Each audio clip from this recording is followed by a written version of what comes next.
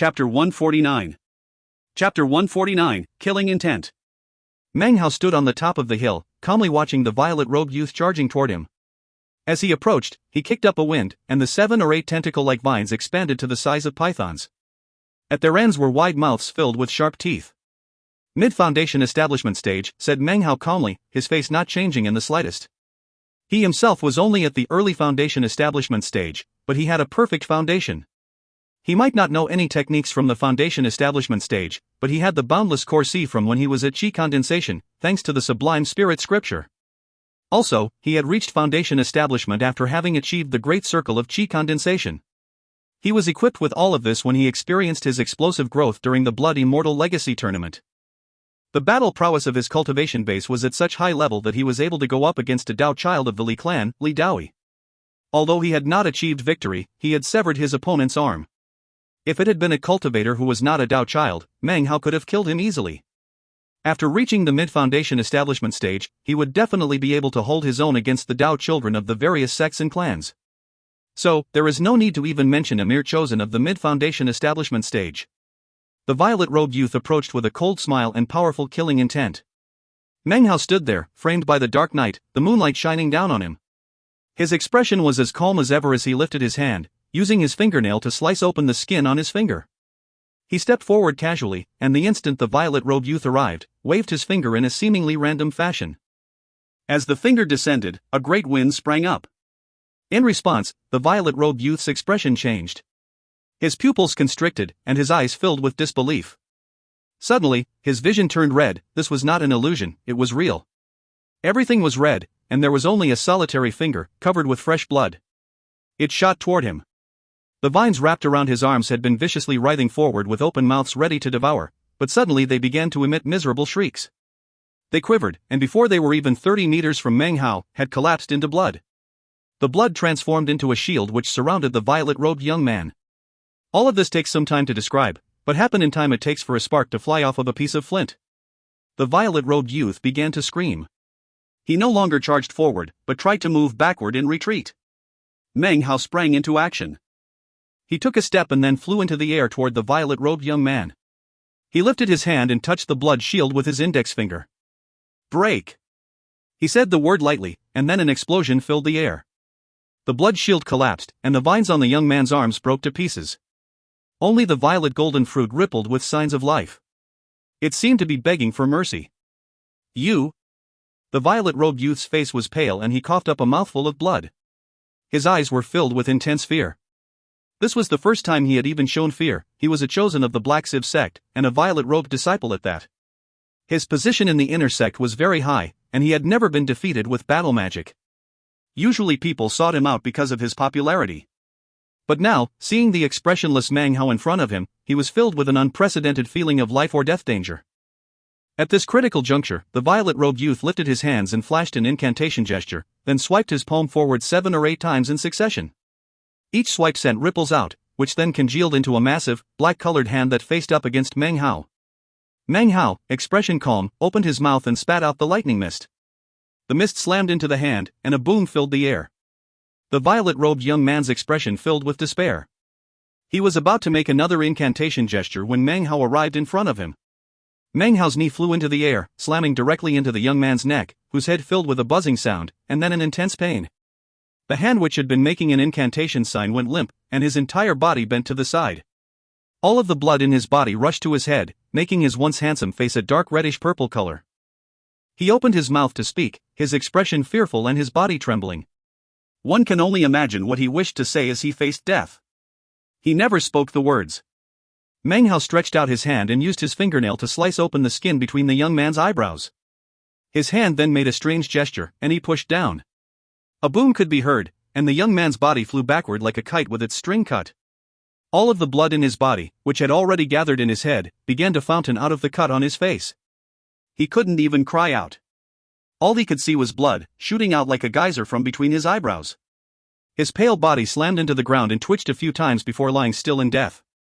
The blood that had shot out of his body seemed to be burning. It turned into a mist which then congealed into a drop the size of a fingernail. The drop of blood shot toward Meng Hao, who snatched it out of the air into his hand.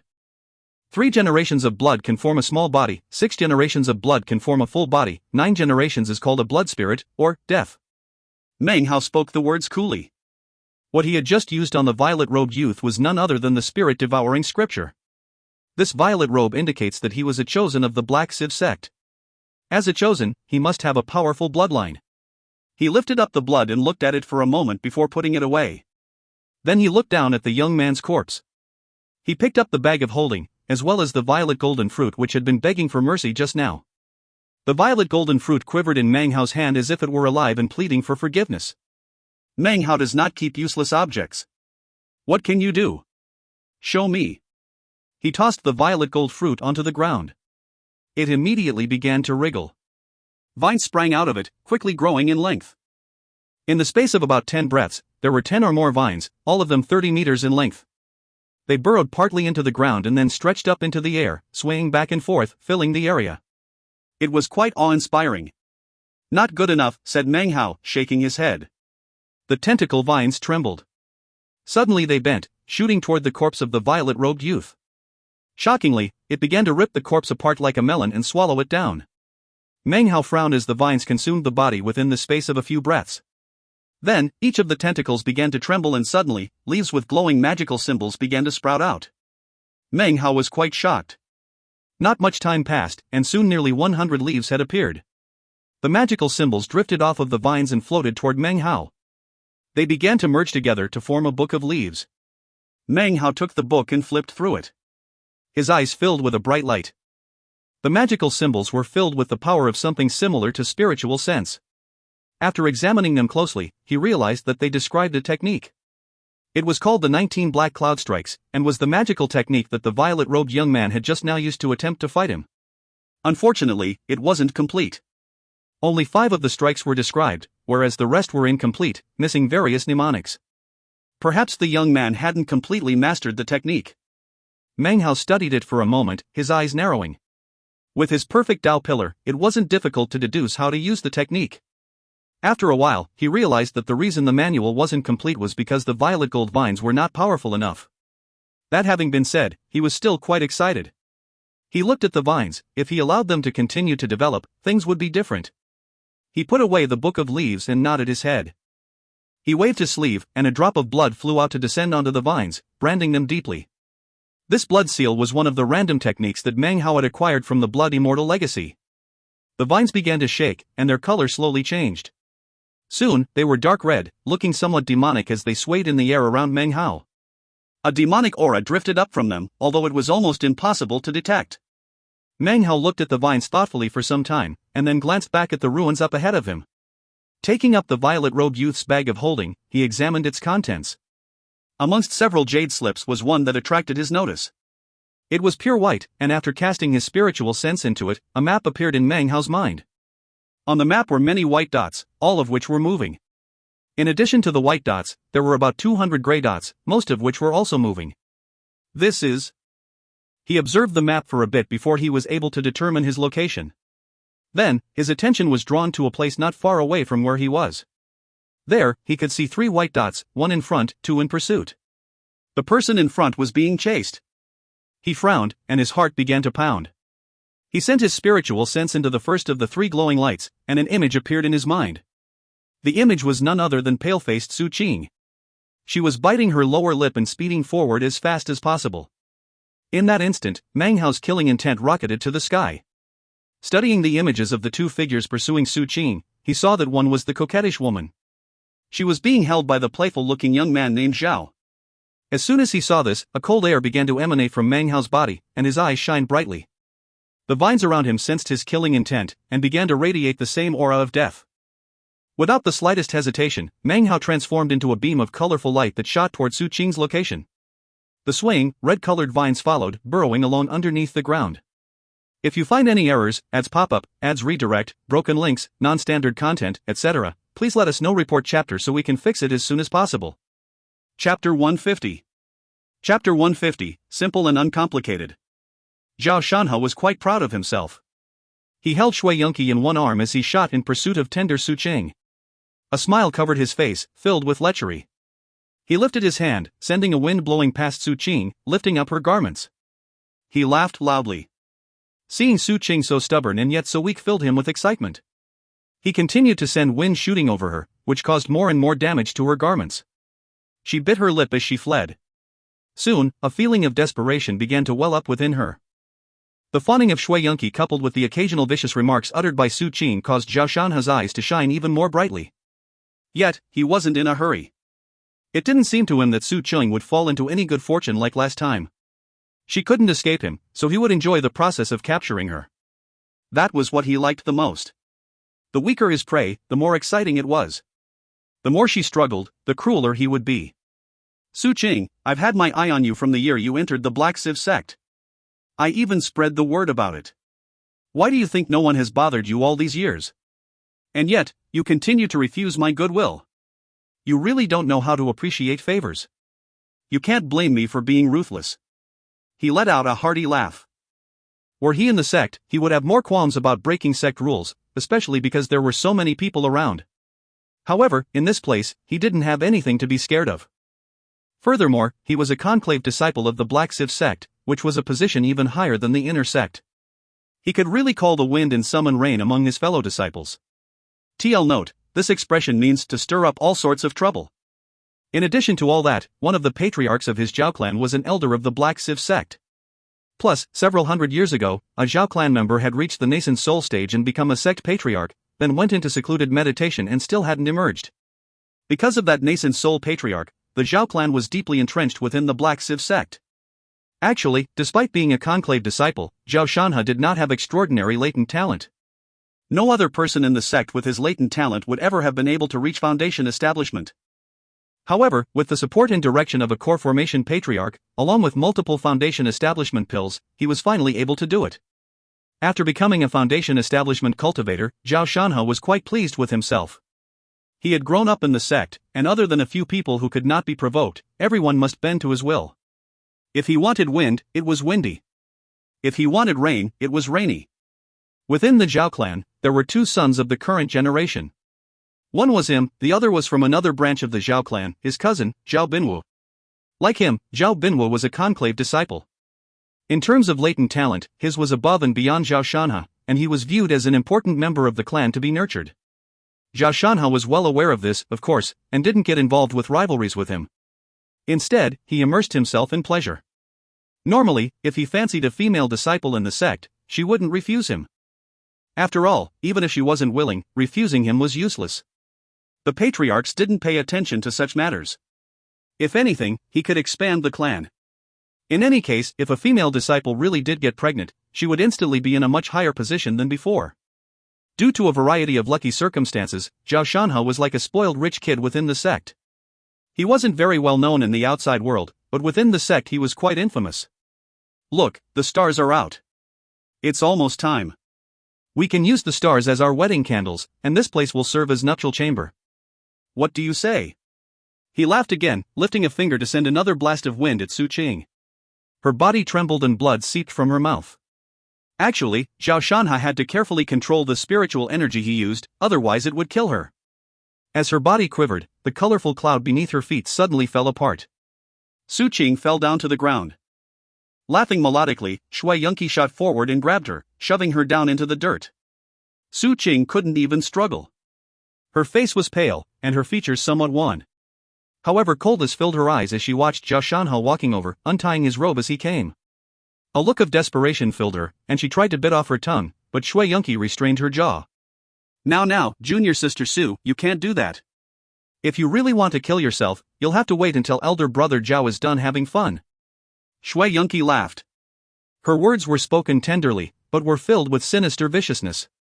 Excellent, laughed Zhao Shanha, looking appreciatively at Shui Yunqi. He stroked her face, which caused her eyes to shine. It seemed his approval was very stimulating to her. Zhao Shanha looked at Su Qing, who was helplessly pinned against the ground by Shui Yunqi. His gaze roved over her lithe curves, and he laughed. If I gave you some medicinal pills, he said, then I wouldn't be able to enjoy the struggle. So of course I won't give you any. His robe was now completely untied. Su Qing's body quivered, and tears seeped out of her eyes. She couldn't struggle. Shui Yunqi's cultivation base was higher than hers. Plus, she was exhausted from fleeing, and was being held down tightly. There was no way to flee. The coldness on her face dissipated, replaced with bitterness and desperation. Her eyes emptied. Suddenly, it seemed she could see the Reliance sect and Meng Hao standing on the east mountain. She thought of Mount Dacheng and the young scholar stooping down and tossing a rattan vine over a cliff. She remembered the first time she saw Meng Hao one. She had been standing behind him as he searched for rattan vines. She watched him throw the vine down the cliff, and had heard him talking about immortals to the people below. At that time, she'd thought that this mortal scholar was very interesting. Thus, she'd taken him with her. She thought about the stares of the crowd too when Meng Hao had offered her the medicinal pill. And she thought about how he had gazed back at her right before he entered the black door. It's all over. The streaming tears made her face seem very bleak. She couldn't stop herself from shaking. She was scared. From the day she had left the Reliance sect until now, she had not experienced any happiness. And now, it seemed everything was coming to an end. When she was a little girl, she had realized that she wasn't very intelligent and in fact, sometimes very foolish. Therefore, she had mastered the ability to cover it up with a cold smile. She used coldness and silence to conceal her lack of intelligence, and to make the world a bit simpler. She didn't like complicated things, because she often didn't understand them. She liked peace and quiet. She liked to practice cultivation by herself. As she did so, she watched the years pass, observed the ebb and flow of life, and recalled beautiful memories from the past. This was her. Su Qing. A cold exterior, and a simple heart. She tried hard not to cry. Her body shook, and she closed her eyes. She didn't want to look at Zhao Shanha and his overwhelming strength. She was simply a qi condensation cultivator in a sect where happiness was unachievable. She had no strength to resist, nor even the ability to die. As she closed her eyes, Shui Yunqi laughed and then spoke into her ear, her voice cool and complex. Hey, you can't fight back, so just close your eyes. That's what I did all those years back. If you want to blame something, blame your aloofness, and blame your cultivation base. You're just too weak. Zhao Shanha's laughter echoed out. He waved his right hand, and a pink glow spread out. It enveloped the entire area within a 30-meter radius, creating a glimmering, pink shield that concealed everything within. The three of them were completely hidden. From the outside, the area didn't look unusual at all. At the same time that the cloaking shield went up, a fiery beam of light shot across the sky nearby. It screamed through the air, a cold-faced Meng Hao in its middle. He arrived in the blink of an eye, his gaze sweeping the land. He frowned. There didn't seem to be anything unusual at all in the area. He was about to leave, when his eyes flashed. He took out the jade slip and examined it. It was then that he noticed that the white dot representing Su Qing, as well as the two others, had vanished. He wasn't sure why, but a feeling of deep unrest rose up in his heart. He looked down at the ground, and then waved his hand. As he did, a 30-meter-long flame dragon roared out, shooting downward. A boom sounded out, and dust rose up from the ground. However, there was one area, about 30 meters in diameter, from which no dust rose up whatsoever. It was clearly different from its surroundings. Zhao Shanha was concealed inside the shield, looking pleased. He licked his lips and his eyes shone as he prepared to throw himself upon Su Qing. Suddenly, a boom could be heard from outside. He frowned, looking up, his pupils constricting. Shui Yunqi also looked up in astonishment. She reacted to the situation quickly. Almost reflexively, she pulled out a sharp sword and placed it against Su Qing's neck. This was because she had seen a young man outside wearing a black scholar's robe. His eyes glowed with killing intent, and as he lifted his hand, she could see that one of his fingers was coated with blood. He touched the surface of the shield, and an explosion shook everything. He opened his mouth, and a mist of lightning roiled out, slamming into the pink shield. Another explosion rocked the earth and sky, echoing out. The shield couldn't withstand the power, and collapsed in a boom. In the midst of her despair, Su Qing opened her eyes. She stared blankly as the shield disintegrated. Beyond where the shield was breaking apart, she saw a person. Killing intent and murder boiled off of him. Behind his body writhed a mass of dark red vines. He looked like a death immortal who had just emerged from the yellow springs of the underworld, filled with rage and insanity. As he approached, a massive wind kicked up that shook everything. Are you two looking to die? It didn't seem possible for Meng Hao's voice to contain more fury than it did. It came out as a roar that filled their ears, as if it had been transmitted from hell itself. Meng Hao, said Su Qing, smiling. Her smile was beautiful, and didn't contain any of her usual coldness. It was a simple smile. Simple and happy. This chapter sponsored by Dante Madut, Rodrigo Ribeiro, Jaja Sikander, and Jacob Keaton. 1. The first time Su Ching met Meng Hao was in Chapter 1, Scholar Meng Hao. 2. The stares of the crowd was from Chapter 5, This Kid Isn't Bad. If you find any errors, ads pop up, ads redirect, broken links, non-standard content, etc., please let us know. Report chapter so we can fix it as soon as possible. Chapter 151. Chapter 151, I'll do it myself. The dark red vines seemed to have been infected by Meng Hao's fury. They whipped about wildly, creating a buzzing noise. Dust rose from the ground like a fog, obscuring Meng Hao's figure. His black scholar's robe now looked a bit faded. Long hair whipped around him, and killing intent, fueled by his intense anger, rose to the heavens. This killing aura was poles apart from Meng Hao's usual disposition. Veins of blood filled his eyes. He saw Su Qing's helplessness, her bitterness, her pale beauty, and then the simple smile that broke out on her face. That smile became Meng Hao's everything. Meng Hao loved her. It was the youthful love that comes from looking at a pretty girl. A simple love. After the dissolution of the Reliance sect, they had been separated by an entire world. Now that they could see each other again, the years that had passed didn't seem very long after all, almost like a dream. 7 or 8 years ago, you were a young girl who stood beneath the moon and accepted the cosmetic cultivation pill. Now, 7 or 8 years later, here you are, your face pale, but smiling. 7 or 8 years ago I was a scholar standing on Mount Daqing who threw a gourd bottle down the mountain. You will never know the promise I placed in that gourd bottle. 7 or 8 years later, here I stand, my killing intent billowing to the heavens. The road behind me doesn't stretch very far, but it is filled with the bones of cultivators. 7 or 8 years. For mortals, many things can change in 7 or 8 years. For cultivators, 7 or 8 years is not a long time, but then again, cultivators all begin life as mortals. Meng Hao was no longer the scholar he had been 7 or 8 years ago, but the memories from that time still remained. He would never forget those years. He gazed at Su Qing and smiled. His smile contained warmth, and the happiness of seeing someone again for the first time in a long while. It lasted until he looked upon the trembling man surnamed Zhao who stood there pale-faced, his robe hanging loose on his body. Zhao Shanha felt as if Meng Hao's eyes were two sharp swords stabbing into his own eyes. The gaze entered his head, causing his mind to tremble.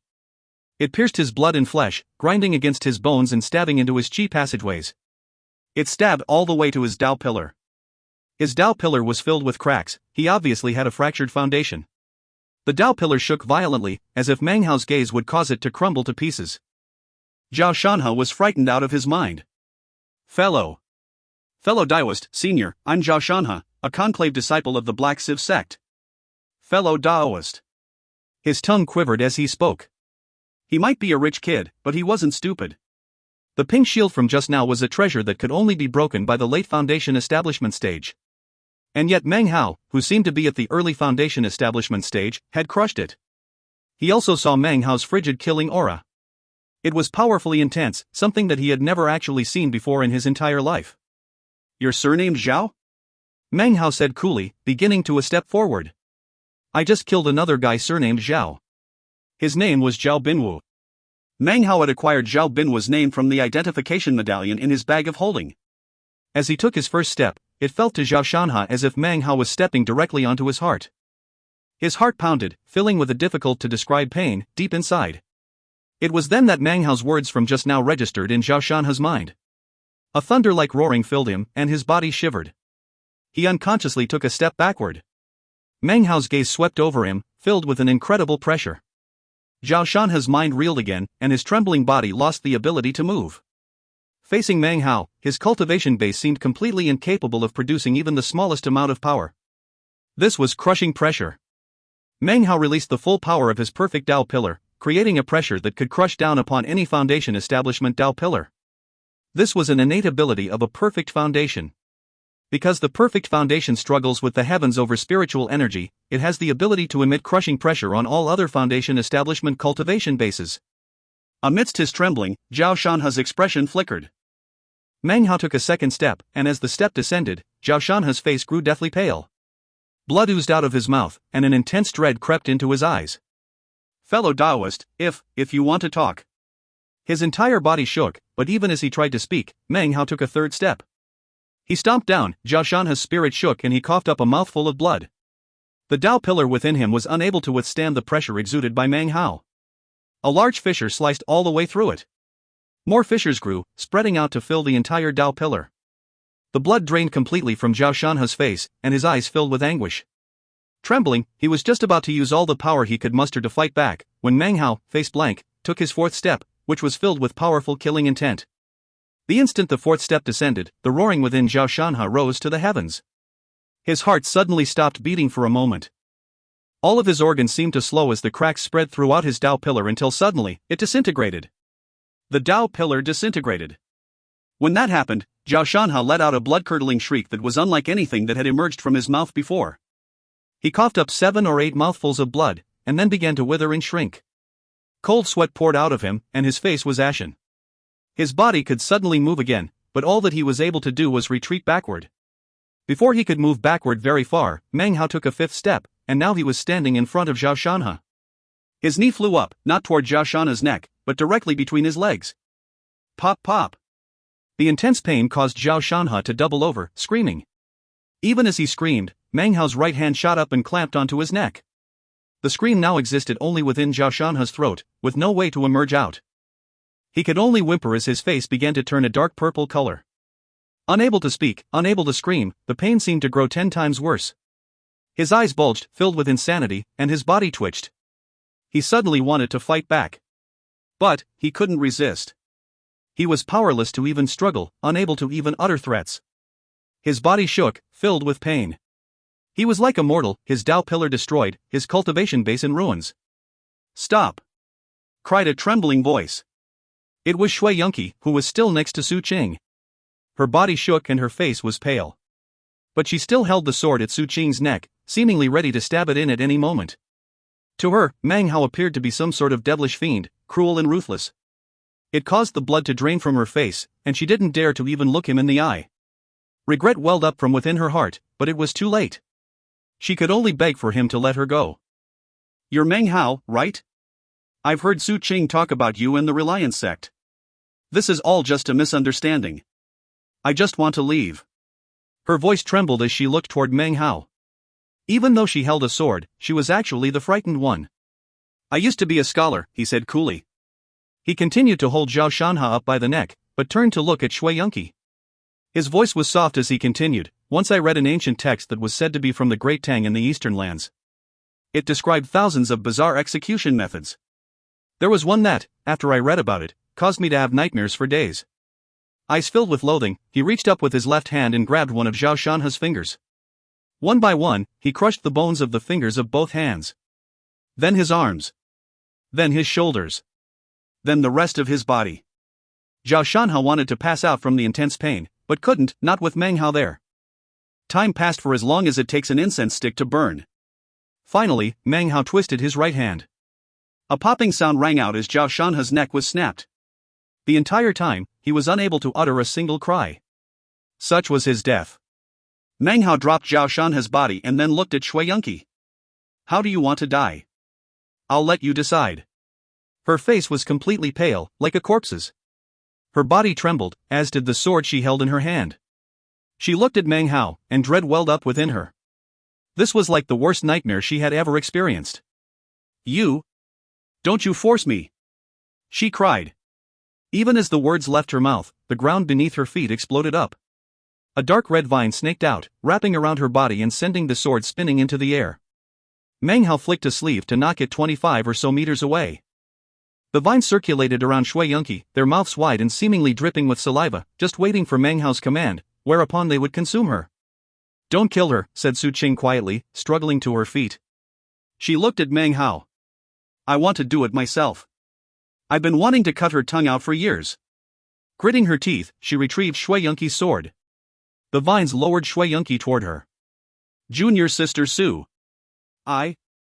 She faced Su Qing, trembling, an imploring look on her face. Su Qing, her face cold, lifted the sword and stabbed it slowly into her mouth. Shui Yunqi's screams echoed out. Su Qing leaned forward and whispered into her ear, "You can't fight back, so just close your eyes and enjoy it. I've always wanted to tell you, you are the slut." She twisted the sword in her hand. After the space of about 10 breaths, Shui Yunqi stopped struggling. Su Qing stabbed the sword in even deeper. This chapter was sponsored by Abdulkrim Wahasna. If you find any errors, ads pop up, ads redirect, broken links, non-standard content, etc., please let us know. Report chapter so we can fix it as soon as possible. Chapter 152. Chapter 152, Words Under the Moon with an Old Companion. Su Qing looked at Shui Yunqi as she stabbed the sword all the way through her head. Then she stepped back, pale-faced. Shui Yunqi slipped into death, and Su Qing stood there silently. Meng Hao looked at her and then walked up next to her. Together, they sat down. The vines dragged Shui Yunqi's body down into the ground and began to devour it. The moon hung high in the sky, and everything was quiet. No one had noticed the ripples of battle magic. After all, this blessed land was a very large place. First time? Asked Meng Hao. Their shadows overlapped in the moonlight. She was quiet for a while before nodding. The first time I killed someone, my heart was troubled for quite a while, he said softly. As he looked at her, images from the Reliance sect floated into his mind. A breeze passed by, cleaning away the stench of blood. Su Qing's hair curled up, brushing against Meng Hao's face. It was hard to tell whether it wrapped around his face or his heart. Was it after the sect disbanded? Asked Su Qing, turning her head to look at him. Her face was pale, but to Meng Hao, it was beautiful. He remembered the night years ago when he had escorted her back to the East Mountain. As he'd watched her walking away from him, he thought to himself that he wouldn't mind marrying her one. It was a memory from years ago, such a long time ago. It was hard to determine whether or not it was simply the idling of youth. Actually, it was inside the sect, said Meng Hao with a smile. He felt relaxed. This blessed land was a dangerous place, but for some reason he felt at ease, as if he were back in the Reliance sect, on top of the East Mountain, standing beneath the moon. Oh?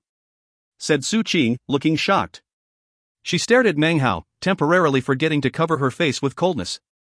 To Meng Hao, her blank look was filled with beauty. It was very different from the elder sister Su from his memories. Coldness was unapproachable, but her numb look now made her seem very dear. Meng Hao laughed. I suddenly have the feeling I never understood the real you, elder sister, he said with a smile, looking at her. He was no longer the scholar he once had been. He had experienced many things, and had grown through the years. In terms of both experience and wisdom, he had matured a lot. He was now able to tell that the coldness exhibited by Su Qing was intentional. He looked over her, catching sight of the milky white skin beneath the rips in her clothing. This was not the first time he'd seen a woman in such a position, but for some reason, when he'd looked at Chu Yuyan, he could remain calm. Seeing Su Qing now, though, a different look filled his eyes. Su Qing's gaze met Meng Hao's for a moment, and then she looked away, her heart pounding. A flush appeared on her face, and she gripped her garment tightly in her fists. She was clearly nervous. Meng Hao coughed lightly, and then slapped his bag of the cosmos, producing a set of clothes which she began to place around her shoulders. She said nothing, allowing him to cover her up. She lifted her beautiful face to look at the moon. As the moonlight shone onto her, Meng Hao looked at her hair and her lovely features. They were so delicate it seemed as if the wind might cause them to break. You killed someone in the sect? Who? Su Qing tried to pretend she didn't notice Meng Hao looking at her, but her flush had deepened. An outer sect disciple surnamed Zhao, said Meng Hao, recalling elder brother Zhao's horrific death by the copper mirror. He wanted to take the immortal's cave you gave me. You've really got guts, she said, turning her head and shifting her gaze from the moon to Meng Hao. You actually killed someone inside the sect. Her words were spoken in earnest, and with the earnestness came her usual coldness. However, Meng Hao could see the uncomplicated simplicity beneath the coldness. Well, actually I didn't just kill one person, he said with a light cough. Oh? Elder sister Su stared mutely again for a long moment. It was as if she were meeting him for the first time. She looked him over carefully, thinking for a while. So you got used to it? She hastily added, what I mean is, after killing so much, did you stop feeling uneasy at heart? Let's talk about something else, said Meng Hao. He could tell that she was very curious about the matter. But for a man and a woman to sit under the moon talking about killing people didn't quite seem appropriate. Oh, she said, nodding, looking at him. Her coldness concealed her true personality, but at the moment, she suddenly didn't know what to say. I want to show you something. Meng Hao tapped his bag of the cosmos, and the cosmetic cultivation pill appeared in his hand. With a smile, he handed it out to elder sister Su. When she saw the pill, she stared in shock. Her eyes were fixed on the pill as she slowly raised her hand and took it from him. Then she closed her eyes. It was impossible to tell what she was thinking inside. After a moment, she opened her eyes and looked at Meng Hao for a long, long time. This was the third time Meng Hao had given her a cosmetic cultivation pill. She put it away quietly, then softly said, "A few years ago I heard that the state of Zhao disappeared."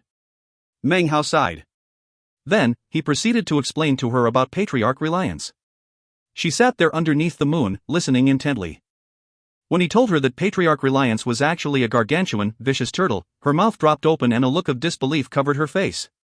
To Meng Hao, she was truly beautiful. He suddenly stopped talking. This in turn caused Su Qing to look into his eyes. When their eyes met, she suddenly turned and stared off into the distance, her heart racing. She was experiencing a strange feeling, and a strange nervousness. She felt an emotion she wasn't familiar with. In all honesty, she didn't mind, actually she liked it a bit. "I've seen Elder Brother Chen a few times," she suddenly said, not sure what to talk about. "This place is an ancient blessed land." "Oh, right, how can your cultivation base possibly be at the foundation establishment stage?" Meng Hao looked at her, a warm smile growing on his face. "What was the situation with Zhao Shanhe?" he asked lightly. "He was a conclave disciple of the Black Sieve sect," she replied, a look of disgust appearing in her eyes. "His clan has deep roots in the sect. He was shameless and disgusting. Over the past few years, he used foundation establishment pills as bait to force himself on numerous female disciples." Foundation establishment pills. He looked at her for a moment. He could tell that she had completed the circle of 9 Qi condensation levels. With a foundation establishment pill, she could definitely go into secluded meditation and reach foundation establishment. "That type of pill is very valuable," she said, a dismal look on her face. "It's even hard for inner sect disciples to get one. You can only acquire one with the support of someone of the senior generation, or if you perform some special service for the sect. Or possibly if you have amazing latent talent. After Patriarch Shen brought me to the Black Sieve sect, she completely ignored me.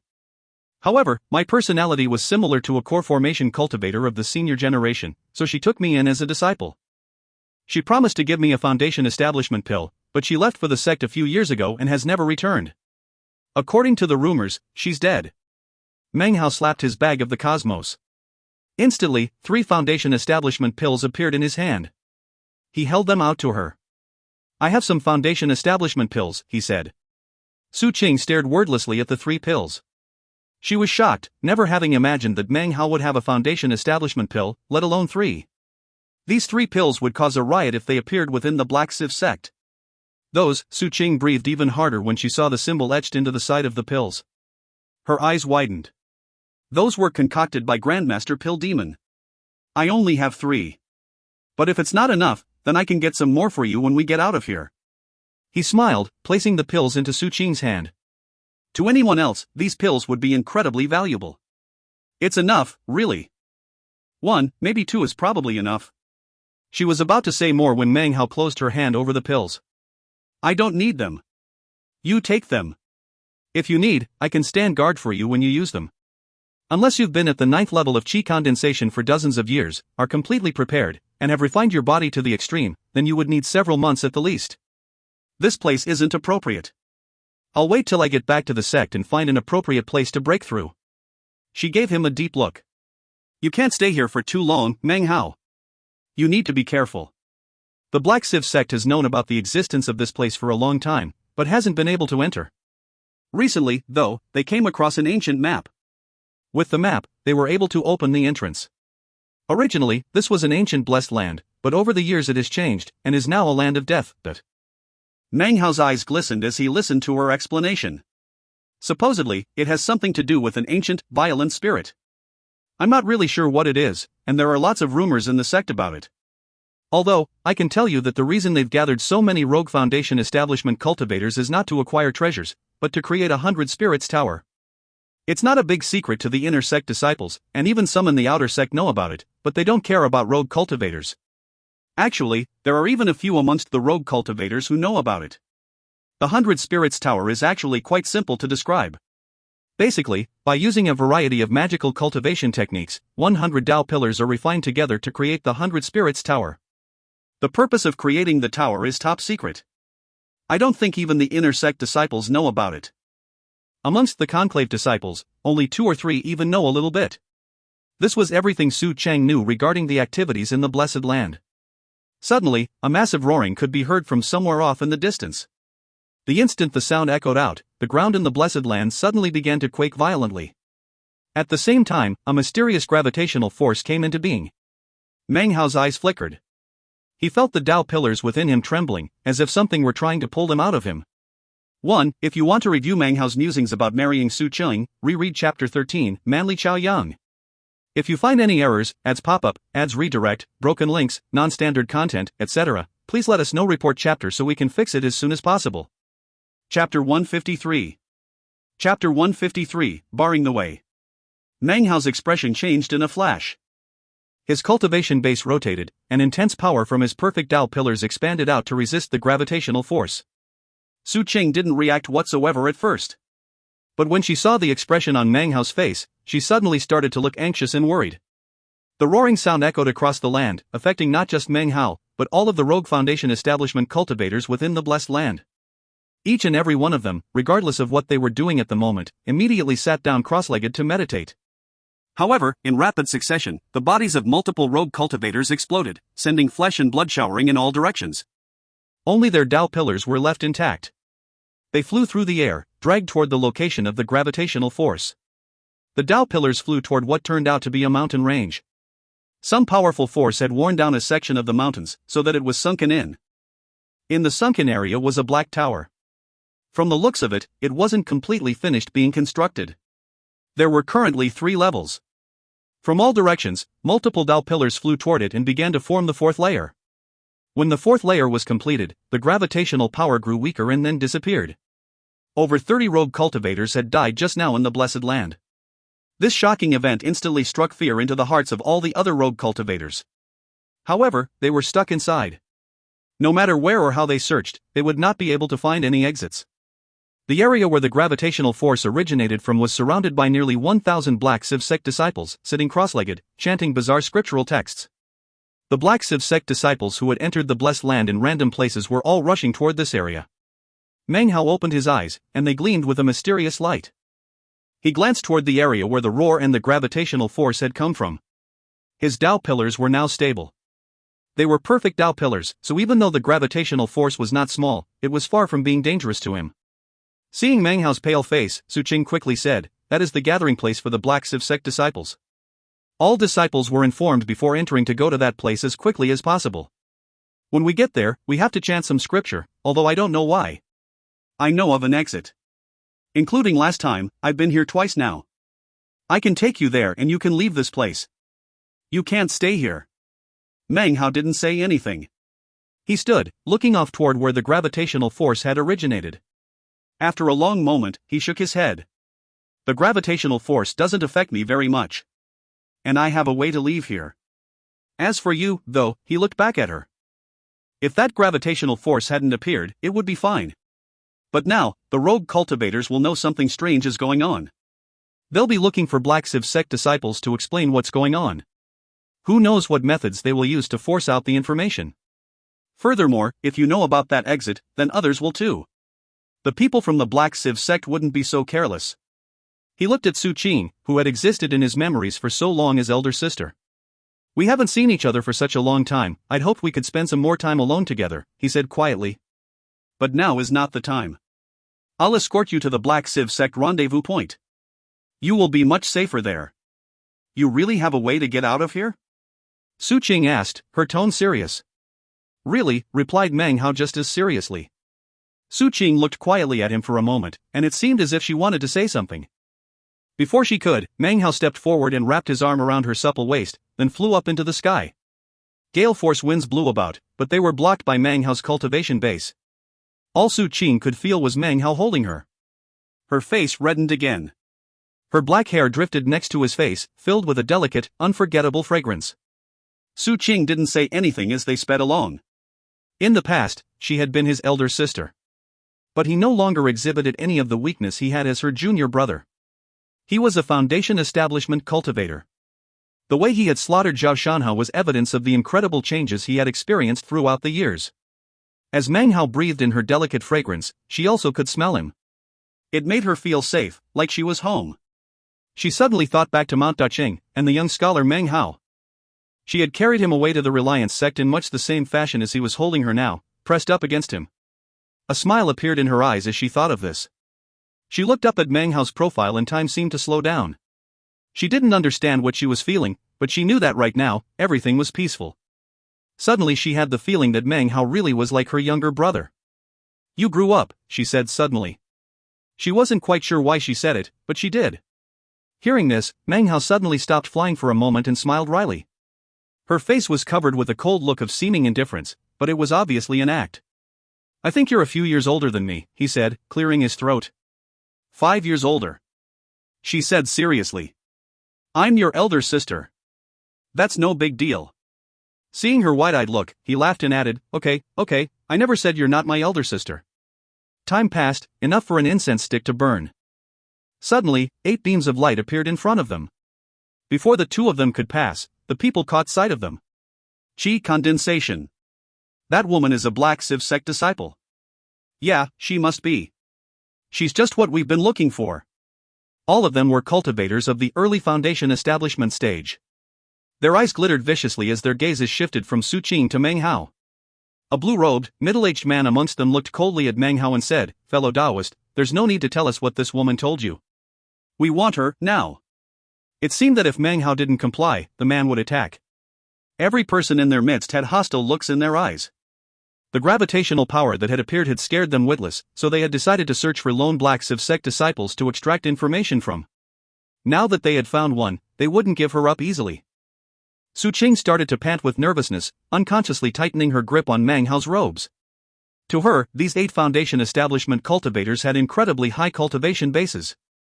Considering hers, she wouldn't be able to resist even one of them. "Screw off," said Meng Hao coolly. He didn't stop flying for even a second but continued to shoot directly toward them.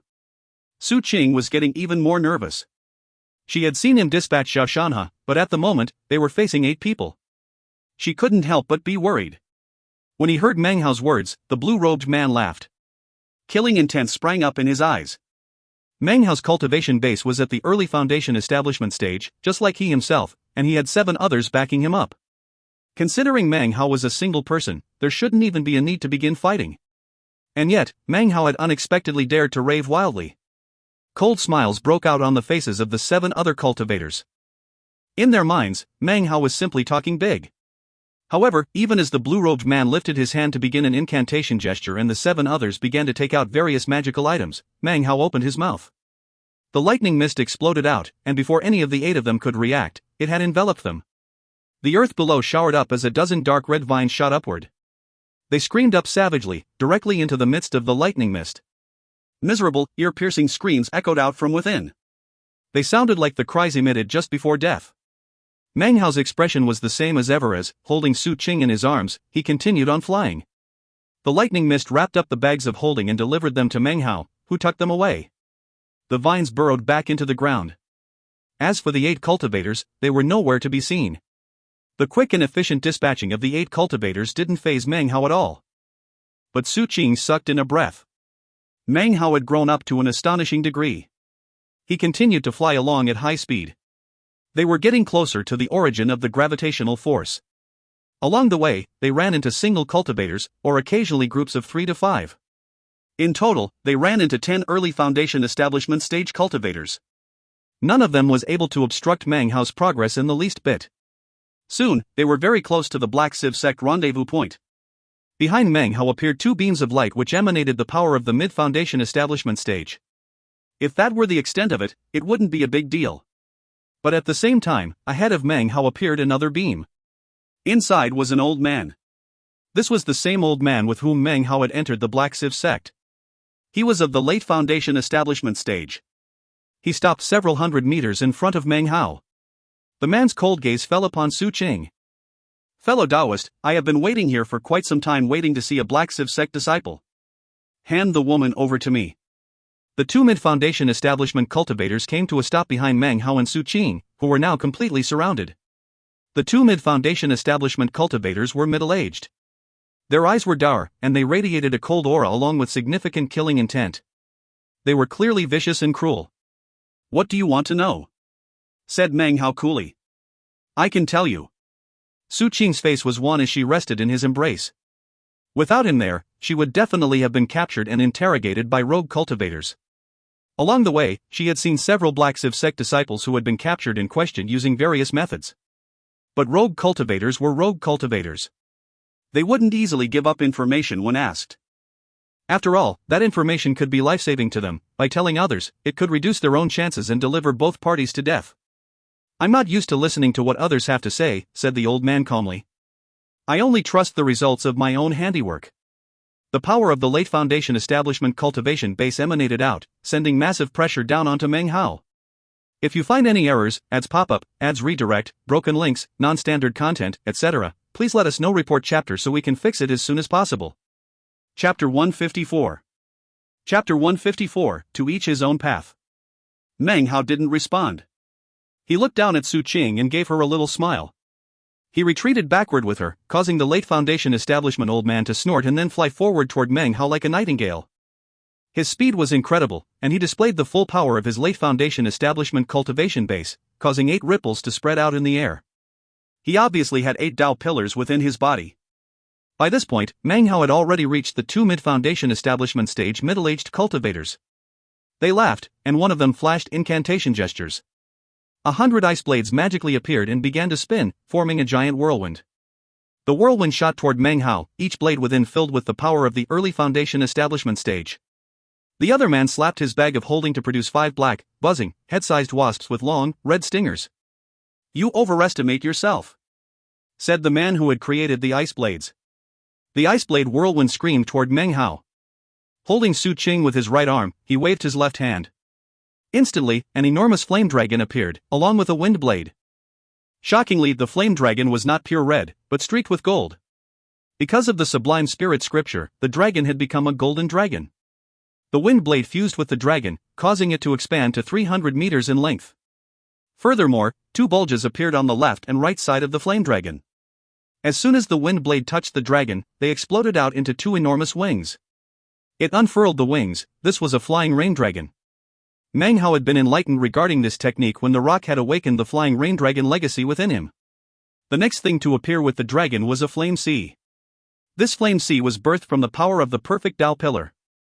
Mid-Foundation establishment cultivators simply had no way to resist it. Boom! The ice blade whirlwind broke apart in an instant, transforming into a mist which was consumed by the flame sea. The flaming flying rain dragon roared. The 2 mid-Foundation establishment stage cultivators retreated, looks of shock on their face. In the blink of an eye, the flying rain dragon shot forward and consumed one of them in a single bite. A miserable scream echoed out as his body was transformed into ash. All of this happened in the time it takes a spark to rise off of a piece of flint. Neither the old man of the late Foundation establishment stage nor the man with the 5 wasps had time to react before it was over. Face expressionless, Meng Hao turned and strode directly toward the 5 ferocious buzzing wasps. They shot toward him, but as they neared, their bodies suddenly began to tremble violently. It seemed as if they had sensed something frightening and didn't dare to get any closer. They retreated instantly, something their master had never experienced before. Even a shot covered his face. Laughing, crying demon faces appeared in Meng Hao's eyes. One was clear, the other was blurry, and they instantly caused Meng Hao to emit a bizarre aura. The 5 wasps emitted sharp cries, and their bodies trembled even harder, as if they might lose their ability to fly. Suddenly, they turned and savagely attacked each other. As this bizarre scene played out, Meng Hao strode through the midst of the wasps, raising his left hand and slicing his own finger, covering it with blood. Suddenly, the entire area was covered with a bloody aura. When it disappeared, Meng Hao was standing directly in front of the middle-aged man. He lifted up his index finger and pushed between the man's eyebrows. The man's body shook, and his eyes bulged. His body rapidly began to wither, and by the time Meng Hao removed his finger, his entire body had transformed into blood, which drained down onto the ground. Meng Hao turned and looked at the shocked late Foundation establishment old man. Only the space of a few breaths had passed since Meng Hao took action, and yet he had already completely exterminated 2 powerful mid-Foundation establishment cultivators. His methods were vicious, his techniques bizarre. A coldness suddenly appeared in the old man's body, growing rapidly. Now he understood why Xie Jie of the Black Civ sect had been watching Meng Hao that day on the feng shui compass, and had even tried to bait him into doing something that would reveal his abilities. Clearly, Xie Jie had heard something about Meng Hao. "Want to keep going?" Meng Hao asked calmly. His index finger still glowed with a bloody light, casting a bloody light over his body. The old man didn't respond. Considering the level of his cultivation base, he too could have easily killed the two mid-foundation establishment stage cultivators. But he couldn't have done it in such a leisurely fashion. He felt fear in his heart, especially when he saw Meng Hao's complete lack thereof. Clasping hands in salute, he moved backward several paces, giving way for Meng Hao to pass. I am Su Yudao 1. As for the matter today, I offer my apologies. I believe we will be meeting again soon. He said the last in a very meaningful tone. Meng Hao thought for a moment, then nodded. The blood glow was beginning to fade as he shot off into the distance. In his arms, Su Qing was completely shocked by the battle power of his cultivation base. She hesitated for a moment and then blurted, What level is your cultivation base, really? I'm at the peak of early foundation establishment, he said with a little smile. He now appeared to be a completely different person than the one who had just been fighting. He really had changed because of all his experiences through the years. However, this change was in the way he dealt with enemies. His disposition toward his friends was as scholarly as ever, and hadn't changed in the least bit. Actually, his ruthless killing had a lot to do with the poison within him. Someone infected with the three-colored resurrection lily would become increasingly cruel and ferocious until the day they transformed into an actual resurrection lily. How can you kill people of the mid-foundation establishment stage? Asked Su Qing, her brow furrowed. Oh, there are many reasons, he said simply. I may be at the early foundation establishment stage, but I can hold my own against the late foundation establishment stage. Not much time passed before they reached a mountain. From the mountain peak, Meng Hao could see the large man-made area and the big black tower that was being erected. He could just make out the nearly 1,000 black Civ sect disciples sitting cross-legged around the tall tower, along with the faint sound of scriptures being chanted. He couldn't make out the details of the scriptures, however. I can't get any closer, he said. His gaze shifted from the scene below to Su Qing. There shouldn't be any rogue foundation establishment cultivators in this area. You should be able to proceed on your own without being in danger. Take this, it's an invisibility item. You'll be able to use it after you reach foundation establishment. He handed her the invisibility talisman. She accepted it. She still had Meng Hao's robes draped over her. They were a bit large, but she still was beautiful. She looked at Meng Hao and was about to open her mouth as if to say something. Instead, she leaned forward and embraced him lightly. Her head pressed against his chest, and she could hear his heart beating. This was not an embrace of passion, but the embrace of a sister to a brother, of family. The sky was growing light, and the darkness was fading away. Meng Hao looked down at Su Qing's beautiful hair. It seemed as if her hair knew he was looking at it, or perhaps it was the wind. It floated up gently to caress his face. A long time passed, and then Su Qing stepped back and looked him deep in the eyes. You need to be careful, she said. Get out of this place as soon as you can. Then she turned, stepped onto a flying sword and shot down the mountain. She glided up and down a few times, eventually entering a small forest at the bottom of the mountain. When she emerged from the other side of the forest, Meng Hao's clothes were gone and she was dressed in a fresh black Civ sect robe. Meng Hao stood there the whole time, watching her disappear into the distance. A sense of departure filled him, and for a moment, he felt like he was back in the Reliance sect when it was being disbanded. Now, though, he was no longer a chi condensation cultivator. He was of foundation establishment, with a perfect foundation. He was no longer a child, but a young man. Wisdom birthed from maturity helped him to understand that it didn't matter whether you are a man or woman, every person has the right to make their own choices. His path could only be tread by he himself. Perhaps his path would cross the paths of others, and that was well and good. But for the moment, he needed to walk alone. Unless, he could be powerful enough to forge his own road. Change everything. The alternative was to live a life full of sighing. He watched Su Qing until she reached the Black Civ sect rendezvous point. Determination filled his eyes. He lifted his head, looking into the sky. There, the rising sun and the moon were almost on top of each other. Meng Hao's eyes began to glow. Since I'm here, I might as well go check things out. If the classic of time is real, then using the copper mirror and spring and autumn trees, I can forge that so-called treasure of time. And then there's my thunderclap leaf. Lu Tao is in this place too, I might be able to get some more information. He turned and shot up into the air, using the position of the sun and moon to guide his path. He proceeded on for a while.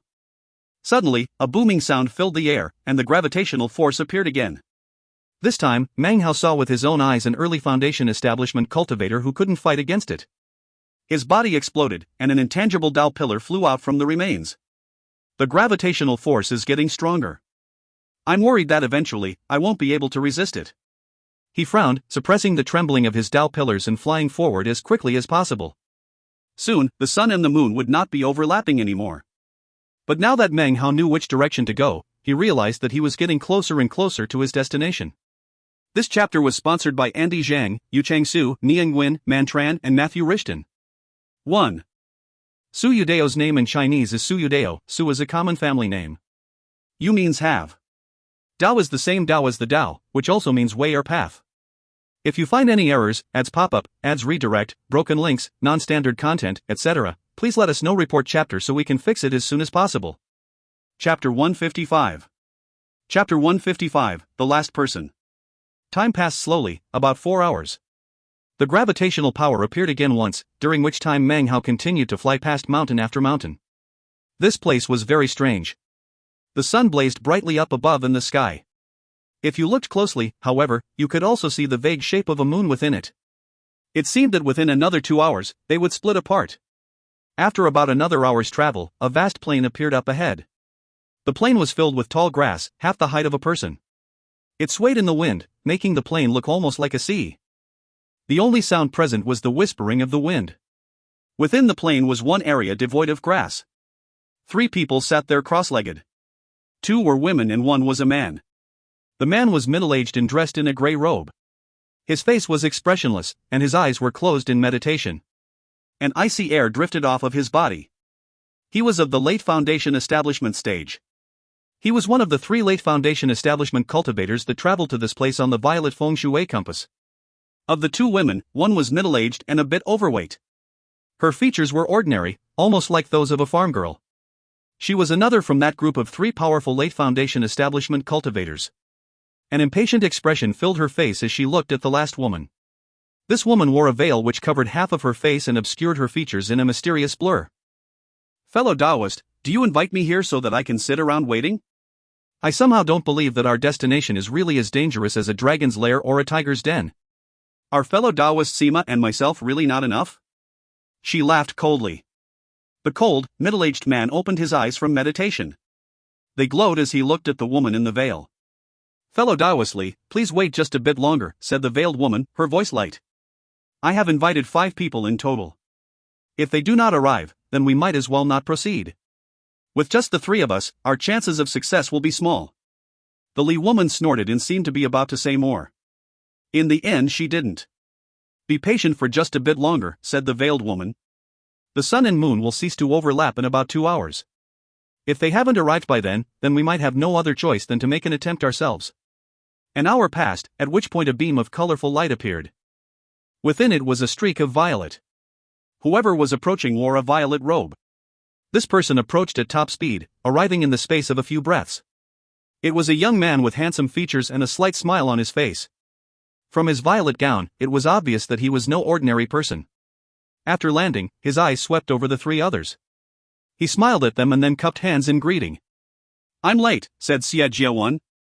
Please forgive me, fellow Taoists. Sorry to keep you waiting, Junior Sister Han. This was none other than conclave disciple Xie Jie of the Black Sieve sect. He looked at the veiled woman with a smirk as he revealed her identity. His appearance caused the Li woman to frown slightly. She stood and returned his salute. The cold man, however, did little more than give him a slight nod. The veiled woman frowned as the 2 others looked at her. She laughed lightly, removing her veil. Her face was incredibly beautiful and delicate, her skin as lustrous as jade. Everything seemed to grow brighter because of her beauty. Han Bei too extends greetings to all you fellow Taoists, she said. Originally I didn't want to reveal my identity for personal reasons. However, it seems elder brother Xia took issue with that, so I will be more open with my identity for the sake of everyone's comfort. This woman was none other than Han Bei. Her enchanting features coupled with the beautiful smile on her face right now made it impossible to be irritated with her. Xia Jia smiled. I wasn't aware that Junior Sister Han had matters she wished to keep to herself. I spoke hastily, please don't take offense. It doesn't matter, she replied with a smile. Considering the sect activity in this place, Junior Sister was worried that revealing her identity would cause a misunderstanding. But with elder brother Xia here, I have nothing to worry about. Our chances of success are now much greater. The Li woman looked on pensively, and the gray-robed cultivator frowned. Her words were like a cotton ball with a needle inside. Xia Jia was just about to say something, but then stopped and turned his head. Everyone did the same, except for the gray-robed man. A colorful beam of light approached, accompanied by a roaring wind that sent the grass whipping about. It transformed into an old man. This was none other than Su Yudao. He strode up to the group, his eyes flashing. He looked around for a moment, and then focused his gaze onto Han Bei. So, it turns out the invitation was from fellow Taoist Han. I think you owe an explanation regarding what the Black Civ sect is doing in this place. Han Bei smiled. With you and your special technique, fellow Taoist Su, our mission will be much easier to accomplish. As for an explanation, you can rest at ease, sir. I will provide a full explanation soon. Seeing Su Yudao, the Li woman quickly greeted him with clasped hands. Xia smiled and did the same. The gray-robed man simply nodded to him. So far, he had paid almost no heed to anyone. Is everyone here? Asked Xia with a smile. I heard there's one more, said the Li woman, smiling ingratiatingly at Xia. Oh?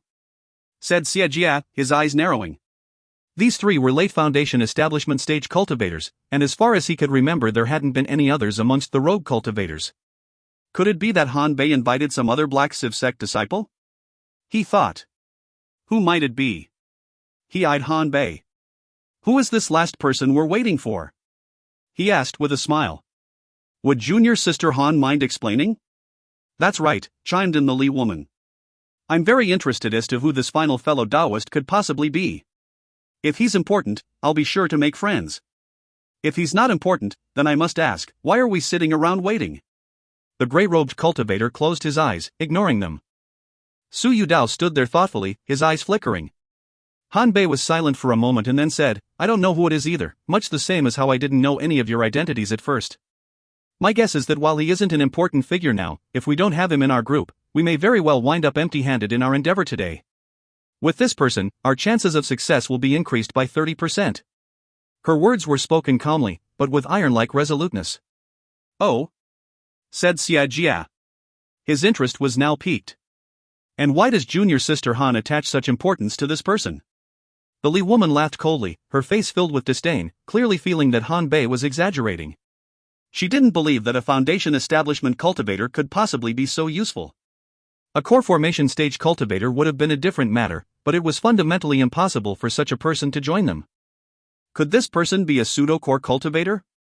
Asked the Li woman with a sneer. Fellow Taoist Han, you should really be careful. There are many people in the world who fish for fame and compliments. It wasn't that she specifically didn't like Han Bei, actually, she hated all beautiful women. I'm truly not sure if this person is at the pseudo-core stage or not, Han Bei replied calmly, giving the Li woman a level look. In any case, his is definitely extraordinary. Of that, you can be certain. The Li woman said nothing more. Suddenly, Xia lifted his head and looked toward the horizon, as did Su Yudao.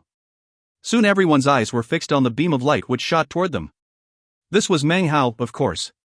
He whistled through the air, his eyes sweeping the land. Soon, he spotted the blank area on the plain, upon which the overlapping sun and moon shined, as well as the 5 people there. He looked them over as he landed onto the ground. His expression was the same as usual as he walked over. When he saw Meng Hao, Su Yudao's expression flickered. A bright glow appeared in Han Bei's eyes, and her lips spread into a smile. As for Xia, a cold look covered his face as he looked Meng Hao over. Greetings, fellow Taoists, he said coolly. I was delayed on the way, and am a bit late. He glanced over the group, his gaze lingering for a moment on Han Bei. Early Foundation establishment stage? Said the Li woman, frowning. A haughty look of disdain appeared on her face. She couldn't wait to rudely say, this is the person fellow Taoist Han claims is essential? She thinks a trifling early Foundation establishment is so important? Laughable. Or could it be that this junior generation infant just happened to accidentally stumble upon this area? Meng Hao looked at her without a word. I'm also very curious about this, said Xia with a smile. An almost imperceptible flicker appeared in his eyes. Hearing Xiajia's words caused the Li woman's arrogance to grow even greater. For an early Foundation establishment cultivator to be in our midst is demeaning. Han Bei may have recommended him, but I shall test him out myself and see what skills he has. She began to walk toward Meng Hao. Produce every scrap of power from your cultivation base, she said. If you can live through one strike from me, then I'll agree that you're qualified to join us.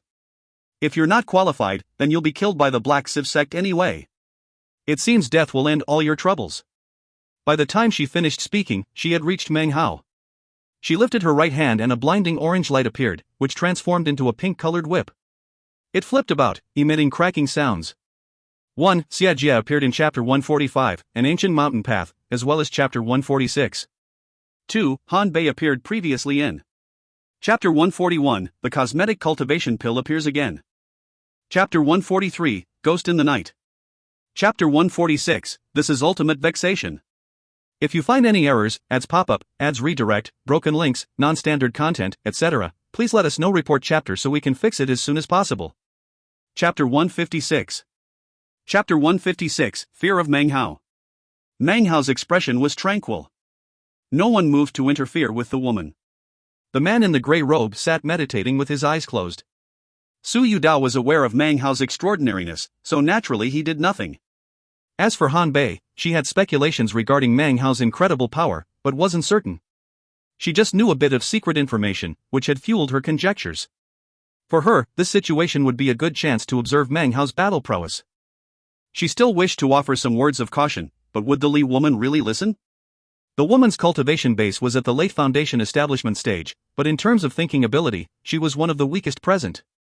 The only way she had reached late foundation establishment was good fortune accumulated by her ancestors that had been passed down to her.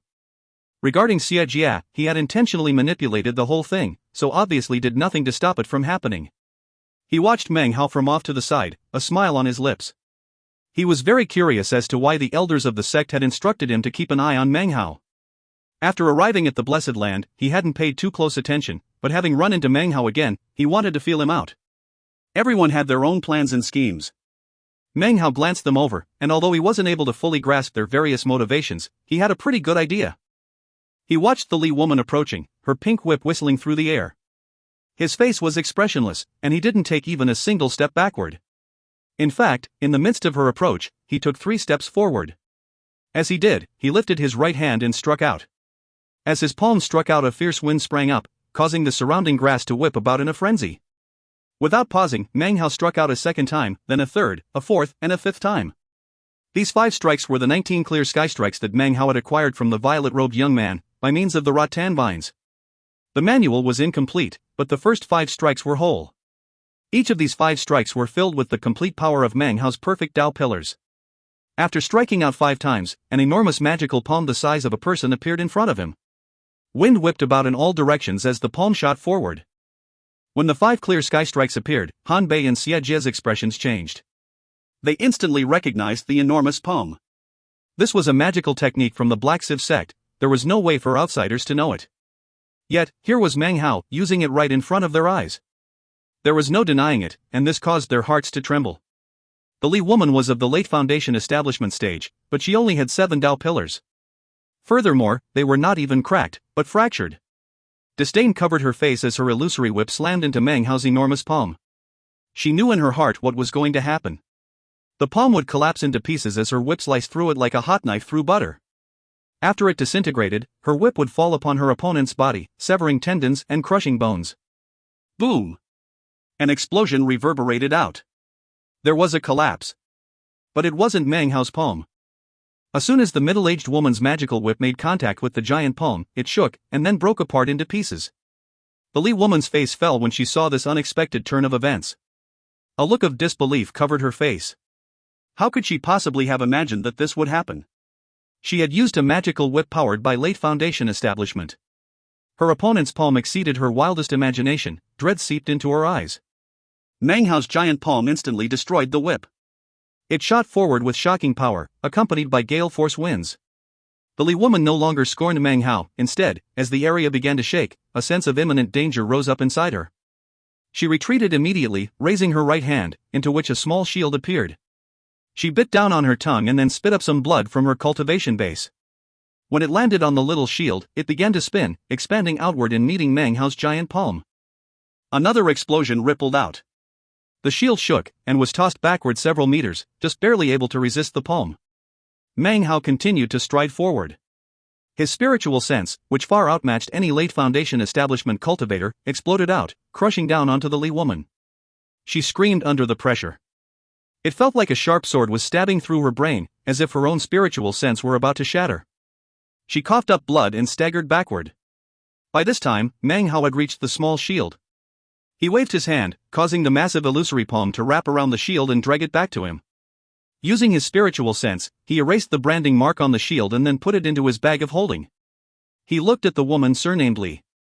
The woman was in shock, her spiritual sense suppressed, her treasure unbranded and taken by Meng Hao.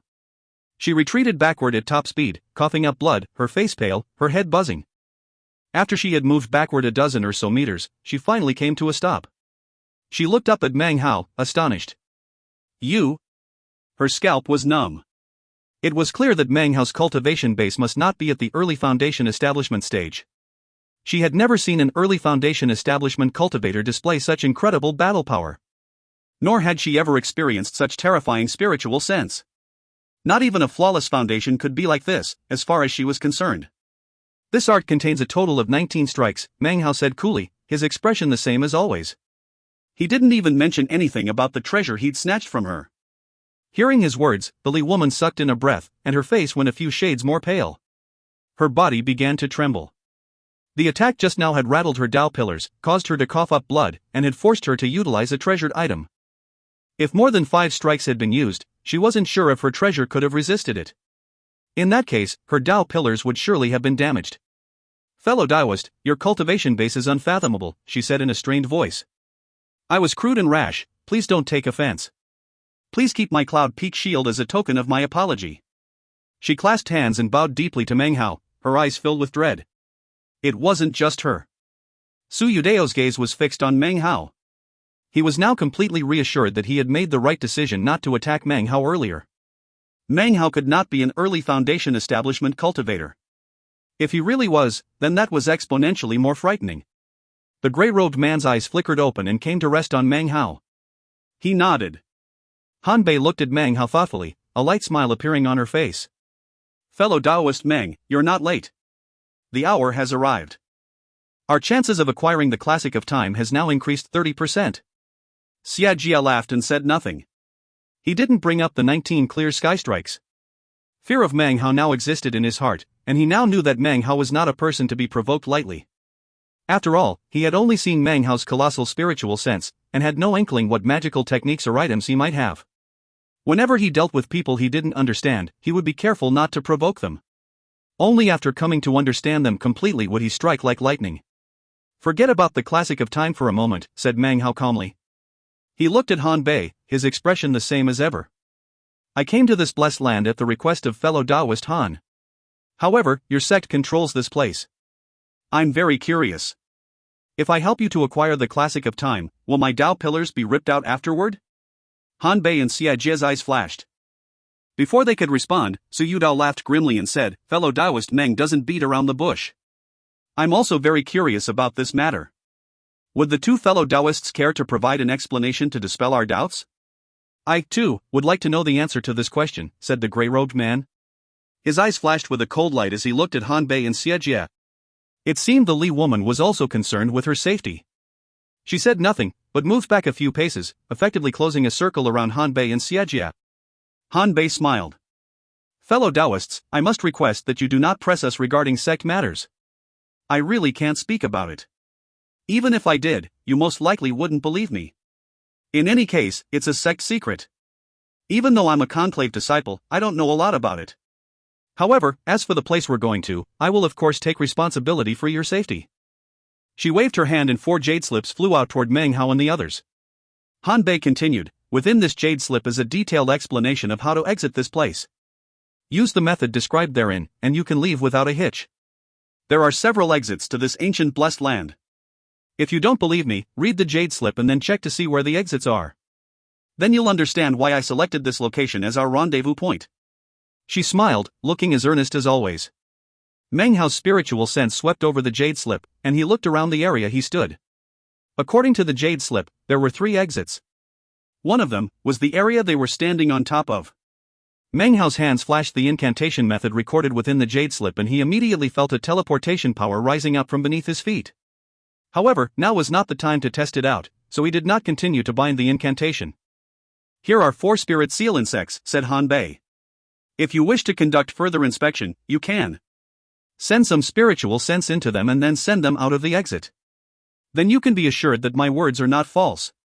She waved her right hand. 4 white, thumb-sized insects flew out toward Meng Hao and the others. Su Yudao grabbed one. After examining it for a moment, he nodded. Branding it with spiritual sense, he used the technique described in the jade slip to send the insect down into the earth. It disappeared. The Li woman did the same. The gray-robed cultivator completely ignored Han Bei's insects, instead slapping his bag of holding to produce a scorpion. "Of course I believe you, fellow Taoist Han," said Meng Hao. He glanced at the insects and then selected one. He continued with his incantation, sending the insect through the exit using the method from the jade slip. However, in addition to the bug, he sent one of the rattan vines that were hidden deep in the earth. From the insect, he caught the indistinct impression of another location. It was definitely somewhere else, somewhere far, far away. However, at the same time, he suddenly caught a sense of intense danger from the vine. Meng Hao's eyes narrowed. Almost immediately the vine died. As it did, it transmitted a final image to Meng Hao. It appeared clearly in his mind, an enormous bronze cauldron.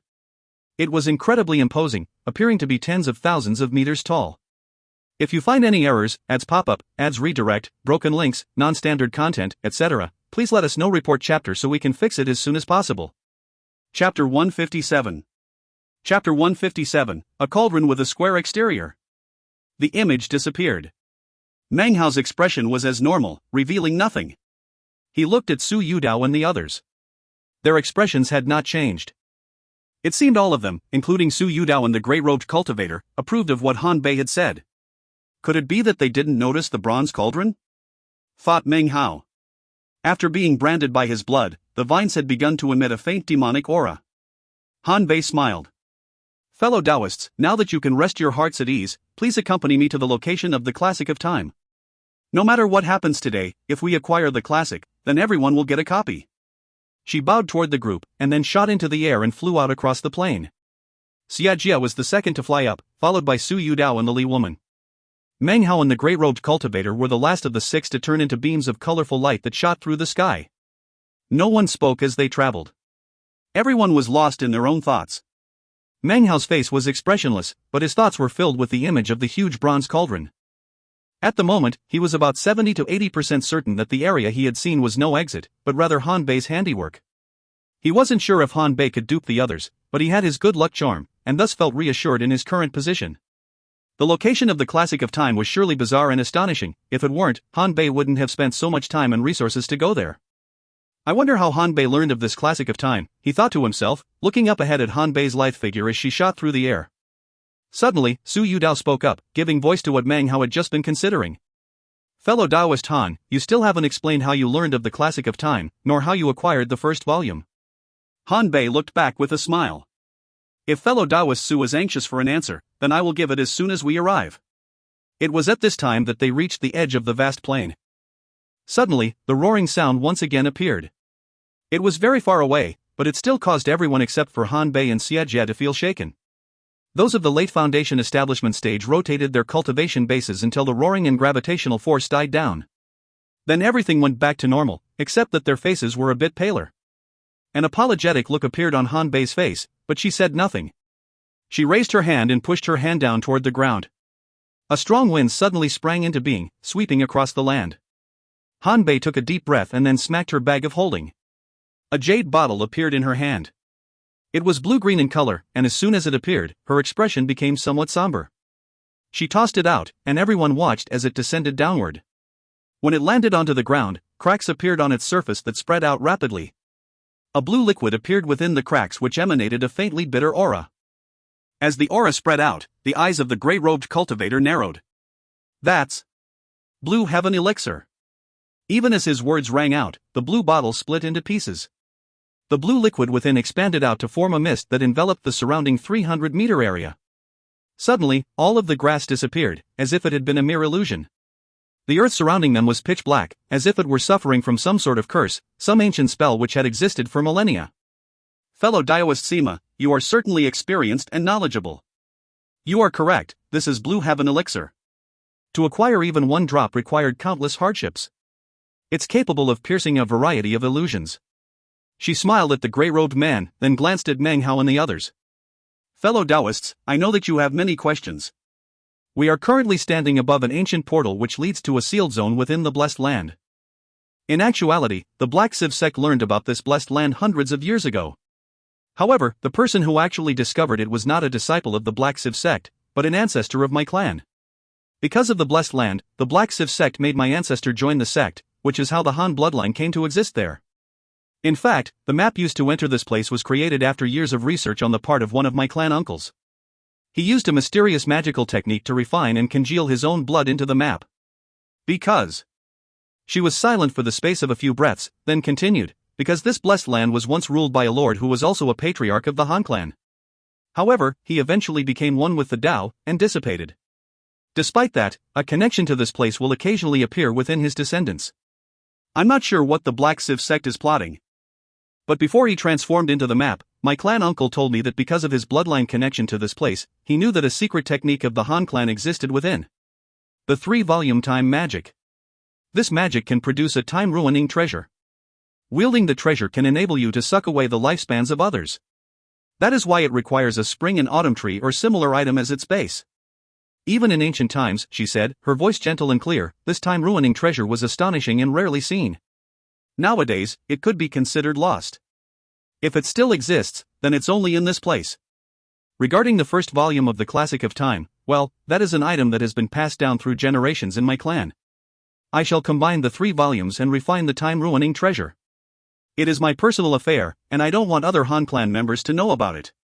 I also wish to avoid the prying eyes of the Black Civ sect. That is why I invited you all here today. As for elder brother Xia, he is here because of a previous agreement between the two of us. Everyone obviously had their own opinion about how much of what she had just said was true and how much was false. The method she had used on the outside to gather their group together gave some clues. Meng Hao's eyes flashed over the group, and inside, he laughed. It seems like everybody is thinking something different. But other than me, it looks like nobody is even listening to Han Bei's explanation. And she knows it. There does seem to be something wrong with what she said just now. However, the Classic of Time is most likely real. Right now, I don't really have very many powerful magical items other than the wooden swords. I do have the spring and autumn tree, which is easy to duplicate with the copper mirror. If I can learn the technique from the Classic of Time, then my problem will be solved. I still need to be cautious, though. If anything goes wrong, I'll use the good luck charm to leave this place immediately. Even as he made his mind up, Han Bei flashed an incantation gesture to open the ancient portal beneath them. An ancient and archaic roar sounded out from within, as if some sleeping beast was awakening. Suddenly, a glittering light appeared. It did not spread out far, it only enveloped the surrounding 300 meters. When the light appeared, Han Bei looked up to the sky as if she were calculating something. Then, her body flashed and she shot down into the portal. With a slight smile, Xia Jia entered as well, followed by Su Yudao and the others. Meng Hao swept the area with spiritual sense to confirm that it was nothing more than a teleportation portal. After seeing everyone else enter and begin to turn blurry, he followed. The glowing light flickered and then faded. Everyone disappeared. When they reappeared, the sky above was the same sky as in the Blessed Land.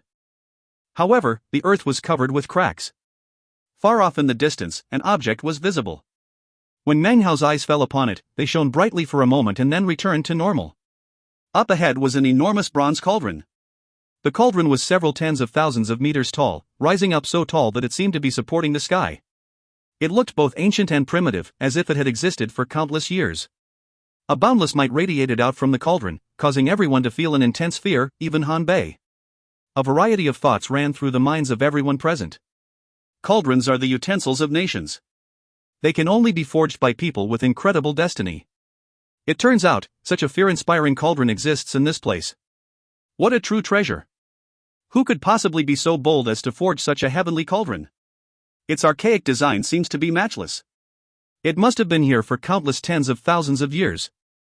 Could it have been forged by some ancient almighty being? They all panted as they gazed upon the cauldron. Even the cold man in the grey robe gasped when he saw it. A strange light flickered in his eyes. Xia Jia's eyes narrowed, and it took some time before he regained his composure. Meng Hao instantly recognized it. This was the same cauldron he had seen in the transmission from the vine before it had died in the so-called exit. As he looked around, he could tell that everything around looked exactly the same as what he had seen in the supposed exit. He laughed coldly in his heart, but his expression didn't change at all. He furtively retrieved the good luck charm and checked to make sure that it was still working. Inwardly, he was incapable of holding back some admiration for Patriarch Reliance. He wasn't sure how treasured of an item this good luck charm was, but he did know that it still worked in this place. Feeling a bit reassured, he looked back up at the massive cauldron. He couldn't help but feel odd. Even though this wasn't the first time he'd seen it, to stand in front of it like this made him feel like an insect. "The cauldron is cracked," said Su Yudao with a sigh. Everyone could see that the massive, awe-inspiring bronze cauldron had a huge crack running down through it. The crack seemed as if it wished to split the cauldron in two, yet wasn't quite able to. Everyone else guessed in their hearts that the crack must have been caused by some other shocking magical item. But when Meng Hao saw it, he got a different feeling. The crack was not something that was caused by a magical item. He looked up into the sky and thought back to how it had felt to be struck by tribulation lightning. That was the same type of feeling he got when he looked at the crack. It must have been caused by tribulation lightning, but anyone who could take possession of this massive cauldron and use it as a magical item would definitely be able to shake the cultivation world. Xia Jie's words were soft, but filled with passion. This chapter was sponsored by Hein Hogberg. If you find any errors, ads pop up, ads redirect, broken links, non-standard content, etc., please let us know. Report chapter so we can fix it as soon as possible. Chapter 158. Chapter 158, Coexist with G? Han Bei took a deep breath, and a look of excitement flashed across her face. She lifted her right hand, and an ancient, crescent-shaped piece of jade flew out. It was a deep green color, almost black, and had a completely extraordinary appearance. It was not an object that a person would normally hold in their hand, but rather something that seemed as if it should be buried deep in an ancient tomb, never to see the light of day. Its color seemed to be the result of absorbing far too much sinister death aura. The crescent jade flew out and then shockingly emitted a bright glow which covered everything around. The glow rippled as it shot forward toward the crack on the surface of the massive cauldron, and then entered it. "This is where the final 2 volumes of the Classic of Time are," said Han Bei. She flew forward, followed by Xia Jie, the Li woman, Su Yudao, and the man in the gray robe. Meng Hao proceeded along as well. 6 beams of flashing light shot ahead, growing closer and closer to the enormous cauldron. As they grew near, they felt an enormous pressure spreading out from the cauldron, which continued to grow stronger and stronger. Soon, they were nearing the gigantic crack, which looked like an enormous canyon on the surface of the cauldron. They came to a stop in front of the crack. A mist floated around within, thin, but all-encompassing. Inside was nothing but blackness. Upon nearing the crack, Xia Jie slapped his bag of holding. A green light appeared that solidified into a furry green beast. Its body flashed as it shot directly toward the crack. The instant it touched the mist, however, it let out a miserable cry, and its body was torn to pieces. Caution filled the hearts of the onlookers. "Only someone with incredible spiritual sense can lift the mist and mend this crack," said Han Bei. "Then we can enter."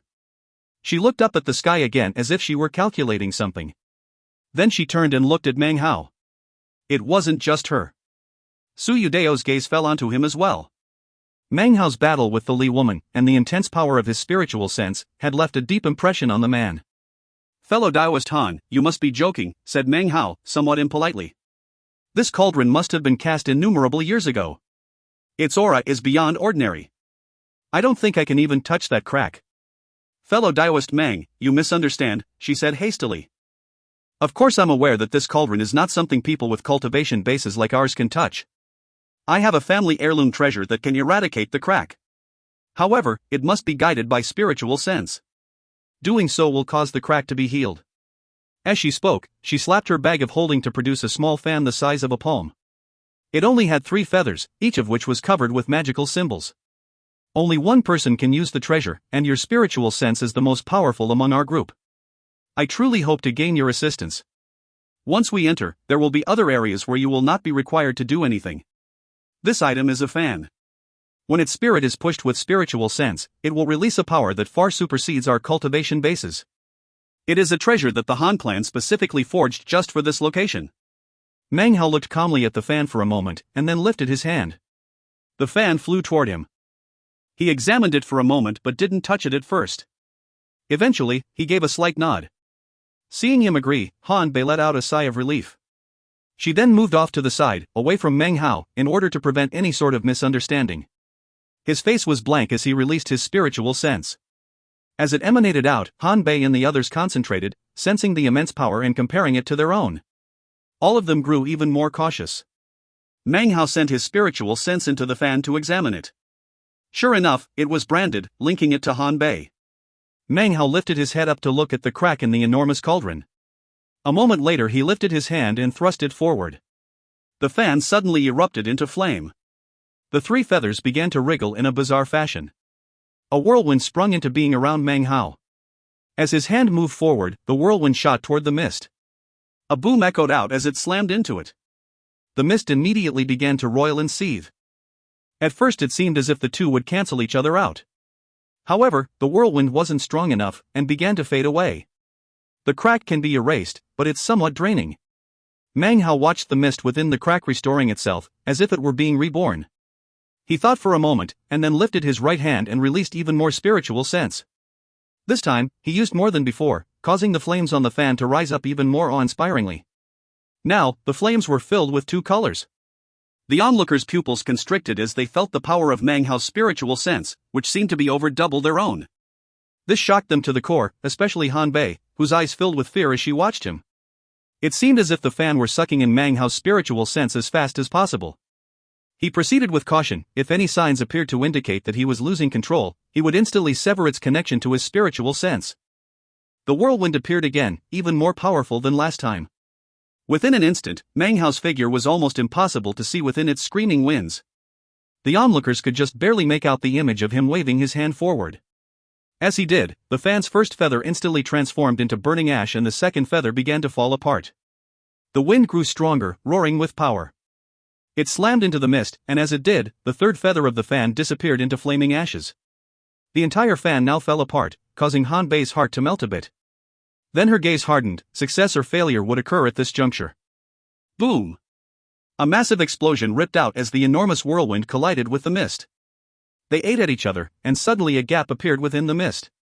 At the same time, a sinister coldness erupted out from within the cauldron, shooting out through the mist and blasting across the group of cultivators. It was as if a door had just opened which had been closed for ages. An aura that had been sealed up for countless years burst out, flowing across Meng Hao and the others. If that was all, it would not be a big deal. However, within the coldness of time existed memories that swept across the six people. Suddenly, images appeared in front of them from countless ages ago. Within the vision could be seen an enormous, shocking bronze cauldron. It floated above the earth, underneath a red sky. Astonishing bolts of lightning descended onto its surface, slashing it constantly, as if they desired to crush it into nothing. However, the cauldron would not give in, and it rose up amidst the roar of the lightning. Up above in the red sky, a vortex appeared, beyond which could barely be made out the image of another world. The cauldron wished to defy the heavens and pass through the vortex into the vague world beyond. Below on the ground were hundreds of thousands of figures. They prostrated themselves on the ground, chanting scriptures at the same time. The sounds of their voices merged together and echoed out. When the sound reached his ears, it made Meng Hao think of the Black Civ sect disciples sitting cross-legged, chanting scriptures. It sounded similar, even though he couldn't make out the details of what they were chanting. Suddenly a voice boomed out from within the cauldron. It is thy wish for the vault of heavens to replace the stars, to cover my eyes with the dome of the heavens, to impede the world tree, to shatter the stars. My master may be sleeping, but can he still exist under the same sky as G? Lightning fell down constantly from the heavens, seeking to obliterate the cauldron. Suddenly, the vision passed from the eyes of everyone except for Meng Hao. They exchanged shaken looks with each other. Meng Hao was a bit closer to the cauldron, however, and was the first to meet the blast of time wind. His vision continued on a bit longer. He saw the massive bronze cauldron continuing to rise up. The lightning falling from the red sky began to merge together. It was impossible to tell how many lightning bolts congregated to form a gigantic spear. It looked like a tooth surrounded by fields of lightning that shot down toward the cauldron. A boom echoed out and the giant bronze cauldron trembled. A massive crack split down through it. It rose no more, and instead fell down. It slammed into the ground, and then another voice sounded out. It seemed to sigh. You are unwilling to let me take this cauldron from this place. Then I will lay and rest here forever, waiting for the day on which you fall. It was at this point that the vision faded from Meng Hao's eyes. He took a deep breath and then lifted his head to look at the cauldron. As of now, the mist and the crack caused by it were disappearing. An anxious expression appeared on Han Bei's face. Not hesitating in the slightest, she shot forward, flying toward the crack. Without a word, the rest of the group followed, their eyes flickering. Meng Hao flew along with them as they headed at top speed toward the crack. As soon as he entered the cauldron, Meng Hao felt the copper mirror in his bag of the cosmos growing hot. Now was not the time to examine it, though. Meng Hao entered the cauldron to find himself in a world of lightning and thunder. The inside of the cauldron was a space of several tens of thousands of meters in size. It was completely filled with crashing lightning, almost like a river. The light created by so much lightning was as blinding as sunlight. However, there was no time for the group to gaze at the world within the cauldron. From within their midst, a blood-curdling scream rose up. The Li woman was the last to enter. The instant she did, a bolt of lightning descended with incredible speed. It slammed into her. She screamed as her body was transformed into flying ash. Even her bag of holding was incinerated into nothingness. If you find any errors, ads pop-up, ads redirect, broken links, non-standard content, etc., please let us know. Report chapter so we can fix it as soon as possible. Chapter 159. Chapter 159, Square Without, Round Within, A Trend of the Heavens. It happened so quickly that Su Yudeo's face flickered. Next to him, the eyes of the grey-robed cultivator narrowed and he slapped his bag of holding to produce a wooden slip. It emitted a bluish light that seemed to indicate it could repel lightning. The bluish light circled around the grey-robed cultivator and he took several steps away, as if he didn't want to stand close to any of the others. Xia Jie's face also flickered.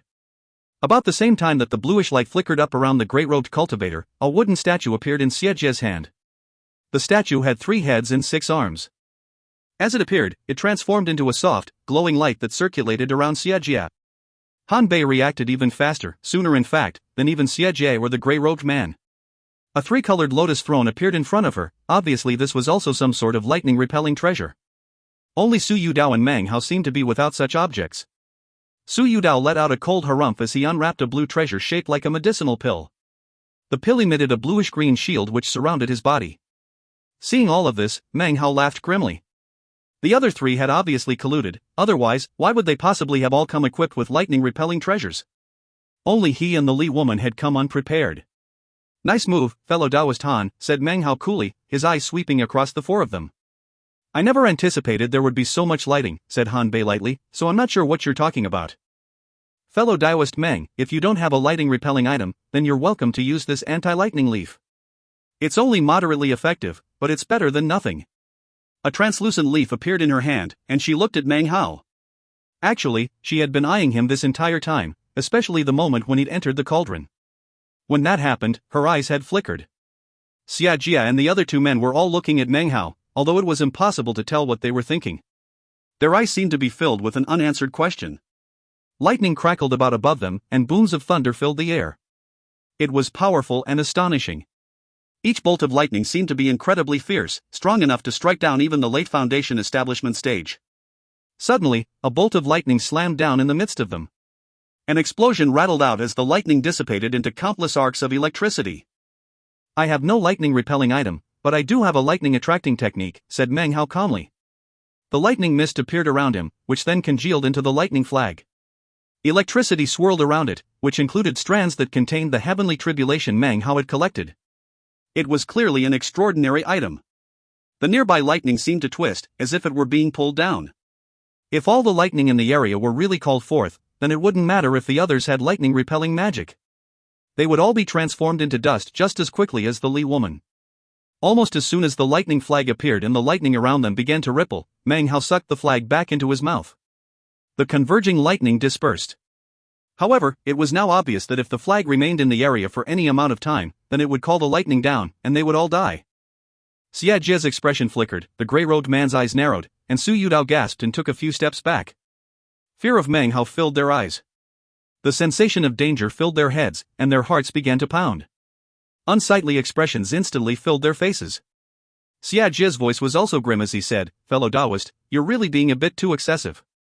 His heart was filled with vigilance as he spoke, his attention focused solely on Meng Hao. Su Yudao had already been affected by Meng Hao's ferocity twice. Now, he stared at him with a complicated look, saying nothing.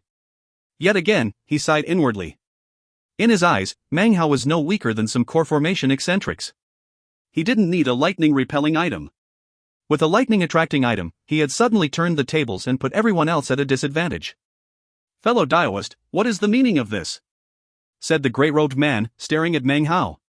Oh, nothing, said Meng Hao. I just want to remind you, fellow Taoists, that Meng Hao can call down lightning at any time. He spoke calmly and slowly as he stood there. He seemed ready to pull out his lightning treasure if even one bolt of lightning headed his way. Han Bei said nothing for the space of a few breaths before a genial smile appeared on her face. I was joking with you just now, fellow Taoist Meng. Of course I have a way for you repel the lightning. She waved her hand, and a leaf fell off of the lotus throne. She was just about to hand it to him when he laughed and approached her. Her face fell, her heart was filled with fear of his methods, and when she saw him nearing her, she involuntarily took a step backward. But he had already arrived at her side. There's no need to go to the trouble, fellow Taoist Han, he said coolly. Lightning crackled above them. Let's just use your lotus throne together. Wouldn't that be easier? Or are you unwilling to do so? A twisted look appeared on her face, but before she could say anything, the grey-robed cultivator nodded. That would be the best, he said. I agree, said Su Yudao, breathing a sigh of relief inwardly. Xia Jia's eyes sparkled, and he did nothing to indicate he disagreed. Han Bei hesitated a moment, then gave Meng Hao a bitter smile. If that's your requirement, fellow Taoist Meng, then how could I disagree? She gritted her teeth as she opened the lotus throne shield and allowed Meng Hao to enter. Now that Meng Hao stood next to Han Bei within the shield, the other three men felt somewhat more at ease. Meng Hao's threat moments ago had been beyond anything they could have anticipated. Even thinking back to it caused the hair on their necks to stand on end. Meng Hao was truly vicious. Han Bei looked deeply at Meng Hao for a moment with a forced smile. Then she gave him a slight bow and began to move forward. Meng Hao went along, his face calm. Xia Jia and the others followed. 5 people gradually proceeded through the torrents of lightning. Roaring filled the air. Lightning fell, crashing into the ground and sending sparks rippling out in all directions. Clearly, the lightning-repelling items were extraordinary. The party appeared to be completely safe. Meng Hao's eyes swept over them, and inside he laughed coldly. These magical items were clearly not things that Foundation establishment cultivators should have in their possession. Each of these cultivators must have the backing someone extremely powerful, who provided the impetus for them to enter this place. Xia Jia only has the Black Sieve sect, he thought. As for the grey-robed man and Su Yudao, they're obviously not ordinary rogue cultivators. They must have some powerful connections. As the group proceeded on, the lightning grew more intense and frightening. The roaring never seemed to end. Meng Hao had seen tribulation lightning before, but the lightning here seemed even more formidable. This is not a place for Foundation establishment cultivators. Just one bolt could completely eradicate any of us. Yet, none of these people seem even slightly concerned. Obviously they knew ahead of time what they would be facing. I was targeted by tribulation lightning because of my perfect Tao pillar, which is not permitted to exist. As for this cauldron, the spirit of the heavens must be furious, filled with intense desire to obliterate it, even more so than me. Meng Hao looked up ahead. This amount of lightning was unpleasant to the eyes, and made it impossible to examine the surroundings. The only option was to continue forward. No one spoke as they traveled onward. About an hour passed, and they were much further in. Even though they were still surrounded by lightning, the intensity had lessened, and now they were able to see a bit more clearly. What they saw ahead of them caused them all to begin to breathe heavily. Su Yudao gasped. His face was covered with shock. Xia Jia's eyes glittered, and he panted. Next to him, the grey-robed cultivator's eyes shone as he stared dead ahead. Han Bei's eyes also grew brighter. Far up ahead, in the center of the giant cauldron, were 9 enormous statues. Each statue depicted a middle-aged man. The clothing they wore was not like the clothing of modern times, it was much simpler. And yet, they were clearly long robes. Amongst the 9 people depicted, 3 had crowns on their heads. 2 had long hair, which draped over their shoulders. 1 was even completely bald. They exuded an imposing power that was difficult to describe. It seemed as if each statue represented some powerful Tao that demonstrated a path of heaven and earth. Anyone who caught sight of these statues would be stunned, and filled with a sensation of ancient glory. The statues were not standing upright, rather all of them were kneeling down on one knee, with both arms stretched upward, heads bowed. Objects could be seen within their upstretched hands. There was some sort of wheel-shaped treasure, something that was clearly an extraordinary sword, as well as a glowing jade bottle. Each statue had a different treasure. The flickering glow created by the treasures created multiple glowing afterimages. Meng Hao and the others couldn't help but gasp. In the hands up one of the statues could be seen 2 ancient scrolls. The features of this statue strongly resembled Han Bei. On the back of the statue was a gigantic crack, which had obviously been rent by lightning from heaven. It was impossible to say how many years has passed since that had happened. If this was all there was to it, it wouldn't be a big deal. But there was more. Meng Hao was shocked, and everyone else was panting. In the center of the 9 incredible statues was the object to which they were all bowing, a bronze, circular cauldron. A voice sounded out in Meng Hao's mind, square without, circular within, a trend of the heavens. As a quick reference, here are the 2 types of Chinese ding cauldrons that are being talked about. Square cauldron. Round cauldron. The character for cauldron ding is pretty cool. Looks just like a cauldron. If you find any errors, ads pop up, ads redirect, broken links, non-standard content, etc., please let us know. Report chapter so we can fix it as soon as possible. Chapter 160. Chapter 160, No Meng and the 9 Families. The outside was an enormous square cauldron, whereas inside there was a heavenly circular cauldron. This circular cauldron was truly a heavenly trend. Meng Hao's mind buzzed as he saw this. Having experienced the world of the enormous cauldron, he felt as if it contained something cosmic. 9 kneeling figures, 9 pinnacles of the heavens, muttered the great-robed man, beginning to tremble. These kneeling figures are not people, they obviously are referring to the will of the heavens. No, no. How could the cauldron be reversed? It shouldn't be like this. The heavens are circular and the earth is square. That's a generally acknowledged truth from ancient times. It's a law that was established tens and tens of thousands of years ago, a principle of heaven and earth. The cauldron should be circular on the outside and square on the inside. That would be correct. In that case, it would be as they say, the heavens on the outside, above, the earth on the inside, beneath. The man's body trembled even harder as he continued to mumble to himself. It seemed as if he just couldn't comprehend the world of this cauldron, which was square on the outside and circular on the inside. Su Yudao stared blankly at the circular cauldron, his eyes radiating astonishment. It was impossible to tell what he was thinking. Xia Jie's eyes narrowed. Despite his shock, he immediately produced a jade slip, within which he inscribed all of this. Han Bei seemed to be in shock as well. She looked at the massive fissure on the back of the statue, and then a brilliant glow appeared in her eyes that was obviously veneration for her ancestors. I understand, said the grey-robed man, his voice quavering. The heavens are circular, the earth is square. A circular cauldron on the outside becomes the heavens, the square cauldron on the inside becomes the earth. That would be in accord with the will of the heavens, but this embodies evil. This represents the earth covering the heavens. This is the same as burying the heavens. This way, the circular cauldron is the heavens, the square cauldron is the earth. This place is a tomb. Sharp astonishment filled his voice as he spoke. He slowly took 3 steps backward. He coughed up a mouthful of blood. His face was pale and his eyes shone brightly with astonishment. His hands flickered as if he were calculating something, and his voice began to grow louder. These 9 worshippers are definitely pinnacles of the heavens. They've just been embodied into these statues, which obviously represent the legendary 9 mystical stars. The 9 mystical stars are worshipping the cauldron. The heavenly trend is solidified here. A bronze square cauldron, within which is buried the heart of the heavens. How daring! How grand! A tomb in which the heavens are buried inside the earth. Just whose tomb is this? Willing to face death to steal good fortune from the heavens.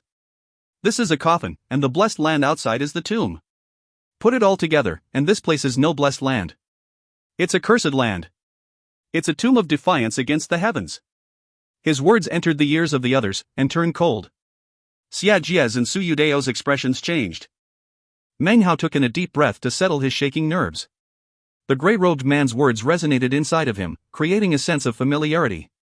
Perhaps this place really was a tomb. He thought back to the vision he had experienced outside of the cauldron, and of the man's voice he had heard when the lightning struck it. You are unwilling to let me take this cauldron from here. Then I will lay and rest here forever, waiting for the day on which you fall. Meng Hao took a deep breath and thought back to the other archaic voice he had heard from within the cauldron. It is thy wish for the vault of heavens to replace the stars, to cover my eyes with the dome of the heavens, the world tree would not capitulate, shattered under the stars. My master may be slumbering, but can he still exist under the same sky as G? The voice seemed to echo in Meng Hao's mind. His heart beat rapidly, and he thought back to the legend of the spring and autumn tree one, and how the world tree had voluntarily collapsed rather than acquiesced to the heavens. He also thought of the destruction of the ancient Doom clan too, as well as the flag of 3 streamers 3, which was currently inside the blood immortal mask. That flag had the character G written on it. He also thought back to the requirement of the blood immortal to refine the bloodline of Ji. "Fellow Taoists," said Han Bei, "there's no need to be alarmed." Her clear, bell-like voice echoed out. Although it couldn't outmatch the sound of the thunder, everyone could hear her clearly. "I don't know whether or not this place is a tomb, but as you all can see, the person holding those ancient scrolls is my ancestor. The statue has been cracked open by heavenly thunder. That was how the first volume of the Classic of Time came out of this place, and was eventually acquired by later generations." She turned to look at Meng Hao and the others. "In fact, of all the treasures here, only these scriptures can be taken away. All the other statues are perfect and unharmed. I've attended quite a few secret meetings. The fact that you all saw my message shows that you are destined to be here. You all have your own reasons for coming here, and are surely backed by powerful forces. Naturally, I am aware of that, and really don't care who you represent." She continued in a soft voice, "I only hope that for the sake of the 9 mystical stars, you will all keep your promises. Right now, we can only look, but when we draw near to the statues, I have a way to acquire the 2 scriptures. Then we can make copies for everyone. Actually, my only real purpose in coming here is to pay my respects in front of the statue of my ancestor." Her voice seemed to contain some strange power that made everyone calmer. The gray-robed man's complexion slowly returned to normal. Now that Meng Hao thought about it, he began to wonder if the man had purposefully said such crazy things. He was also a bit skeptical of Han Bei's words for the sake of the 9 mystical stars. "It's not far now," continued Han Bei. "However, next I must ask for help from fellow Taoists Su and Sima. There will be more lightning after this point, and the going will be more difficult. Originally, we should never have had the chance we do. But the year that the first volume of the classic flew out, it carved out a path. Inside the path, we will be much safer. More importantly, the power of the lightning will not be as strong. Furthermore, it will have intermittent periods of weakness. Those times will be short, only about 1 hour. However, it should be plenty of time to get through safely. I picked the starting time of our mission to coincide with the lightning's weak period." Her gaze swept across them, and then she looked up, as if she were waiting for something. After about 10 breaths, the lightning in the area began to grow dimmer. It was still dense, but the pressure that bore down on them from it was significantly less. It was definitely not as fearsome as before. "The lightning will be weak for 1 hour. Fellow Taoist Su, fellow Taoist Sema, hurry." Her eyes shined as she lifted her right hand. A dark piece of ancient jade flew out and floated above them, seeming to point in a certain direction. Muttering to himself, Su Yudao flew forward. The gray-robed cultivator seemed to have completely returned to normal. He accompanied Su Yudao. The power of late foundation establishment roiled out from them. One of them was clearly emanating wood-type chi. But then the gray-robed cultivator began to emit a dust-type chi, which completely eclipsed the wood-type chi. As they walked forward, a yellowish-brown glow rippled out. Both of them produced magical items, and Han Bei took in a deep breath. She waved her hand, and her ancient time jade emitted a brilliant glow. Everyone proceeded cautiously. Because of the temporary reduction in lightning, they were able to fly forward relatively quickly. However, the closer they got to the statues, the more dense the lightning grew. Rumbling booms filled the sky. Lightning crashed down, some of it slamming into the ground very close to the group of 5. Their hearts trembled as they proceeded. Su Yudao and the gray-robed cultivator proceeded together with seeming difficulty. Soon, cracks appeared on their treasured items. Without hesitation, they pulled out even more lightning-repelling items. Meng Hao's expression was the same as ever, and he said nothing. He made no indication whatsoever that he would offer assistance. He had already accomplished his task, and from here on out, they would not likely be asking him to do anything. This place was dangerous, but all of the others had chosen to come here and were well equipped. Within Meng Hao's hand was the good luck charm. That was the trick he had up his sleeve. Time passed slowly, and gradually the group grew closer and closer to the statues. The faces of Su Yudao and the gray-robed cultivator grew ashen. They were reaching their limit. As the statues got closer and closer, the lightning grew more and more dense. They had already gone through multiple magical items, and were coughing up blood. They couldn't proceed. Suddenly, a lightning bolt began to descend, heading directly toward their group. Seeing this, the faces of Su Yudao and the others flickered. The ancient time jade that Han Bei wielded suddenly emitted a bright shield. When the lightning bolt slammed into the shield, a massive explosion rippled out. Han Bei coughed up a mouthful of blood, as did all of the others. The glow of electricity surrounded them, and their faces drained of blood. This was especially true of Su Yudao and the gray-robed man, whose bodies trembled. The lightning dissipated into curving sparks of electricity, and everyone heaved sighs of relief. They looked about, their faces filled with even more caution than before. "Fellow Taoist Han," said Su Yudao, turning to stare at Han Bei. "Didn't you say that the lightning would become weaker? Why was that bolt now so powerful?" Meng Hao wiped the blood from his mouth, but his eyes were shining. The fragments of lightning within his body were being sucked in by the lightning flag. It seemed to be changing again. Actually, though he looked injured, after coughing up the blood, he was fine. However, he continued to force his face to look pale. Wiping the blood from her mouth, Han Bei coldly replied, "You all chose to come here. There is no way you were unaware that this place is not suitable for Foundation establishment cultivators. Were it not for my understanding of this place, were it not for this ancient time jade, were it not for some other things that we all know about, then we wouldn't be walking through this place. We would not even have been able to enter the cauldron. As far as the lightning, it is weakened at the moment. However, there still exists the possibility that bolts will fall that have not been weakened." She turned to Xia Jia. "Elder brother Xia, having come this far, we've now reached the point where you must act. This location also holds what the Black Sieve sect seeks, which they plan to fish out with the 100 Spirits Tower. They seem to be ignoring our activities in here, but undoubtedly they are keeping guard outside. We both know that they don't dare to enter this place. Other than descendants of the 9 great families, anyone who enters here will die. The 9 great families have experienced decline in the southern domain, to the extent that they can't measure up to the current generation of clans, and are mostly comprised of mortals. Ones who can practice cultivation are usually herded up by various sects. We have the appearance of elegance, but in fact we are little more than livestock. You and I are simply curious tools to the Black Sieve sect." Xia Jia was quiet for a moment, and then smiled. "Actually, what makes me the most curious is that the 9 great families do not include Meng. Furthermore, not one of these 9 statues resembles fellow Taoist Meng at all. So, how was he able to enter this place?" He gave Meng Hao a deeply meaningful look. This chapter was sponsored by Hein Hogberg. 1. If you want a refresher on the legend of the Spring and Autumn Tree, check out Chapter 109, The Legend of Doom. 2. If you want to review the Doom Clan info, check out Chapter 19, link above, and Chapter 128, Li Daoi's 6th Matrix. 3. If you forgot about the Flag of 3 Streamers, and the G information, check out Chapter 137, 10th Patriarch of the Wang Clan. If you find any errors, ads pop up, ads redirect, broken links, non-standard content, etc., please let us know. Report chapter so we can fix it as soon as possible. Chapter 161. Chapter 161, Ultimate Vexation appears. It wasn't just Xia Jia whose attention turned to Meng Hao. Su Yudao and the gray-robed cultivator also gave him deep, meaningful looks. His expression was calm, but inwardly, his mind flashed with understanding. Now he knew why everyone had looked at him so strangely when they had entered the large cauldron. The 9 great names didn't include Meng, so once he entered, they must all have reached the conclusion that he was using an assumed name. Even he was a bit uncertain regarding this revelation. He looked through the sheets of lightning toward the 9 massive statues. Sure enough, amongst them could be found faces similar to Su Yudao, the gray-robed cultivator, and even Xia Jia. These statues depicted their ancestors. They had surnames which could be traced back to ancient times, clans which some people called the 9 great families. Am I of the 9 great families? Meng Hao asked himself. Moments later, a smile appeared on his face, although it was a bit cold. He was sure that he was not of the 9 great families. He had remembered how upon entering the enormous cauldron, the copper mirror had grown hot within the bag of the cosmos. If that was all, it wouldn't be enough evidence to prove anything.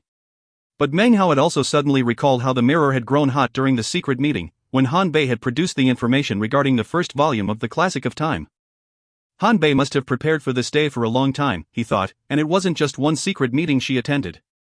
The information she sent out was not restricted just to late Foundation stage cultivators, but more importantly, to only bloodline members of the 9 great families. With all this scattered information, he came to the conclusion that it must have something to do with the copper mirror. Just what is this mirror exactly? It can agitate the auras of wild beasts to explode, it has an astonishing power of duplication, and apparently has helped me achieve my goals by using underhanded means. Even though I'm not of the 9 great families, I was still able to enter this place. All these various thoughts flashed through Meng Hao's mind in quick succession. Only a moment or two passed between Xia Jia's question and Meng Hao's response. Whether or not the 9 great families include Meng, I don't really know, he said coolly. But the fact that I entered the cauldron and made it to this point raises a very important issue. The look on his face made it very clear what he was thinking. Xia Jia's eyes flickered, and he furrowed his brow. Meng Hao's words left him speechless. The words were a defense in themselves, even though he neither admitted nor denied anything, or perhaps he had done both. Xia Jia looked at him for a long moment. The response had been clear, Meng Hao didn't know. But maybe the reason he was here was because he was indeed of the 9 great families. Fellow Daoist Meng provided you with his answer, said Han Bei calmly. Elder brother Xia, I know that you have some green cloaking pills on your person that the sect leader gave you specifically for use in this place. I know this already, there's no need for you to confirm or deny it. Xia Jia was quiet for a moment. He looked around at the lightning, his face somber. Then he slapped the top of his head and spit out a small green pill the size of a fingernail. As soon as it flew out, it exploded, sending large amounts of green chi out in all directions. As it did, the lightning began to grow slightly transparent, as if they were being cloaked. The 5 of them continued onward several hundreds of meters, with Su Yudao and the grey-robed cultivator taking the lead. 100 meters later, Xia Jia, his face grim, said, I only have 3 green cloaking pills. He spat out another pill, and they raced forward amidst the indistinct lightning. With the power of the 2 green cloaking pills, they were able to reach the location of the 9 statues. The statues were awe-inspiring, as was the cauldron in their center, which seemed as if it could contain the heavens. An ancient aura circled about the area, brushing against their faces and making them feel as if they had traveled back to a primordial time. It was like they could feel the boundlessness of that era. Han Bei was incapable of concealing the excitement within her eyes. She panted as she looked up at the statue of her ancestor. Next to her, Su Yudao, the grey-cloaked man, and even Xia Jia stood by silently, all of them gazing at the statues of their respective ancestors. Meng Hao had no way to comprehend what was going through their minds. His face was the calmest of the bunch as he looked at the statues one by one. Finally his gaze fell upon the circular cauldron that represented the heavens. Even as he looked at the cauldron, something in his peripheral vision caught his attention. Something was moving on one of the statues. Meng Hao's eyes immediately darted over, and then opened wide. There, upon the shoulder of the statue that resembled the grey-cloaked cultivator, some dust had fallen away to reveal something. It was square, and looked gelatinous and somewhat elastic, like a slab of meat jelly. It was pure and white, and after looking upon it, the first reaction of most people would be to try to eat it. The object sat on the statue's shoulder, wriggling a bit, causing more dust to fall down. Meng Hao stared, eyes wide, mouth agape. The thing seemed to be alive. Suddenly, it flew off of the statue's shoulder and onto its head. Then it leaped up into the air. A crack appeared on the surface of the meat jelly, which opened up into an enormous mouth. Instantly, the lightning in the sky crackled. 10 lightning bolts fell down directly onto the meat jelly. It chewed for a bit, then stopped, as if it were digesting the lightning. Meng Hao gaped in astonishment as it dropped to the ground and then hopped over to land on the circular cauldron. It remained there motionless. It wasn't just Meng Hao who saw this happen. The noise caused by the lightning in the meat jelly was incredible, causing Han Bei and the others to all look over. Han Bei's eyes narrowed, whereas Xie Jia's opened wider. He gasped, and the 2 of them exchanged a shocked, knowing glance. That's... The grey-robed cultivator suddenly said, that must be what the Black Civ sect needs the 100 Spirits Tower for. They want to drag out ultimate vexation. A mysterious look appeared in his eyes. Within his pupils appeared magical symbols as he attempted to gain information.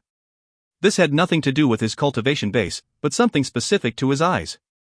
Before Han Bei and Xia Jia could say anything, the meat jelly suddenly jumped up. The face of an old man, his eyes closed, magically appeared on its surface. His nose twitched, and his eyes opened. They appeared to be filled with frustration. The meat jelly suddenly flew up and shot toward the exit of the square cauldron. But then it stopped in mid-air, as if it were hesitating. It floated there for a moment and consumed more lightning. Seeing this, the eyes of the 5 cultivators gleamed. Why is this thing called ultimate vexation? Meng Hao suddenly asked of the grey-robed cultivator. Even I don't know, was the reply. I haven't been able to uncover any information about its origin. The Black Civ sect has likely spent much more time researching it. The little I do know is that as long as it has existed, it has been called ultimate vexation. I couldn't care less what that thing is called, said Su Yudao. Half an hour has already passed. If fellow Daoist Han can't retrieve the rest of the Classic of Time soon, then our whole trip here will have been a waste. Without a word, Han Bei sat down cross-legged beneath the statue of her ancestor. Her hands made incantation gestures, and her ancient jade began to emit a greenish glow as it rotated around her. Meng Hao's eyes glittered and he stepped a bit closer to her. Everything around them was relatively quiet. Only the claps of thunder roared out. Time passed, the space of roughly 100 breaths. Han Bei's eyes suddenly opened, and the sound of incantation words floated from her mouth. Su Yudao, the grey-robed cultivator, and Xie Jie all stood around, as vigilant as ever. Suddenly, the sound of Han Bei's incantation ceased, and she spat out a mouthful of blood onto the ancient jade. It emitted a blinding green light and flew toward the hands of the statue. It didn't move incredibly fast, and actually wobbled back and forth a bit in the air as it moved. The blood drained from Han Bei's face, as if she were having trouble controlling it. As the jade neared the statue, the 2 scripture scrolls in the statue's hands began to glow brightly. Cracks appeared on their surfaces, and a boom echoed out. Suddenly, 2 pieces of jade exploded out from within the 2 scrolls. Everyone clearly saw this happen, and though they might have their suspicions as to what was happening, it was obvious that 2 pieces of jade were flying away from the exploded scripture scrolls. Whistling sounds echoed out from them as they shot out. The 2 jade pieces flew out, seemingly completely out of control, not controlled by anything or anyone. They seemed to be shooting out in an attempt to leave the square cauldron. Before they could go very far, though, they were grabbed by the greenish glow emanated from Han Bei's ancient jade. It was as if they were all connected somehow. The 2 escaping pieces of jade suddenly stopped in mid-air. They began to shake, as if they were struggling. A loud buzzing sound emanated out from them. Han Bei coughed up some blood, and immediately seemed to grow listless. Exhaustion covered her face, and suddenly, her ancient piece of jade slipped out of her control and fell toward the ground. In that instant, the other 2 pieces of jade suddenly began to fly off into the distance. It was very sudden, and there was no time for anyone to think. Su Yudao's eyes flickered, and his body shot up into the air as he flew toward one of the jade pieces. The grey-robed man's eyes narrowed, but he too stepped up and shot forward, a green beam of light that shot toward the second jade piece. As for Xie Jie, he flew up and toward the original jade piece, a look of suspicion on his face. "No fighting, fellow Taoists," cried Han Bei. "Great tribulation will come on anyone not of my bloodline who touches those items. I have a method to bring together the 3 ancient pieces of jade." She coughed up some more blood. "I found a lot of different articles about various varieties of meat jelly. Here is one relatively general article. From what I understand, most meat jellies in China are made from pork. In any case, the ingredients of meat jellies are not very important to the story. Check out the picture to get an idea of what it's supposed to look like." At the end of this chapter, Ergen challenges the audience to guess the meaning of the name Ultimate Vexation. If you find any errors, ads pop-up, ads redirect, broken links, non-standard content, etc., please let us know. Report chapter so we can fix it as soon as possible. Chapter 162. Chapter 162, Crafty Schemes. Her words were essentially meaningless. Su Yudao increased his speed. 3 people, 3 different directions. They sped forward, their lightning-repelling items glittering. They flew forward in the twinkling of an eye. Meng Hao also took action, however, he didn't rush in pursuit of the jades. Instead, he headed toward Han Bei, who seemingly had lost control over her own ancient jade. At the same time Su Yudao reached the jade he had been pursuing.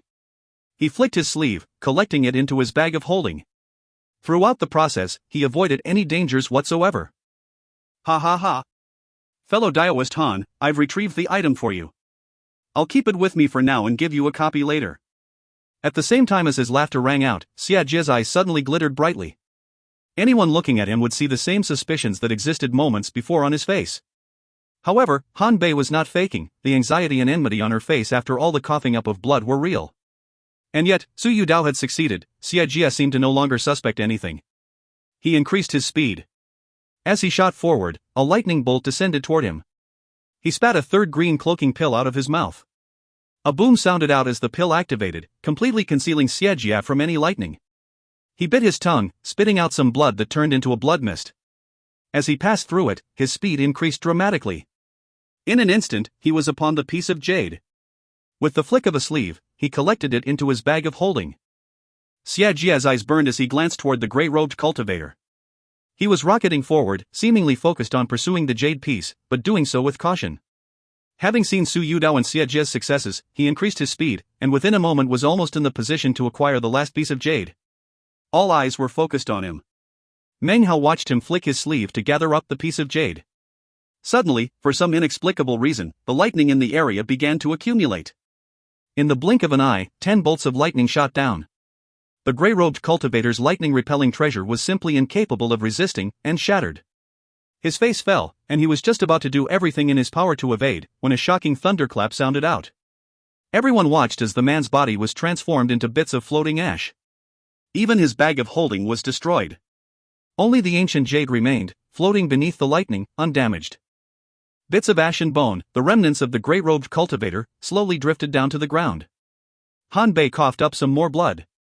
Her face was pale, but she gritted her teeth and raised her trembling hands toward the drifting piece of jade. It shook, then changed directions, shooting back toward Han Bei and Meng Hao. Based on its trajectory, it seemed it was actually heading toward Meng Hao. "Fellow Daoist Meng, be careful!"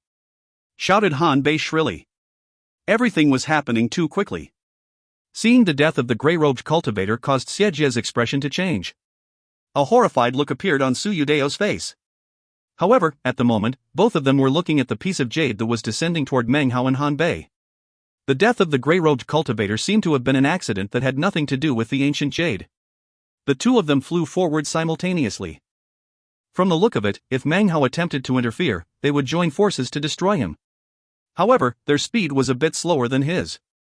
Even moving as fast as possible, it seemed that they would arrive a moment too late. Meng Hao, eyes glittering, shot forward, a barely perceptible mocking smile forming on the corner of his mouth. The three of them closed in on the piece of jade. It was at this moment that the closed eyes of the meat jelly floating in the mid-air suddenly opened. It caught sight of the three people flying toward the jade, and suddenly it shot forward with indescribable speed. In a flash, it landed on Su Yudeo's head. Su Yudeo's body shook, and a look of astonishment appeared on his head. "Fellow Daoist Xie, help me!" Before Xie could even react to his words, the meat jelly opened its mouth. Suddenly, massive amounts of lightning bore down. It seemed as if they were entering the mouth of the meat jelly. But by the time they disappeared, Su Yudeo's body was nothing more than ash in the wind. He didn't even have time to scream.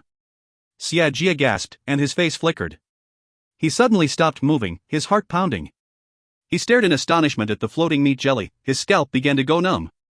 Without Su Yudao and Xie pursuing the ancient piece of jade, it quickly arrived at Meng Hao. He chuckled, shooting forward, and then actually moving out of the path of the piece of jade. Now, it was heading directly toward Han Bei. She gaped in shock, as did Xie, who was still reeling from the actions of the meat jelly moments ago. Meng Hao laughed, looking back and forth between Han Bei and Xie. "Your act could fool grey robes, but did you really think you could fool me?" A look of ridicule appeared in his eyes. He spit out the lightning flag. The surrounding lightning was instantly thrown into chaos. Hearing Meng Hao's words, Han Bei frowned and Xie's eyes flashed. They said nothing. The appearance of that meat jelly was not something you anticipated, and therefore Su Yudao lost his life. That was an accident, not part of your scheming. In any case, he continued coldly, with Su Yudao gone, your three-person plan cannot be completed. I think now you should consider allowing me to take his place, assuming I wish to. He smiled. The lightning flag next to him sent out ripples, causing the surrounding lightning to roil even more violently. Not wanting to attract the attention of the meat jelly, he pulled the lightning flag close to him and suppressed the rippling. An unsightly expression covered Xie's face. Meng Hao's craftiness left him awestruck. During their entire journey, he had barely interacted at all with Han Bei and Su Yudao. He'd assumed no one could possibly connect the three of them together. And yet Meng Hao had. "It was Su Yudeo's final words that made it clear to you," said Han Bei with a little smile. "Fellow Daoist Meng, you are very perceptive. I can't help but admire you in this." There didn't seem to be any anxiety on her face whatsoever. "It's true. There can only be three people in the end. I'll be honest with you, fellow Daoist. I betrayed the Black Sieve sect because of this place. Originally Xie and I received authorization from the sect to come here. Unfortunately, we never imagined that the object the sect sought, ultimate vexation, would be here. And we never predicted that Su Yudao would fall." She straightened her hair and smiled. Despite her beauty, he had been careful of her machinations from the beginning. She was clever, but Xie couldn't compare at all. As she spoke, Han Bei lifted her hand and made a grasping motion. A blue streak of light shot toward her from the position where Su Yudao had been killed. Moments later, a gray streak appeared from where the gray-robed cultivator had died. They circled around in the air. As they did, Han Bei opened her mouth and spit out a yellow strand. The three strands intertwined and began to emit a bright light. The yellow strand was obviously from the Li woman, which Han Bei had somehow retrieved after her death. In this place of treasures of the 9 Grey families, only the Han clan treasure can be retrieved. The rest of the statues have not been damaged, and are therefore still sealed. We originally needed strands from 3 bloodlines, and power from 3 people, to be able to open the true location of the time-refining treasure of the Han clan. Now, we have no choice other than to use Su Yudeo's strand. Brother Meng, she said earnestly, let's not bring up everything from before. I hope we can agree on that. If you agree, then you can have your copy of the time-refining treasure. I'm willing to swear an oath on the name of my illustrious ancestors. She slapped her bag of holding to produce a feng shui compass. She quickly erased the branding inside of it. This object, she said, can serve as an expression of my apology. Actually, the exit I spoke of earlier is not really an exit. That place will only return you here. This feng shui compass is a sect treasure. You can use it to get out of this place. However, it won't take you out of the blessed land, it will merely take you out of the square cauldron. The feng shui compass floated over to Meng Hao. He eyed it expressionlessly, casting his spiritual sense into it for a moment. Then he exchanged a glance with Han Bei. Their eyes glittered simultaneously. Xia Jia looked at them, his face grim. He let out a cold snort. Meng Hao took the feng shui compass, his expression the same as usual. He examined it further with spiritual sense. After confirming that it was a teleportation device, he nodded. Han Bei's smile grew even more beautiful. She gave Meng Hao a slight bow, then looked over at Xia Jia, who was glaring at Meng Hao. He made no attempt to hide his displeasure. He and Han Bei had been a couple for some time. Once their mission here was completed, they were to return to the sect and be officially united as beloved. Han Bei took a deep breath and then waved her beautiful hand. The three colored strands interlocked and flew out. They grew longer, creating a complex pattern which then shot toward the statue of the Han ancestor and into the crack on its back. At the same time, Han Bei bit her tongue and then spit out some blood. The three strands turned bright red, and continued to stream into the crack.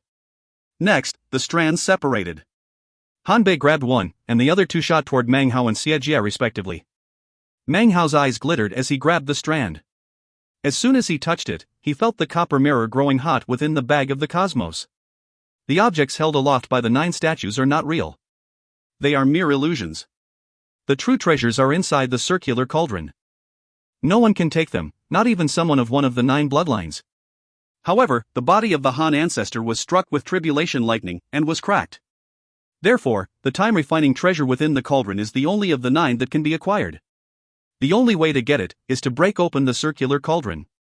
With our cultivation bases, that would be impossible. Brother Meng. Xia, dear. Please bolster the power of my bloodline. We will use the power of the ancestor statue to retrieve the item. Her eyes glowed mysteriously as she looked at Meng Hao and Xia Jia, a sweet smile on her face. If you find any errors, ads pop-up, ads redirect, broken links, non-standard content, etc., please let us know. Report chapter so we can fix it as soon as possible. Chapter 163. Chapter 163, Tender Killing. A roaring sound filled the world within the cauldron. The lightning in the region danced about, and the meat jelly seemed to have been frightened. Its attention now appeared to be fixed upon Meng Hao and the others. Han Bei's voice rang out. I shall now employ my bloodline magic. Brother Meng and Xia, dear, please assist me with all your power. She bit her tongue, spitting more blood out onto the strands that wound into the crack on the statue. It began to emit a red glow. A droning roar sounded out, and the entire statue began to tremble. Vast quantities of dust poured off of it. Meng Hao suddenly felt as if the strand in his hand was pulling at his cultivation base, as well as his spiritual sense. His eyes flickered, but his face remained still. Next to him, Xia Jia's eyes glittered brightly as he poured power from his cultivation base, as well as spiritual sense, into the strand he held. He looked at Meng Hao, killing intent flickering within his eyes.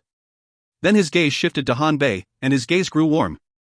It could be said that the two of them were a green plum and a bamboo horse, childhood sweethearts. When they were young, there had been some conflict between them, but as of now, it seemed that Han Bei really had worked her way into his heart.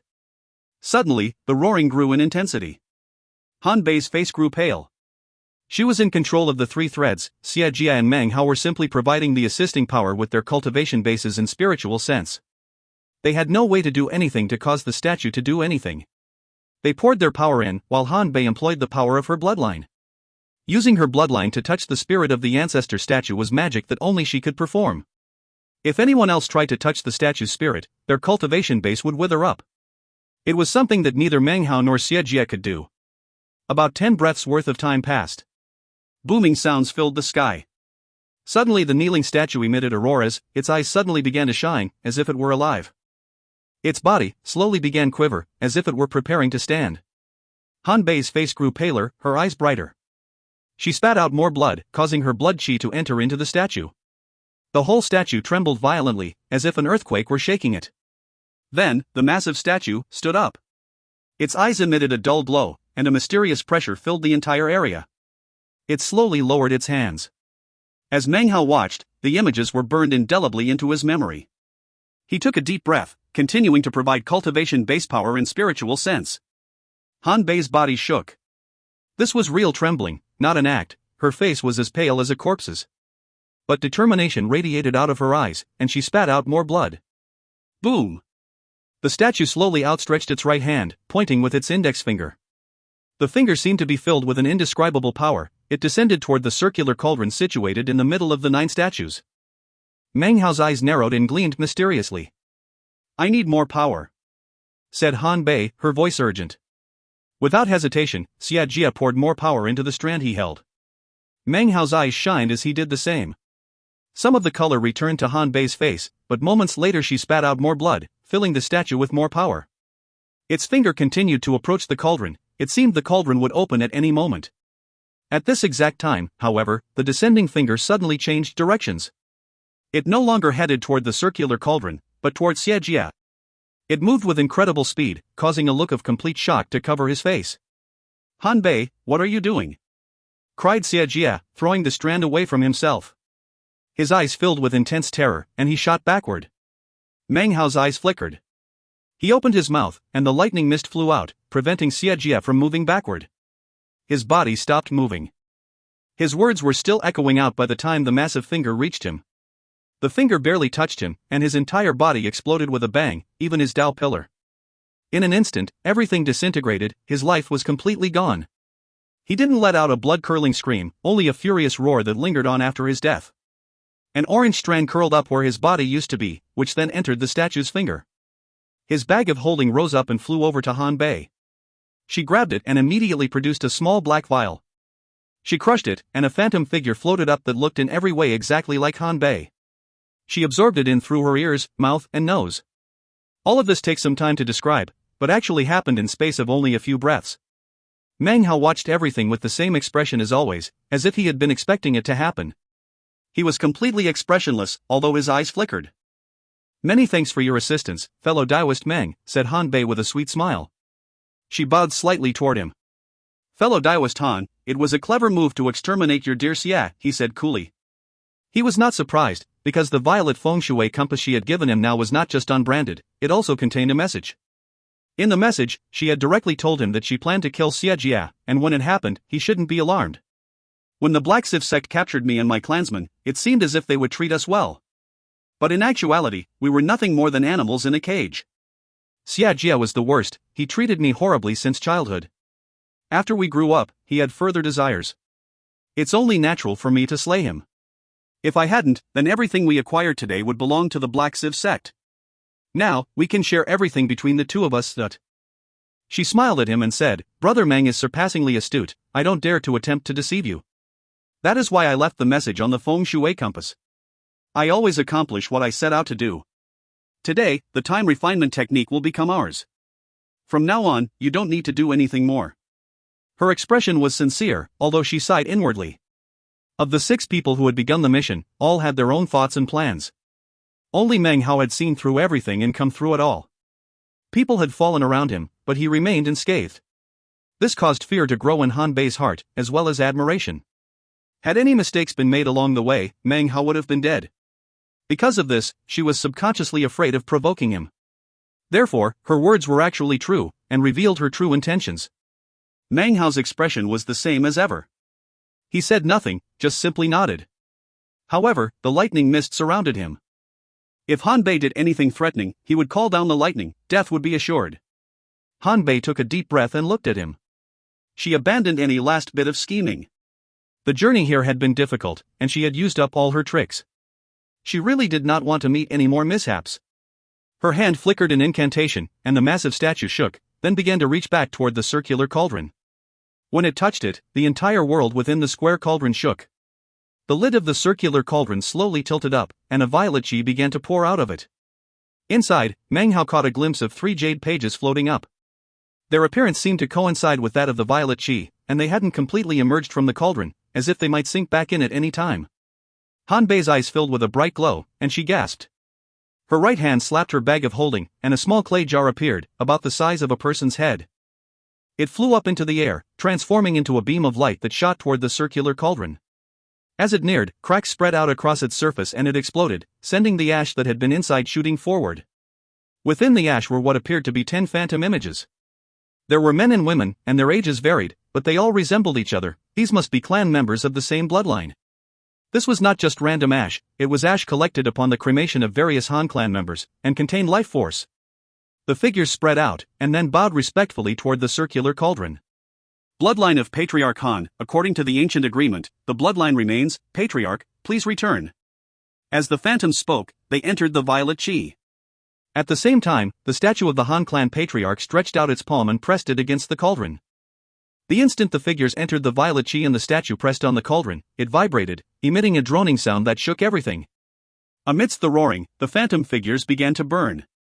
As for the statue, it trembled violently. Starting at its feet, cracks spread across its entire body. Suddenly, it began to collapse into pieces. From this day forward, there would no longer be 9 statues in this place, but 8. Han Bei shook as if some invisible power were rocking her. She took a few steps back and then spit up some blood. At the same time, a violet glow flew out from the crumbling statue. Meng Hao could clearly see the excitement which appeared in her eyes. Within the violet glow appeared to be a small, sleeping person. It suddenly shot toward Han Bei, hitting her between the eyebrows and merging into her. That's what she came for, thought Meng Hao, his eyes narrowing. At the same time, because of the sacrifice of the 10 Han clan phantoms, the 3 jade pages within the violet chi freed themselves from the circular cauldron and flew out. As they did, a sound like a sigh could be heard from the circular cauldron. As the sigh sounded out, one of the flying jade pages suddenly stopped and then spun backward toward the cauldron. The other 2 continued to fly forward. If you find any errors, ads pop up, ads redirect, broken links, non-standard content, etc., please let us know. Report chapter so we can fix it as soon as possible. Chapter 164. Chapter 164, That Bird's Aura. The spot between Han Bei's eyebrows glowed with a violet light. Panting, she shot into the air after one of the pages. Meng Hao also leaped into the air, moving with as much speed as he could muster after the other page. They flew up simultaneously and in different directions, dodging in and out of the lightning in pursuit of the jade pages. Just as each person was about to lay hands on their respective pages, the meat jelly, which had been observing them this whole time, suddenly sprang into action. Its movement caused Meng Hao's expression to flicker and Han Bei's face to fall. Both of them were filled with fear. The object itself wasn't dangerous, but it seemed to enjoy jumping onto people's heads, and then consuming lightning. In other words, its arrival heralded the onslaught of a sea of lightning. Damn it, said Meng Hao, his eyes narrowing when he saw the meat jelly heading toward him.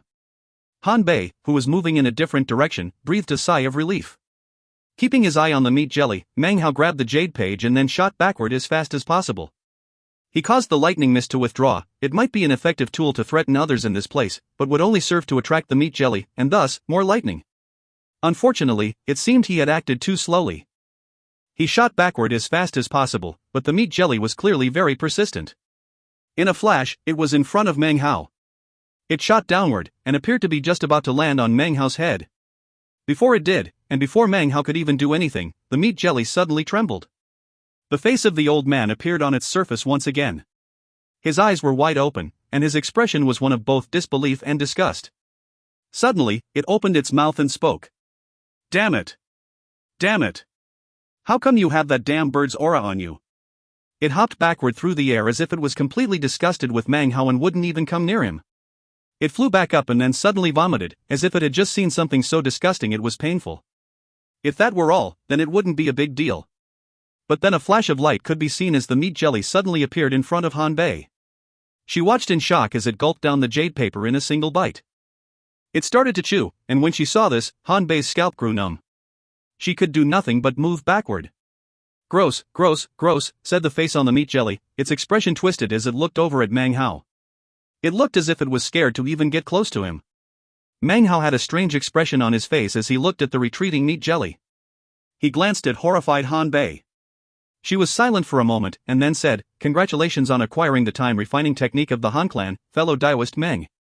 There are 3 jade pieces in total, but each page has a technique that can be used by itself."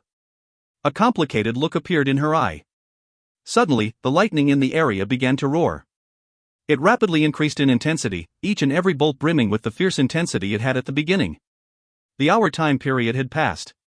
As of now, a lack of lightning-repelling objects equated to certain death and transformation into flying ash. The sheets of lightning made Meng Hao's expression fall.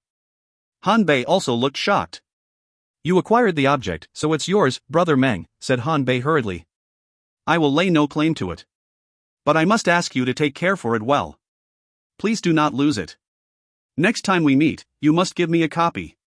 That was our agreement. As soon as the words were out of her mouth, she slapped her bag of holding. A violet feng shui compass appeared in her hands. It flashed, and then her body disappeared as she was teleported away. In that same instant, however, the meat jelly shot forward, borrowing some of the teleportation power to also leave the world of the cauldron. Meng Hao looked around at the vast fields of lightning, and then immediately pulled out the violet feng shui compass, which he had examined closely earlier. He poured spiritual sense into it, activating its teleportation power. In an instant, he was teleported away from the world of lightning. When he reappeared, the sky above was dark, and the earth was trembling. Booms echoed out everywhere, and his Dao pillars were instantly unstable. He immediately coughed up a mouthful of blood and staggered forward a few paces. He looked around. He was in the wide plain, not far from the place where he had met up with Han Bei initially. He took a deep breath. Han Bei hadn't been lying, the feng shui compass did what she said it would. He lifted his hand, within which was the good luck charm. He was just about to pour some spiritual sense into it and leave this bizarre blessed land, when suddenly a massive tower began to rise up from the earth off in the distance. Everything shook, and roaring filled the air. He could see that this pillar was like a tower, and it emanated an aura. The aura was not that of core formation or the nascent soul stage, but a foundation establishment. This was the 100 Spirits Tower, constructed with the Dao pillars of over 200 foundation establishment cultivators. Meng Hao sucked in a deep breath when he saw the 100 Spirits Tower. Surrounding the tower were phantom figures of hundreds of cultivators. They emitted shrill howls which merged together into a powerful sound of grievance. The sound rose up into the heavens, causing everything to be dark. From various directions, 10 or so freshly acquired Dao pillars flew through the air toward the tower and melded into it. The power spreading from the tower grew even more intense. "I suppose the rest of the rogue foundation establishment cultivators who came here are all dead." He was silent, struck by the extent of the Black Civ sect's plotting. His Dao pillars trembled inside of him. Were they not perfect Dao pillars, he wouldn't be able to keep them under control. "I can't stay here any longer," he thought. However, it was at this time that he cocked his head and stared off into the distance. His eyes glittered slightly, and he decided not to leave. Instead, he flew up and off into the distance. He flew for the space of about 10 breaths before stopping. There below him in the plain, he saw a group of 4 cultivators sitting cross-legged in meditation.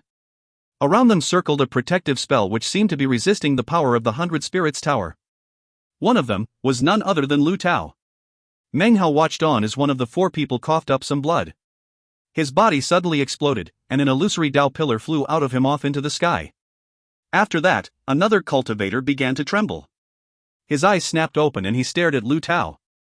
He laughed bitterly. "You despicable." Before he could finish, his body was torn to pieces as his Dao pillar flew out. The third person's face grew pale as his body also was torn to shreds. His Dao pillar flew off into the distance. However, the death of these 3 people made the protective spell many times stronger than it had been just now. Lu Tao sat inside Paleface, gritting his teeth with dogged will. The power of this spell was the only thing resisting the gravitational force outside. Meng Hao looked down. He could see clearly that the 3 cultivators had been under Lu Tao's control. In reality, their Dao pillars had been blood sacrifices to protect Lu Tao. Their deaths had simply bolstered his spell. Meng Hao, his face placid, descended toward Lu Tao. He landed next to the spell, looked down at Lu Tao, and gave a dry cough. Lu Tao began to tremble. When he opened his eyes and gazed upon Meng Hao, a look of shock covered his face. "So, it's fellow Daoist Meng." His face was pale, his voice anxious as he looked at Meng Hao. "Nice spell," said Meng Hao coolly. He spoke neither quickly nor slowly, but his words caused Lu Tao to feel extremely alarmed. From his perspective, it seemed that Meng Hao wasn't being affected at all by the gravitational force. Fellow Taoist Meng, what do you want? His heart was filled with deep anxiety. If Meng Hao interfered with the spell, then it would be broken. He could imagine what the gravitational force would do to him after that. His body would shatter and his Tao pillars would fly into the sky to join all the others in the enormous tower. Tell me what the thunderclap leaf really does, he said calmly, looking at Lu Tao within the spell. I already told you, fellow Taoist Meng, he blurted, growing even more nervous.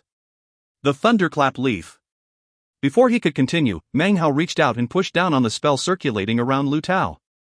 As he did, the spell trembled, and a small crack appeared on its surface.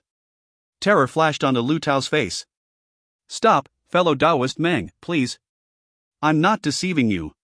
The thunderclap leaf really can, Meng Hao gave a cold snort and then pushed down again. A boom sounded out, and 7 or 8 more cracks appeared within the spell. Lu Tao could suddenly feel even more of the gravitational force that existed in the outside world seeping inside. His Tao pillar trembled unstably. His scalp went numb. He was currently scared out of his wits. Thunderclap leaves are rare in the southern domain, he gushed, talking as fast as he possibly could. Special techniques exist which can imbue them into magical items to increase their lightning power. Fellow Taoist Meng, listen to me, I have a jade slip here as evidence. Just read the technique in the jade slip and you'll receive enlightenment. He produced a jade slip which he showed to Meng Hao. His entire body trembled, and a look of entreaty appeared on his face. His words sounded sincere, as if he weren't concealing anything. Still trying to fool me? A cold light gleamed in Meng Hao's eye. His right index finger stabbed into the spell. A boom rippled out as more cracks filled the spell. There was even a wide hole in one place. The gravitational force poured in. Lu Tao's face twisted and he coughed up some blood. It looked as if his body would explode at any moment. This chapter was sponsored by William Porter. If you find any errors, ads pop up, ads redirect, broken links, non-standard content, etc., please let us know. Report chapter so we can fix it as soon as possible. Chapter 165. Chapter 165, Sivnet Thunder Tree. Stop! Shrieked Lu Tao, terror-stricken. His face completely drained of blood, and he felt as if the shadow of death were looming over him. He clearly remembered the scene when he had entered this blessed land, how so many cultivators had exploded, their Tao pillars sucked away. He was from the Black Lands, and knew a secret method that he had been able to utilize to stay safe. But with Meng Hao here, he felt an incredible pressure weighing down upon him that he had never felt before. Furthermore, it seemed that no matter what he said, Meng Hao wouldn't believe him. Meng Hao completely had the upper hand. Faced with such life or death danger, Lu Tao's schemes disappeared like ash into the wind. I'm telling the truth, said Lu Tao pleadingly. Thunderclap leaves can be absorbed into magical treasures to imbue them with the power of lightning. Why don't you believe me? His voice was hoarse, and from the look on his face, he had been pushed to the limit and had nothing more he could say. His eyes suddenly seemed to flash with understanding. He gave a hoarse laugh, and his eyes filled with boldness born of desperation. I get it. It's not that you don't believe me, it's that you want to kill me. Fine. Just shatter my spell, then. I, Lu, have already explained the thunderclap leaf's usage. If you're going to kill me, then just kill me. But you can forget about getting the information from my jade slip. Gritting his teeth, Lu Tao pushed down hard on the jade slip. If Meng Hao was really going to destroy the spell, then he would crush it to make sure the fish died and the net was torn, everyone would lose. Meng Hao looked calmly at Lu Tao. Some time passed, and then he sighed. He lifted his hand and pushed down again. A boom sounded out. What was destroyed, however, was not the spell, but rather the jade slip in Lu Tao's hand. Meng Hao destroyed it, transforming it into pieces of ash. This caused Lu Tao's face to fall and his heart to grow cold. Obviously, this action on the part of Meng Hao indicated that he didn't believe him. Tell me, or don't tell me. I'm out of patience, he said coolly. It's not that he didn't believe what Lu Tao said about the thunderclap leaves being able to imbue magical treasures with the power of lightning. But Lu Tao spoke his words too easily. They might be true, but Meng Hao couldn't imagine that the thunderclap leaves collected by Patriarch Reliance would be so simple. A bitter smile appeared on Lu Tao's face, as if he had nothing left to say. Meng Hao nodded slightly, then began to press down onto the spell. This time, he would completely destroy it. I'll tell. Lu Tao's body was trembling, and his heart nearly collapsed into pieces. The shaking of his Tao pillar turned into a look of resolve in his eyes, and a bitter smile on his lips. I'll tell you, he said, quivering. But you have to swear that after I tell you, you won't do anything to damage my spell. He smiled a painful smile. Everything he had said before was filled with half-truths, and yet, none of it even touched on the real truth, the most important part. Facing up against death the way he was now, however, he had no choice but to be honest. "Speak," said Meng Hao, his expression the same as ever, but his eyes shining mysteriously. Lu Tao took a deep breath, and was silent for just a moment. Then, with a pained look, he slowly began to speak. "Thunderclap leaves come from the thunderclap tree. But the thunderclap tree's real name is Sivnet Thunder, or mulberry thunder tree." Meng Hao's expression was placid, and it was impossible to tell what he was thinking. He looked coolly at Lu Tao. This in turn caused indescribable terror to fill Lu Tao's heart. His anguished expression grew stronger, and the coldness within him completely encompassed his heart and filled his body. He began to tremble with fear. There's a legend about the mulberry thunder tree. According to this legend, in ancient times there was an almighty being who achieved enlightenment while sitting underneath a Sivnet thunder tree. Heavenly tribulation descended, desiring to wipe out this new Tao. The will of the lightning infected the tree. As for the almighty being, it split apart the tribulation lightning and then stepped into the stars. Though the almighty being departed, the Sivnet thunder tree absorbed some of its Tao in addition to the power of the tribulation lightning. It was destroyed, and yet, 1,000 years later, a sprout appeared within the dead trunk. Thus was born a tree that was mulberry, but not mulberry. Thunder, but not thunder. A Sivnet mulberry thunder tree. Meng Hao's eyes glittered as he listened to Lu Tao, but he said nothing. In regards to the almighty being which achieved enlightenment underneath the Sivnet mulberry thunder tree, what he said that day beneath the tree was that if he could not achieve ultimate supremacy, he would rather his body be shattered, and stay underneath the tree for all eternity. Lu Tao lowered his head as he spoke, hiding the stubbornness which shone in his eyes. A strange expression appeared on Meng Hao's face as he listened to the story. It seemed to him unlikely that Lu Tao was making this story up as he went. Countless ages have passed since the Sivnet mulberry thunder tree appeared. Eventually, it became part of the heart of the earth, which then caused more trees to sprout. Yet, they contained the experiences from events in ancient times. Because the will of the heavens evolved, this tree was eventually able to cast off that which withered it. Today, it is as precious as phoenix feathers and Qilin horns. Lu Tao was silent for a moment before continuing. Most cultivators will use the tree to meld it with magical items, or even absorb it into their Tao pillars, acquiring the invincible thunder which exists within the Sivnet mulberry thunder leaf. However, in the Black Lands, there is a type of larva called frigid snow, which exists in the snowstorms of midwinter. Of all the remarkable bugs in the world, it is ranked number 97. It's a remarkable larva. It doesn't produce silk, but rather, intense coldness. It is quite prized by cultivators, and if it can be acquired, is viewed as a precious treasure. It can be refined into a frigid spirit, embodied into a frigid treasure. This larva is not common, but not exceedingly rare, and occasionally appears. At this point, Lu Tao paused for a moment and looked at Meng Hao. Meng Hao looked back at him, and their gazes locked for a moment. Lu Tao sighed inwardly, and then continued. What only a few people know, however, is that there is an unusual relationship between the larva and the Sivnet thunder mulberry tree. If the larva consumes the leaves of the tree, it is possible for it to become the number 4 ranked remarkable bug, the eyeless larva. The eyeless larva turns into a chrysalis, and will produce a thread of silk. That thread cannot be broken, nor can the body be destroyed. The body cannot be destroyed, and the thread cannot be broken. It creates an unstoppable cycle. The thread becomes an invincible precious treasure. The eyeless larva has only appeared twice throughout history, and each time, the thread it produced caused a sensation in the cultivation world. There was even conflict in the eastern lands. To this very day, no one knows what caused the death of the eyeless larvae that appeared twice before. Lu Tao sighed inwardly. Having finished speaking, he looked deeply at Meng Hao, then closed his eyes. Meng Hao muttered to himself as he looked at closed-eyed Lu Tao. Finally, he laughed. Turning, his body transformed into a prismatic beam which shot off into the distance. After Meng Hao left, Lu Tao opened his eyes. He looked blankly up at the sky, then let out a long sigh. Soon, his eyes filled with a cold glow. Everything I said now was 90% true and 10% false. That guy might be smart, but he'll have a hard time telling which is which. He'll definitely go looking for the frigid snow larva. If he really does feed it the Sivnet thunder mulberry leaf, then he's dead. All I have to do now is endure this pain a bit longer until the Black Siv sect finishes. Then I'll be able to find some clues in this place to find what I'm looking for. A grim look on his face, he took a deep breath, and then closed his eyes to begin repairing his spell. Meng Hao was lost in thought as he flew through the air. Of course he wouldn't believe everything that Lu Tao told him.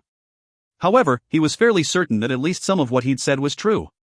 It would have been too difficult to simply make up such a story on the spot. Perhaps half was true and half were lies. With desire comes incompleteness. If I have no desire, then the storms will not touch me.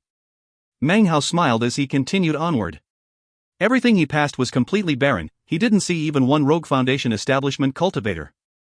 Up ahead, the 100 Spirits Tower emitted a bright glow which surrounded everything.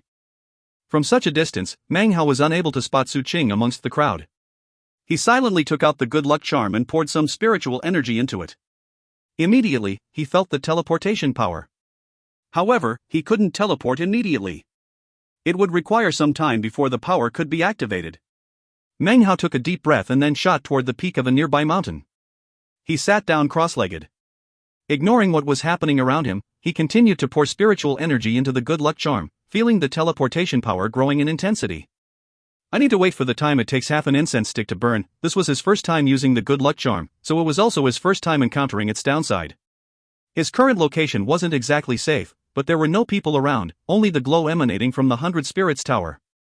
However, his perfect foundation was still capable of resisting it. If too much time passed, though, it would become more difficult to fight back. Therefore, he concentrated fully on the good luck charm. I wonder where I'll be teleported to. His eyes flickered as he felt the teleportation power surging. He placed his right hand on the ground. The dirt began to churn, and tentacles burst up out of the soil. They transformed into a violet golden fruit the size of a palm. Meng Hao closed his fingers over it and then placed it into his bag of the cosmos. It was at this moment that suddenly, something flickered in the air near the 100 Spirits Tower. It wasn't large, but Meng Hao immediately recognized it. It was none other than what he and Han Bei had encountered before teleporting out of the square cauldron, the meat jelly. It floated in mid-air, its archaic features gazing curiously at the 100 Spirits Tower. Suddenly, it emitted a piercing howl which filled heaven and earth. The wind and clouds surged, and the ground shook. Even the 100 Spirits Tower trembled as if it might collapse. The hundreds of phantoms which circled around all began to shriek. Lightning began to build up on their bodies. Surrounding the tower at its base were nearly 1,000 Black Civ sect disciples, all sitting cross-legged. In the forefront were 8 core formation cultivators. As soon as the meat jelly appeared and the clouds whipped into a frenzy, their eyes opened, and they looked up into the sky. It's appeared. That thing is ultimate vexation? Their eyes filled with excitement, and their hearts pounded as their hands flickered incantations. Immediately, the ground in front of them began to glow, and suddenly Patriarch Violet Civ and the beautiful middle-aged woman appeared. Nascent soul cultivators. So, it was fished out. I shall acquire this item today, cried Patriarch Violet Civ. His eyes were fixed on the meat jelly and they shined with intense expectation. If you find any errors, ads pop up, ads redirect, broken links, non-standard content, etc., please let us know. Report chapter so we can fix it as soon as possible. Chapter 166. Chapter 166, Ultimate Vexation bonds a master. According to the ancient records, this is ultimate vexation, said Patriarch Violet Civ. It will never bond a master, it loves thunder, and consumes lightning. However, what excites it more than anything is not lightning, but the electricity within the human body. The electricity contained within the Tao pillars of hundreds of cultivators, as well as the power of their cultivation bases, has been combined into the 100 Spirits Tower. This thing has never encountered such immense, intangible aura as that which emanates from this tower. He stared at the meat jelly, which was currently backing away slowly. Next to Patriarch Violet Civ, the beautiful middle-aged woman was also staring at the meat jelly. Both of them rotated their cultivation bases. They seemed ready to spring into action at any moment. Panting, Patriarch Violet Civ used divine sense to communicate with the beautiful woman. Wait just a bit longer. This thing is fast, and if it wishes to flee, even a sect patriarch wouldn't be able to capture it alive. It has an incredible aura, and if captured, may detonate itself and wait to be reincarnated. If that happens, who knows how many thousands of years will pass before it reappears. We must wait for it to consume the 100 Spirits Tower. Inside is a seal, which, combined with magic cast by the 3 patriarchs on the outside, will strip it of its power of self-detonation. Then, the 2 of us will be able to capture it alive. Meng Hao's brow furrowed as he looked at the meat jelly. In his estimation, it was a very inauspicious item. Inside the cauldron, it had caused the death of several people. In the end, it had even spoken, which left Meng Hao with a very strange feeling. He really disliked the thing. So, that thing is what the Black Civ sect came into this place for. He was lost in thought for the space of about 10 breaths. The good luck charm was almost activated and would be usable at any moment. Meng Hao's expression was calm as he observed the proceedings. In his heart, he was ready to leave at a moment's notice. Up above, the meat jelly suddenly let out another menacing howl.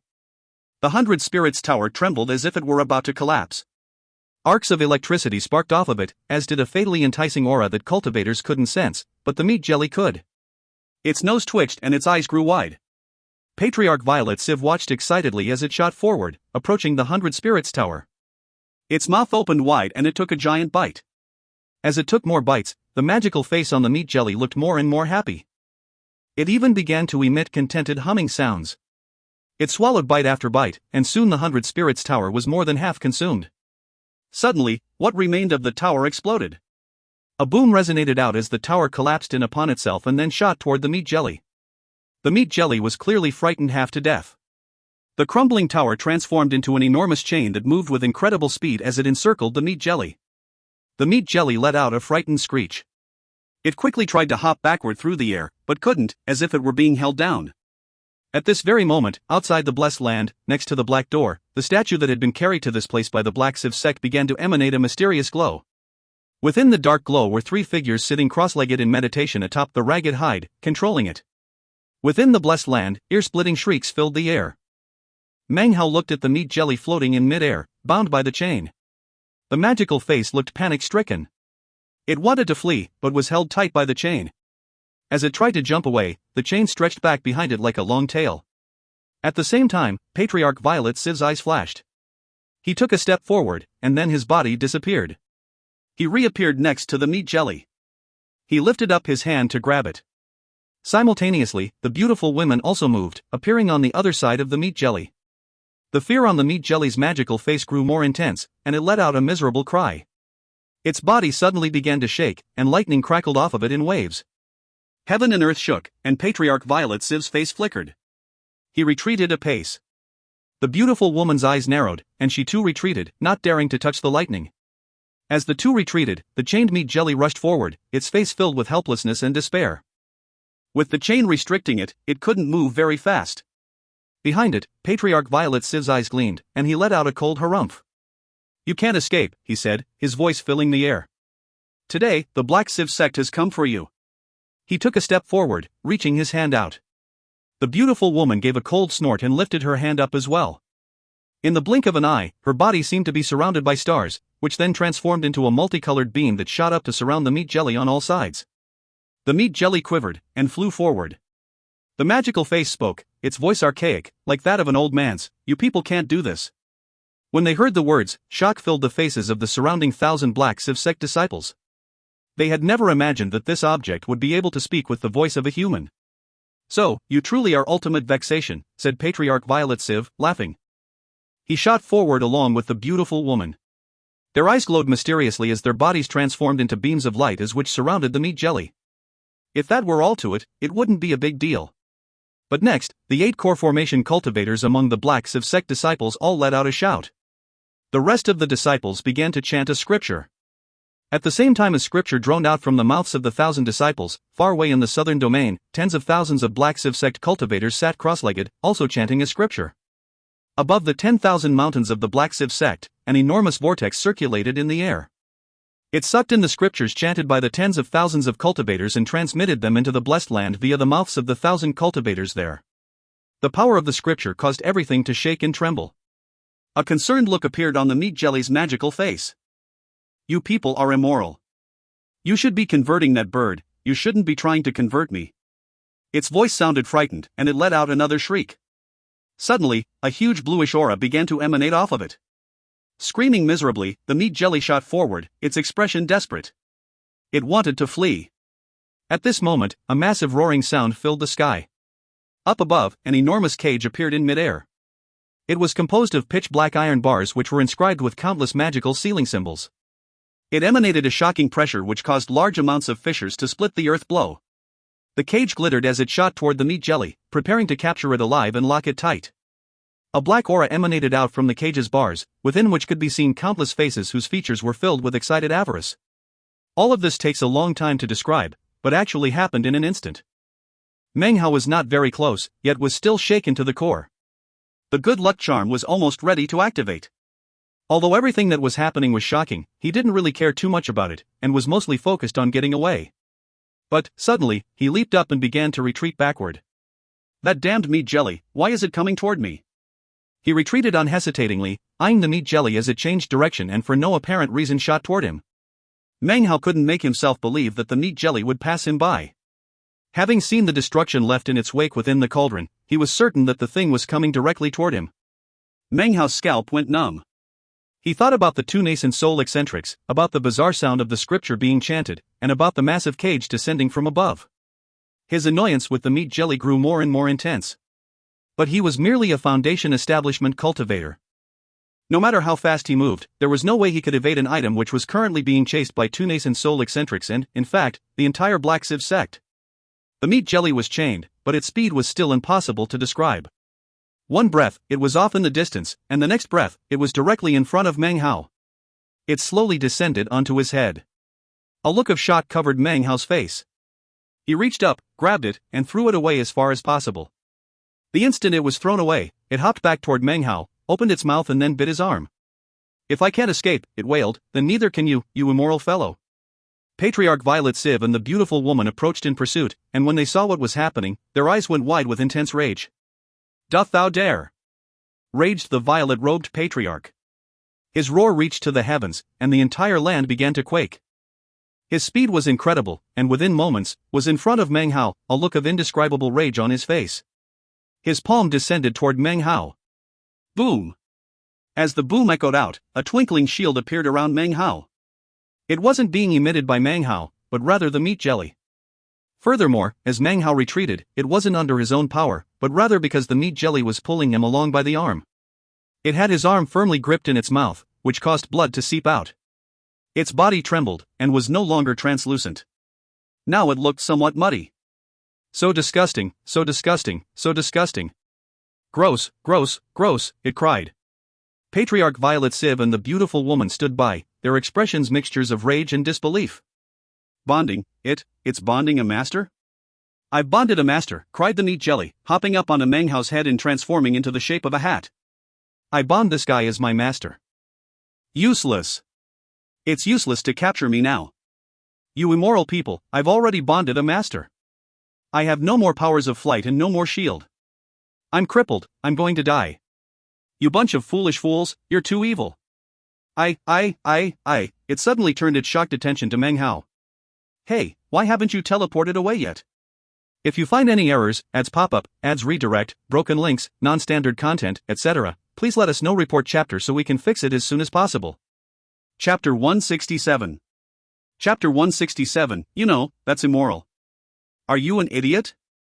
Oh, I like idiots. Idiots are good. Idiots are great. One, how come you haven't teleported away yet? Wait, are you actually an idiot? Why did that bird pick an idiot? The meat jelly continued to chatter without stopping.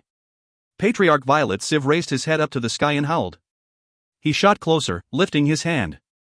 All the light in the area seemed to grow dim, and ripples spread out everywhere, which then began to collapse in toward Meng Hao. Meng Hao's face went pale. With a bitter smile, he looked at the glittering shield in front of him that was protecting him from Patriarch Violet Civ. It was rapidly collapsing.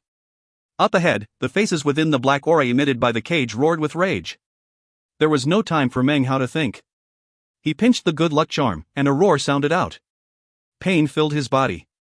To everyone watching, it looked as if the moment before the protective shield broke, a black hole appeared next to Meng Hao. It swallowed him up, along with the meat jelly. Meng Hao disappeared, along with echo of the meat jelly's voice. "Although it actually makes me like you more, are you really an idiot? No way. There's really no way. That bird is the root of all immorality, and yet the person he selected turns out to be an idiot. The voice echoed out into silence. It was the only sound to be heard. Patriarch Violet Civ stood there, his face unsightly, rage surging from his eyes. The chain fell to the ground in front of him.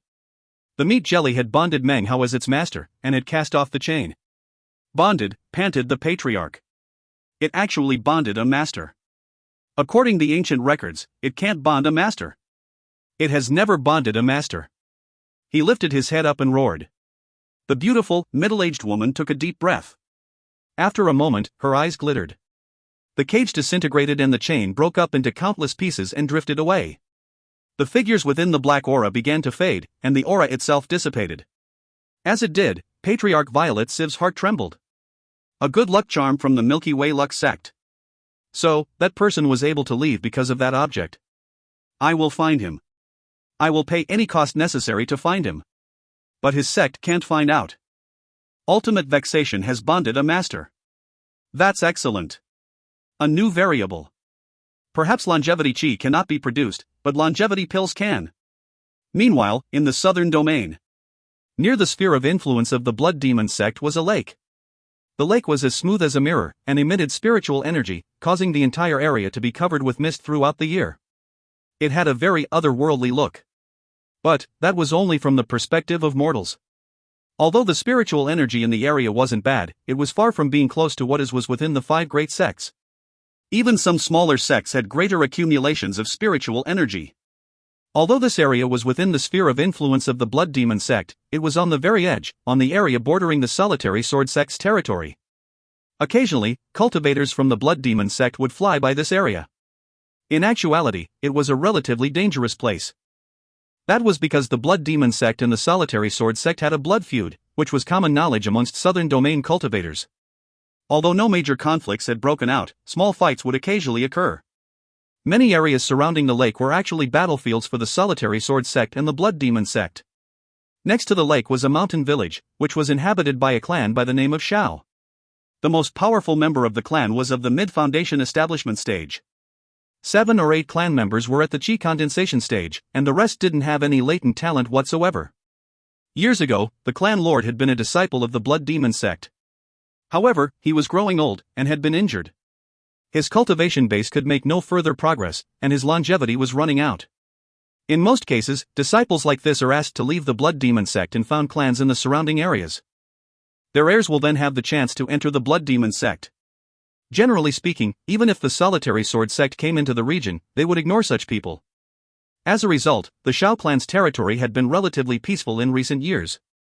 However, that peace was mostly because no large sect had made any attempt to bully them. Often there would be friction with surrounding cultivator clans. This was especially true because of the position they occupied next to the Spirit Lake. Many surrounding cultivator clans coveted the lake, and glared at it like a tiger eyeing its prey. Were it not for the cultivation base of the Shao clan lord, their clan would definitely have been carved up like a melon. Unfortunately, Shao clan lord Shao Chang'an's longevity was reaching its end, and his body was beginning to deteriorate. A crisis was forming. Today, members of the Su clan had arrived with ill intentions. They strolled through the Shao clan, cold smiles covering their faces. Fellow Daoist Chang'an, said the Su clan lord Su Luoti III with a false smile and a sinister voice, you should carefully consider my proposal. If we form a marriage alliance, then we can share this lake. That will ensure that the names of Su and Shao will exist forever. The day when our clans can re-enter the Blood Demon sect will be just around the corner. Behind him trailed 10 or more clan members with cultivation bases at the chi condensation stage. The most conspicuous among them was at the 8th level of chi condensation. He was currently casting smiles toward one of the members of the Shao clan, was a tall, slim young woman with a scowl on her face. The girl wore a long green robe. Wind from the lake lifted her silky hair. She had beautiful features and skin like jade. Her intelligent eyes were like those of a red phoenix, tilted upward gently. She was truly a rare beauty. Shao Chang'an stood next to her, looking somewhat sickly. The flame of his life force was growing dim. Behind him were the 7 or 8 chi condensation clan members. He glanced at the people from the Su clan, and opened his mouth to speak, but then trembled and began to cough. The young woman reached out to support him, a worried look on her face. Shao Chang'an took a deep breath and then said, Su Luoti, you can have the lake, but as for a marriage alliance, that's impossible. He patted the hand of the woman who stood next to him, and then glanced at the people from the Su clan. He was clearly weak, but his look could chop nails and slice iron. The Su clan wants this lake, said Su Luoti. As for the Shao clan's talisman expert girl, we want her too. If you agree, excellent. But if you disagree. A smile covered his face, and yet his eyes glowed with killing intent. He took a step forward. As his foot descended, a wave of mid-foundation establishment pressure emanated out, filling the area. The faces of the Shao clan chi condensation cultivators went pale and filled with nervousness and uncertainty. Ripples spread out across the surface of the lake.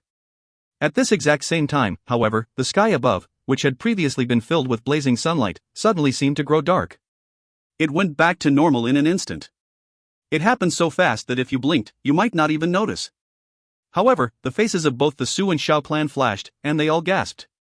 A look of disbelief appeared on Suluwadi's face, and as for Xiao Chang'an, his heart was currently filled with the flames of fury, and yet all he could do was gape in astonishment. All of the clan members present were currently staring toward the lake. A gigantic black hole had appeared above the lake, sending the lake waters roiling. A person appeared from within the black hole, emerging along with massive amounts of black aura. He coughed up a mouthful of blood. A noisy voice could suddenly be heard. "I'm not finished. Are you really an idiot, idiot?" Face pale, Meng Hao emerged and glanced around. His gaze landed upon the cultivators from the Su and Xiao clans. As the black hole disappeared behind him, Xiao Chang'an stopped panting and collected himself. A strange light gleamed in his eye. The woman next to him was about to open her mouth, but Xiao Chang'an lightly covered it with his hand. He did this because he was the owner of the lake. Suluwadi wasn't the only person who had come here recently with ill intentions and a desire to take a superior position. The current situation caused Xiao Chang'an's heart to be filled with anxiety. His eyes immediately began to shine with a stern aura. A cold smile appeared on his face. At first, he had been nervous, but after checking Meng Hao's cultivation base, he let out a light sigh. He was still a bit suspicious though, considering the strange nature of Meng Hao's arrival. "Fellow Daoist, who are you, and why have you intruded upon this spirit lake land?" These words were uttered not by Xiao Chang'an, but by Suluwadi. From what he could see, Meng Hao was at early foundation establishment. Considering how tenuous the situation at the moment, he couldn't be certain that this person wasn't here to assist Xiao Chang'an. As he spoke, the 7 or 8 members of the younger generation of his clan started to get nervous and stare at Meng Hao. "Senior, some problems occurred with my teleportation and I inadvertently appeared here." Meng Hao's body flickered, and he landed on the shore of the lake. When he did, Xiao Chang'an pulled the woman back with him a few steps, away from Suluwadi. His fellow clansmen followed suit. He said nothing, but an enthusiastic look had suddenly appeared in his eyes. When Suluwadi saw this, he frowned. As Meng Hao stepped foot onto the shore, Suluwadi suddenly strode forward, the power of his mid-foundation establishment cultivation base flaring into power. A hypocritical smile filled his face as the pressure radiated out. The hat on Meng Hao's head suddenly began speaking to him. "You know, that's wrong. That's very immoral. You shouldn't tell lies. You obviously came here because you were fleeing for your life. You did have a reason to come here. You came here on purpose." Meng Hao's face grew dark and Suluwadi stared in shock. Xiao Chang'an's eyes narrowed, although his expression went back to normal in an instant. The woman next to him looked in wide-eyed astonishment at the hat on Meng Hao's head. Meng Hao frowned, then took the hat off his head, crumpled it into a ball, and threw it away as hard as he could. "Fellow Daoist," he said, ignoring the hat, "where am I? What is the nearest sect?" He glanced at Suluwadi's rippling cultivation base and vigilant expression, and then looked at Xiao Chang'an. "Fellow Daoist, there's no need to ask when you already know the answer. Why did you?" Xiao Chang'an was starting to get a strange feeling about the situation. But before he could finish speaking, he suddenly noticed that the hat which had just been crumpled and thrown away, suddenly restored its shape, and was back on Meng Hao's head. This chapter was sponsored by Eric Lane, Calvin Yi, Sergio, Max Baraniak, and Twisted Shells. 1. A quick word about EEE. This is a sound made in Chinese to express surprise or amazement. I hear it all the time, and it literally sounds like you are saying the letter E in a questioning tone. I could have translated it as O or A or something, but I think this transliteration more accurately captures the feeling of this uniquely Chinese sound. In Chinese it's E. 2. Xiao Chang'an's name in Chinese is Xiao Chang'an. Xiao is a family name. Chang means long. An means favor or kindness. 3. Suluwadi's name in Chinese is Shuluwadi. Su is a common family name. Luo has no particular meaning. D means dike or embankment. If you find any errors, ads pop-up, ads redirect, broken links, non-standard content, etc., please let us know. Report chapter so we can fix it as soon as possible. Chapter 168. Chapter 168, The Xiao Clan Gifts the Lake. You know, that's wrong. That's immoral. You can't just throw things onto the ground. What if you hit a little kid? That would be a sin. Even if you didn't hit a little kid, you might hit one of the fish in the lake, or maybe some shrimp. That would also be wrong. Listen. You should carefully take me off. You should. The hat continued to talk non-stop with its preaching. Meng Hao frowned, and Suluwati stared in amazement. His surrounding clansmen looked at Meng Hao's hat in disbelief. After a moment, Suluwati's face grew grim. He was getting the feeling that this early Foundation establishment cultivator was doing this on purpose. "Enough," said Suluwati. "This isn't a place where you can just come and go as you please. If you won't tell the truth, then I'll just grab you and force the truth out of you." He couldn't figure out whether or not this guy was here to help the Shao clan or not, but at the moment, Meng Hao was being very annoying. More importantly, Meng Hao's cultivation base was only at the early Foundation establishment stage. He would be able to determine his purpose in coming here after capturing him. Before he even finished speaking, Suluwati walked forward. He lifted his right hand, and a dark red glow appeared, which coalesced into a red whip. The whip emitted cracking sounds as it screamed through the air and flicked back and forth. At the very end of the whip, a ferocious, fork-tongued snake head appeared. It shot directly toward Meng Hao. As Suluwati made his move, the members of the Su clan behind him all looked incredibly excited. Whenever the clan lord attacked, he achieved victory. That was what they had seen in their experience. They couldn't wait to see their clan lord mop the floor with an early Foundation establishment cultivator. Meng Hao gave Suluwati a cool look. During his time protecting Su Qing in the Black Sivsek's blessed land, he had encountered many such cultivators. He lifted his hand, which was holding a dark reddish fruit. He threw it toward the ground. As soon as the fruit hit the ground, it burrowed down. Instantly, the ground began to shake. Even as the dark red whip neared Meng Hao, a boom filled the air. The ground in front of Meng Hao erupted as a mass of dark red vines shot out. They rose a dozen or more meters into the air, emanating rippling power that matched that of the mid-Foundation establishment stage. The instant they appeared, they shot toward the whip. An explosion resonated out. The whip couldn't withstand even one blow, and it collapsed into pieces. The ferocious vines opened their wide mouths and shot toward Suluwati. His face fell, and the clan members behind him looked on in disbelief, even more astonished than him. He cried out in alarm as he saw the more than 10 vines approaching. His eyes narrowed, and he suddenly pressed down on the pit of his stomach. He spat up a large mouthful of blood, which then transformed into a mist. The mist coalesced into a blood-colored head, which then slammed into the vines. An explosion echoed out, and the blood drained from Suluwati's face. He staggered back several paces into his pale-faced clansmen, who all coughed up mouthfuls of blood. "A shaman cultivator," gasped Suluwati, retreating backward again. He wasn't the only one to have such a reaction. Xiao Chang'an's eyes suddenly went wide. The faces of the surrounded Xiao clan members flickered. The young woman next to Xiao Chang'an began to breathe rapidly. Even if you're a shaman cultivator, your spirit minion is only at the mid-Foundation establishment stage. His eyes filled with killing intent. He was deeply aware that when dealing with shaman cultivators, the most important thing was their spirit minion. Such cultivators had weak bodies, and they feared decapitation. However, before he was able to complete his sentence, he stopped speaking, as if something had clamped down on his jaw. Up ahead of him, more earth showered up as another vine appeared.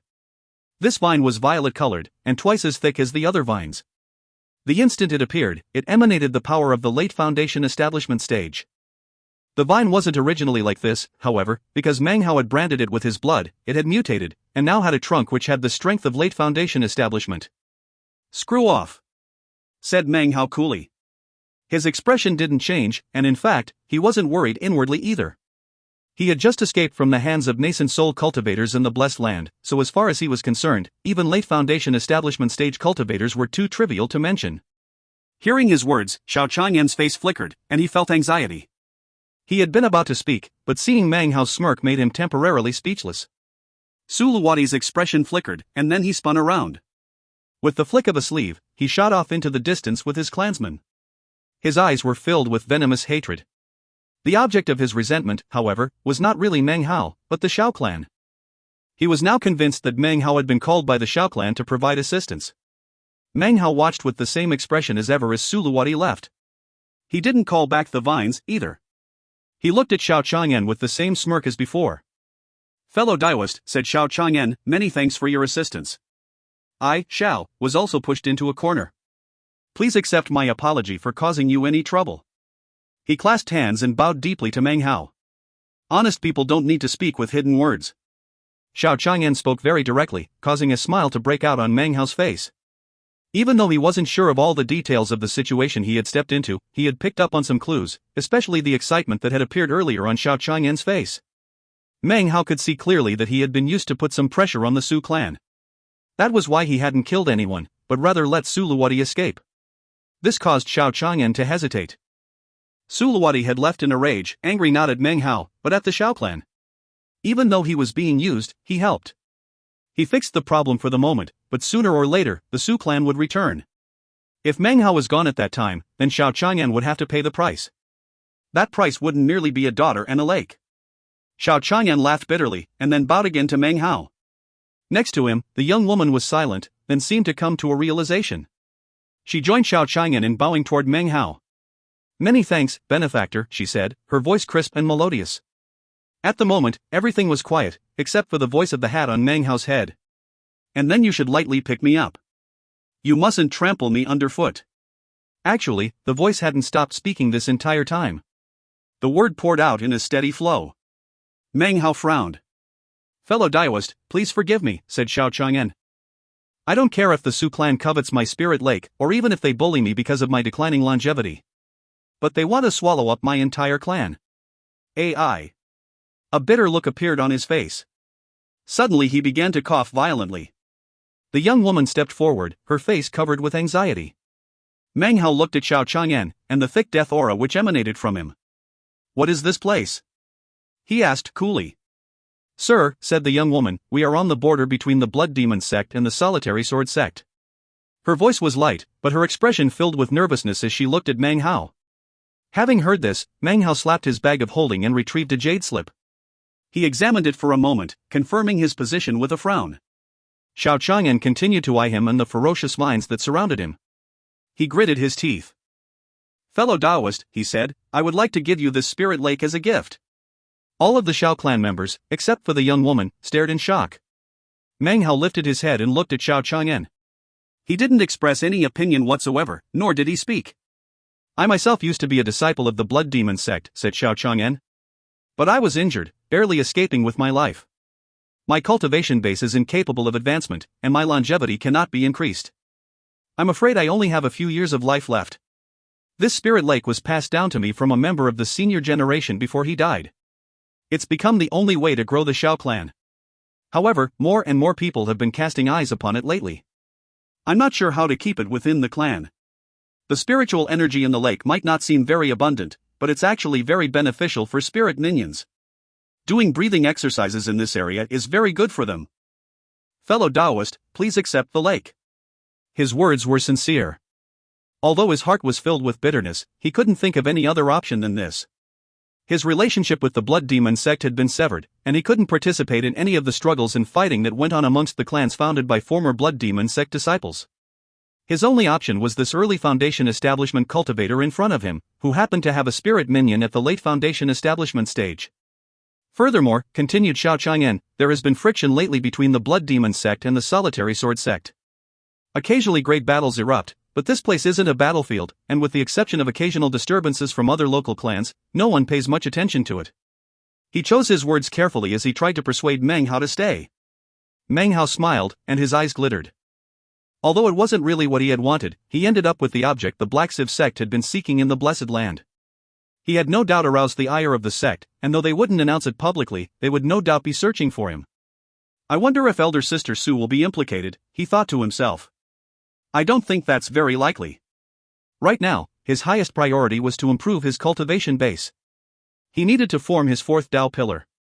That, coupled with his perfect foundation, would enable him to stand toe-to-toe with Dao children from the 5 sects and 3 clans. At that time, he would be above any chosen, and would actually be in the top 10 most powerful people in the Foundation establishment stage in the southern domain. After he formed 6 Dao pillars, he was confident that he could destroy any of the so-called Dao children. Unfortunately, now that I have a perfect foundation, I have no way to absorb the spiritual power of heaven and earth. Even if I could find a way to force the absorption process, it would still be just too difficult. The only thing I can do is use medicinal pills. But that won't work for long. Meng Hao sighed inwardly. A perfect foundation was strong, but had its setbacks. That having been said, if he had to make his choice again, he would still choose the perfect foundation. What if I can reach late foundation establishment, he thought, his eyes shining with a barely detectable glow. He looked at Xiao Chang'an for a long moment and then nodded. We can talk about the lake later, said Meng Hao coolly. I'll stay here for a few days in secluded meditation. Please don't disturb me. Furthermore, please bring me all of the spirit stones you have in your clan. Xiao Chang'an's spirits seemed to lift at first, and then a bitter smile covered his face. He gritted his teeth and nodded in agreement. If you find any errors, ads pop up, ads redirect, broken links, non-standard content, etc., please let us know. Report chapter so we can fix it as soon as possible. Chapter 169. Chapter 169, Heavens, you really don't know? Meanwhile, outside the Shao clan mountain village, Suluwati flew along grim-faced, surrounded by his fellow clan members. He glanced back, his eyes filled with venomous anger. Xiao Chang'an, if you can recruit help from outside, then so can I. Trifling shaman cultivator. If you take his powerful spirit minion out of the equation, then I could slaughter him easily. With those type of cultivators, the only main thing to worry about is their spirit minion. I'll behead him in an instant. He let out a cold snort, and then eyed his fellow clansmen. You head back without me. This matter isn't finished. The Su clansmen dispersed. Suluwati flicked his sleeve, transforming into a colorful beam that shot off into the distance. The only thing I can do is to go ask help from Mr. Sang Luo. He's at the late foundation establishment stage, with 7 Dao pillars. He can easily take care of the shaman cultivator. The only problem is that he has a very eccentric personality, and might not agree to help. But considering the price paid for that matter a few years ago, he'll surely agree. It will all be worth it if I can get that spirit lake. His mind made up, Suluwati sped up. He flew for about a day before arriving at the foot of a lonely mountain. A few vultures circled about overhead. Up ahead was a pile of wood about 6 meters tall. On top was a corpse. The corpse had clearly been rotting there for several months. The sight of it was quite horrifying. A few vultures were perched on top of the woodpile, picking at it. They glanced at Suluwati, their eyes shining mysteriously. They clearly weren't afraid of the living. Suluwati requests an audience with Mr. Sang Luo, he said, eyeing the corpse, his heart thumping. The corpse was clearly completely lifeless. However, he recognized the remains as belonging to a local clan lord whose cultivation base had been at the late foundation establishment stage. His words rang out into the lonely mountain. After some time passed, a raspy voice drifted out. This fellow looked down on me a few months ago, so I grabbed him and brought him here. I tied him up as punishment, but never imagined he would be so weak. He died after only 2 months. What matter brought you here today? Suluwati took a long breath as he gave a deep bow toward the lonely mountain. Senior, I've encountered some trouble. I would like to ask for Mr. Sang Luo's assistance to kill someone. He spoke directly, knowing that Mr. Sang Luo didn't like long-winded explanations.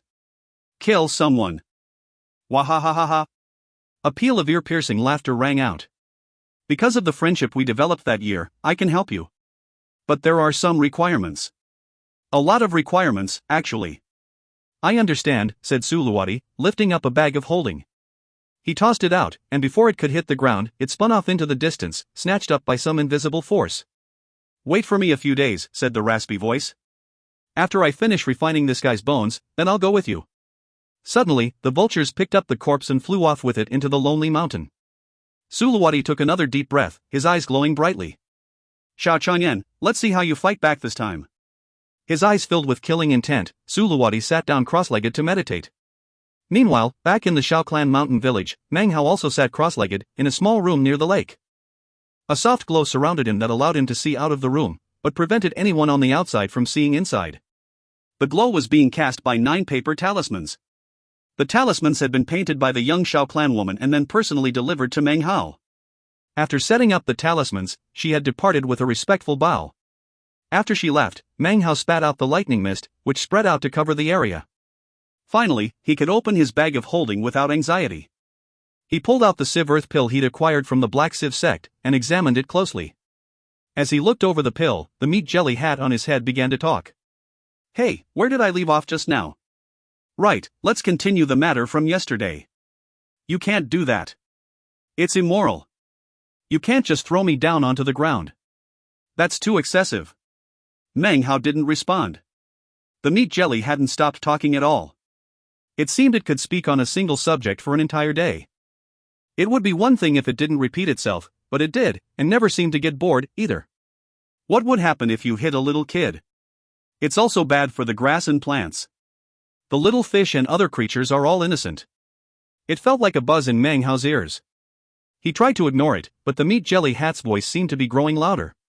Eventually, it was shouting, its voice so loud that it drifted past the lightning mist shield to the outside. When they heard the voice, the Shao clan members all exchanged glances. Shut up! Grinding his teeth, Meng Hao grabbed the hat and threw it onto the ground. I wasn't finished. Where did I leave off? Oh well, let me change topics. You can't do that. It's immoral. Meng Hao lifted his head up toward the sky, his expression more and more unsightly. After a moment, he stood up and began to trample on the hat. The old man's pedantic face suddenly appeared. Even though Meng Hao was fiercely trampling it, it didn't let out any miserable cries. Instead, it seemed to speak even more earnestly. You can't do that, it's too cruel. It's too immoral. What do you want? Said Meng Hao, taking a few steps back and clenching his jaw. You escaped, why are you following me? Go away. Go. I've bonded you as my master. Bonding a master means bonding for life. I would never, ever be so immoral as to leave. I would never do something so lacking in principle, so lacking in. Meng Hao slowly lifted his head up and stared blankly into the air. Enough time passed for 2 incense sticks to burn, and he finally looked back at the hat. So lacking in character. I just told you 745 things that I lack. Do you see how civilized I am? How sincere? In a word, I would never leave you. Meng Hao didn't say anything. He suddenly lifted his hand and summoned a flame dragon, which slammed into the hat. This time, a miserable cry rang out, only to be quickly replaced by endless chatter. The hat was undamaged. As Meng Hao stared at it, veins popped out on his forehead. He had always thought of himself as good-tempered, but as of now his temper was exploding. He jumped up and down a few more times on the hat, trampling it. But, a few moments later he stopped. Continuing to gush words, the hat returned to Meng Hao's head. This time, however, it changed colors. Now it was green, and its appearance was a bit more exaggerated than before. Meng Hao's face turned dark. Look, child, don't struggle. I'm a good person. I'm trying to help you. You're on the path of wickedness, but I'm willing to use my own power to help you. Child, perhaps you are unaware of how many young people take a wrong step in life, and then regret it for an eternity. I'll help you cast off the bitterness. I'll help you free yourself from that damned bird. I failed in my last life, and the life before that, and the life before that, too. That damned, despicable bird is the only bird I've never converted. The hat seemed to be grinding its teeth now. In this life, I will convert it. Who is this bird you keep talking about? Said Meng Hao, his face grim. A strange feeling had risen up inside of him. This hat couldn't be killed and couldn't be thrown away. It really was extremely annoying. You don't know? Asked the hat, suddenly flying off of Meng Hao's head. Its shape suddenly rippled back into the meat jelly. The archaic face appeared, and it looked disbelieving as it gazed at Meng Hao. Heavens, you really don't know who that damned, mass-murdering, shameless. The meat jelly began to quiver as it let off streams of curses. Meng Hao let out a long sigh and looked up into the air. After the time it takes an incense stick to burn, he finally looked back at the meat jelly. The meat jelly was finally concluding its description. Should be thrown into a cesspool, damned bird? You really don't know who it is? Meng Hao glared at the meat jelly for a long moment before slowly saying, I don't know. You really don't know? Asked the meat jelly, shocked. You really don't know? Impossible. You really don't know? I don't. No. Meng Hao clenched his teeth. It was really frustrating trying to communicate with this meat jelly. Heavens! You have its aura on your body, but you don't know. How is this possible? How can you not know? Heavens! You really don't know? Its eyes widened and filled with a look of complete disbelief. Meng Hao didn't know what to say. He closed his eyes and sat down to meditate. With a bang, the meat jelly transformed back into a bright green hat and flew back onto Meng Hao's head. Considering that Meng Hao was wearing scholar's robes, the hat was extremely conspicuous. Anyone who caught sight of it would surely do a double take. Enough time passed for an incense stick to burn. But, how can you not know? 2 incense sticks. Inconceivable. You actually don't know. 2 hours. Why aren't you saying anything? Oh, I understand. You're ashamed. Look, it's okay. I'm a good person. I will do everything I can to bring you back from the path of wickedness. Meng Hao's face grew more and more unsightly. He really had reached his breaking point. His temper exploded. He roared, grabbing the hat and throwing it outside. He slapped his bag of holding, and nearly 100 flying swords appeared and shot toward the hat. Meng Hao's hand flickered with incantations, and the flame dragon and wind blade appeared. A boom rattled out in all directions, striking fear into the hearts of all the Shao clan members. Xiao Chang'an's eyes went wide. Even though he couldn't see what was happening, the explosion itself was astonishing. The young woman looked dazed, and then a strange expression appeared on her face. Meng Hao ground his teeth, stalking forward, slashing his finger and covering it with blood. In a twinkling, the blood finger had appeared. His other hand flashed with the 8th demon sealing hex. Massive explosions filled heaven and earth. A moment later, the ripples died down.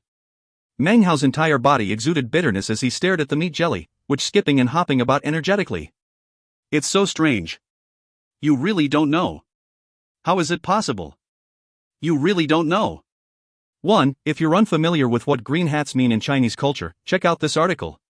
If you find any errors, ads pop up, ads redirect, broken links, non-standard content, etc., please let us know. Report chapter so we can fix it as soon as possible. Chapter 170. Chapter 170, Lonely Sang Luo. Meng Hao was filled with regret. He should never have asked that question. He'd had no clue the meat jelly would talk on and on at such length. He took a deep breath, but before he could speak, the meat jelly's expression brightened. Oh, I know. You haven't reached core formation, so it can't come out. Ha ha ha. It can't come out. Meng Hao lowered his head, filled with helplessness. He looked at the meat jelly with a bitter smile. He ground his teeth for a long moment before saying, "If you don't shut up, I'm going to take you back to the Black Sieve sect." He really just wanted to give voice to the frustration caused by the constant droning in his ears.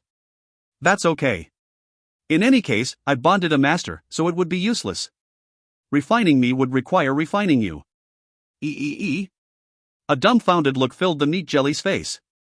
It thought for a moment. That's a good idea. I wonder what it would feel like if we got refined together. Let me think. A look of anticipation covered its face, causing Meng Hao to seem even more hopeless. How exactly can I get you to leave? He said with a bitter laugh. His voice was softer this time. Hearing this, the meat jelly instantly looked much more serious than before. Its voice solemn, it began to speak. Meng Hao ignored it, looking up into the air for the time it takes an incense stick to burn. In short, I will definitely never leave you. I need to convert that bird. Until I convert it, I'll never leave. Meng Hao had always thought of himself as very focused. Once he set his mind to something, he couldn't be distracted. But now, he realized, that was before he had met the meat jelly. Be it he himself, or some other consummate expert, anyone who met this garrulous, long-winded thing would surely be driven crazy. Meng Hao took a deep breath.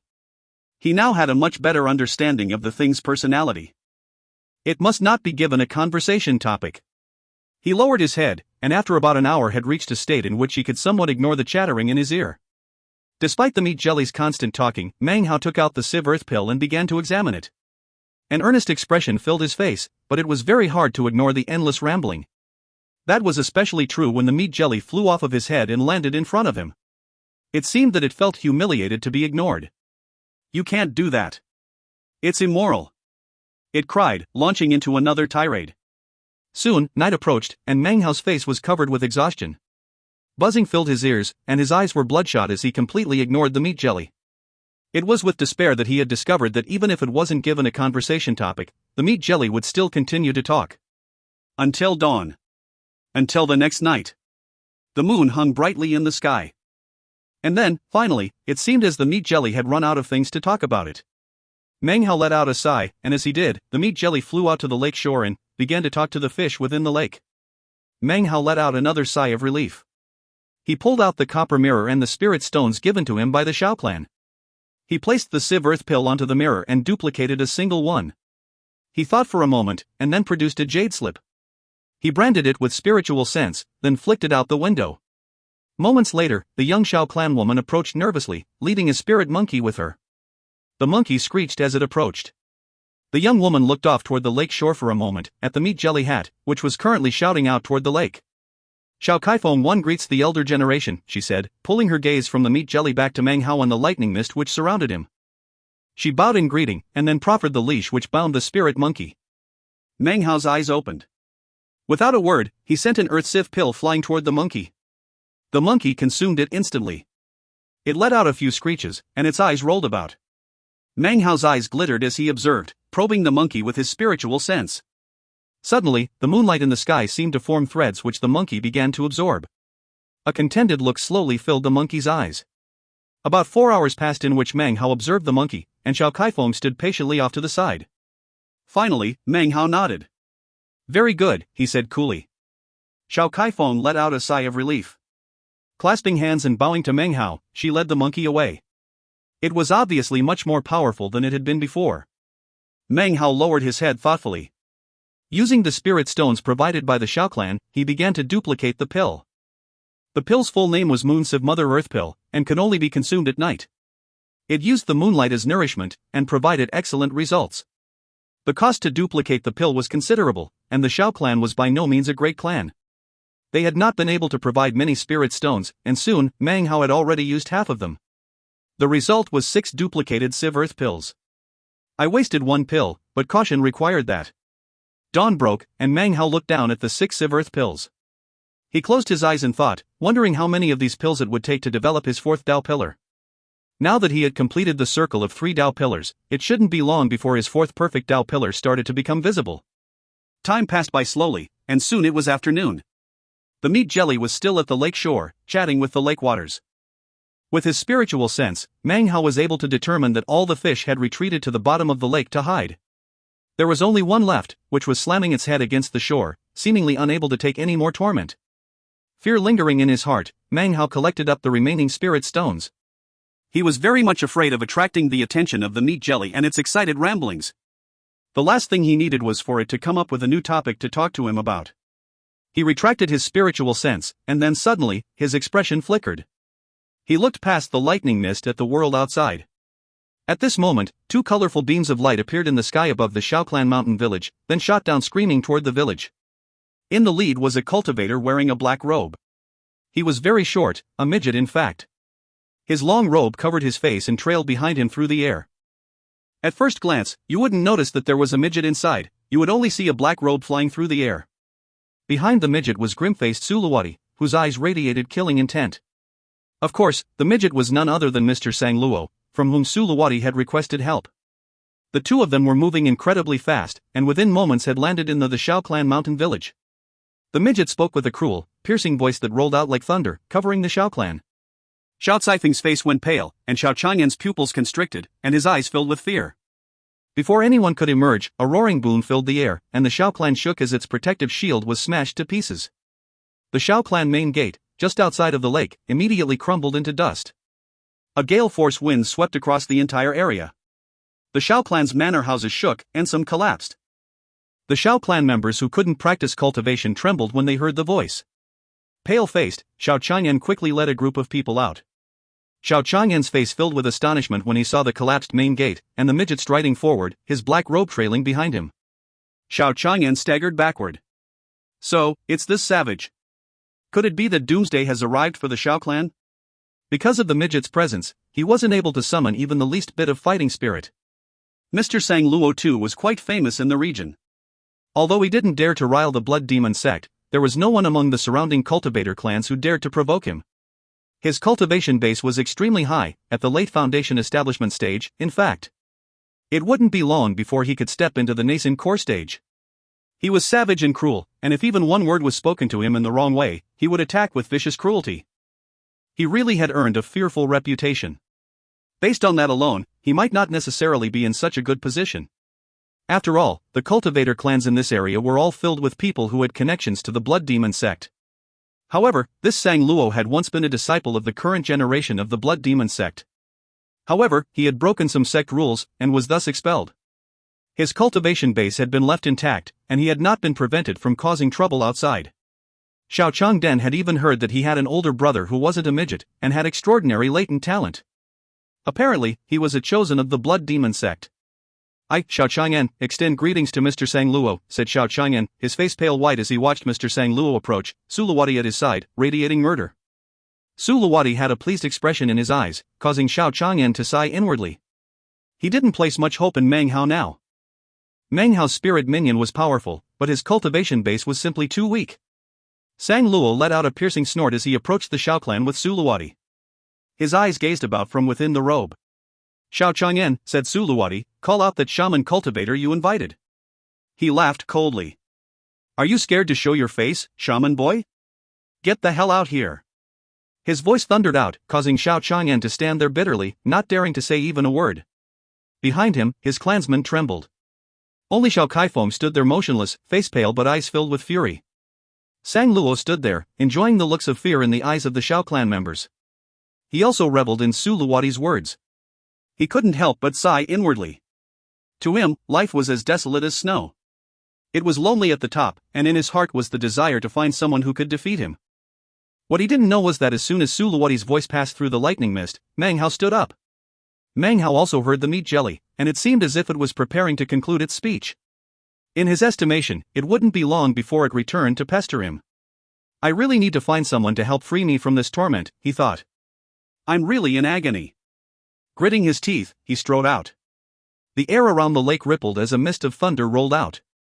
Meng Hao looked somewhat bitter as he walked forward. Beneath him, the ground heaved as the vine shot up to sway back and forth and emit piercing shrieks. Meng Hao's eyes were bloodshot, thanks to the torment of the meat jelly. He looked at Suluwati, and then the midget. He decided to target the late Foundation establishment stage, in the hopes that the battle might last a bit longer. "Trifling early Foundation establishment stage," said Sang Luo coolly as he eyed Meng Hao approaching. "Suluwati, you're equally as hopeless." His eyes peered out of his robe, filled with pride and aloofness. Again, his heart filled with the powerful loneliness of snow. "Mr. Sang Luo, Sr., you really can't blame me," said Suluwati hurriedly. "Just help me get rid of the spirit minion. With that out of the way, I can easily smash this guy to pieces." He glared ruthlessly at Meng Hao. What Suluwati didn't know was that true cruelty would not come to bear upon Meng Hao, but rather Sang Luo, lonely as snow. Something would happen that Sang Luo would never forget for the rest of his life. It would give him nightmares for the rest of his days, and leave a shadow on his soul, and it would happen shortly. Perhaps afterwards, he would no longer feel as lonely as snow. This chapter was sponsored by Dehua, David White, Jose Lubers, Ellen Lurker, Randall Bezant, Yu Chang-su, Maggie Lee, and David Fan. 1. Xiao Caifeng's name in Chinese is Xiao Caifeng. Xiao is a family name. Kai means colorful. Feng means phoenix. 2. Sang Luo's name in Chinese is Song Luo. This is not a realistic name. Sang means funeral or mourning. Luo means catch or net. If you find any errors, ads pop up, ads redirect, broken links, non-standard content, etc., please let us know. Report chapter so we can fix it as soon as possible. Chapter 171. Chapter 171, Blood Demon Dao Child.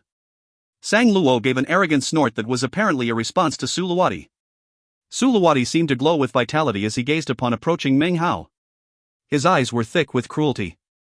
"Today, Suluwati will help you to understand that when you help someone you shouldn't, you will incur my wrath," he said, his voice filled with crazed fervor. "And I will also help you to understand what shaman cultivators fear the most." The various Xiao clan members were all pale-faced. Xiao Changzhen laughed a bitter laugh, well aware that he had no way to undo what had already been done. He took a deep breath, and strode forward, power from his cultivation base suddenly exploding out. It was the power of the mid-foundation establishment stage, but it seemed somewhat weak. He was reaching the end of his longevity, so his chi passageways had long since begun to wither. With effort, he could display the power of the mid-foundation establishment stage, but in doing so, would actually harm his life force. "The matter today has to do with the Xiao clan, not any outsider," he said, his entire body seeming to grow taller. "This person wasn't invited here by the Xiao clan, he's only passing through. If the disappearance of the Xiao clan is the will of the heavens, then take this spirit lake. But if you intend to take any of my clan members, then you must treat them well. Otherwise I'll make you pay, even if I have to die in the process." His words echoed out with great power, causing Suluwati's brow to furrow.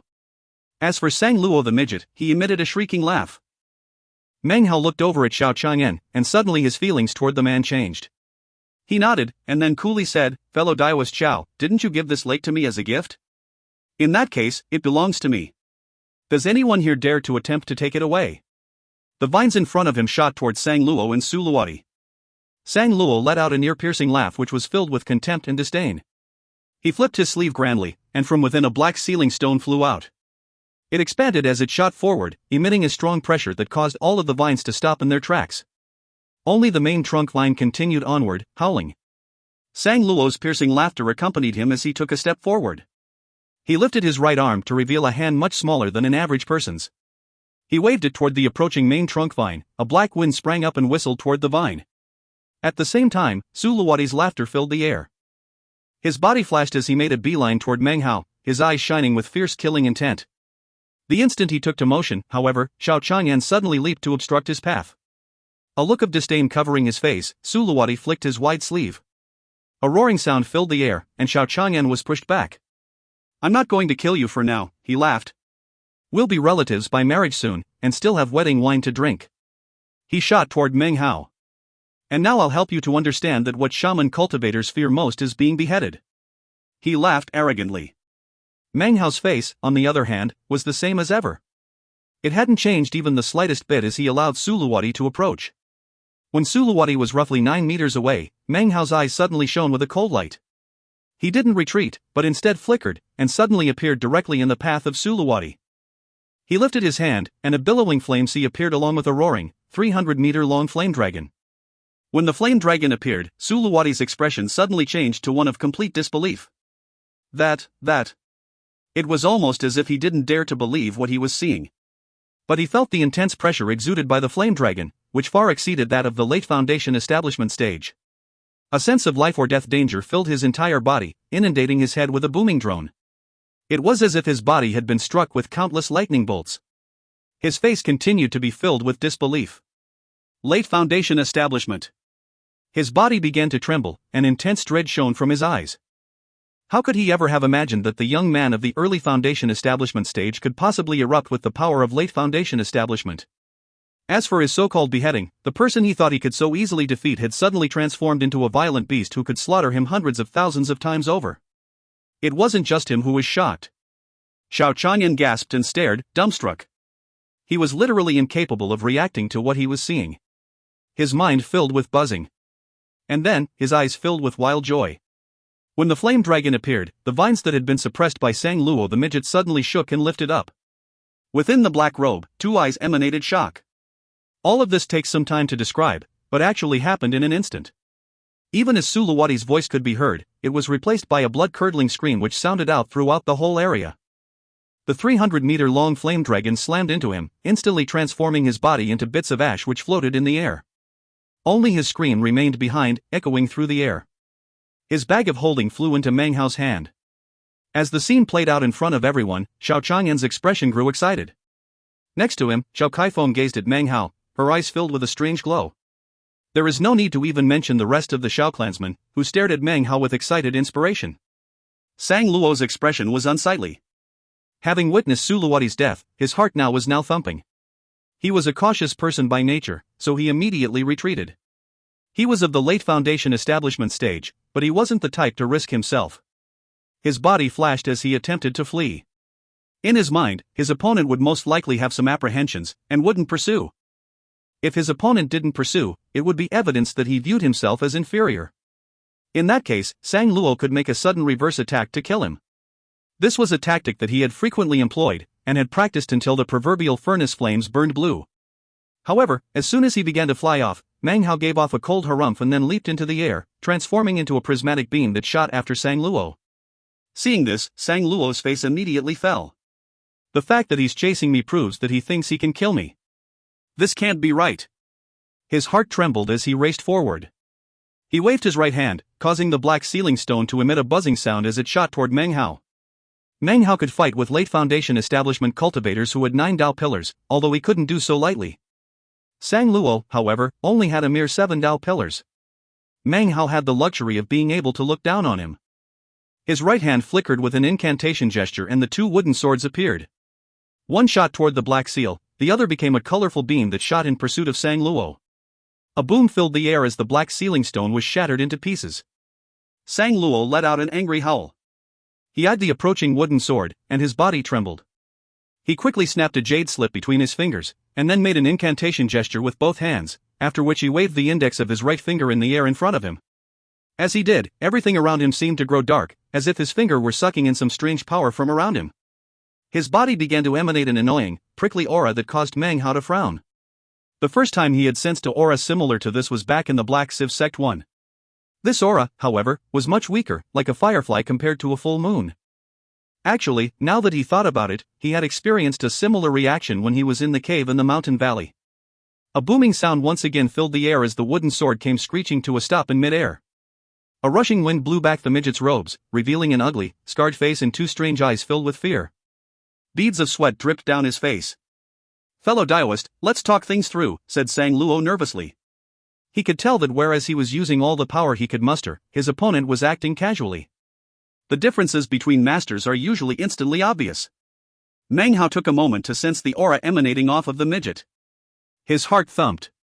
He had his speculations regarding this aura, and now that he had seen it once again, he lifted his hand and extended a finger. Demon Sealing, 8th Hex. As his finger descended, everything grew dark. Sang Luo suddenly began to tremble, and his eyes shone with astonishment. He immediately sensed the chi of heaven and earth changing. Suddenly, his cultivation base was suppressed. A whizzing sound could be heard as the wooden sword in front of him shot forward. In the blink of an eye, it would plunge into his neck. His eyes filled with despair. However, at this exact moment, Meng Hao flicked his sleeve. The wooden sword, instead of ripping his head off, spun down and then carried Sang Luo with it back toward Meng Hao. Meng Hao reached out and grabbed Sang Luo by the neck. At this moment, Sang Luo's cultivation base was restored and he could move his body again. His face was pale, though, his eyes filled with terror. He didn't dare to move even an inch. The hand which clamped down on his neck emanated a feeling of death that caused his heart to tremble. In fact, being this close to Meng Hao caused his entire person to shake. The feeling caused by the aura that emanated from Meng Hao caused his heart to seize with terror. His face was pale as he stammered, You're. Meanwhile, elsewhere in the world, there was a mountain range that was covered in black clouds year-round. Within a valley in this mountain range were two young people. They sat upright, gazing at the go-board which lay between them, seemingly lost in thought. One of the young people wore white clothing along with an indifferent expression. This youth's features were beautiful to the extreme, almost otherworldly. The fan in his hand slowly waved back and forth. The other person wore a blue garment. He looked to be about 30 years of age. He held a go-piece in his hands as he stared down thoughtfully at the board. Hanging from his face was a jade pendant. Suddenly, a popping sound could be heard, and a crack appeared on its surface. When the crack appeared, the blue-robed young man frowned. He looked at the jade piece, and then back at the go-board. "Is something wrong?" asked the white-robed youth in a light, tender voice. "Nothing," replied the blue-robed young man respectfully. "It's just my good-for-nothing brother. He must have offended someone who he's not a match for. He wants me to save him." "That would be Sang Luo, correct?" The white-robed youth smiled. "Go ahead and check out the situation. I don't have anything else to do, I'll tag along." The blue-robed youth immediately stood up. "Your Highness, your status as a Dao child is so lofty, I don't dare." "There's no harm." This white-robed youth was none other than a Dao child of the Blood Demon sect. 1. If you want to review the part where he sensed the aura in the Black Civ sect, check out chapter 143, Ghost in the Night. If you find any errors, ads pop up, ads redirect, broken links, non-standard content, etc., please let us know. Report chapter so we can fix it as soon as possible. Chapter 172. Chapter 172, Charging into Mid-Foundation Establishment. Within the Shao Clan mountain village, Xiao Chang'an's face was filled with enthusiasm as he gazed at Meng Hao. His fellow clansmen stared with similar fanaticism. Meng Hao nodded toward them, but said nothing. He entered his shielded room next to the lake, holding Sang Luo by the neck. The lightning mist appeared. He sat down cross-legged and loosened his grip on Sang Luo. He didn't fight back, but instead stood there pale-faced in front of Meng Hao, a look of respect shining in his eyes. Inside, however, he was nervously waiting for his older brother to arrive and save him. His tiny eyes darted around, eventually falling upon the hat, which still stood next to the lake. He heard the hat's garrulous voice, but didn't dare to stare. He suddenly got the feeling that this place was incredibly bizarre, even more ghastly than his own remote, lonely mountain. Meng Hao looked at Sang Luo for a moment, trying to decide what to do with him. Finally, he lifted his hand into the air and made a grasping motion. The aura emanating from Sang Luo's body condensed into Meng Hao's palm. It seemed invisible, but to Meng Hao, it was very prickly and irritating in nature. He frowned, looking closer at the aura. His eyes flickered. Could this be demonic qi? He murmured to himself. He let the aura disperse, and then looked closely over Sang Luo. Sang Luo felt goosebumps underneath Meng Hao's gaze. Fellow Taoist, he said, but was interrupted by Meng Hao. There's an evil-doing cultivator here who needs to be converted, he said and then coughed lightly. Hearing this, Sang Luo gaped in astonishment. Suddenly, the meat jelly, which had been talking to the fish in the lake just now, leaped up and seemed to stare fixedly at Sang Luo. Who is it? Said the meat jelly excitedly, rushing over. You? My poor evildoer, you can't do that. It's immoral. In the name of justice, allow me to convert you.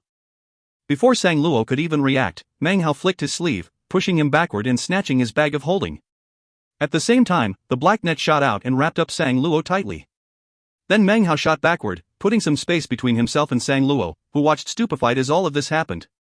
At that instant, the meat jelly hat landed onto Sang Luo's head. It sighed. Child, there's no need to fear. Just behave, and allow the mighty embodiment of justice to lead you back from the path of wickedness. It seemed to be fairly leaping with excitement. What a well-behaved little child. There's no need to resist, no need fight back, no need to feel perplexed. I will help you. Listen, the first thing you need to do is... As the meat jelly prattled on, Sang Luo's body began to tremble. However, he didn't dare to fight back. Meng Hao felt a bit sorry for Sang Luo. He erased the branding within Sang Luo's bag of holding. When he opened it, his eyes shined brightly. There was quite an accumulation of spirit stones inside, many times more than that which had been given to him by the Shao clan.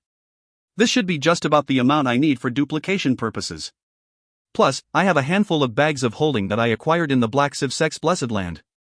There are a few Civ Earth pills in those. Not many, but a few. He waved his hand, causing the lightning mist to condense so that no one in the area could see inside. Then, he pulled out the copper mirror and began to duplicate. Time passed, and soon dusk fell. From outside the lightning mist, enraged shouting could be heard coming out of Sang Luo's mouth. It seemed to be filled with an indescribable torment and misery. Be quiet. Let me go. Aha. You damned hat. Shut up. AI, don't be like that, child. You know, you interrupted me. I forgot where I left off. Oh well, I'll just start over. Listen well, okay? The path of evil is filled with thistles and thorns. But don't worry, child, I'm here. I definitely will not allow the thistles and thorns to stab into your tender buttocks. Meng Hao glanced outside, feeling a bit sympathetic for Sang Luo.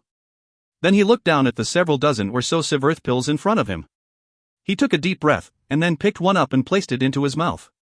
It dissolved as soon as it entered, turning into a wave of spiritual power that Meng Hao had not felt enter his body in a long time. His body was like a parched desert suddenly inundated with nourishing water, his face lit up, and he closed his eyes to begin doing breathing exercises. Slowly, he filtered out the sounds of the outside world and sank into cultivation. 1 pill. 2 pills. 3 pills. As he swallowed the pills, beams of moonlight in the night sky began to twist and turn. They descended down toward the earth, and onto Meng Hao. From a distance, it had the appearance of a massive sheet of silk descending upon the Shao clan. The Civ Earth pill really did deserve to be called a divine pill of the Black Civ sect, and one of the 5 most effective pills in the southern domain for the Foundation establishment stage. It was powerfully effective, much more so than Meng Hao had imagined. When he put the 17th pill into his mouth, his body instantly began to shake. The indistinct image of a rapidly congealing 4th Dao pillar was suddenly visible inside him. When it was complete, Meng Hao's cultivation base would have broken through to the mid-foundation establishment stage. He took a deep breath, frowning as he looked up at the shining waterfall of moonlight above him in the sky. It's really a bit too conspicuous. This is an amazing pill, but it's definitely going to attract a lot of attention. There was nothing to do about it, however. The only thing he could do was try to break through as quickly as possible, form the 4th Dao pillar and reach mid-foundation establishment. He took a deep breath and picked up the 18th Civ Earth pill. When he placed it into his mouth, his 3 perfect Dao pillars trembled, sucking in boundless spiritual power. The 4th Dao pillar was rapidly becoming solid. Outside, in the darkness of the night, the sheets of moonlight had indeed attracted attention within the Shao clan. Shao Chang'an might be nearing the end of his longevity, but his eyesight was sharp. His eyes narrowed, and he immediately moved over to the shielded area within which Meng Hao was practicing cultivation. He sat down cross-legged to keep guard. Meng Hao had showed great kindness to the Xiao clan. Xiao Chang'an knew that after his own death, the only chance for his clan to survive had to do with Meng Hao. Therefore, he had resolved that no matter what, he would not allow Meng Hao's cultivation to be disturbed. Meanwhile, outside the Xiao clan, the sheets of moonlight had caused quite a stir in the various cultivation clans in the area. More than a few people flew up into the air to investigate the area where the moonlight was cascading onto. This was especially true of Sang Luo's older brother, the blue-robed young man. He flew along together with the white-robed youth. They flew through the air unhurriedly. It seemed as if they weren't going very fast, but in fact, they shot forward several hundred meters with each burst of flight. When they saw the falling sheets of moonlight, the white-robed youth's eyes narrowed. The blue-robed young man frowned. That appears to be the same place where Sang Luo is. Interesting. Someone in Blood Demon sect territory is consuming a Civ Earth pill from the Black Civ sect. And from the look of it, more than one pill. At this exact moment, deep in a forested region some distance from the Xiao clan, was an enormous tree. Within the tree was a group of 10 cultivators sitting closed-eyed in meditation. Each member of this group had a sword strapped to his back, and they all wore identical clothing. It was very quiet, not a crow or sparrow could be heard. But when the sheets of moonlight appeared, the 10 people opened their eyes to look at it. Chen Fan was among the group. He looked off into the distance, frowning. Hushed discussion immediately broke out among these cultivators, all of whom were all disciples of the Solitary Sword sect. That area is near the border of the Blood Demon sect. What is that phenomenon? That's the sign of someone consuming a Civ Earth pill from the Black Civ sect. It can't be covered up. Someone in that area must be consuming medicinal pills. Just how many pills did that person consume? That amount of moonlight is shocking. Within the Xiao clan manor, clan members all began to grow nervous, as if they were about to face up against a powerful foe. The past days had been a mixture of both pleasant surprises and horrifying dread. Once and again, they had faced extermination as a clan, and repeatedly had been saved. As of this moment, their hearts pounded. This was especially true when they saw the conspicuous cascading moonlight.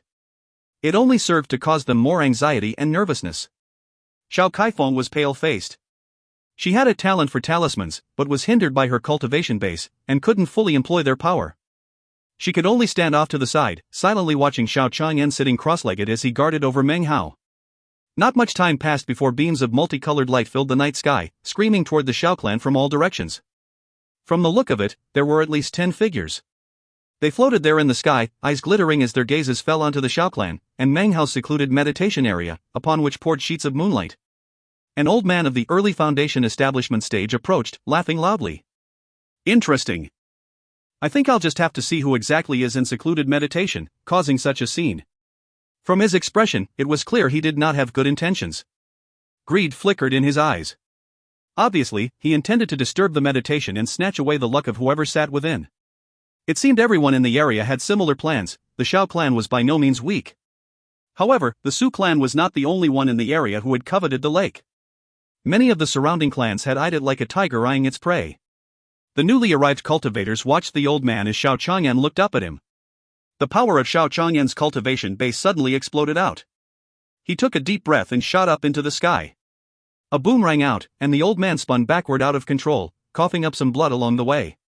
Xiao Chang'an's face looked deathly pale as he hovered in the air, glaring around. I, Xiao Chang'an, already have one foot in the coffin, he said coolly.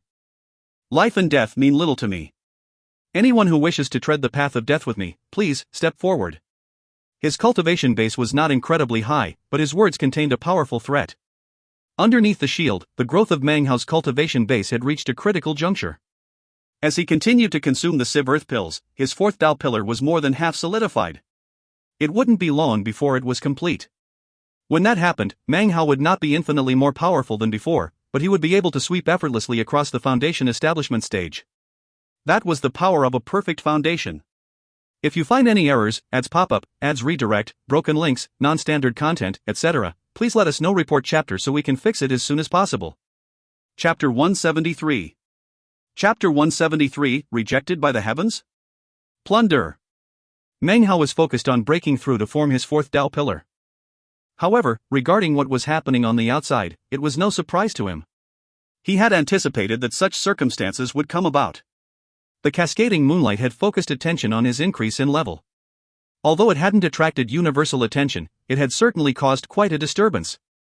Meng Hao was well aware that as more time passed, the situation would grow more volatile. The best method to bring matters to a conclusion was to finish breaking through as quickly as possible. However, a perfect foundation could not absorb the spiritual energy of heaven and earth. He was only able to rely on the Civ Earth pills, and despite their extraordinariness, the process was becoming more difficult. He could clearly sense that they were losing their efficacy. Based on his current momentum, it didn't seem they would be enough to complete the fourth Tao pillar. As Meng Hao silently continued to cultivate, outside, Xiao Chang'an's words echoed out amidst the moonlight. Everything was silent for a moment afterward, and then cold laughter rang out. 3 figures shot forward.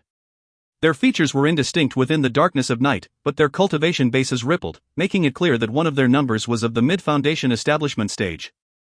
In the surrounding cultivation clans, even the mid-foundation establishment stage was considered quite powerful. Were it not so, the Xiao clan would not have been able to occupy the Spirit Lake for so long. It was only now that Xiao Chang'an was reaching the end of his longevity that the current situation had come to be. The 3 figures whistled through the air toward Xiao Chang'an. A boom exploded out as the 4 people collided in battle. Xiao Chang'an coughed up a mouthful of blood. His face was pale as he flew backward like a kite with a broken string. The mid-foundation establishment cultivator laughed coldly and proceeded forward. The other 2 shot toward Meng Hao's shield, laughing. It seemed to be a moment of crisis. Xiao Chang'an was torn. He knew that Meng Hao must be at a critical juncture. Unfortunately, he was currently powerless to intervene. Even burning some of his life force to gain extra power would be useless. The 2 early foundation establishment cultivators reached the shield. As soon as they touched it, a rumbling sound emerged. Within the space of 2 breaths, the shield collapsed. The shield had been created by Xiao Kaifeng, who was only at the Qi condensation stage. For it to hold up against the early foundation establishment stage for the space of 3 breaths testified to the outstanding latent talent of the one who had created the talisman.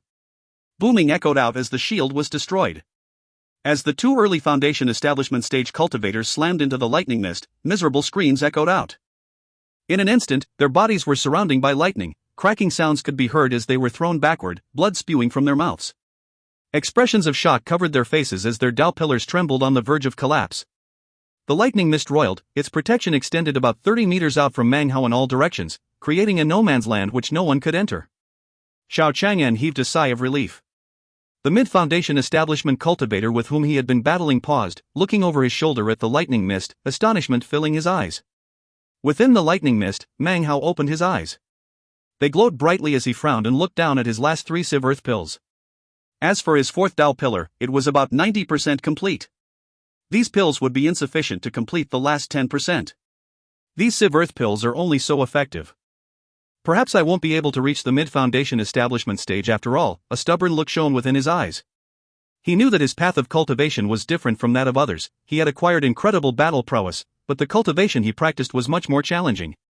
Even as he thought of these things, a racket could be heard coming from the outside. Fellow Taoists, this person's cultivation has stirred up such power. I'm afraid that once he emerges, all of our cultivation clans will be at his mercy. Let's take advantage of this opportunity to destroy him now to prevent future troubles. Correct. The Xiao clan is weak. Their existence is meaningless. The extermination of such clans is the natural order, it can't be changed. Let's attack together. This lightning mist can't hold up against all of us. The 10 or more foundation establishment cultivators outside began attacking the lightning mist in unison. All of these people were from local cultivator clans. As they attacked, booming sounds lifted up to fill the sky. The lightning mist seethed violently. An evil heart is a useless life. Meng Hao's eyes sparkled icily as he looked out through the lightning mist. He quickly gathered up the remaining 3 pills and popped them into his mouth. They immediately dissolved, and the cascading moonlight grew stronger, as if a river were pouring down into Meng Hao's body. Although their effectiveness was waning, his 4th Tao pillar was now just a hair away from being complete. Just as the Tao pillar was about to appear in full, Meng Hao suddenly sensed an inexplicable roaring within his body. His expression flickered as he realized that his body was starting to wither, as if his flesh and blood and life force, even his cultivation base, were being sucked into the 4th Tao pillar. He had just unlocked another of the secrets of the perfect foundation.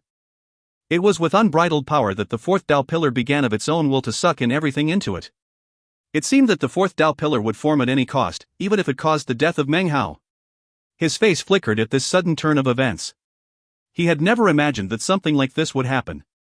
It was at this exact moment that the lightning mist finally collapsed under the attack of the 10 Foundation establishment cultivators. They rushed in. Meng Hao eyed them approaching, his face grim. His body was withering, and his life force was trickling away. The hair on his head had already begun turning white. His cultivation base was still there, though. Suddenly, an early Foundation establishment cultivator appeared in front of him. Before the man could react, Meng Hao's hand shot out and grabbed him by the throat. He squeezed, and the cultivator's eyes filled with disbelief. The man's neck shattered. Even as he died, Meng Hao's body trembled, and his eyes filled with a strange light. The man's corpse suddenly began to shrink and wither. Within the blink of an eye, it was a mere skeleton. The man's cultivation base rushed in through Meng Hao's hand and entered the 4th Dao pillar. So that's how it is. Meng Hao's eyes grew brighter. I have a perfect foundation, but when my first 3 Dao pillars formed within the Blood Immortal Legacy tournament, there was more than enough spiritual energy to absorb, so I couldn't even sense the potency of the Dao pillars. But now, things are clear. After reaching a certain point, the 4th Dao pillar reaches a phase in which only death can stop its progress. When this happens, it will even consume my own life force. The reason is because it can't absorb spiritual energy from the outside world, only from my flesh and blood. Perfection. Perfection is so potent. But such potency is also a weapon. I've been rejected by the heavens. Therefore, I must plunder from the living. The bodies of cultivators are filled with spiritual energy that does not belong to heaven and earth. Therefore, it can be pillaged away. Now I understand. It seems that in the future, it will be like this every time I form a new Dao pillar. Today, my 4th Dao pillar will appear. These thoughts ran through Meng Hao's head in an instant. He loosened his grip, then looked around at the surrounding cultivators, his eyes radiating icy cold. His body flashed as he shot toward them. Miserable screams rang out. All of these people had cultivation bases at the mid-foundation establishment level at the highest, most were at the early foundation establishment stage. Could they possibly match up against Meng Hao? As Meng Hao passed each person, his hand would snake out, and with no effort on his part, the 4th Dao pillar would feed, thirstily sucking in energy. Body after body turned into bones. Before the death of each cultivator, their cultivation base would be sucked rapidly into Meng Hao, consumed by his Dao pillar. Soon, Meng Hao was no longer withered, and his flesh and blood began to rebuild. As Xiao Chang'an observed this happening, dread appeared on his face. The cultivators who had moments ago been charging forward, suddenly began to retreat at high speed. In their eyes, Meng Hao was no cultivator, he had transformed into some type of evil demon. Wherever he passed, blood-curdling screams could be heard, and he left behind only ragged corpses. Their minds reeled, and expressions of unbridled horror appeared on their faces. What magic is this? What is he doing? This guy, he's sucking up the life and cultivation bases of all those dead fellow Taoists. The remaining 20 or so cultivators were scared witless and retreated in chaos. Meng Hao caught up with one of them. As he placed his hand on the crown of the man's head, a blood-curdling scream echoed out. His body began to shrivel, and then he died. Meng Hao's face was no longer pale and bloodless, it was now ruddy and filled with life. He took a deep breath, and in his mind he suddenly recalled the scene in Patriarch Reliance's Immortal's Cave, when Patriarch Reliance had absorbed the core formation cultivators 1. The great art of demonic life? Thought Meng Hao, his eyes flickering. It seemed that what he was doing now was very similar indeed to the great art of demonic life that Patriarch Reliance had used. Or perhaps this is some type of enlightenment that comes from being in a kill or be killed situation. The great art of demonic life. Demonic life. Meng Hao sighed inwardly as he suppressed his deeply ingrained Confucian way of thinking. His body flickered with the power of the 4th Dao pillar. He sighed as his hand clasped around the throat of another cultivator. The 4th Dao pillar sucked in the man's cultivation base. Soon, the 4th Dao pillar would complete its circle and be complete. The path of my perfect foundation will be strewn with mountains of corpses and seas of blood. I understand. He sighed again, and yet continued forward without hesitation. His heart did not grow soft. Confucianism would always exist within him, and he would never be truly merciless. However, when the circumstances required, he could act without mercy. 1. To revisit the scene of Patriarch Reliance using the great art of demonic life, check out Chapter 82, The Great Art of Demonic Life. If you find any errors, ads pop up, ads redirect, broken links, non-standard content, etc., please let us know. Report chapter so we can fix it as soon as possible. Chapter 174. Chapter 174, Perfect Mid-Foundation Establishment. Moonlight shone over the savage scene. It wasn't just Xiao Chang'an whose heart was filled with icy dread. The rest of the Xiao clan members looked at Meng Hao, terrified. The other surrounding cultivators retreated as quickly as possible, knowing that the slightest hesitation could result in a horrifying death. However, Meng Hao was faster. He looked like a specter, his hair floating around his head as he pursued his quarry. He sucked in a cultivation base and life force, then loosened his grip, dropping the shriveled, trembling skeletal body to the ground. It wasn't as if none of the cultivators tried to fight back. Unfortunately, their resistance was futile. To Meng Hao, they were like nothing. Even before the emergence of his fourth Dao pillar, Meng Hao could easily battle the late foundation establishment stage. Now that his fourth Dao pillar was almost complete, he was on the very threshold of the mid-foundation establishment stage. What could these outcasts from the Blood Demon sect possibly do to resist him? It was their doom to be here today, a deadly choice on their part. They had chosen to destroy the lightning mist, and in doing so, had unleashed the spirit of death. Meng Hao was more than half recovered now. His hair was no longer white, nor was his skin withered. Everything that his Dao pillar had sucked away from him was now restored. His fourth Dao pillar emanated a demonic aura, as if it desired to plunder and consume all spiritual power. I am cut off from heaven and earth, so I will take it upon myself to plunder. This potency is perfection. Boom! Meng Hao closed in on two early foundation establishment cultivators. They turned around, roaring as they unleashed the full power of the might of their cultivation bases. They used magical arts, they used magical treasures, going all out against Meng Hao. A booming echoed out, and then Meng Hao was standing directly in front of one of them. His palm pushed lightly against the man's face. A desiccated corpse dropped to the ground. His body flickered, another miserable cry echoed out. Everyone who remained alive trembled as they watched a middle-aged man grow old. His hair became white and then fell out. His flesh and blood wilted away. His eyes clouded over as he took one last breath and then passed into death. Meng Hao sighed. He had no deep grudge against these people. However, they had appeared here and had attacked him with the intention of wiping him out and preventing him from making a breakthrough in his cultivation. Although they were targeting him because of the Xiao clan, the fact was, they were here. To suddenly be facing Meng Hao was simply their fate. Meng Hao understood, his eyes flashed with enlightenment, and he continued to attack without hesitation. He sucked away the life force and cultivation base of an old man of the mid-foundation establishment stage, whereupon a loud roaring filled his body. It emanated out, filling the air, causing everyone to look on in shock. The fleeing cultivators trembled in dread. Everything that was happening was like a horrible dream, a nightmare which they would never be able to forget for the rest of their lives. The image of Meng Hao had been branded indelibly onto their very souls, and would stay with them until their deaths. As the boom rang out, a tremor ran through Meng Hao's body. He suddenly began to emit a golden light.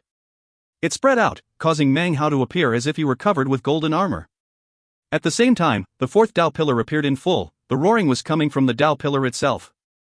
Up above in the sky, dark clouds began to congeal. It seemed as if within them, an invisible pair of eyes was staring down onto Meng Hao. A feeling like that of tribulation lightning suddenly appeared. It disappeared almost immediately, as if it were simply observing, waiting until core formation to unleash its destructive punishment. Though there was no wind, Meng Hao's hair whipped about his head wildly. With the appearance of his fourth Dao pillar, he had now broken through to the mid-level of foundation establishment. With the power of the perfect foundation, Meng Hao was now the most powerful person of the foundation establishment stage among the 5 sects and 3 clans of the southern domain. The moment he broke through, the blood drained from the faces of the surrounding cultivators, and their bodies trembled. The Dao pillars within their bodies suddenly began to quiver. In fact, cracks appeared on the Dao pillars of some of the cultivators, causing them to cough up blood, faces filled with astonishment. It seemed like their Dao pillars were ashamed to be in the presence of Meng Hao's perfect Dao pillars. With his perfect foundation, he was a sovereign among the foundation establishment stage. His incredible might and power caused the hearts of all other foundation cultivators to tremble, and their Dao pillars to become unstable. In fact, because of the influence of Meng Hao's Dao pillars, the trembling cultivators began to prostrate themselves toward him. This was not their idea, it was veneration toward their sovereign from the Dao pillars themselves. Their bodies were not even under their own control as they lowered their heads. Their minds were filled with roaring emptiness.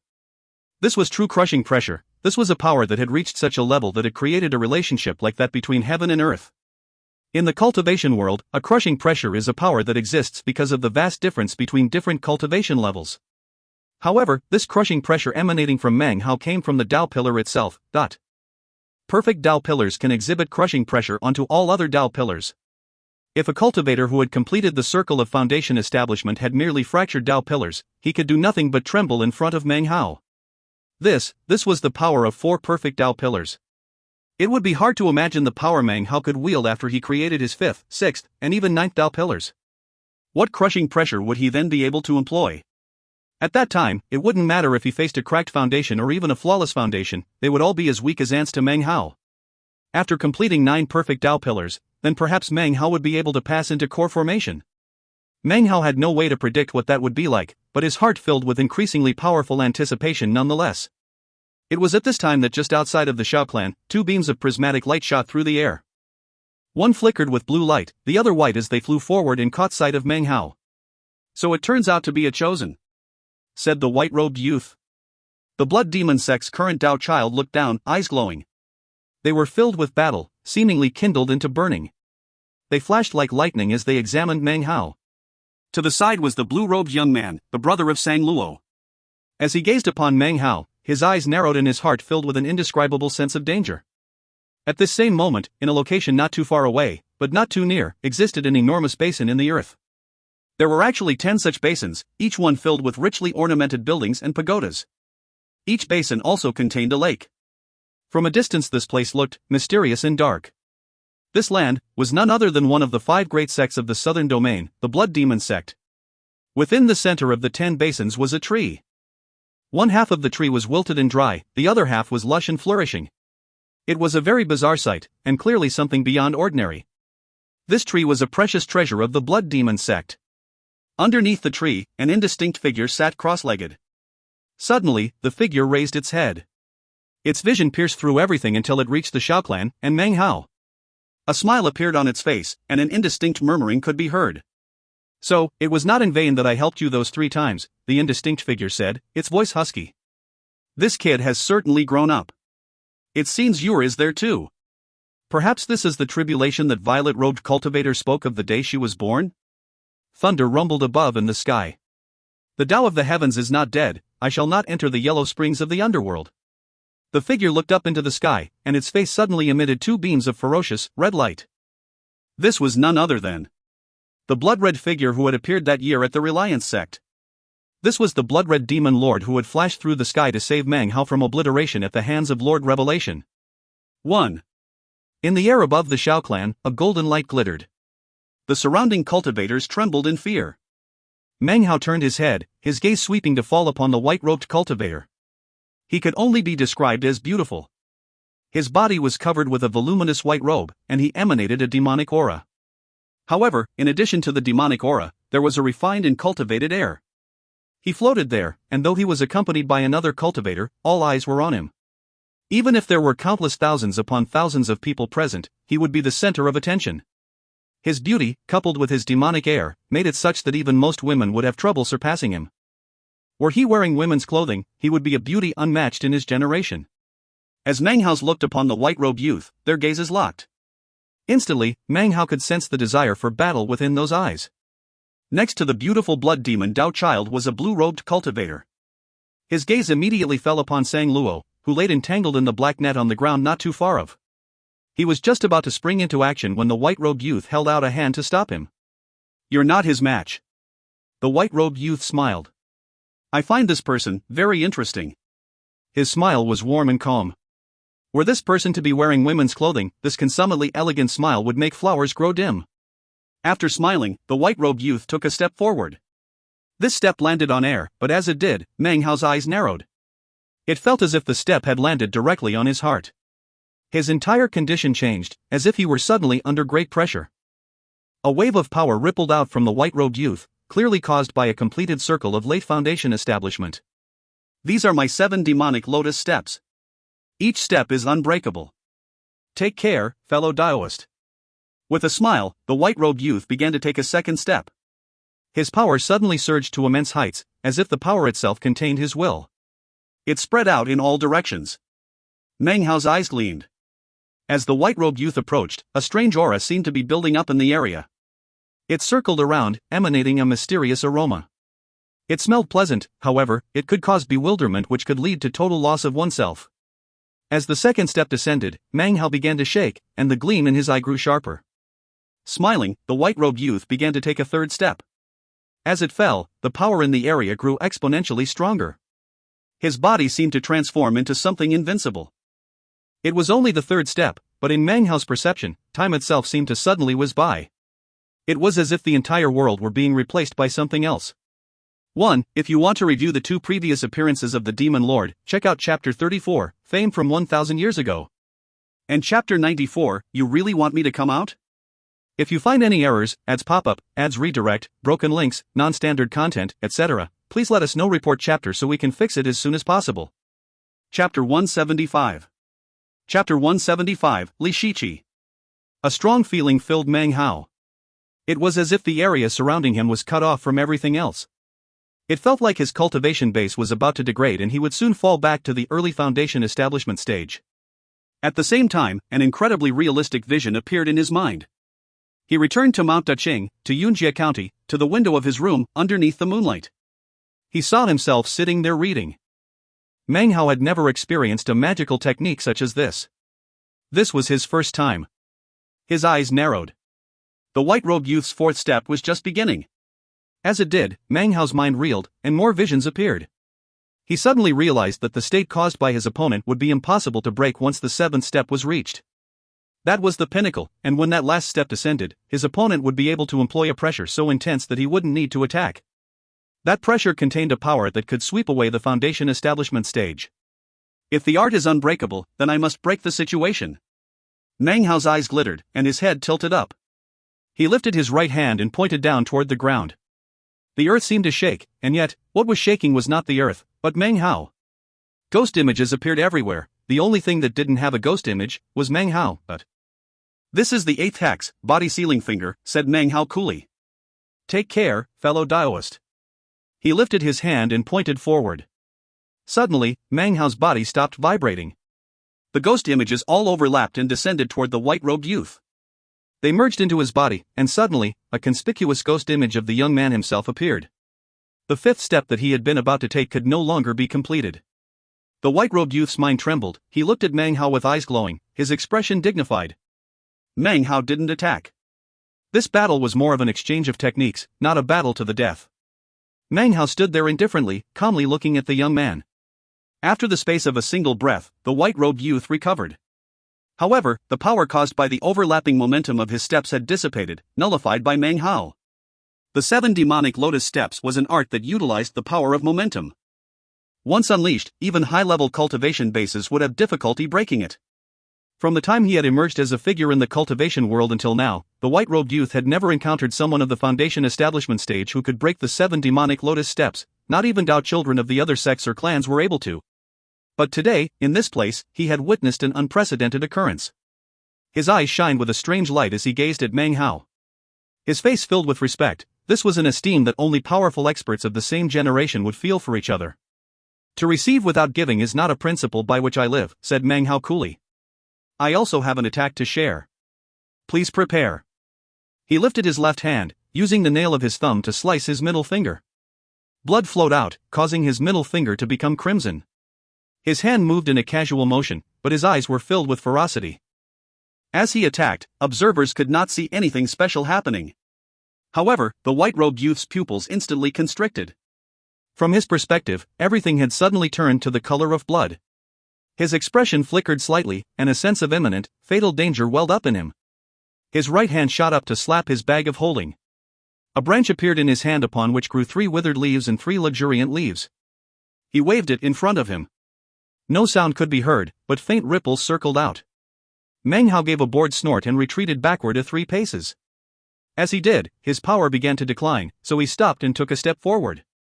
The step descended, seeming to trample directly on the heart of the white-robed youth, whose mind shook. His body swayed, as if a massive, invisible force were pushing down on it. He retreated backward a few paces, the blood draining from his face despite the aid of his magical item. As the color slowly returned to his face, he gave Meng Hao a deep look. Senior, I am Li Shiqi.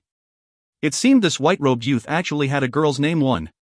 He stared at Meng Hao as he asked in a soft voice, Fellow Taoist, would it be possible for me to inquire as to your illustrious name? Meng Hao got an odd feeling when looking at the white-robed youth.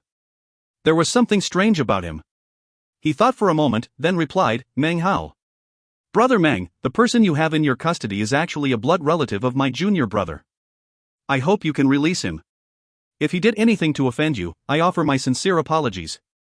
Meng Hao looked at blue-robed youth who stood by Li Shiqi. He was currently looking at Sang Luo off in the distance. Meng Hao raised his right hand, and the black net loosened. Sang Luo, face pale, shot away with all the power he could muster. Meng Hao's hat pursued him at top speed. Don't run away. Meng Hao, how could you do such a thing? The meat jelly roared angrily as it shot after Sang Luo. You can't do that, it's immoral. You can't just let him go. I haven't rescued him from the path of evil yet. Sang Luo's body trembled as he raced to the side of the blue-robed cultivator. His face was covered with terror as he clutched at his older brother's clothes and stared in horror at the approaching hat. Li Shiqi stared in shock at the hat. The meat jelly's voice suddenly sounded surprised. What are you looking at? You're a female? Heavens, you look like a guy, but you're actually a girl. Strange, very strange. No rod, no rod. It returned to Meng Hao, plopping down onto his head and once again changing color to bright green. Li Shiqi's face suddenly looked extremely unsightly as she glared at the hat, and then Meng Hao. All the good feelings from moments before suddenly evaporated. Meng Hao made a wry smile. The meat jelly had suddenly made everything very clear. Meng Hao suddenly had an acute understanding of why people called the meat jelly ultimate vexation. Ignoring the looks on the faces of Meng Hao and Li Shiqi, it started to prattle on, apparently preparing to talk for at least 3 days and 3 nights without stopping. Strange, so strange. You're actually a female, huh? In the midst of its excitement, the meat jelly seemed to have found something else interesting. It looked off into the distance. It was at this exact moment that off in the blood demon sect, sitting cross-legged underneath the strange tree, the demon lord's body suddenly quivered. He immediately retracted his vision, cutting off all connection to the outside world. Damn it, said the indistinct image of the demon lord, panting. How could that abominable thing have appeared? Didn't His Excellency suppress it? And yet, there it is, attached to the body of a disciple of the demon sealing sect. I cannot get entangled with it. According to the legends, there were many powerful experts in ancient times who were driven insane by it. It looks weak though, it must not have been able to sense me. Back in the Shao Clan mountain village, the meat jelly hat gazed off into the distance. It seemed to be lost in thought for a moment, after which its body flickered, and it looked back at Li Shiqi. Li Shiqi gave a cold snort and then glared angrily at Meng Hao. Without another word, she spun and flew off. The blue-robed cultivator gave a dry cough, then picked up Sang Luo and transformed into a colorful beam that shot off into the distance. You're leaving, little girl? Don't leave. I haven't finished talking. Meng Hao's face once again filled with a dark expression. The surrounding cultivators wanted to leave. Unfortunately, their Dao pillars trembled, and they were incapable of even moving. They stared nervously at Meng Hao. From this day forward, none of you are permitted to step a foot into the Shao Clan, said Meng Hao coolly. He flicked his sleeve, unbinding the cultivators. They immediately gave deep bows to Meng Hao, and pledged to follow his instructions. After that, they fled at top speed. When they were gone, pale-faced Xiao Chang'an approached. Clasping hands, he bowed deeply to Meng Hao. Many thanks, benefactor. All of the Shao Clan members approached and began kowtowing to Meng Hao. Xiao Kaifeng stared at him blankly for a moment, and then nodded. Meng Hao looked around at the Shao Clan.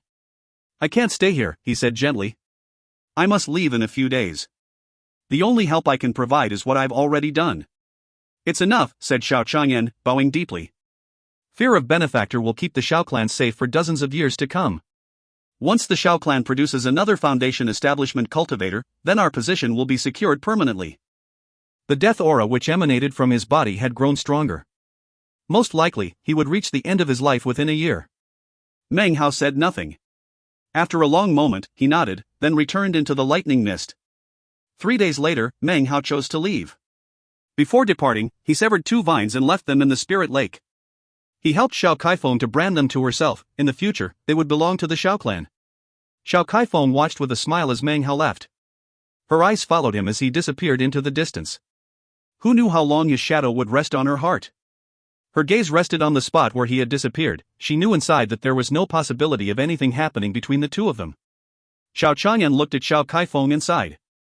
His body seemed even weaker in the early morning sun. He was only growing older and older. Several days later, Meng Hao sped through the sky, flying along the border territory between the Blood Demon sect and the Solitary Sword sect. A frown covered his face because of the incessant yammering of the meat jelly hat. It hadn't stopped talking at all during the previous days. A female. Wah-aha! It turned out she was a girl. Meng Hao, don't you think it's strange? Hey, why aren't you saying anything? You can't do that, it's immoral. It turns out you fought with a girl. Heavens! You know, I'm an elder of the senior generation, with ever-changing forms. How can you treat me this way? Acting like this is very wrong, very immoral. Veins of blood filled Meng Hao's eyes, along with a look of despair. He really couldn't deal with this type of torment. The hat's endless chattering was enough to drive a person crazy. Meng Hao could feel his temper growing worse and worse. But attacking the meat jelly was useless. Cursing it did nothing. It couldn't be thrown away. It was stuck to him like dogskin plaster, seemingly attached to him for life. Meng Hao couldn't think of any other alternative than to simply go insane. He proceeded forward wearily. Suddenly, his eyes flickered as he caught sight of 8 bright beams shooting toward him. They were all cultivators of the Foundation establishment stage. The beams of light were all the color of blood. Several of the cultivators were maintaining a spell, within which was the indistinct image of some sort of enormous blood-colored beast. It floated above them as they proceeded forward. Seeing these 8 cultivators, Meng Hao's eyes flashed, and he suddenly spoke to the meat jelly. You say you have ever-changing forms? I don't believe you. You don't believe me, cried the meat jelly furiously. It seemed incapable of accepting this. Its dignity and honor had been trampled upon. This chapter was sponsored by David Fan, Eric Archer, Robert Kunze, and Gary Cosby. 1. Li Shiqi's name in Chinese is Li Shiqi. Li is a common family name. Shi means poem. Qi means fine jade. If you find any errors, ads pop-up, ads redirect, broken links, non-standard content, etc., please let us know. Report chapter so we can fix it as soon as possible. Chapter 176. Chapter 176, Believe Your Granny. Originally Meng Hao had planned to speak placatingly, but then opted to sound scornful and disbelieving. If you can transform into a shiny bag of holding that obviously contains a precious treasure, then I'll believe you, he said. He worked hard to make himself sound as antagonistic as possible. In a rage, the meat jelly instantly transformed into a shining, golden bag of holding. It was transparent, and within could be seen a square cauldron as well as 4 circulating demonic swords. The 4 swords revolved around the cauldron, and at a single glance, it was obvious that it was a precious treasure. Even more realistic was how the cauldron and 4 swords seemed to be trying to push their way out of the bag of holding, as if they wanted to escape. Well, what do you think? The voice of the meat jelly emanated out from the bag of holding. Inside, he was surprised, but on the outside, a look of disdain covered his face. There's no blow. There was a rustling sound, and even as the words left his mouth, the bag of holding began to emit a blinding glow which shot up into the sky. The golden light shined up, instantly catching the attention of the 8 cultivators. Immediately, they flew in Meng Hao's direction.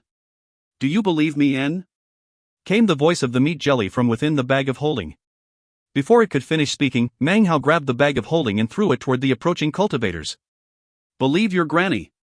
Meng Hao had been raised not to curse, but in this case he couldn't help it. He shot away from the meat jelly as quickly as possible. He had thrown the glowing, golden bag of holding away from himself with all the power he could muster from his cultivation base. As it neared the approaching 8 cultivators, they stared open-mouthed. They all had slightly different expressions. Some were suspicious, some were cautious, some even looked pleasantly surprised. However, each and every one reached out with outstretched arms to snatch the bag of holding. You tricked me. That pisses me off, sounded out the voice of the meat jelly. Just when it was about to be grabbed by one of the cultivators, it vanished. Then it reappeared off in the distance, directly on Meng Hao's head. It once again transformed into a green hat. As if that didn't satisfy it, popping sounds rang out as one hat after another piled up on his head, over and over again, high up into the air. Soon, the stack of hats was taller than Meng Hao's entire person. The 8 cultivators looked on, completely dumbfounded. They had never seen something like this in their entire lives. Meng Hao's face grew even more unsightly. He felt like he was about to go nuts. If the meat jelly took this shape, then he would be the center of attention no matter where he went. Fellow Daoist with the green hats, said one of the cultivators coldly, a middle-aged man with a frown.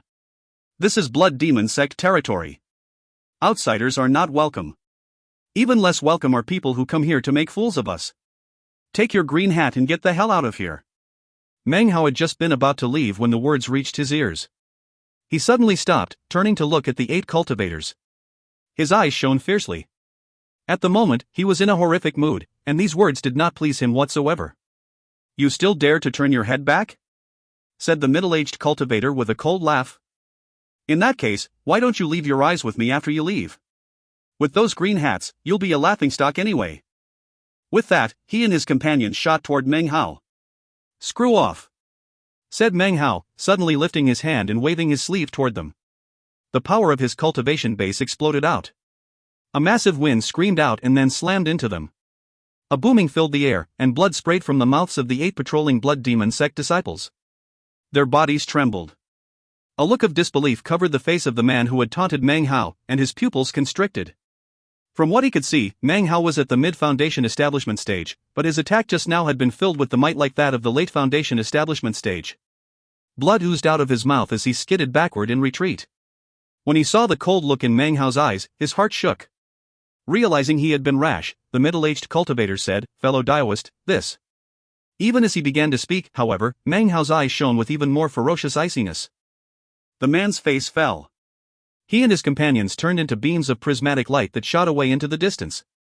When they were far away from Meng Hao, they finally came to a stop and exchanged glances. "That guy is just too aggressive. Where did he come from? Elder brother, let's report him to Master. Master will surely dispatch some people to apprehend him." "Correct.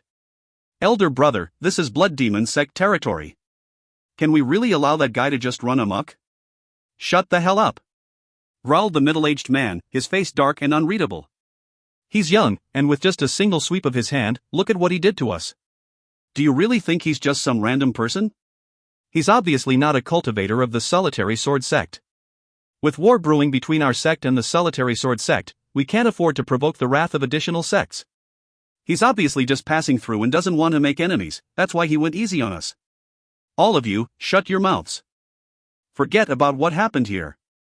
There will always be friction among cultivators like us. There's no need to report some trifling incident like this to the sect." Having made his decision, he continued on into the distance, his fellow cultivators in tow. After they were some ways away, the vines on the ground beneath them that they hadn't noticed this entire time burrowed into the earth and disappeared. Back in Meng Hao's location, Meng Hao stamped his foot onto the ground. The soil seethed as the dark red vines emerged to sway back and forth in front of him. Moments later, they transformed into a small, dark red fruit, which he placed into his bag of holding. Finally, he turned his attention to the hat on his head. "You can't do that. It's wrong. If you let them go, you should trust them completely. You can't secretly dispatch something to follow them. That's wrong. That's immoral. I just remembered something. You cussed at me just now. Cussing is wrong. It's immoral. My granny never did anything to offend you. Why did you have to bring her up? It's very strange. What relationship do you have with her? Unless," suddenly, the meat jelly's pedantic voice filled with a strange tone. "Unless the two of you." Meng Hao ignored it. He slapped his bag of holding to produce a set of clothing. He ripped off some strips of fabric and stuffed them into his ears. Immediately, the meat jelly's voice became quieter. But then, the meat jelly gave a dry cough. It started to talk, and this time, its voice could be heard directly inside of Meng Hao's head. Meng Hao's expression was somewhat haggard. He stared off into nothing for a while, then finally sighed and tossed the strips of cloth away. "Now I know why people call you Ultimate Vexation," he said. Immediately, the meat jelly began to tremble with excitement. "Why? Why? This name was given to me a very, very, very long time ago by an old friend. I asked him about it many times, but he would never tell me what it means." The meat jelly's full and undivided attention was now focused on Meng Hao. Meng Hao didn't say anything. Instead, he pondered why the person who named the meat jelly wouldn't explain the meaning of the name. Then he thought of the meat jelly's long-windedness, and he shivered. He understood. By providing an answer regarding the name, it would give the meat jelly a conversation topic that would certainly last for months. The thought of that made his scalp go numb. Anyone who had no experience dealing with the meat jelly couldn't comprehend the nature of the torment it brought. He decided to change the topic. "With you looking like this, we really can't proceed onward," said Meng Hao. Is there any way you can take some form other than a pile of hats? He was careful in his wording, fearful of agitating the thing. He could only imagine what it would look like if it decided to become a mountain of green hats perched on top of his head. What would happen then? His tone was non-argumentative, but inside, his heart was filled with helplessness. He thought of the blood mastiff, and suddenly missed it terribly. Unfortunately, it was sleeping now. Actually, Meng Hao's words seemed to excite the meat jelly. If I'm not a hat, then what shape should I take? Meng Hao was used to this, so he didn't say anything at first. He sat cross-legged within the mountain forest and retrieved the time-refining jade page. He cast his spiritual sense into it and began to study the contents. Some time passed, and then Meng Hao's eyes glittered. He began to mutter to himself. Time of spring and autumn requires a spring tree and the frost of autumn. The fire of midwinter, the spirit of summer. Refine the 4 seasons, fuse with the cultivation base. Refine the 4 seasons again to produce a small sword. This sword must be carefully nurtured. With enlightenment of time, the veins of 100 years can fill the sword. After the 100 years, 1,000 years will pass, and it will take shape. In 10,000 years, it will appear to shake heaven and earth, the first sword of time. Meng Hao frowned as he gazed at the jade page. The sword contained no small might, but the time involved in its creation seemed too vast. Han Bei is really focused on this sword, so it can't really take that much time, can it? There must be other methods that can be used to speed up the appearance of the sword. Lost in thought, Meng Hao thought to the 3rd jade page that the meat jelly had swallowed, as well as the 1st jade page, which had been sucked back into the circular cauldron. The answer must be on the 3rd page. Too bad this damned meat jelly ate it. Meng Hao lifted his head and looked at the meat jelly. About an hour had passed since he began studying the time-refining information. Of course, the meat jelly had been talking the entire time. What do I change into? What do I change into? What do I change into? It had flown off of Meng Hao's head and was now hopping back and forth in front of him. It looked very excited. Can you change into that jade page you swallowed? Meng Hao said suddenly. Ha! Okay, it agreed, and then immediately changed its mind. Wait a second. What are you trying to pull? No way. It's mine.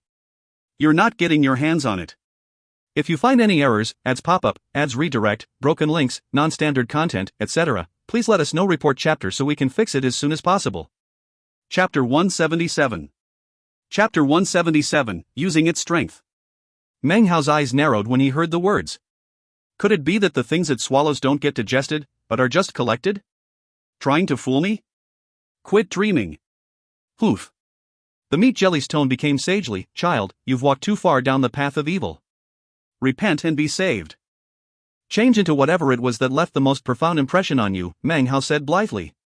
He was still thinking about what the meat jelly had said just now, and what it meant. He had to figure out a way to trick the meat jelly into coughing up the jade page. The most profound impression? There's no need to even think about it. The thing which had the most profound effect on me in my entire life is this. The meat jelly seemed to be gnashing its teeth. There was a popping sound, and suddenly it transformed into a brightly colored parrot. It was about half the size of his arm, glistening as if it were covered with rainwater. It was somewhat emaciated, with a curved beak and triangular eyes. It had a somewhat perverted demeanor, and seemed to be filled with an immoral air. It stood there in front of Meng Hao, looking at him with its perverted, triangular eyes. It lowered its head and pecked a few times at its body. Meng Hao gaped at the parrot. In his entire life, he had never seen such a perverted-looking bird. Its triangular eyes and the brightly colored feathers which covered its body were especially strange. The parrot coughed dryly, looking at Meng Hao out of the corner of its eye. This is what left the most profound impression on me, that damned bird. In my last life, I just wasn't able to get it to give in and convert. In this life, I will definitely convert it. That immoral, perverted creature who likes things with fur and feathers. The meat jelly sounded like it was gnashing its teeth. Its appearance and words just now instantly made this form seem even more lifelike. Seeing the parrot and hearing the words caused Meng Hao to take a deep breath. He thought back to the day he had almost put on the blood-colored mask, and had heard a bird cry come from the copper mirror. He thought about how fervently the copper mirror would attack furred creatures. His mind spun with various images. He didn't really understand. Just what was this bird that the meat jelly kept talking about? Meng Hao hesitated for a moment before retrieving the copper mirror from his bag of the cosmos. You're talking about this? he asked. The instant it appeared, the meat jelly parrot let out a squawk. Wings fluttering, it shot forward and grabbed the copper mirror in its claws and began to viciously peck at it. Damn it! Yes, this is it. I can sense its aura inside. I'll peck you to death, you damned mass-murdering bird. Peck you. Peck you.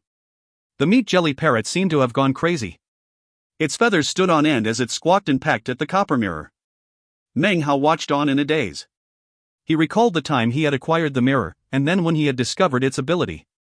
From the very beginning, he had always wondered about its fantastical nature, but had never discovered any clues. Meng Hao felt like he was going to be quickly driven insane by the meat jelly parrot. It was squawking madly and radiated a look of hatred. Meng Hao himself felt like venting a bit. He suddenly had an intense desire to meet the parrot that resided within the copper mirror. The parrot must be incredibly extraordinary to be able to make the meat jelly so angry. Maybe when it comes out, it can take care of the meat jelly for me. Meng Hao's eyes glittered as he suddenly reached an understanding. Didn't the meat jelly say earlier that when I reach core formation, the parrot can come out? Perhaps, it's like the mastiff, a type of weapon spirit. Why don't you fight back? The meat jelly parrot blustered as it pecked at the mirror. I won't let you off this time, I'm going to convert you. Ha ha ha. You can't come out. You can't come out. I can piss you off as much as I want and you can't come out. The meat jelly quivered with excitement. However, it was at this point that the mirror suddenly flickered, and the meat jelly let out a cry. It released its claws and flew away. The copper mirror flew after it, repeatedly sending out invisible attack rays. Meng Hao watched on contentedly, doing nothing to stop the copper mirror. However, it quickly became apparent that the meat jelly wasn't being hurt at all. He flicked his sleeve, returning the copper mirror to the bag of the cosmos.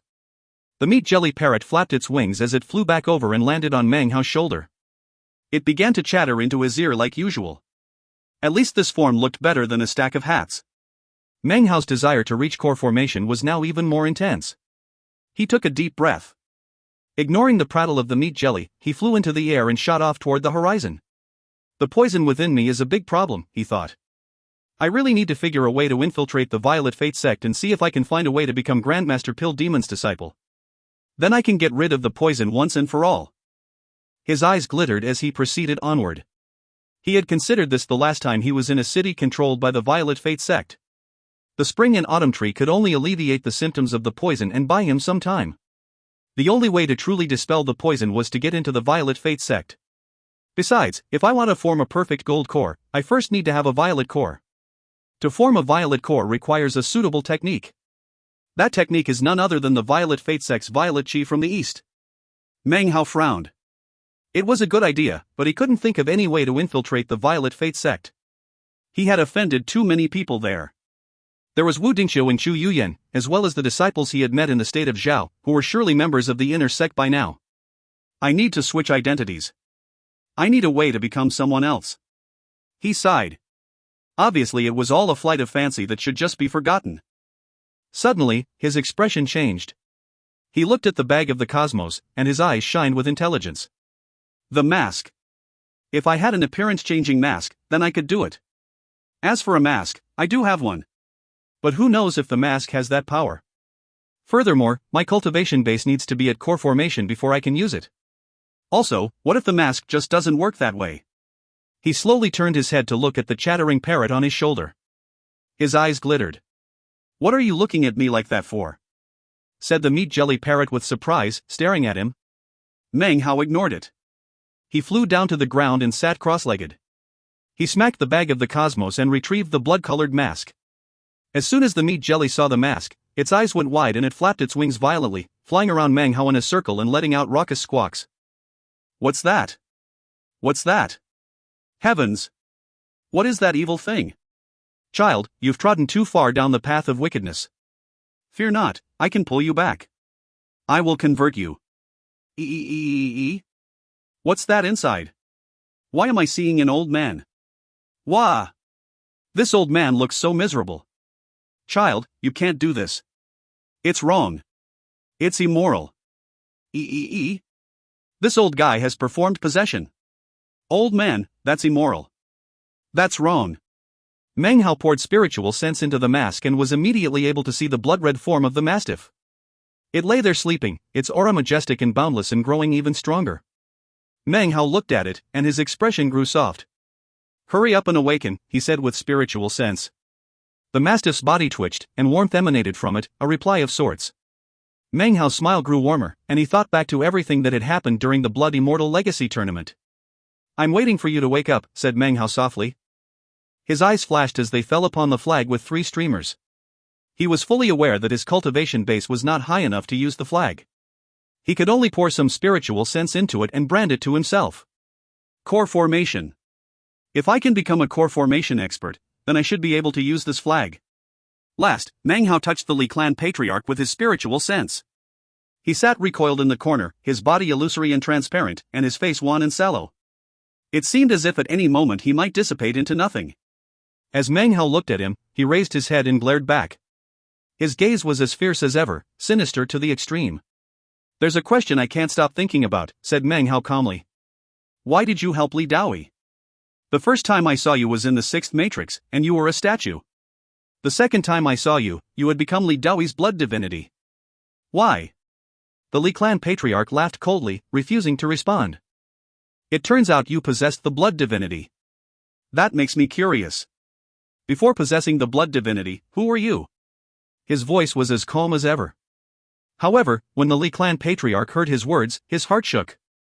His identity was his biggest secret, and no one had any clue about it. Even Meng Hao could only speculate about his relationship to Li Daoi. Any details would be difficult to ascertain. The Li clan patriarch laughed disdainfully. "You want to know? Beg me for a year, then maybe I'll think about it." He didn't care about anything, not even death. After facing the loneliness of the Blood Immortal Legacy Zone for 4,000 years, he had incredible strength of will. Even Meng Hao's previous threatening methods couldn't really affect him now. Meng Hao's expression was the same as ever. He glanced one last time at the weak form of the Li clan patriarch, and then narrowed his eyes and retracted his spiritual sense. He gazed at the surface of the blood-colored mask, and then looked at the meat jelly. "You like to convert people, right?" asked Meng Hao. "No," the meat jelly responded solemnly, "I don't like to convert people, I like to persuade them." "Understand? Persuade." Meng Hao sighed. The old man in this mask lived a life of extreme wickedness. He's performed the most evil of acts and is completely corrupted by immorality. He loves to bully the weak, and is extremely vile in all ways. I captured him and put him in here out of mercy, because I wanted to admonish him. However, his magic is just too powerful. I just can't influence him." Before he could even finish talking, the meat jelly parrot's eyes grew wide and it began to fume. "Do you dare? This type of person should only be converted by me. I hate nothing more than evildoers. I must convert him." It suddenly looked extremely excited at the prospect of converting a bad guy such as this. Without waiting for a response from Meng Hao, its body flashed and it entered the blood-colored mask. This chapter was sponsored by Robert Kunze, Felix Fernbach, Sandro Zirkin, Joseph Aper, Mikel Alfredo Velasquez Perez, Tandre Johannes, and Samir Abdulrabu. If you find any errors, ads pop up, ads redirect, broken links, non-standard content, etc., please let us know. Report chapter so we can fix it as soon as possible. Chapter 178. Chapter 178, An Old Friend. As soon as it entered the mask, the meat jelly cried out in alarm. "THTH, that's a Yellow Springs 9 Burials flag. It already has 3 streamers. Evil. Profound evil." Looking very stern, the meat jelly approached the gaping Li patriarch. "Old man, it turns out you are evil incarnate. In the name of justice, I shall convert you. You can't be like this, it's immoral. You won't meet a good end this way." Meng Hao coughed lightly and then put the mask away. He let out a deep sigh, and his eyes glittered sharply. "Yellow Springs 9 Burials flag?" Lost in thought, Meng Hao was just about to fly out of the concealment of the forest, when he stopped. He hit his cultivation base and narrowed his eyes. His cultivation base was at the mid-foundation establishment stage, which meant that he could contend with Dao children. However, he had no reason to do so. This area was the border region between the Blood Demon sect and the Solitary Sword sect. He must be very cautious, and not get carried away. He resolved to not forget this. After the space of about 10 breaths had passed, several colorful beams of light appeared in the sky overhead. 10 cultivators appeared, each and every one standing on a flying sword. They all wore identical outfits, and looked very impressive and dignified. Their passage sent a roaring sound into the air. Of the 10 people, the 3 in the front were the most conspicuous. They wore robes of interlocking black and white. Sheathed swords were strapped to their backs, and the sword auras beneath their feet shined brightly, seemingly capable of slicing effortlessly through anything. One of the 3 was a stately-looking man of about 40 years of age. He was at the late foundation establishment stage, and as he flew, his black hair whipped around him, interspersed with occasional strands of white hair. Behind him was a young man of about 30 years of age with thin lips and a harsh expression. He had curved eyes like a red phoenix that radiated coldness. He was incredibly good-looking, but seemed cold-blooded in nature. The sword under his feet issued a frigid pressure. He was at the mid-foundation establishment stage, and seemed to be the picture of imposing power. The last person appeared to be about 27 or 28. His features were ordinary, but he radiated an air of righteousness. He was only at the early foundation establishment stage, but his eyes glowed brightly. He seemed to be filled with a powerful aura. When Meng Hao caught sight of him, his mind flooded with memories. This man filled with righteousness was none other than Meng Hao's elder brother from the Reliance sect, who had been taken away by the Solitary Sword sect. Years had passed. Yet here, right in front of him, was Qin Fan. He thought back to the day they had parted, and it seemed like a very, very long time ago. The Reliance sect was no more, and the state of Zhao was gone. Meng Hao wondered if Qin Fan was still the same person he had been before.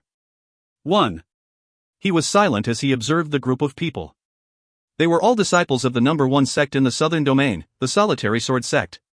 It wasn't anything remarkable for the Solitary Sword sect to appear here. After all, this area was a region of contention between the Blood Demon sect and the Solitary Sword sect. Meng Hao knew about the constant friction between the two great sects, as well as the occasional skirmishes that occurred. Just as the group of people was about to disappear in the distance, Meng Hao's expression flickered, and he looked back up into the sky. Soon, he caught sight of 10 beams of blood-red light whistling through the air. They were moving at top speed, kicking up a wind that buffeted the mountain forest below. Above the group of 10 people were a handful of enormous creatures, flying along with them. These 10 cultivators had grim expressions, filled with death. Killing intent circled around them and up to the beasts above them, who seemed to be feeding on it. The beasts roared and howled. These, of course, were disciples of the Blood Demon sect. Their speed was incredible as they passed over Meng Hao. From the direction they were heading, it seemed they were pursuing the Solitary Sword sect cultivators. As they disappeared over the horizon, Meng Hao emerged from the forest. Muttering to himself, he looked at the direction the cultivators from the two sects had gone. Instead of flying after them, he stayed down into the cover of the trees to follow. Meng Hao sped through the trees for the time it takes 2 incense sticks to burn. It was then that he heard the sounds of explosions ringing out. He increased his speed, and before long, caught sight of the Solitary Sword sect and the Blood Demon sect cultivators locked in fierce magical combat. Booms echoed out, and ripples of magic spread out through the air. To the Solitary Sword sect people, a single sword was an instrument of death, incomparably sharp. As for the Blood Demon sect people, their magic was ever-changing. Surprisingly, it wasn't dominated by the color of blood, rather, they used an endless stream of techniques. The phantom beasts they controlled possessed extraordinary strength. There were only 3 of them, but they charged about violently, making them impossible to approach. There were no core formation experts in the 2 groups of people. The strongest among them was of the pseudo-core stage. The rest were all of foundation establishment. They fought back and forth wildly, surrounded by a bloody glow. Meng Hao watched as a few among them perished. At the moment, the Blood Demon sect seemed to have the upper hand. Suddenly, though, the eyes of the pseudo-core cultivator from the Solitary Sword sect flickered with a cold light. Solitary Sword spell! He shouted. The Solitary Sword sect disciples, including Qin Fan, flew toward him. Their swords glittered shockingly. In the blink of an eye, the sword merged together to form a single enormous sword, 300 meters in length. The massive sword shot toward the 3 phantom beasts. An explosion rang out in all directions. The phantom beasts trembled and roared, and then one by one, disintegrated into nothing. The massive sword then transformed into hundreds of glowing sword beams, which shot toward the remaining Blood Demon sect disciples, as well as toward the ground, where Meng Hao stood. Meng Hao frowned, and then leaped up into the air. He waved his right hand, causing a gale force wind to spring up. The approaching sword beams instantly broke apart into pieces. Meng Hao's appearance, and his quick dispatching of the sword beams, immediately attracted the attention of the surrounding Solitary Sword cultivators. This was especially so of the harsh-looking young man of the mid-foundation establishment stage, whose eyes radiated iciness.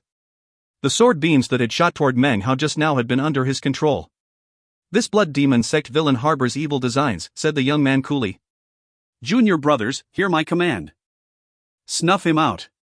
He seemed disinclined to even verify Meng Hao's identity. His appearance here was enough for the young man to pass judgment on him. As soon as the words came out of his mouth, the 40-year-old late Foundation establishment cultivator frowned. However, he didn't intervene. The eyes of the surrounding cultivators flickered with coldness as they charged toward Meng Hao. At this moment, however, Chen Fan caught sight of Meng Hao. After a moment passed, his eyes filled with joy. Stop! He cried, rushing forward with all the speed of the early Foundation establishment stage. He passed the others, flying directly up to Meng Hao. This is my junior brother! He cried excitedly. Everyone stop! His expression was one of intense happiness, almost trance-like, as he gazed at Meng Hao and recalled the past. Meng Hao looked at Chen Fan and smiled. Chen Fan's expression and words were filled with sincerity, and now Meng Hao was certain he hadn't changed. He was the same person he had been 7 or 8 years ago. Meng Hao took a deep breath and then said, "Greetings, elder brother." He clasped hands and bowed deeply. Chen Fan laughed. He looked a bit different than he had 7 or 8 years ago, but his personality was the same. He stepped forward and embraced Meng Hao. "Junior brother Chen," said the harsh-looking young man with a hypocritical smile. "How come I've never seen this junior brother of yours? I didn't know the solitary sword sect had a disciple such as this." His voice was filled with sinister accusation. Chen Fan frowned, standing protectively in front of Meng Hao. "Elder brother Zhou, he's not a solitary sword sect disciple. He's my junior brother from when I was in the Reliance sect." Meng Hao didn't say anything, and his expression was the same as ever. He wanted to see how Chen Fan would handle the situation. "So he's a disciple from a tiny, backwater sect," said Zhou, his voice sinister and yet leisurely. "He would normally be inconsequential. Yet here he is spying on us. He must take responsibility." The surrounding solitary sword sect disciples exchanged glances, then moved backward silently. It seems this was not the first time they had seen conflict erupt between Zhou and Chen Fan. The middle-aged pseudo-core cultivator sighed, looking at the two of them with an annoyed expression, and then glancing down at Meng Hao. "Take responsibility?" said Chen Fan coolly. His eyes were cold as he stood there in front of Meng Hao. "Zhou Shangyue too, I would very much like to know exactly how you expect my junior brother to take responsibility? With me here, which one of you dares to cause problems for him?" He slapped his bag of holding, and a small black blade appeared, about the size of a hand. It flew up to circle around his head. Meng Hao's expression changed to one of shock the instant he saw the blade appear. So did the faces of the surrounding cultivators. The pseudo-core stage man gasped. Zhou Shanyue's face immediately grew extremely unsightly. A look of jealousy filled his eyes as he glared at Chen Fan. His heart, however, filled with dread. The blade emanated the fearsome power of core formation. "Zhou Shanyue, I'm waiting for your response," said Chen Fan calmly. 1. There were a handful of chapters in which Chen Fan appeared. Perhaps the most relevant is Chapter 34, Fame from 1,000 years ago, in which he befriends Meng Hao. 2. Zhou Shanyue's name in Chinese is Zhou Shanyue. Vuzhou is a common family name. Shan means mountain. Yu also means mountain. If you find any errors, ads pop-up, ads redirect, broken links, non-standard content, etc., please let us know. Report chapter so we can fix it as soon as possible. Chapter 179. Chapter 179, Sect Brothers. "That's my father's flying dagger," said Zhou Shanyue with a cold snort, staring at the black blade hovering around Chen Fan's head. "It's a gift from my master," replied Chen Fan, his expression cold. Immediately, Zhou Shanyue's expression darkened. He flicked his sleeve and began to move toward Chen Fan. "To take responsibility is simple," he said as he strode forward. "I want both of his eyes. Let's see if you dare to try to kill me. If you do, you have my respect. But how will you explain that to your master, my father?" Meng Hao's expression was the same as always. He watched calmly as the scene unfolded. In front of him, Chen Fan gazed coldly at the approaching Zhou Shanyue. He lifted his right hand, and the flying dagger immediately began to glow. Everything seemed ready to dissolve into chaos. Zhou Shanyue proceeded forward, a savage expression covering his face. "I can't believe that you would dare to attack me over an outsider. To you, he's an outsider, but to me, he's a junior brother." Chen Fan waved his hand, and the flying dagger shot toward Zhou Shanyue. Zhou Shanyue's hair stood on end, and he suddenly stopped moving. The black dagger had come to a stop right in front of his face. "Don't push me, Zhou Shanyue," Chen Fan said softly. Meng Hao was just about to take a step forward when the pseudo-core stage cultivator suddenly said, "Just what do you two think you're doing? Zhou Shangyue, stand down. Chen Fan, if this is your junior brother from your former sect, then you'll need to vouch for him. You will be responsible for all his future mistakes." The words obviously contained a threat. While it seemed on the surface that he was trying to smooth over the situation, he was actually making a small matter into a bigger one. Meng Hao was quite experienced, so obviously he understood what was being said. He laughed coldly. "My affairs have nothing to do with my elder brother," he said. "If you don't take your words back voluntarily, Your Excellency, then I'll be forced to make you take them back." His voice was ice cold. When the middle-aged man heard them, his eyes grew icy and he stared back at Meng Hao. Chen Fan, of course, had never imagined that Meng Hao would dare to speak. Without another word, he flashed an incantation sign, and the flying dagger reappeared at his side. "Chen Fan, it's not that I didn't try to give you some face. Your junior brother here needs to be taught a lesson." With a grim smile, the middle-aged man flicked his sleeve and began to move toward Meng Hao. Meng Hao's expression was the same as ever. His cultivation base had 4 Dao pillars. He could contend with the late foundation establishment stage and could even stand up to Dao children with flawless foundations. There was no need to even mention this middle-aged man who clearly had a cracked foundation at best. Meng Hao could slay him with ease. Granted, the man was a fellow disciple of elder brother Chen. However, Meng Hao couldn't allow people to level threats against him that could affect elder brother Chen later. That was why he had tried to separate himself from Chen Fan. The surrounding solitary sword sect disciples watched on with cold smiles, eyeing Meng Hao with looks of disdain. They obviously thought Meng Hao was being arrogant and conceited to think he could stand up to someone who had completed the great circle of foundation establishment. Various thoughts ran through the minds of the surrounding disciples. "I never imagined elder brother Chen would make friends with someone who so easily overestimates himself. He's relying on elder brother Chen's presence, like a fox exploiting the might of a tiger. 1. He's looking to die."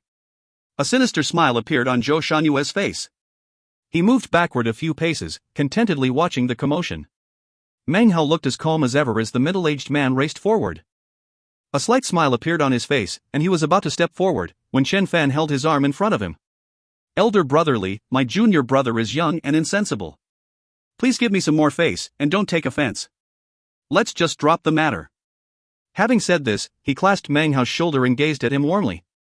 "Listen to elder brother," he said. When the 4 words entered Meng Hao's ears, they were filled with a gentle warmth that he hadn't experienced in a very long time. He looked into Chen Fan's eyes and then nodded.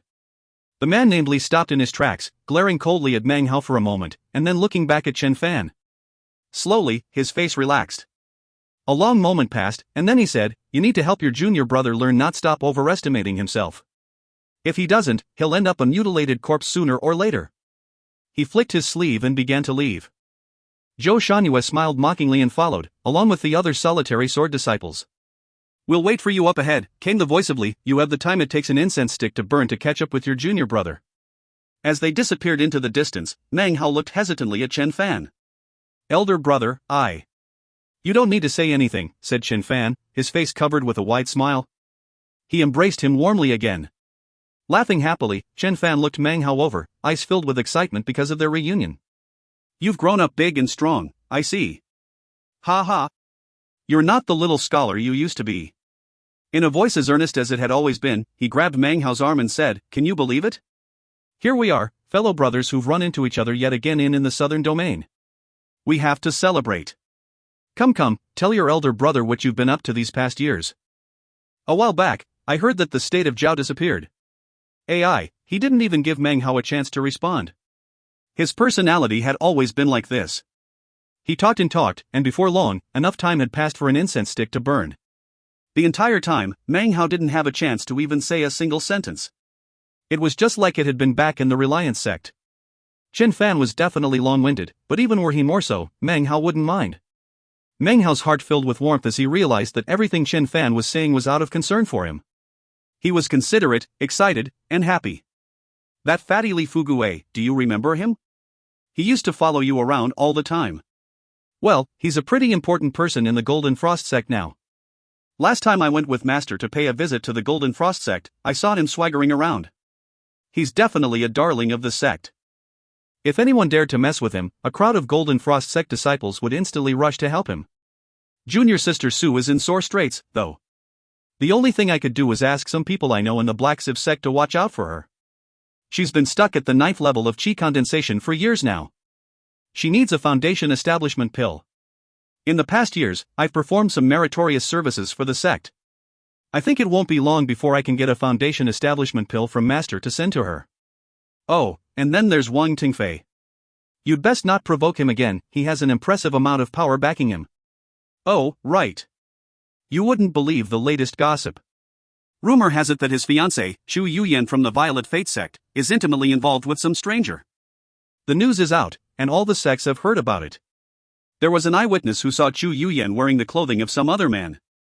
There was obviously something shady going on. Who do you think that guy could be? Whoever he is, I sure admire him. He was able to steal Xu Yuyan right from under Wang Tingfei's nose. Meng Hao wasn't able to get a word in edgewise. When the topic of Xu Yuyan came up, a strange expression suddenly appeared on his face. So, he thought, that Zhou Dai fellow did exactly as I predicted and immediately began to spread rumors. He gave a dry cough, not admitting to anything. Instead, he said, "Wow, that guy really is amazing. I hope I have a chance to meet him someday and maybe be friends." His face was covered with an expression of admiration similar to Chen Fan's. About this time, the clear sound of a sword could be heard ringing out in the air. Meng Hao looked up to see a solitary sword sect disciple off in the distance, clearly urging them to hurry up.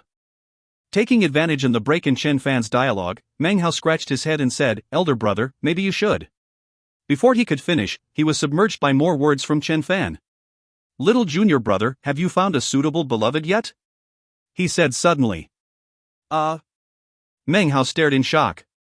Chen Fan's question seemed to have come completely out of the blue. Before he could respond, Chen Fan nodded. "Oh, I understand. You're still hung up on elder sister Sue. Junior brother, listen to me carefully. There are a lot of female cultivators in the southern domain, but there are 4 who are considered to be the most dazzling. Xu Yuyan is one of them, but you might as well forget about her. She belongs to Wang Tingfei and that other mysterious guy. However, the other 3 are really a match for your good looks and cultivation base." Chen Fan's eyes shined brightly as he looked at Meng Hao. He sounded almost like a matchmaker.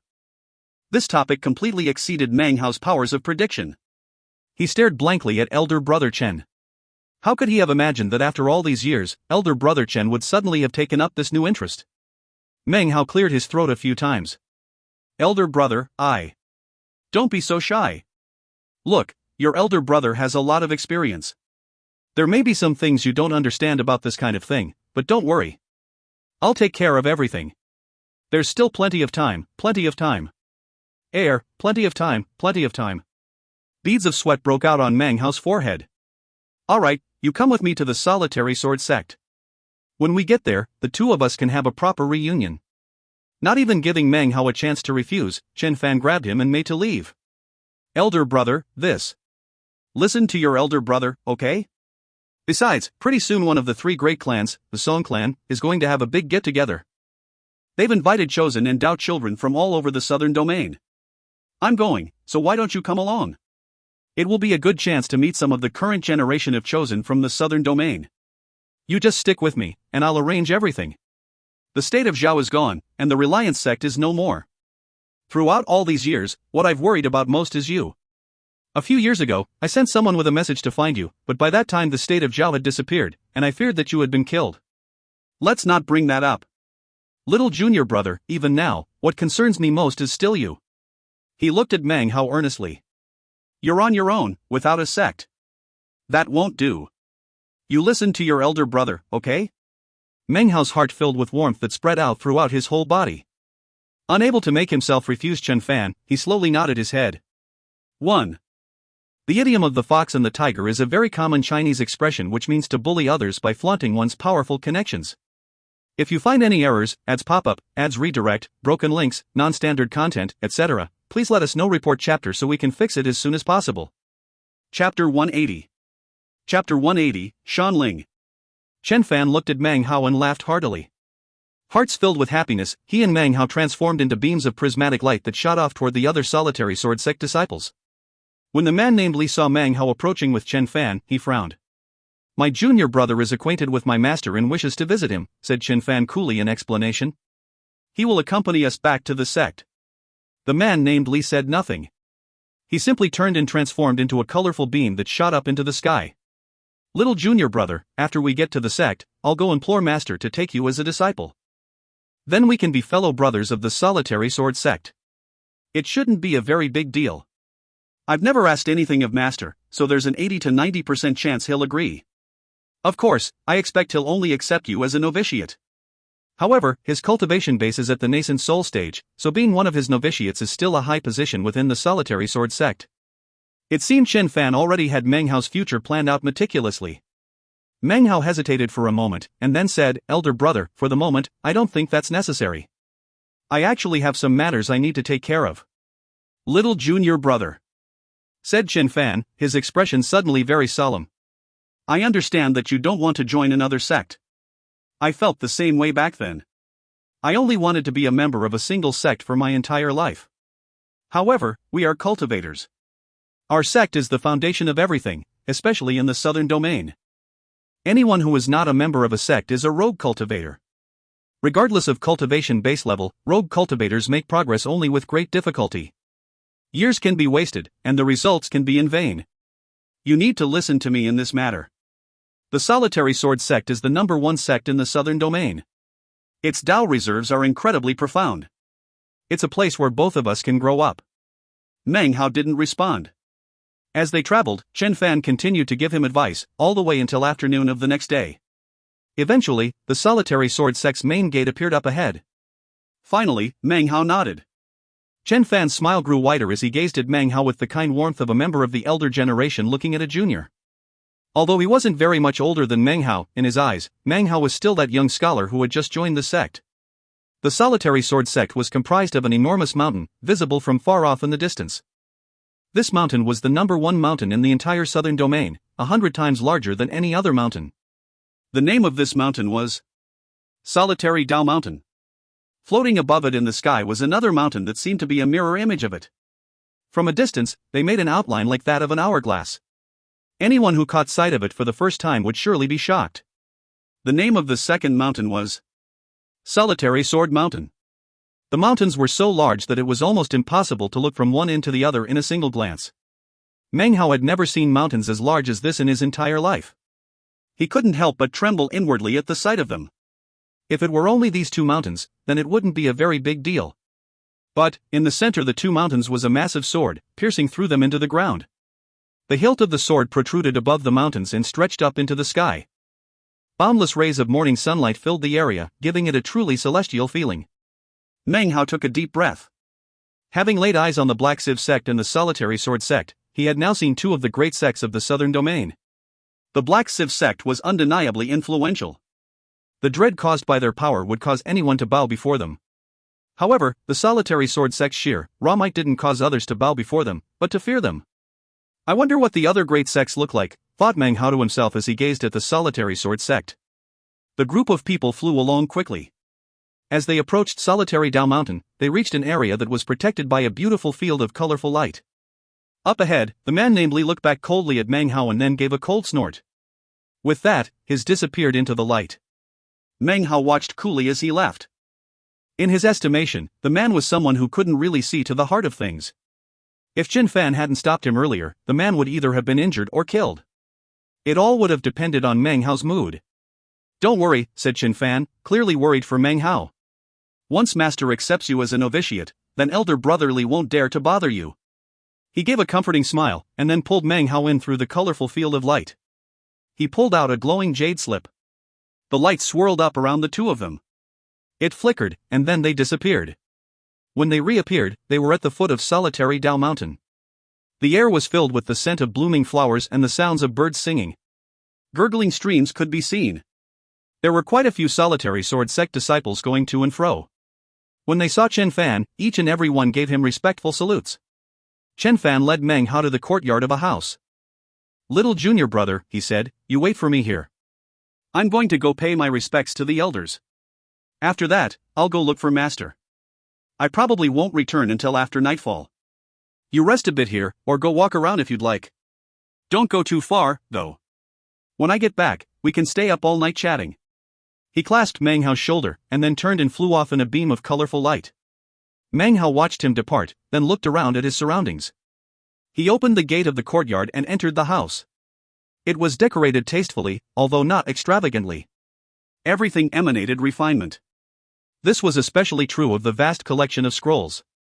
Meng Hao selected one of the ancient texts and sat down cross-legged to examine it. After some time passed, he put the ancient scroll down, and a thoughtful look gleamed in his eyes. Maybe I should join the solitary sword sect, he thought, his brow furrowed. It wasn't his first choice. However, the Black Sieve sect surely wouldn't just let go the matter of the meat jelly. Entering the solitary sword sect might not be a bad choice. His eyes glittered stubbornly at the thought of the Violet Fate sect. Dispelling his poison wasn't the only reason he wished to do so. I'm still inclined toward the Violet Fate sect, he thought.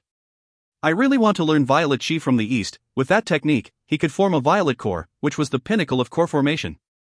Furthermore, I need to study alchemy. I can't rely on others to do it for me every time I need a pill concocted. That's especially true of the perfect core pill. Meng Hao sat there for some time lost in thought.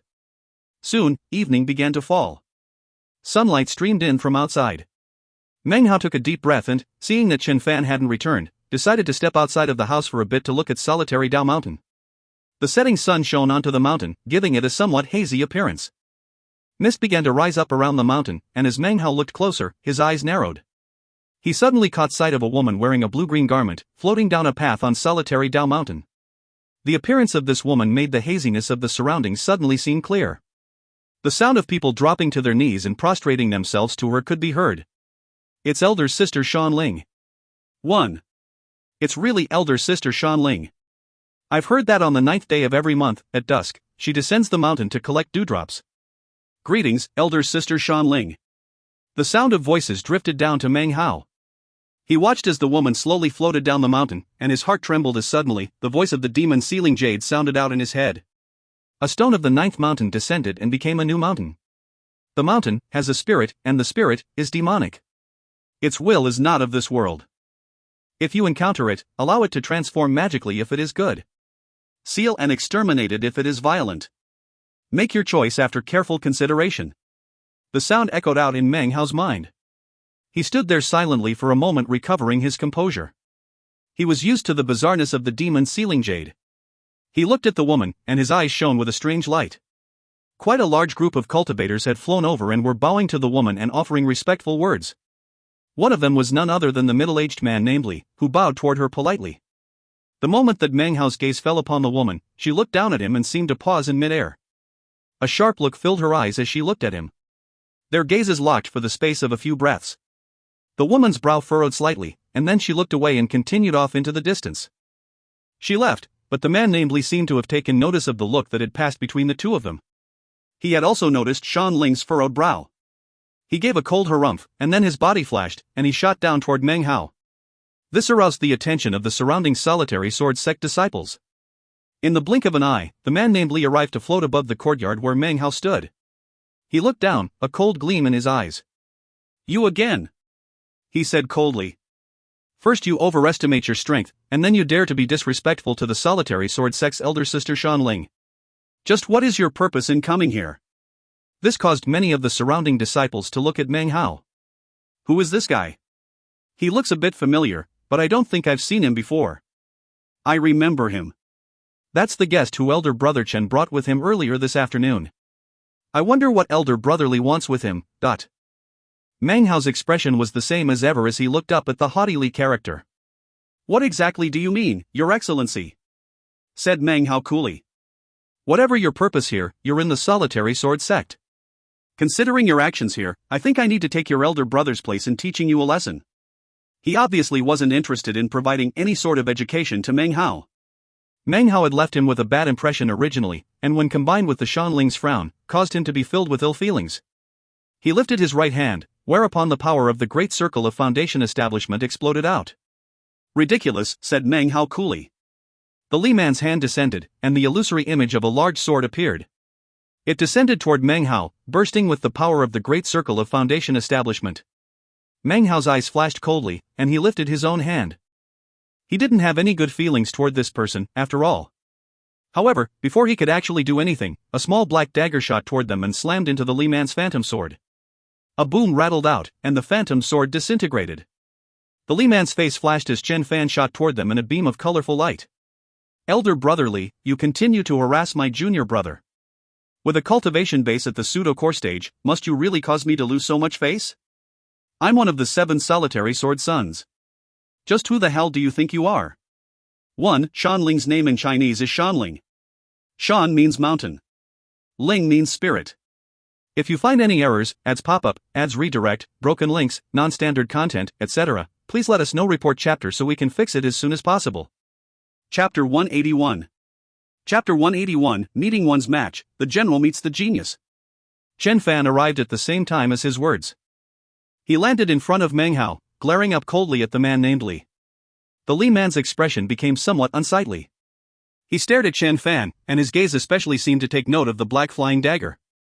Do you really think you can protect him forever? He said with a cold snort. His face filled with disdain as he looked at Meng Hao. He won't amount to anything if all he can do is hide behind others. It seems mid-foundation establishment is the end of the line for him. As long as I'm here, I won't let you touch a hair on my little junior brother's head, said Chen Fan, his voice cool, but hard enough to chop nails and slice iron. Li glared hatefully at Meng Hao, his disdain growing thicker. If it weren't for your elder brother, I would kill you with the wave of a hand. Let's see how long you can keep hiding. He turned, flicking his sleeve and disappearing into the distance. Meng Hao sighed as he watched the man leave. He had read the man's expression, of course, but could do nothing about it. Exterminating him would be simple, but twice now, Chen Fan had stood in front of him, making it impossible to proceed with battle. Chen Fan looked back at Meng Hao, who gave a wry smile. Chen Fan, of course, misinterpreted Meng Hao's expression. Don't worry, little junior brother, he said comfortingly. That Li fellow is nothing. With me here, he won't dare to bully you. His expression was one of concern, leaving Meng Hao without a word to say. Unfortunately, Master went into secluded meditation last month, and it seems he won't emerge for a few more months. I left him a message, though. He'll get it as soon as he comes out. After you and I get back from the Song clan, you can officially join the solitary sword sect. Then that Li guy won't dare to mess with you. Although, in the meantime, you need to be a bit more careful. Well, I'll be here by your side anyway, so it doesn't matter, but... Chen Fan's concern made Meng Hao feel warm in his heart. Many thanks, elder brother, he said, clasping hands and bowing. What's there to thank? Don't be so polite. Come. Let's light some candles and chat all night. He laughed heartily as he pulled Meng Hao into the house. Once inside, he slapped his bag of holding to produce 2 jars of alcohol. Your elder brother doesn't have much to offer here. But when I went to Master's, I grabbed these 2 jars of sword wine. This stuff is pretty good. I've really come to like it over the past few years.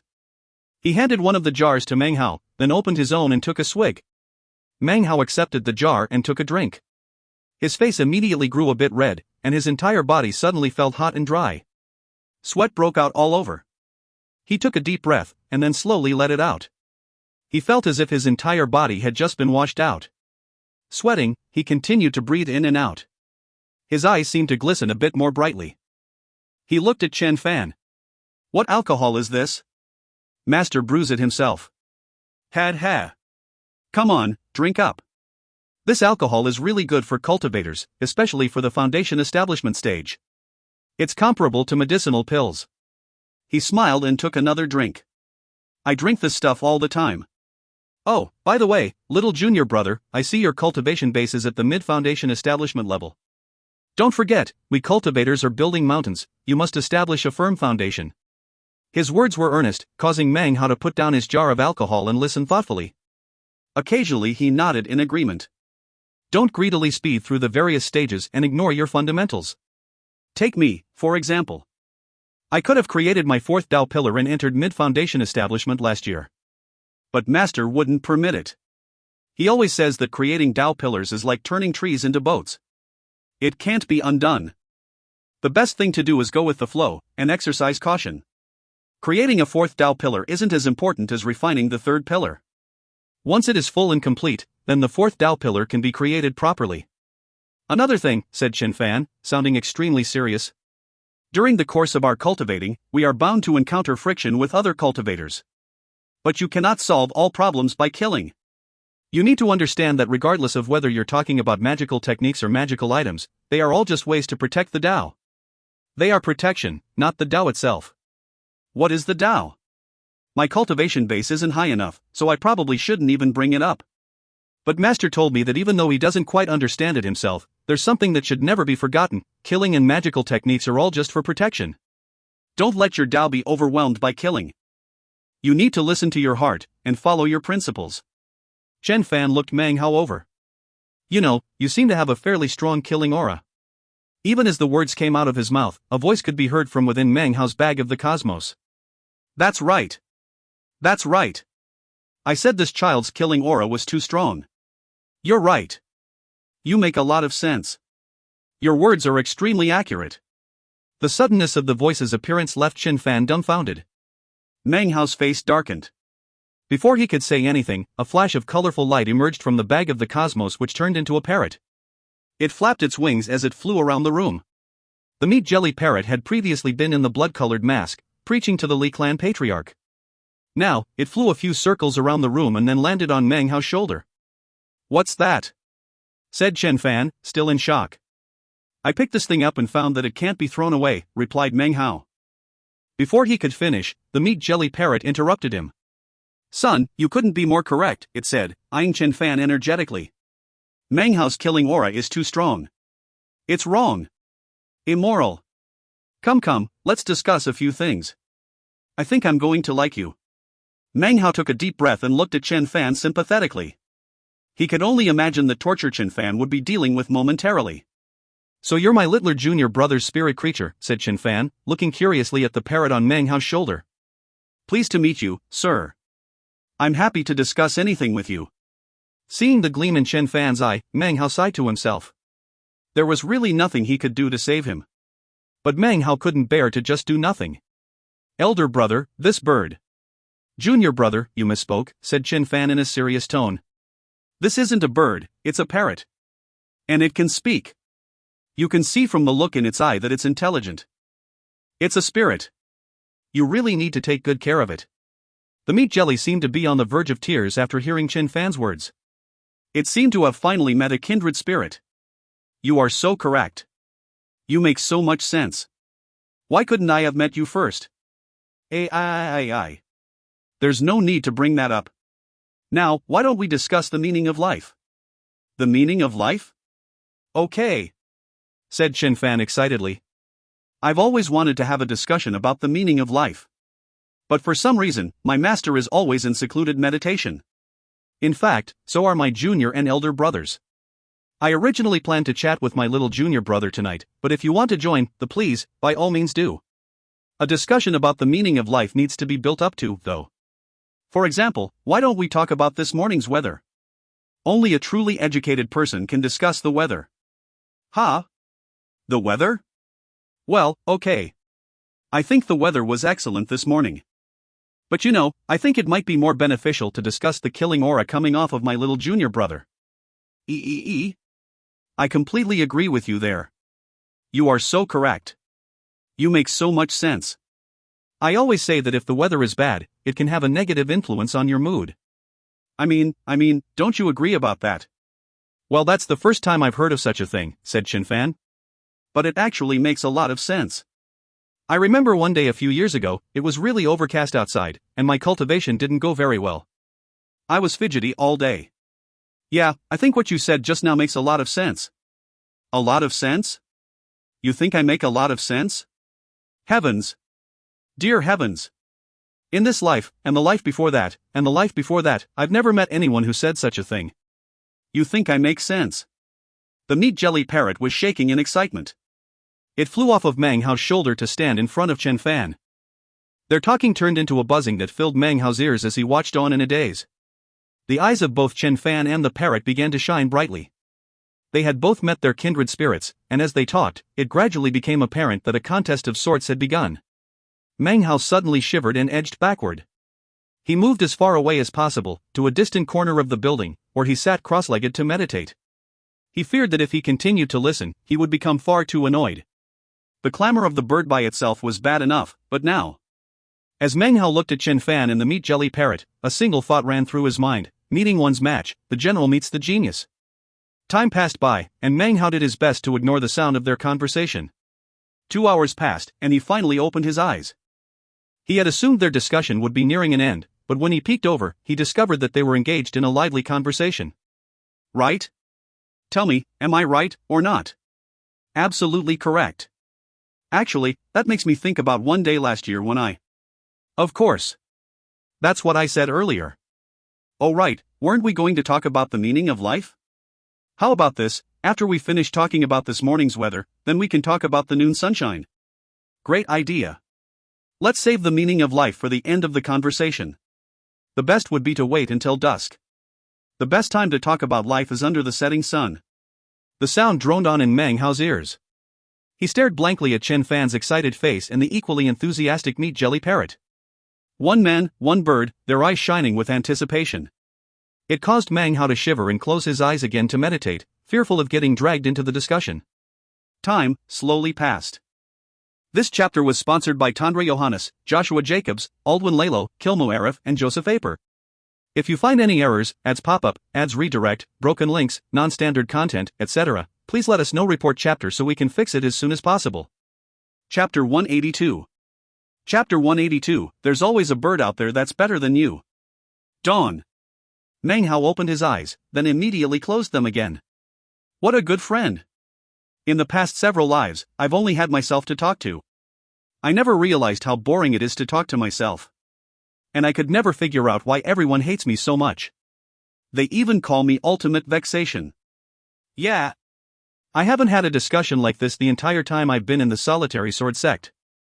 Come, now that we've finished talking about the noon sunshine, let's talk a bit about the afternoon. Late morning.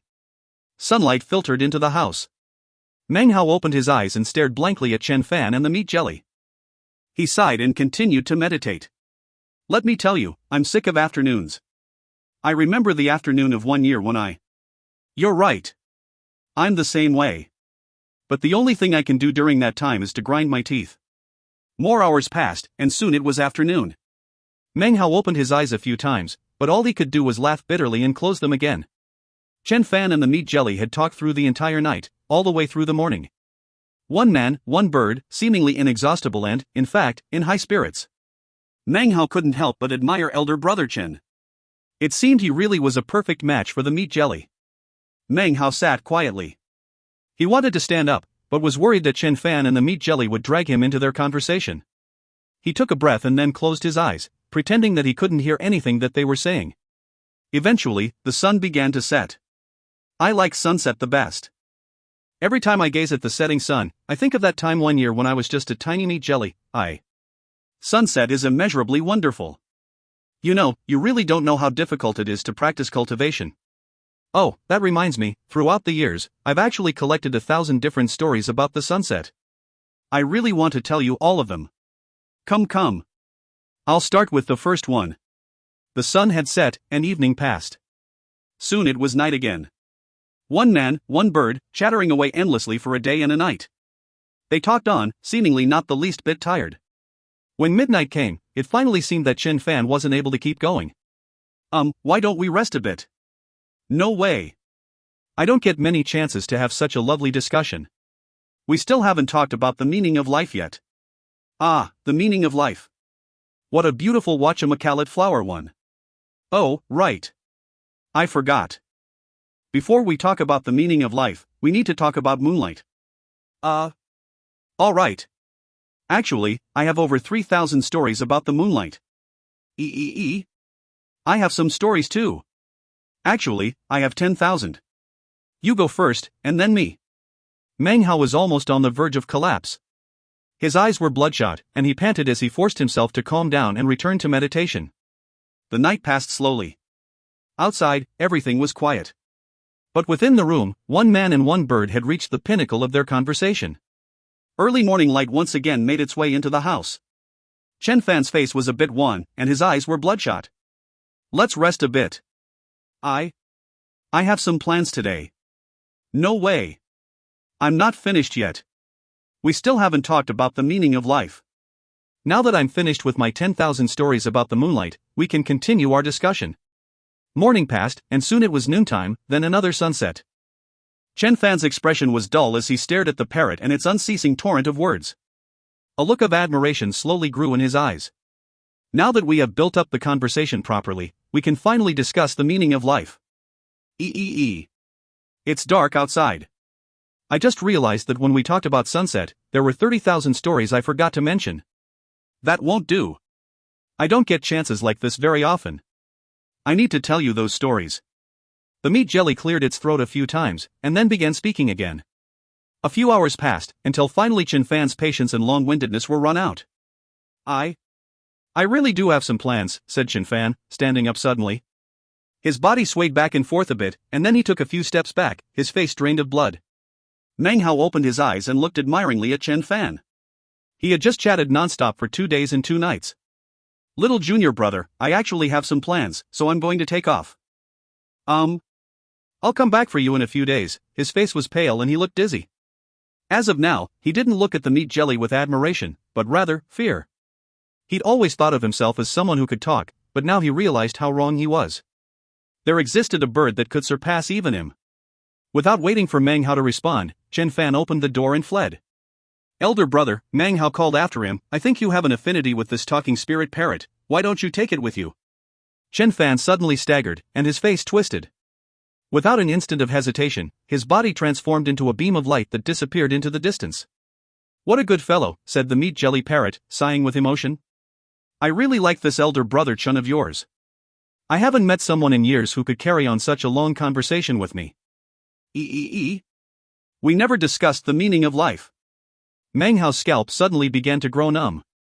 To be able to provoke such a reaction from elder brother Chen showed how truly powerful this meat jelly was. Such power was rarely seen in the world. It's too bad I couldn't finish, said the meat jelly discontentedly. I was just starting to get excited. Now it's all over? Chattering away, it flew up onto Meng Hao's shoulder. Why don't you chat a bit with me, I'm feeling a bit lonely. Meng Hao's face went pale, and he took a deep breath. He forced a wry smile onto his face, and his mind spun, trying to come up with an idea. I think perhaps you forgot someone, he said. Who did I forget? How could I forget somebody? Given a chance to have a conversation, the meat jelly would definitely seize it immediately. You forgot about the old man in the mask, said Meng Hao hurriedly. You still haven't turned him back from the path of wickedness. Right. That old man isn't too bad, actually. But you're right. I need to go have a talk with him. Face shining with anticipation, the meat jelly parrot flashed, instantly disappearing into Meng Hao's bag of the cosmos. Meng Hao could just barely hear the sound of the Li clan patriarch's sad, shrill cry when the meat jelly entered the mask. He had never heard such a cry come from the man before. Meng Hao let out a long sigh and sat down on the ground, laughing bitterly. He looked at the moonlight inside again, wondering about what his life would be like in the coming days. Having the meat jelly with him constantly was a frightening thought. There must be a way to control it. That damned meat jelly. Meng Hao gritted his teeth, and his eyes glittered brightly. Its old enemy, the copper mirror, the parrot. His eyes glittered even more brightly when he thought about reaching core formation. His anticipation soared to new heights. 3 days flashed by, during which time Chen Fan never returned. Obviously, he was so frightened of Meng Hao's meat jelly that he didn't dare to come back. If he did, the meat jelly parrot might draw him into another conversation. It was on the 4th day that he cautiously made his way back. He opened the door to the room, then immediately retreated several steps. When he saw that there was no parrot on Meng Hao's shoulder, he glanced around the room and then let out a sigh. Meng Hao could only give him a wry smile. What else could he say? Chen Fan stood nervously outside the room. That little junior brother, it's gone? He looked very nervous. Pretty much, replied Meng Hao, standing up and walking out. Chen Fan let out a long sigh and looked at Meng Hao with a forced smile. Little junior brother, that parrot of yours is... Wow, what a bird. I truly admire it. Well, no need to talk about it, really. There are only a few more days until the Song clan's banquet. I've already arranged everything. When it comes time, we can teleport directly there. Today, why don't you let me show you around the Solitary Sword sect? After all, when we come back from the Song clan, this will be your sect, so you should get to know it. He grabbed Meng Hao's sleeve and pulled him out to the courtyard. Meng Hao's expression was the same as ever, but in his mind appeared an image of the map of the southern domain. The Song clan was located relatively close to the Violet Fate sect. As for the solitary sword sect, Meng Hao thought about it a lot during the past days and had finally reached a conclusion. He decided that he would not take advantage of Chen Fan's offer to join the solitary sword sect. He still wanted to figure out some way to disguise himself and join the Violet Fate sect. He would learn Violet Chi from the east as well as alchemy. And he would also figure out a way to get Grandmaster Pill Demon to dispel his poison. As for the solitary sword sect, Meng Hao didn't believe that Chen Fan's master would be able to help him get rid of the poison. He needed the help of someone, not of the nascent soul stage, but the spirit-severing stage. Meng Hao was certain of this. However, Chen Fan was so warm and welcoming, he didn't feel it was appropriate to tell him directly. Regarding the Song clan, Meng Hao very much wanted to go see it, however, because of his concerns regarding the Black Sieve sect, he was still hesitating.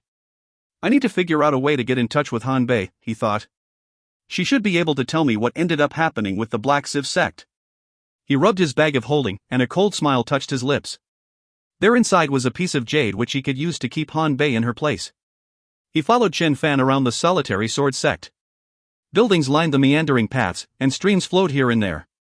The whole place looked both imposing and tasteful. The two of them chatted as they walked, and soon it was noontime. Eventually, they reached a large circular structure which was filled with hundreds of energetic solitary sword sect disciples.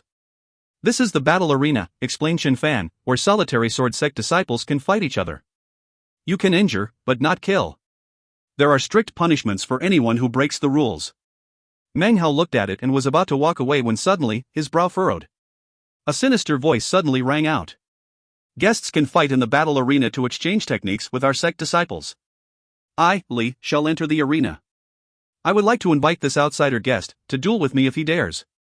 It was none other the middle-aged man named Li. A hypocritical smile covered his face as he strolled out from the crowd, staring mockingly at Meng Hao. Will you hide behind your elder brother again? Can you even make a single attack, you good-for-nothing loser? If you don't dare to fight, then you'd better hope you don't have to face me again in the future. Everyone's eyes came to rest on Meng Hao and Chen Fan. In this passage, he starts to erroneously quote a Chinese expression, but then kind of gives up in the middle. If you find any errors, ads pop-up, ads redirect, broken links, non-standard content, etc., please let us know. Report chapter so we can fix it as soon as possible. Chapter 183. Chapter 183, how long since we saw that shy face? Meng Hao's expression was the same as usual. He wasn't the least bit moved. He looked calmly at the sneering Li, and Zhou Shangyue, who stood next to him, face grim. Chen Fan looked angry. He knew that elder brother Li and Zhou Shangyue were on good terms, and that neither of them liked him very much. It was only because of his flying dagger that they never did much to him. However, having Meng Hao at his side had caused innumerable difficulties with this sinister pair. If you want to fight, how about you two versus me? Said Chen Fan coldly. As fellow sect members, we have nothing to learn from each other, laughed Li. I want to see if I can pick up a move or two from this outsider. Junior brother Chen, you aren't really going to prevent such an exchange, will you? Chen Fan gave a cold snort, grabbing Meng Hao to leave. Meng Hao smiled. He found the whole situation quite amusing. However, Chen Fan seemed devoted to keeping Meng Hao safe, and he didn't want to refuse his goodwill. He was just about to follow along with Chen Fan when Zhou Shanyue's dark voice rang out. If you're scared, we understand. The surrounding solitary sword sect disciples all laughed loudly. How about this, elder brother Li will restrict his power to that of the mid-foundation establishment stage. That would make things fair. We really want to see what magic you outsiders have. Junior brother Chen, this matter has nothing to do with you. You can't keep him hiding behind you forever. Solitary sword sect cultivators generally stay away from outsiders. Many of them, although they didn't want to sneer at elder brother Chen, were getting excited at the scene which was playing out in front of them. Chen Fan ignored them, continuing to pull Meng Hao away. However, hearing Zhou Shanyue's words caused Meng Hao to suddenly stop in his tracks. He turned and looked at Li and Zhou Shanyue, forcing an outraged expression to appear on his face. Since a battle to the death is out of the question, we need to make a wager, he said, making his voice seem out of control. Hearing this, the surrounding solitary sword sect cultivators burst into more laughter. Many of them had cultivation bases lower than Meng Hao, but they were disciples of the solitary sword sect, the number one sect in the southern domain. It was only natural for them to feel somewhat superior. Zhou Shanyue laughed, as did middle-aged Li. Excellent, said Li. If you stop hiding behind junior brother Chen and dare to fight me, then there's no harm in making a little wager. I have a treasured sword as well as several tens of thousands of spirit stones. Laughing, he slapped his bag of holding to produce an azure-colored sword.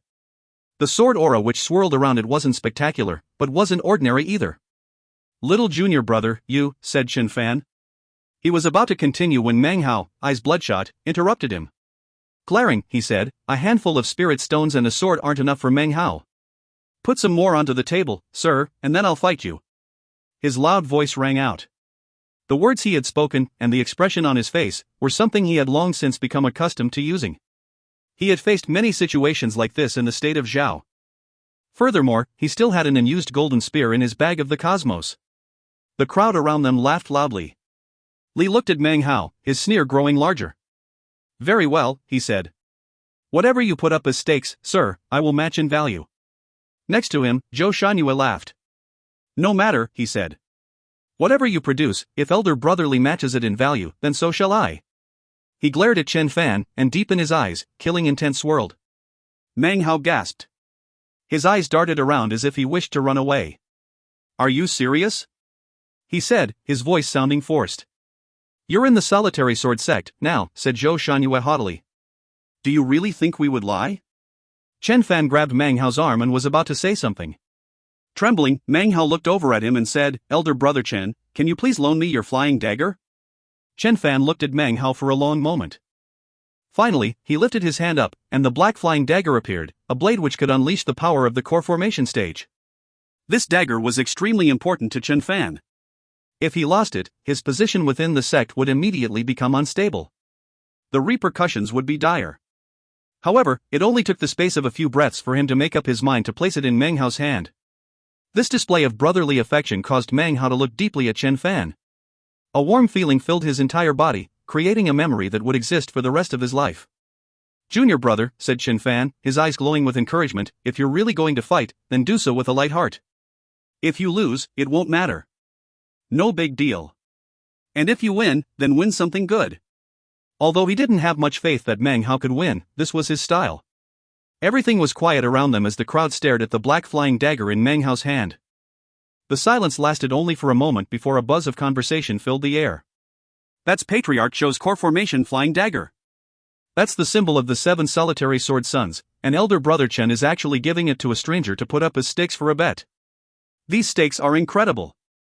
The surrounding disciples' eyes shone brightly, and more than a few produced transmission jade slips to notify other fellow disciples of what was happening. "This is what I'm putting up. Now it's your turn. No bet, no fight." Meng Hao's voice was resolute, and his eyes shone with a do-or-die look. To the onlookers, however, it appeared that his coolness was forced, and that he was simply trying to bluff Zhou and Li into leaving him alone. Zhou Shanyue's body trembled as he glared at the black dagger in Meng Hao's hand. He panted, as did middle-aged Li. They exchanged an excited, shocked glance. They had never imagined that Chen Fan would actually take out the flying dagger and give it to his junior brother to put up as stakes in the bet. "If you don't have anything to bet, then you can't blame me for not participating," repeated Meng Hao, preparing to hand the flying dagger back to elder brother Chen. Zhou Shanyue obviously couldn't allow this to happen. His hand shot up and he ripped open the top of his robe to reveal a jade pendant hanging around his neck. "This is a life-saving jade forged by my father himself with blood from his cultivation base. It has no attack power, but it can stand up against an attack from the nascent soul stage. If you win, then it's yours. I'll even give you some of my cultivation base blood to use to refine it. I, Zhou, never go back on my word." His tone of voice could chop nails and slice iron. As they rang out, Chen Fan, along with the rest of the onlookers, gasped. Chen Fan stared at the life-saving jade. It was a treasure his master had bestowed upon his son to protect him. In terms of value, it definitely exceeded his flying dagger. Meng Hao put on a look of complete shock. He began to breathe heavily, causing Zhou Shanyue to laugh coldly, his eyes shining coldly. In a seemingly forced voice, Meng Hao said, "That's not enough. You just said that both of you would match the value of whatever I put up." Hearing this, middle-aged Li laughed heartily. He glared coldly at Meng Hao, and then gave pale-faced Chen Fan a sinister look. At the moment, he was convinced of what to do. He knew Chen Fan and Chen Fan's personality. He wouldn't do anything devious, so clearly his expression revealed his true feelings. "I, Li, don't have any precious treasures like junior brother Zhou. However, I do have some spirit stones saved up. Fellow disciples, if you are able to loan me some spirit stones, it will be to your benefit. I will pay them back with an additional 1 stone for every 100 you give." He laughed again, watching as the hundreds of surrounding cultivators saluted him respectfully. A few of them flew over to him, and then more and more. "No problem, Elder Brotherly. Of course we can help you. Ha ha ha. I don't have a lot of spirit stones, just a few thousand, my savings from the past few years. If you need them, Elder Brotherly, then they're yours. Don't worry, Elder Brotherly. We can definitely help you out." The voices of hundreds of cultivators filled the air. All of them produced spirit stones, in amounts ranging from hundreds to thousands. Soon, they had been piled together into a group of several tens of thousands of spirit stones. These spirit stones can't compare in value to Junior Brother Joe's precious treasure. Fine, I won't try to take advantage of you. I have some magical items in my bag of holding that are worth tens of thousands of spirit stones. In total, their value is roughly 500,000. He flicked his sleeve and then shot into the air, transforming into a beam of light which shot toward the battle arena. Amidst the excited cries of the surrounding cultivators, he landed in the middle of the arena and turned to stare at Meng Hao. Chen Fan looked at Meng Hao with a forced smile. He was just about to give some advice when Meng Hao put the flying dagger on the ground and then flew up in the air toward the battle arena. No one made a move to stop him. As he entered, the surrounding cultivators craned their necks to watch. Middle-aged Li stood there arrogantly. He pressed his finger down onto the space between his eyebrows. Immediately, his cultivation base sank down from the late foundation establishment stage to the mid-foundation establishment stage, as if he had 6 Dao pillars.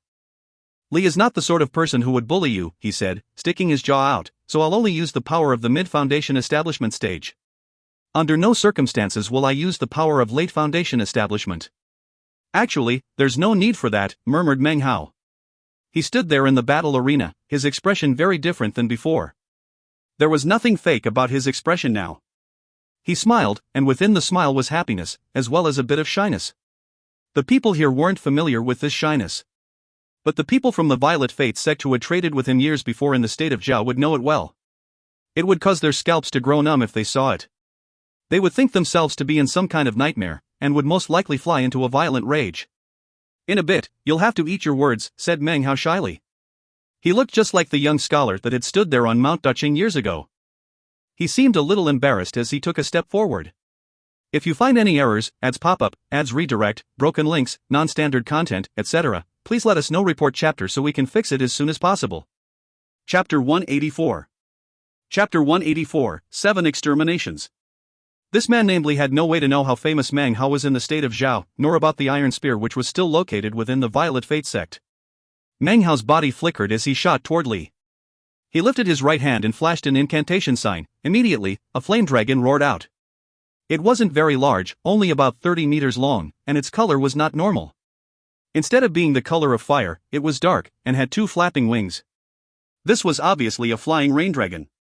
Power from Meng Hao's cultivation base was congealed inside of it, and not a drop seeped out. Only someone significantly more powerful than Meng Hao, someone of a higher stage, would be able to sense the slight fluctuations of the cultivation base power within it. From the look of it, it really did seem to be something that would be produced by the power of mid-foundation establishment, or perhaps even inferior to that. Sneers filled the faces of the cultivators outside the battle arena. They were clearly very amused by the whole scene. Chen Fan groaned inwardly. He didn't say anything, but his eyes were dull as he thought, not about his flying dagger, but the fact that this was a battle arena, and there was no way to tell what deadly moves Li might use. Zhou Shangyue watched on, a smile covering his face. He looked exceedingly pleased. He had never liked Chen Fan, not from the very beginning when his father had brought him back to the solitary sword sect. He felt that his father treated him far too well for the outsider that he was. As for the flying dagger that had been given to Chen Fan, Zhou Shangyue thought of it as his own. How could it be given to someone else? And how come he wasn't a member of the current generation of the 7 solitary sword sons? He didn't understand, but also didn't dare to complain to his father. This caused his enmity toward Chen Fan to grow stronger and stronger. Finally I have a chance today, he thought. Chen Fan, the flying dagger will finally belong to me. You trifling nobody. Do you really dare to contend with me? A smile broke out on his face, and he laughed. Back within the battle arena, Li also laughed. A haughty look covered his face as he watched Meng Hao's flame dragon speeding toward him. He sneered. A barbarian cultivator from a backwater sect, he said loftily. You don't deserve to even be here. Your magic is so simple. You really dare to use a trifling flame dragon art? Even being restricted to the mid-foundation establishment stage, I can still kill you with ease. He flicked his sleeve, and the power of his mid-foundation establishment stage boiled out. He raised his hand and the illusory image of a sun and a moon appeared on either side of his palm.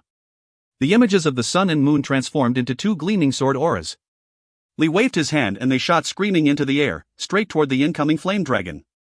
A cheer rose up from the surrounding cultivators when they saw this. Of course, all of this takes some time to describe, but happened in an instant. The images of the sun and moon sword slammed into the flame dragon, and as they did, for some unknown reason, they began to twist and warp. A bang exploded out as the moon sword pushed up against the flame dragon. It seemed like it was trying to move a mountain. The sword instantly collapsed to pieces. Before the pieces could float away, they were transformed into ash by the heat of the flame dragon. At the same time, the sun sword also collapsed. The 30-meter-long flame dragon didn't even seem to have been scratched. Its momentum increased as it shot toward Li. As it shot forward, its body expanded. 30 meters, 90 meters, 150 meters, in the blink of an eye, it was 300 meters long and growing. A mysterious power emanated out from the flame dragon, forming into a monstrous flame sea. This was the aura of the flame dragon. Its massive wings spread out to cover the sky, causing the battle arena to be submerged in flame. All of this occurred too quickly, and middle-aged Li could not possibly have predicted that it would happen. It was the same with Zhou Shangyue, as well as all the surrounding solitary sword sect disciples, who watched on with stunned faces. A roaring sound filled the air, and the battle arena shook. The shield covering the battle arena rippled as it held back the power. At the same time as the roaring sounded out, Meng Hao suddenly shot forward, attacking as fast as lightning. Li's face went white, and filled with an expression of disbelief. 9 jade slips appeared and floated around him, emanating a protective energy which defended him from the massive power of the flame sea. These 9 jade slips were clearly extraordinary in their protective power. However, Meng Hao continued to shoot toward him like an arrow. In an instant, he slammed into the shield generated by the 9 jade slips. Another boom resonated out, along with a miserable shout. The onlookers watched on, dumbstruck as the flames began to die out. Li spun backward like a kite with its string cut, blood shooting out of his mouth, his eyes filled with shock. He cut a sorry figure. Meng Hao emerged from the flame sea, his face calm. He smiled, and still had the shy look on his face. Zhou Shangyue gasped when this happened, and then stared in shock. Chen Fan blinked his eyes, looking at Meng Hao with disbelief. Amidst the silence of the shocked audience, middle-aged Li's body stopped moving. A grim expression appeared on his face, and then he pushed down on his forehead. Suddenly, his body quivered and then filled with the power of the Great Circle of Foundation Establishment. Pseudo-core stage power immediately exploded out from him. This power was far, far beyond what he had exhibited moments ago. His eyes radiating killing intent as he watched Meng Hao striding out from within the flame sea. A haughty look once again filled his face. You seem qualified to be slain by the true power of my cultivation base. Meng Hao's expression was the same as ever. He smiled shyly, but said nothing. Seeing the smile, Li felt a strong feeling of abhorrence. He shot forward, his hand lifting toward his bag of holding and retrieving a sword. The azure-colored sword spun rapidly above his head, forming the shape of a whale. It sucked in the power of Li's late foundation establishment stage power, whereupon a buzzing sound filled the air. Ghost images of the sword suddenly appeared, 7 of them. The buzz of conversation filled the air. 7 exterminations. Elder Brother Li is using a killing move. That's one of the most powerful stances of Foundation Establishment, a profound magic of the 7 solitary sword sons. Chen Fan's expression twisted. Solitary sword 7 exterminations. He was about to take a step forward when Zhou Shangyue laughed and stretched out his arm to block the way. Junior Brother Chen, it's prohibited to interfere with matches in the battle arena. You're not going to break sect rules, are you? As the observing solitary sword sect disciples discussed the proceedings, within the battle arena, Li's hair whipped about wildly. He flashed incantation gestures, causing a cyclone to spring up. The cyclone merged with the azure sword, and a roaring sound filled the air. A vicious expression appeared on his face as he waved a finger. The azure sword seemed to split the air as it shot with incredible speed toward Meng Hao. This attack was one of the most powerful moves from a cultivator of the Great Circle of Foundation Establishment, as well as one of the most powerful arts of the solitary sword sect. For Li to use it in this situation made it clear that he intended to strike a fatal blow. I plan to use this magic to win a place among the 7 sons. Today, I'll christen it with your head. His sinister voice echoed out as the sword screamed forward. The sword and its 7 ghost images bore down onto the Meng Hao. A smile appeared in Meng Hao's eyes. In terms of magical techniques, I'm still a bit deficient, he muttered to himself. He suddenly struck his hand forward. Immediately, everything began to shake, and the approaching sword suddenly stopped. Meng Hao then took a step forward and struck his hand out a second time, then a third and a fourth time. Each time he did, he took another step. By the time he reached the fifth strike, he was upon the sword. The ground quaked as the massive image of an illusory hand appeared in front of Meng Hao. It shot toward the sword. 1. At the same time, Meng Hao's spiritual sense burst out. When he was in the early foundation establishment stage, his spiritual sense could shock late foundation establishment cultivators. But now he had an additional Dao pillar, which made him even more powerful. The spiritual sense merged into the giant illusory hand. When the hand slammed into the azure sword, a massive bang rang out. The azure sword shook. One by one, the ghost images surrounding it popped and disappeared. All of this takes some time to describe, but happened in an instant. The ghost images of the swords disintegrated, and then cracks began to cover the surface of the sword itself. The illusory hand passed through the sword and then continued on toward Li. There was no way for him to dodge it, so it slammed directly into his body. Blood sprayed from his mouth, and he staggered backward, his face pale. Meng Hao's fifth step placed him directly next to the azure sword. He reached up and pushed against it. A cracking noise sounded out and the sword split completely in half. You lose. Now pay up, said Meng Hao. He flicked his sleeve, sending the two pieces of the azure sword flying away to land at the feet of Li. Li's face was deathly pale, and he coughed up another mouthful of blood. His aura seemed to have weakened. He looked at Meng Hao, a look of disbelief and bitter anguish covering his face. He had lost. This chapter was sponsored by Hein Hogberg. 1. In case you forgot the origin of the technique Meng Hao is using, you can check out chapter 149, Killing Intent, as well as the chapter after that. If you find any errors, ads pop up, ads redirect, broken links, non-standard content, etc., please let us know. Report chapter so we can fix it as soon as possible. Chapter 185. Chapter 185, Gathering at the Song Clan. Silence reigned outside of the battle arena. Hundreds of solitary sword sect disciples stared at Meng Hao in shock and disbelief. As the seconds ticked by, their eyes filled with intense fear. In the cultivation world, respect is delivered to the powerful. Meng Hao was only at the mid-foundation establishment stage, but the efficiency with which he had vanquished the great circle of late foundation establishment left a deep impression on everyone. Their fear transformed into respect.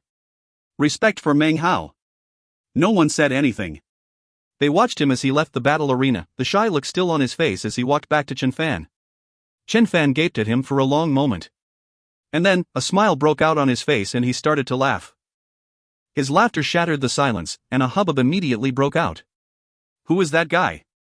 He's at the mid-foundation establishment stage but actually defeated the great circle of foundation establishment. This type of cultivation base, this type of power, he can't be a nobody. He seems almost like a Dao child. The magic he just used seemed somewhat familiar. It was like the Black Civ Sect's 19 Black Cloud Strikes. The sound of discussion echoed about. Zhou Shanyue's face was pale as he staggered back a few steps. He tilted his head and stared closely at Meng Hao, the first time he had done so. Previously, he had thought Chen Fan was the one he needed to pay most attention to.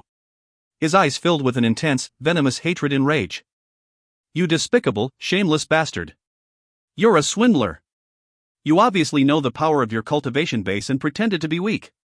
You avoided battle before with the sole purpose of picking this fight. Your depravity knows no bounds.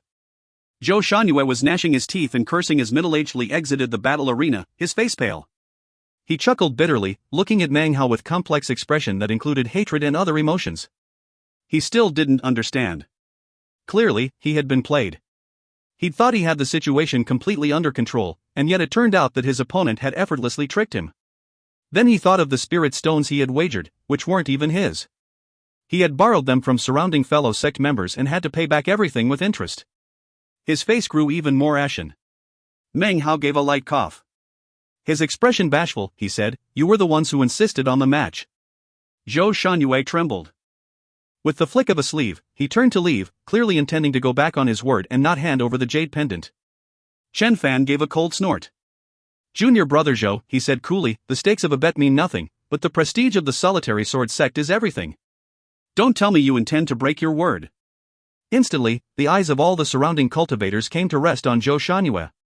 They were all solitary sword sect disciples. They might not always be able to measure up to others in terms of skill, but the importance of upright conduct had been drilled into them from the moment they joined the sect. One's word could not be broken. Zhou Shangyue felt the eyes of hundreds of his fellow disciples upon him, and his expression flickered. He stamped his foot angrily on the ground. Heart-aching, he took off his life-saving jade pendant and threw it toward Meng Hao. He also tossed out a drop of his own blood. He glared at Meng Hao, his eyes filled with fury and disgrace. If he could, he would kill Meng Hao hundreds of times over. Finally, his body turned into a colorful beam that shot off into the distance. Meng Hao coughed lightly again. Such gazes were not unfamiliar to him, and he was actually used to them. His eager gaze next fell upon Li's bag of holding.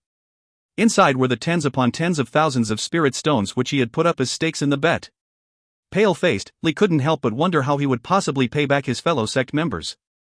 Then he thought about how he owed literally hundreds of people, and his vision grew dim. Without the slightest trace of politeness, Chen Fan walked up and grabbed the bag of holding. Li did nothing to stop him. He could only smile sadly. Chen Fan was just about to turn and walk back, when Meng Hao coughed again. "Elder brother, there's also a sword worth tens of thousands of spirit stones." Could Meng Hao really forget that? Considering how much he cared about spirit stones, as well as desire to join a sect, he might be able to forget about other things. But he could never forget matters related to spirit stones. "The sword?" Chen Fan said to pale-faced Li, holding his hand out. Face bitter, Li produced the sword. His heart trembled, and felt as if it would tear in half. He handed it over to Chen Fan, and from his expression, it looked like he was handing over the love of his life. He glared murderously at Meng Hao, the venom in his eyes growing stronger and stronger. "No shame whatsoever," he said, clenching his jaw. He flicked his sleeve, turned and left. Chen Fan gave a cold snort, and then hurried away with Meng Hao and all the winnings. They returned to his house, their faces covered with smiles. "Little junior brother, we won out this time. But next time," he exhorted earnestly, "you can't do something like that. That was extremely dangerous, and also, you now have to worry about those two trying to get back at you." Meng Hao nodded, knowing that Chen Fan was simply concerned for him. With a smile, he said, "Elder brother, how about I take the spirit stones, and you keep the jade pendant?" Chen Fan thought for a moment, and then replied, "No, I don't need it." "You take it. Listen to your elder brother. You take everything. This is my sect, so I have everything I need. As for the jade pendant, consider this, you take it, but when master emerges from secluded meditation, return it. After all, you will eventually be a member of the sect." Meng Hao tried to convince him to take the piece of jade, but Chen Fan, although he didn't directly refuse, declined to take it. Finally, Meng Hao collected together all his winnings, whereupon Chen Fan produced some more alcohol. The two brothers sat down to drink, and chatted about the Reliance sect. A few days passed, and Chen Fan's master continued to remain in secluded meditation. The date of the banquet at the Song clan drew closer. Finally, one morning at dawn, the sound of bells filled the solitary sword sect. At the bottom of the mountain was a stretch of ground normally covered with restrictive spells. Currently, people were flying from all directions toward this very area. Meng Hao was among them, flying alongside Chen Fan. As he approached, the first thing Meng Hao noticed was an enormous teleportation portal, surrounded by 9 stone pillars. Not far away from it, a gray-robed old man sat cross-legged and motionless. "That's the portal keeper," said Chen Fan quietly. "His only job is to keep watch over the teleportation portal." Meng Hao nodded, shifting his gaze to look at the portal itself as well as the surrounding area. Other than Chen Fan and himself, there were 3 others present. They all wore the Taoist robes of the solitary sword sect, and had large swords strapped to their backs. When he looked at them, they looked back and gave him slight nods. With a smile, Meng Hao clasped hands and saluted them. They smiled back. Despite the lack of any words being exchanged, Meng Hao could tell that they knew who he was. Obviously, his match with Li had gained him no small amount of prestige in the solitary sword sect over the past few days. Time passed, and more people arrived.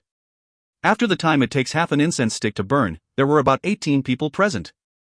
None of them were very old, most were around 30, and some seemed to be as young as 20. They seemed to brim with vitality, and were all extraordinarily good-looking. Furthermore, all of them were in the foundation establishment stage, 2 of the group being at the late foundation establishment stage. As they arrived, each one would look at Meng Hao. Some would then nod, others simply ignored him. "Soon Elder Fan will arrive," whispered Chen Fan. "He'll lead us through the teleportation portal to the Song clan. Your elder brother is going to work hard to get you a beloved." He chuckled, but his expression was very serious. Meng Hao gaped. This was the second time Chen Fan had brought up the matter. Meng Hao had a strange feeling about this trip to the Song clan. Time passed, and soon a beam of light appeared in the sky, a few dozen meters wide. In an instant, it had reached them, and an old man appeared, wearing a voluminous Taoist robe. His face was ruddy, and he had a full head of long, white hair. He carried a gourd of alcohol in his hand, and strapped to his back was a huge pitch-black sword. He had a brandy nose, and his entire body emanated the smell of alcohol. His robe was wrinkled and messy. He burped. "Greetings, Elder Fan," said Chen Fan and the others, immediately clasping hands in salute. Meng Hao also bowed his head and clasped hands in greeting. "All right, you little brats. Let's see if any of you are lucky enough to take that Song girl in marriage and bring honor to the ancestors of the solitary sword sect." The old man's sonorous voice echoed out, shaking Meng Hao, and even the very ground, it seemed. When he said the words "bring honor to the ancestors," his voice grew especially loud, causing the grey-robed man to open his eyes and then slowly shake his head. He seemed to find the wording somewhat inappropriate. However, he said nothing. "He's definitely not a core formation cultivator," thought Meng Hao, taking a deep breath. He had seen nascent soul eccentrics before, and it seemed that's exactly what this man was. Nascent soul stage. Chen Fan stepped forward. Raising hands again in a respectful salute, he said, "Elder Fan, this is a disciple from my former sect, my junior brother who—" "Got it. No problem. Don't forget to bring me a few jugs of your master's alcohol when we get back." The old man clapped Chen Fan on the shoulder. He glanced at Meng Hao, and then strode forward toward the teleportation portal. Meng Hao hesitated for a moment and then said, "Elder brother, this trip to the Song clan." Chen Fan hurriedly replied. "The Song clan has an urgent need for a son-in-law, so they've invited the 5 sects and 2 clans to visit. Little junior brother, if you play your cards right, you might have a chance. Whether you join the solitary sword sect, or become a member of the Song clan, you will soon have a proper foundation upon which to practice cultivation." He grabbed Meng Hao's sleeve and dragged him toward the teleportation portal. Meng Hao was hesitant for a moment, and then made his decision. "The people from the solitary sword sect are here, so I can't try to get the meat jelly to help me change my appearance. This isn't really working out how I wanted to. Oh well, once we get to the Song clan, I'll think of an excuse to get away. If you find any errors, ads pop up, ads redirect, broken links, non-standard content, etc., please let us know. Report chapter so we can fix it as soon as possible." Chapter 186. Chapter 186, Another Encounter with Wang Tingfei. The Song clan was one of the 3 great clans of the southern domain, and was somewhat isolated in its position. It had a history stretching back tens of thousands of years, and was deeply rooted in the society of the southern domain. It existed on the edge of a wide plain which contained some rolling hills, but few mountains. In the southeast of the plain, however, was a mountain range called Neck of Heaven, under which flowed a river.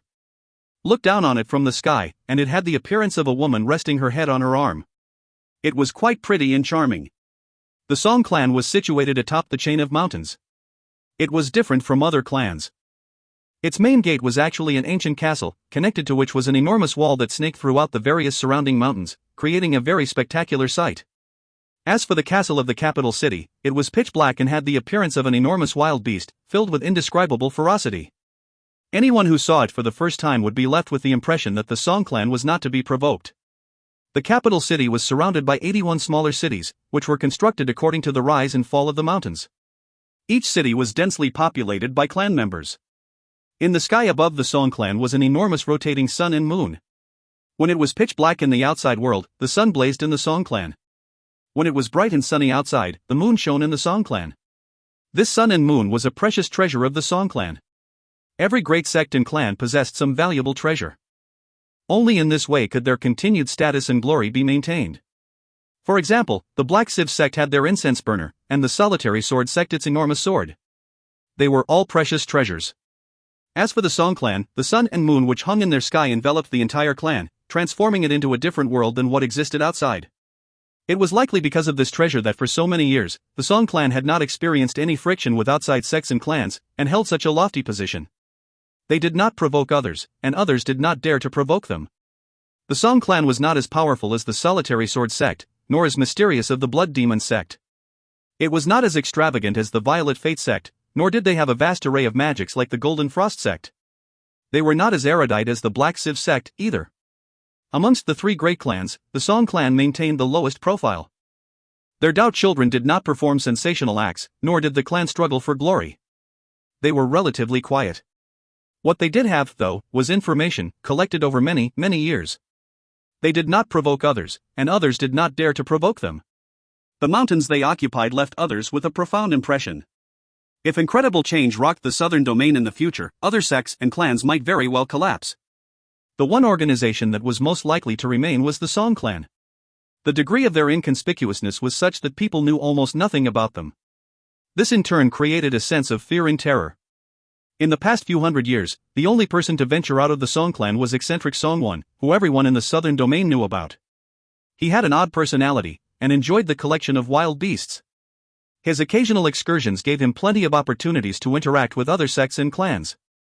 At this moment within the Song clan capital city, dazzling lights flickered and people bustled about preparing for an ancient tradition of the Song clan. Women of the Song clan were not permitted to marry outsiders. Instead, a husband would be sought from the outside, who would then marry into the family. Upon marriage, the new son-in-law would then become a conclave cultivator of the Song clan. Throughout the years, many sects had desired to infiltrate the Song clan. However, because of their strange and ancient marriage custom, those sects had long since vanished. The Song clan, however, still remained. Of course, there were problems with the arrangement. Song Jia too stood quietly at the window, looking out. The outside world was awash with sunlight, but inside the Song clan, the sky was dark. Wind blew against her face, lifting up her hair and revealing her spectacular beauty. Right now, she wore a sad look and seemed to be apprehensive. Her apprehension was because of her fate as a woman of the Song clan. She felt melancholy for the same reason. There was nothing she could do to resist, it was useless to struggle. The Song clan's rules had been laid down by the ancestors, and could not be changed. The soft voice of a woman could be heard from behind her. We're different from the other sects and clans. As a girl of the Song clan, it's impossible to maintain your purity forever. You can't change that, nor can I. The voice belonged to a middle-aged woman who gazed affectionately at Song Jia. Song Jia didn't reply. After a while, though, she nodded. In her mind, images appeared from the Blood Immortal Legacy tournament. She remembered looking on helplessly as her blood phoenix died. She could only watch through tear-filled eyes as it faded away. Perhaps it's just my fate. Her face filled with exhaustion. The exhaustion did not mar her good looks, in fact, it seemed to give birth to a tender beauty. The woman behind her could sense what Song Jia was feeling. She stepped forward and stroked Song Jia's long, beautiful hair. It is fate, she said. But it's not destiny, it's a mission. A mission from the Song clan of the Southern Domain. 3-inch. The destruction of the Southern Domain. Gather 100 clans. Fuse their bloodlines. Evade the palace of the heavens. Song Jia murmured the words which she had heard people recite ever since she was young. But father said that no power within the entire southern domain could bring about its complete destruction. Nothing in the eastern lands could do so either. She looked back at the middle-aged woman. That's a legend which has existed since ancient times. Mother doesn't know what it means either. Mother and daughter were silent for a while after that. Meanwhile, outside of the Song clan, the sun blazed brightly in the sky. On the plains below the Song clan, a glittering light shined out, which grew in intensity over the space of about 10 breaths. Then, it gradually disappeared, revealing a dozen or more people. Meng Hao sucked in a deep breath and rubbed the bridge of his nose. It seemed his body wasn't really suited for teleportation. He looked around and immediately noticed that up ahead existed a world of darkness. There was a huge mountain range, hanging over which was a moon.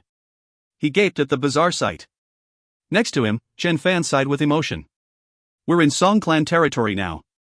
It's my first time here, but I've heard people talk of how astonishing the Song clan is. The old man lifted his gourd of alcohol and took a drink. Then he let out a loud burp and laughed heartily. His laughter filled the air, after which several beams of light shot out from the darkness of the Song clan.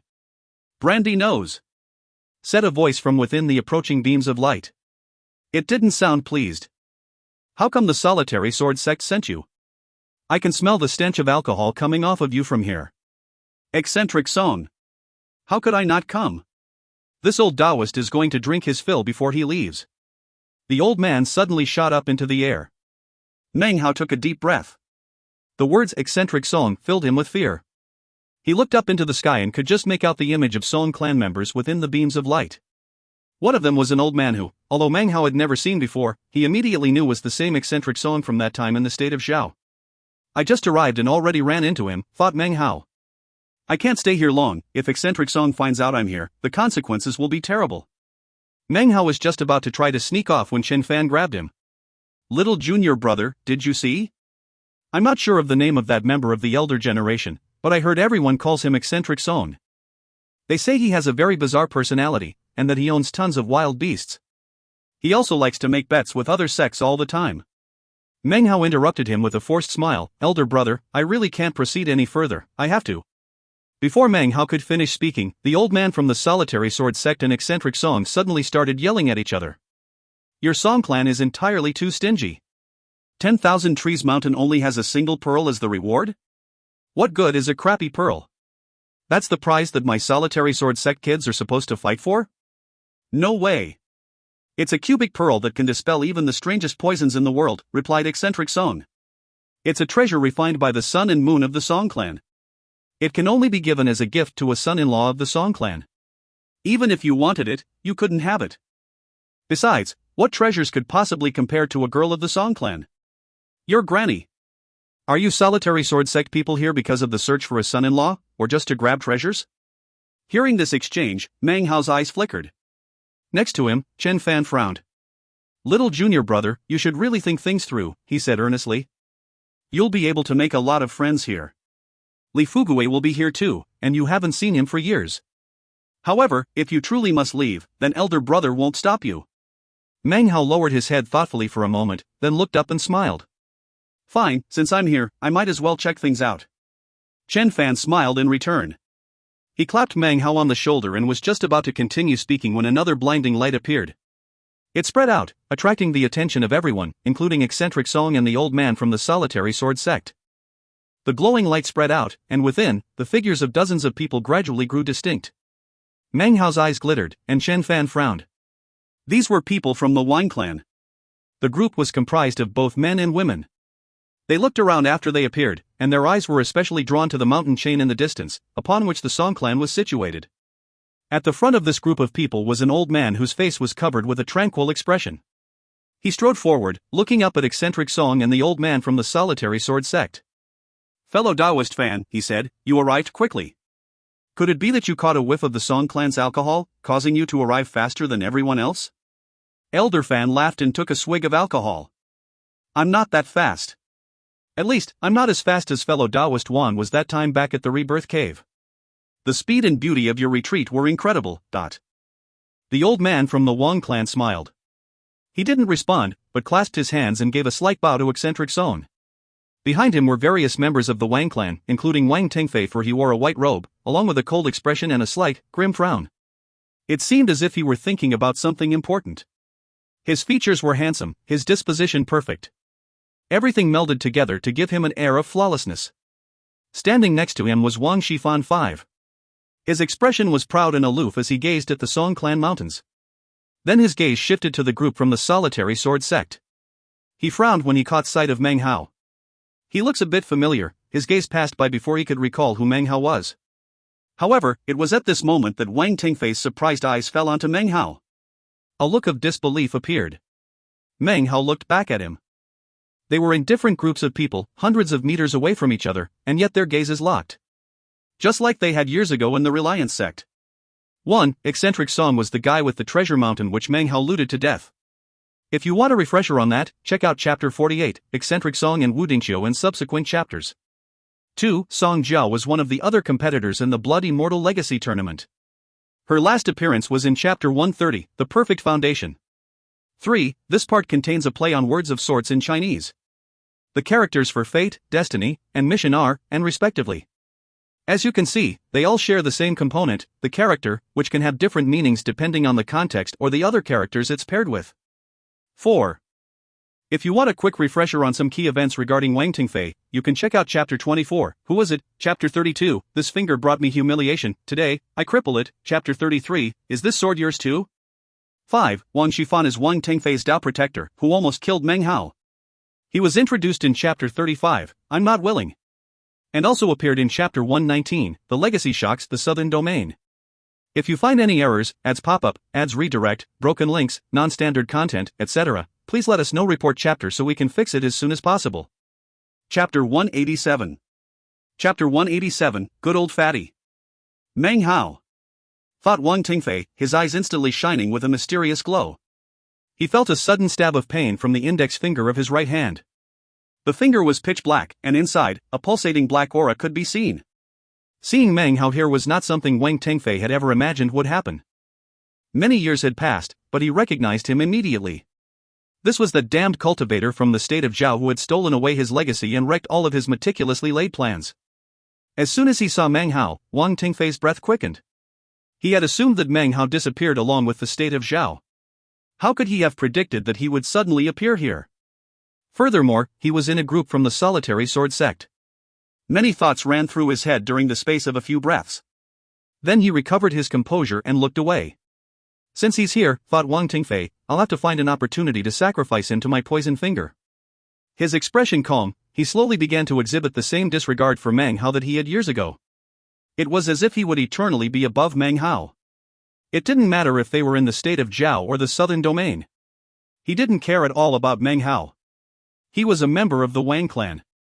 He was chosen.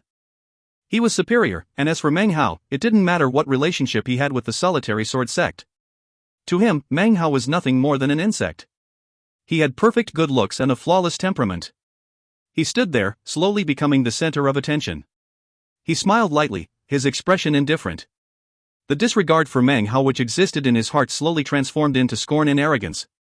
He tilted his head up, and it appeared, for all intents and purposes, that Meng Hao was nothing to him and could be crushed on a whim. At the same time, Wang Shifan frowned slightly. He looked at Meng Hao again, and a mysterious look appeared in his eyes. A smile tugged at the corners of his mouth. It was a smile similar to Wang Tingfei's, filled with scorn and disregard. Now he remembered the scene from years ago. He remembered this ant that he almost crushed on the top of the east mountain of the Reliance sect, only to be stopped by He Luohua. Interesting, he said with a chuckle. His words did not echo out, and could only be heard by Wang Tingfei. So, we once again run into this insolent kid. Tingfei, now is your chance to conclude matters from all those years ago. Kill him, and prove that everything I've told you is true. You are chosen, and he is nothing more than an insect. Wang Tingfei smiled. I've long since stopped thinking about the things that happened that year, he said coolly. However, I really should take his head. He looked at Meng Hao once again, and his eyes brimmed with confidence in his ability to kill him. It would be as easy as turning over his hand. He looked away, ignoring Meng Hao and staring off into the distance. He appeared thoughtful once again, as if he were wrestling with some matter in his heart. Don't overthink things, said Wang Shifan, his voice low. You need to trust Zhu Yuyan. Wang Tingfei was quiet for a long moment, then growled, if I ever find out who it was, I'll tear him into 1,000 pieces. His eyes were filled with cold, callous hatred, as well as humiliation. Killing intent roiled out of him, much more intense than when he had seen Meng Hao. This matter was something he could not ignore, something he could not cool down from. Meng Hao's expression was the same as ever. Seeing Wang Tingfei here wasn't completely unexpected. However, it naturally caused various emotions to bubble up within him. The enmity between him and Wang Tingfei was not something he cared much about anymore. Years had passed, and as of now, Meng Hao actually felt that he had been a bit too hot-blooded in his youth. There were definitely some areas in which he was in the wrong. Now, Meng Hao's cultivation base was at the mid-foundation establishment stage, and his battle prowess put him in the same league as Dao children, although few people knew that. In Meng Hao's estimation, if he could defeat Wang Tingfei when in the qi condensation stage, then nowadays it wasn't even worth thinking about. What concerned him most was the Song clan's search for a husband, and the cubic pearl that eccentric Song had mentioned moments ago. It could dispel the strangest poisons in the world, and that made Meng Hao's heart palpitate with eagerness. He wasn't sure if the cubic pearl could dispel the poison of the resurrection lily, but considering the Song clan was offering it up as a prize, it was surely no ordinary object. I wonder if it really can dispel the poison. If it can, then maybe I won't need to infiltrate the Violet Fate sect after all. Staying in the solitary sword sect wouldn't be bad. His heart pounded in anticipation. As he traveled the path of cultivation, his next big hurdle would be core formation. That was a difficult bridge to cross, and joining a powerful sect would surely help. After a long moment of thought, his eyes filled with determination. Up above, eccentric Song, Elder Fan, and the nascent soul cultivator from the Wang clan turned into beams of prismatic light that shot toward the darkness which surrounded the Song clan. Two other Song clan members had come out with eccentric Song. They split, one walking toward the solitary sword sect's group, the other to the Wang clan's group. They clasped hands and bowed. Smiling, they said, "Fellow Taoists of the Solitary Sword Sect and Wang Clan, please follow us. We will enter the mountains of the Song Clan together." Everyone flew up into the air. Various members of the Solitary Sword Sect and the Wang Clan were obviously acquainted. The two groups merged into a larger group. Talking and laughing could be heard as they transformed into beams of light and shot toward the Song Clan. Meng Hao and Shen Fan were on the edge of the group, some distance away from the Wang Clan cultivators. Wang Tingfei flew along, expression cold. He frowned, apparently too busy being lost in thought to pay any attention to Meng Hao. They flew at high speed, and very soon reached the area where the brightness of the outside world gave way to the darkness of the Song Clan. The instant they entered, Meng Hao's heart leaped. He had just discovered a major difference between the outside world and the Song Clan. The spiritual energy here could be felt and absorbed. This unexpected turn of events shook Meng Hao's mind and heart. Of course, after all his years of practicing cultivation, he was able to prevent his feelings from showing on his face. His expression was the same as ever. So it turns out, I can absorb spiritual energy in this place. This is the perfect location for me to practice cultivation. This discovery exceeded the entirety of Meng Hao's imagination. He was just preparing to rotate his cultivation base and begin to absorb spiritual energy when a thought flashed through his mind, and he stopped. One of the tools which Meng Hao had developed after escaping all the various snares and traps throughout the years was caution. Therefore, he would be cautious here, too. He looked around and soon began to pick up on some clues. As the Solitary Sword Sect disciples flew forward, frowns appeared on their faces. "So, we can't absorb the spiritual energy here," Chen Fan whispered to him. "I heard before that the Song Clan is strange, and that certainly seems true.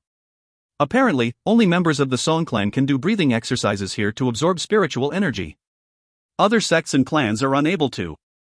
It's not that spiritual energy is forbidden here, it's that we can't absorb it." A bit more time passed. Seeing all the mountains and cities filled with cultivators pass by beneath him, Meng Hao was filled with a sense of mystery. After passing scores of mountains, they reached the Song Clan's capital city. Within the capital city was an enormous square. Already, many cultivators from outside the Song Clan had arrived there. Present were members of the Golden Frost sect and the Blood Demon sect. The place was alive with activity, and the hubbub of conversations filled the air. Even before the Solitary Sword Sect and Wang Clan cultivators could land, a loud voice drifted up into the air. "It's absolutely, 100% true.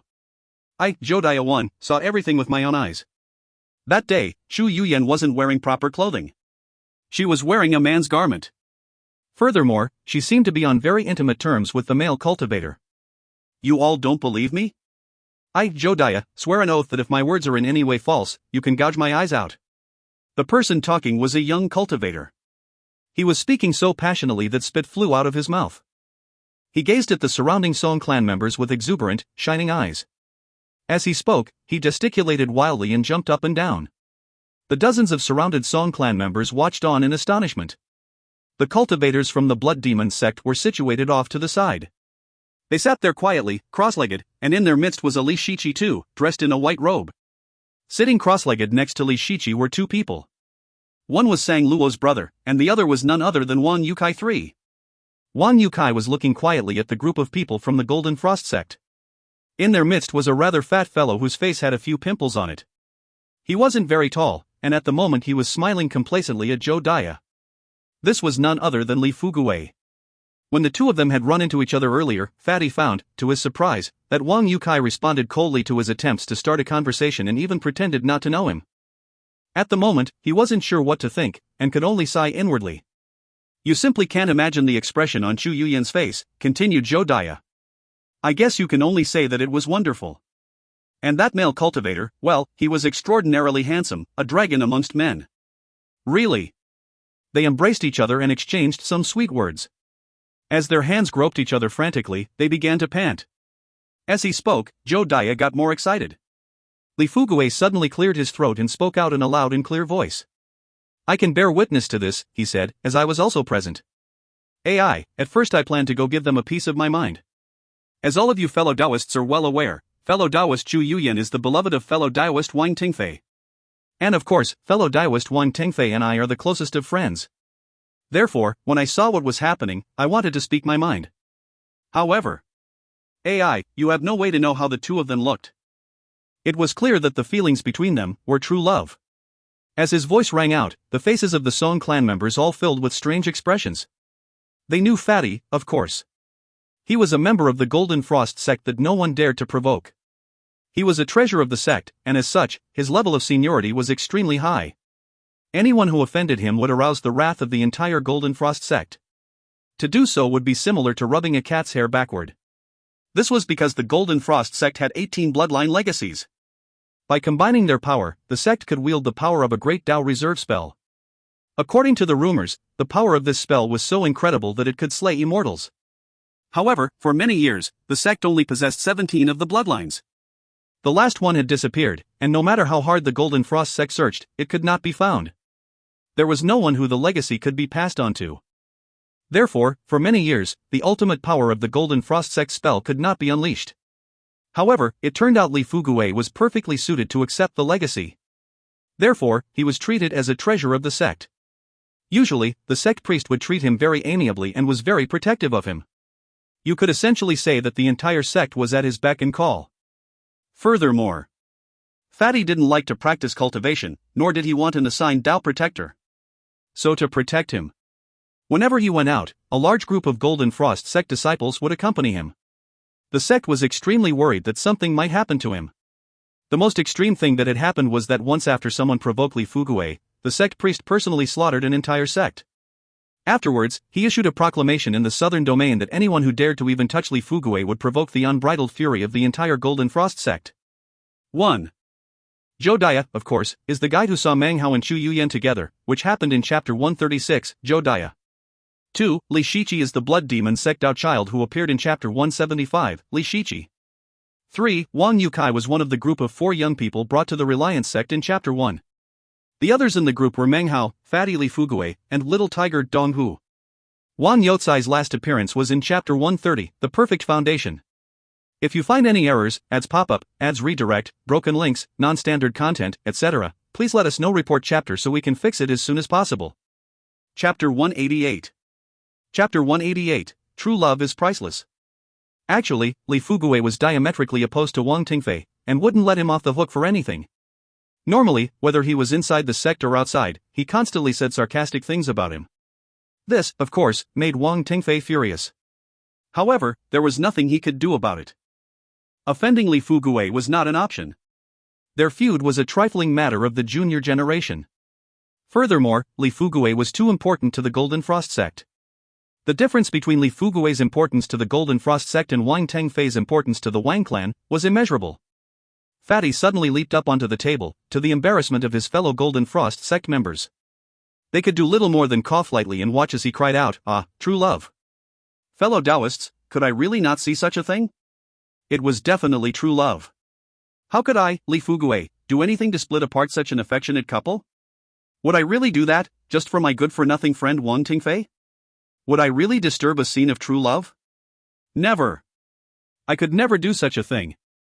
There's a saying which speaks of a love that can transcend something or other, I forgot. Anyway, someone told me something once. Actually, it was the best friend I've ever had, the person I admire most in the world. He told me that love is the most valuable thing in the world, worth more than even millions of spirit stones. As he spoke, his mouthful of extraordinarily large teeth became visible. In the end, he began to choke up and started to cry aloud. Seeing this caused the Song clan members to smile wryly. The Blood Demon sect cultivators eyed Fatty with strange expressions. Li Shiqi frowned, but didn't say anything. Wang Yukai also maintained his silence, although a slight smile appeared on his face. Therefore, continued Fatty, growing more and more excited, I pretended that I didn't even see them. However, it left me with the feeling that Wang Tengfei is really a useless nobody. Furthermore, he's completely shameless. Anyone could see that it was true love.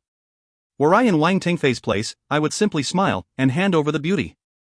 That unknown cultivator, in terms of appearance, of cultivation base, of everything, is clearly above and beyond Wang Tengfei. Sadly. Suddenly, an infuriated shout could be heard from midair. Li Fuguei. Killing intent roiled out from Wang Tengfei as he shot out from the group floating in the air. His entire body was like a sharpened sword slicing toward Li Fuguei.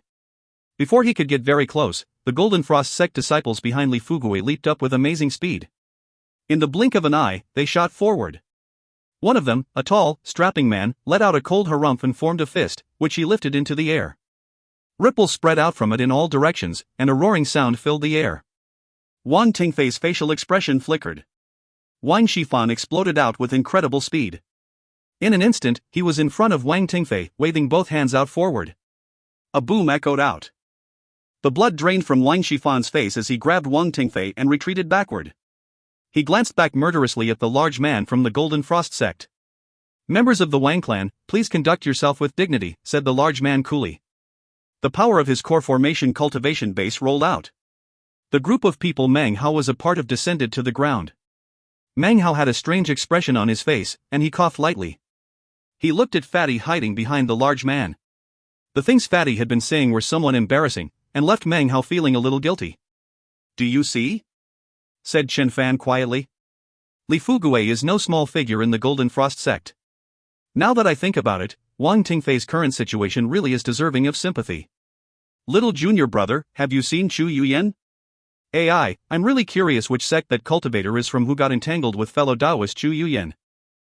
Yeah, I saw her before," said Meng Hao hesitantly, not sure of what else to say. Chen Fan sighed. "I really hope I have a chance to meet that guy one day. He must be brilliant to be able to snatch Chu Yuyan away right out from under Wang Tingfei's nose. Such skill. He must truly be a man of character. Such skill, such skill." Meng Hao felt even more guilty. Lowering his head, he slowly edged backward. At the same time, he looked over the crowd. He suddenly noticed Wang Yukai, and he stared in shock. Wang Yukai sat there taciturnly, avoiding Meng Hao's eyes. "Wang Tingfei, do you really dare to attack me?" said Fatty, sticking his head out from behind the large man and pointing at Wang Tingfei. "Your granny!" he roared. "You truly dare to attack me? According to the rules of seniority of the 5 sects and 3 clans, I'm your master uncle. Do you actually dare to bully your seniors?" Fatty slapped his bag of holding to produce a spirit stone, which he popped into his mouth. Crunching sounds echoed out as he crushed it into bits. It was quite a ferocious sight. After crushing the spirit stone to pieces, Fatty extended his hand. With a wry smile, the big man produced a jade bottle which he handed over to Fatty. Fatty popped it into his mouth. "Li Fugue, you are too excessive." Wang Tingfei ground his teeth. Even as the words left his mouth, Fatty closed his eyes. "What exists between them is true love," he said. "Do you understand what true love is? True love exists between your wife Chu Yuyan and another man. I've seen it with my own eyes.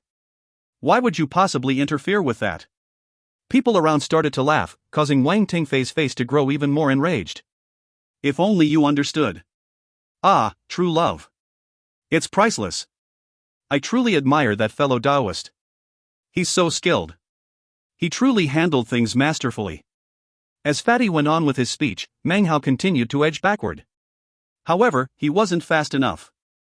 He suddenly noticed that Zhou Daya was staring directly at him, a look of disbelief and astonishment covering his face. Meng Hao's heart began to thump. Although he had intentionally set this thing in motion, he had never imagined he would see a scene such as that playing out today. He wanted to hide, but suddenly, Zhou Daya raised his voice. "It's him!" he shouted, pointing directly at Meng Hao, seemingly afraid people wouldn't recognize him. "It's him! That's the cultivator who I saw with Chu Yuyan." Zhou Daya really did live up to his name, which means big mouth. Not only did he like to gossip, he also had a very loud voice. His voice rang out clearly, causing everyone's attention to instantly follow the line of his finger to fall onto Meng Hao. Meng Hao's face flickered. The surrounding solitary sword sect disciples stared at him in shock and unconsciously edged away from him. Soon, he and Chen Fan stood there alone. Chen Fan was also gaping numbly at Meng Hao. He recovered his composure quickly, however, in the end, also quickly edged away. He didn't want any misunderstandings to result from standing next to Meng Hao. If anyone tried to bully Meng Hao, he would leap to assist in an instant, but what was occurring right now was a romantic love scandal. As he edged backward, Chen Fan's eyes began to glow brightly. A look of both disbelief and admiration filled them. As Zhou Daya pointed at Meng Hao, all of the solitary sword sect disciples stared at him, as did the cultivators from the Wang clan, the Song clan and the Blood Demon sect.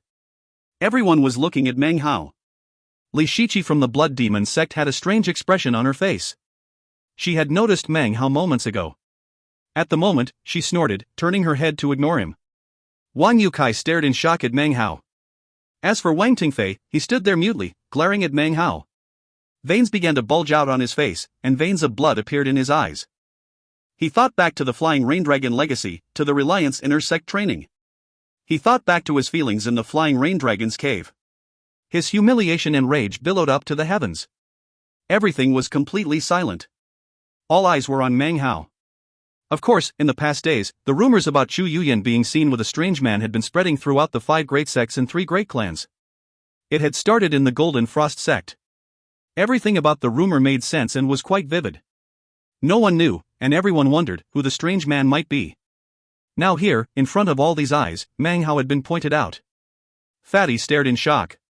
He stood blankly for a moment, and then rubbed his eyes vigorously. Suddenly, he started to look very excited. Just as he was about to rush over, a dozen or so colorful beams of light approached from off in the distance. As they whistled down, it was clear that this was the Violet Fate sect. Chu Yuyan was not with them. However, there were 2 people who Meng Hao did recognize.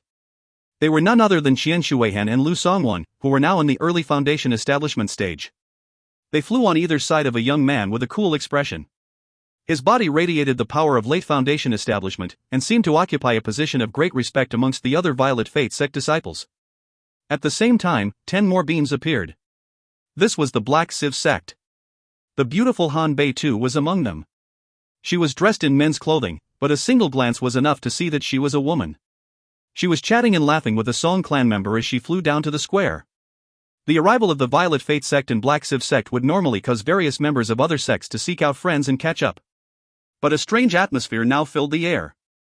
Most people just glanced momentarily at the new arrivals from the other 2 sects. As soon as Jodiah saw more people arriving, he once again cried out, his voice even louder, "It's him! That's the cultivator I saw with Chu Yuyan. She was putting on his clothes." In actuality, there is a vast difference between wearing his clothes and putting on his clothes. The cultivators from the Violet Fate sect all stopped in their tracks and stared at Meng Hao. As disciples of the Violet Fate sect, how could they not be aware of the rumors swirling about regarding Chu Yuyan? As for Qian Shuihan and Lu Song, the instant they caught sight of Meng Hao, their eyes grew wide and they stared in shock. Then their eyes grew hateful. It had been years since they had seen Meng Hao, but the blow they had received that year was enormous. Even down to this very day, people still talked about what had happened. The events had caused hatred to seep down into their bones. It was the greatest humiliation they had ever experienced in their lives. Qian Shuihan stared at Meng Hao, and he started breathing heavily. Killing intent began to roil within Lu Song's eyes. "Damn it, it's you! So, it's you!" The 2 of them roared, filling the spectators with even more shock. The details of the matter with Chu Yuyan were still not clear, but the intense rage of these 2 Violet Fate sect disciples was clearly no joke. They obviously hated Meng Hao down to the marrow of their bones. This chapter was sponsored by Joseph Aper, Lim Derrick, Gary Cosby, Dewey Suriano, and Vidya Patty. 1. Chen Shuihan and Lu Song were the guys who paid an exorbitant amount of spirit stones and treasures to get Meng Hao's ordinary iron spear. It happened in chapter 55, Overbearing. 2. Han Bei's last appearance was in chapter 164. If you find any errors, ads pop up, ads redirect, broken links, non-standard content, etc., please let us know. Report chapter so we can fix it as soon as possible. Chapter 189. Chapter 189, All the Enemies Arrive. Meng Hao smiled wryly.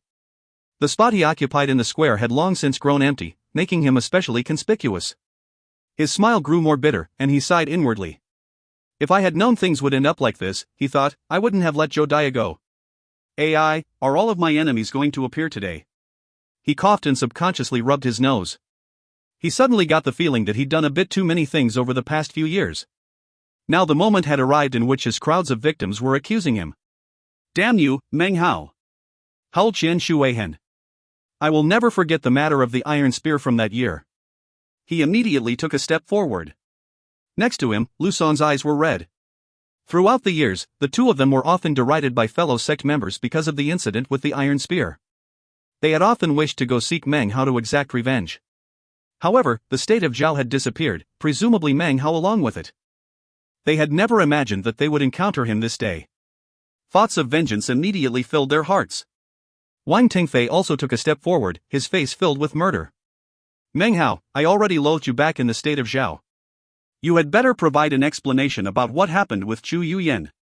Wang Tingfei felt as if he were an object of laughter among the entire current generation of cultivators of the southern domain. It was something he couldn't accept. He wanted to slay Meng Hao where he stood. What a lively scene, Brother Meng, came a voice from within the Black Civ sect disciples. It was Han Bei. I never imagined I would find you here. So many interesting stories. She sighed. Don't forget the deal you and I made. She covered her mouth and laughed, winking at Meng Hao.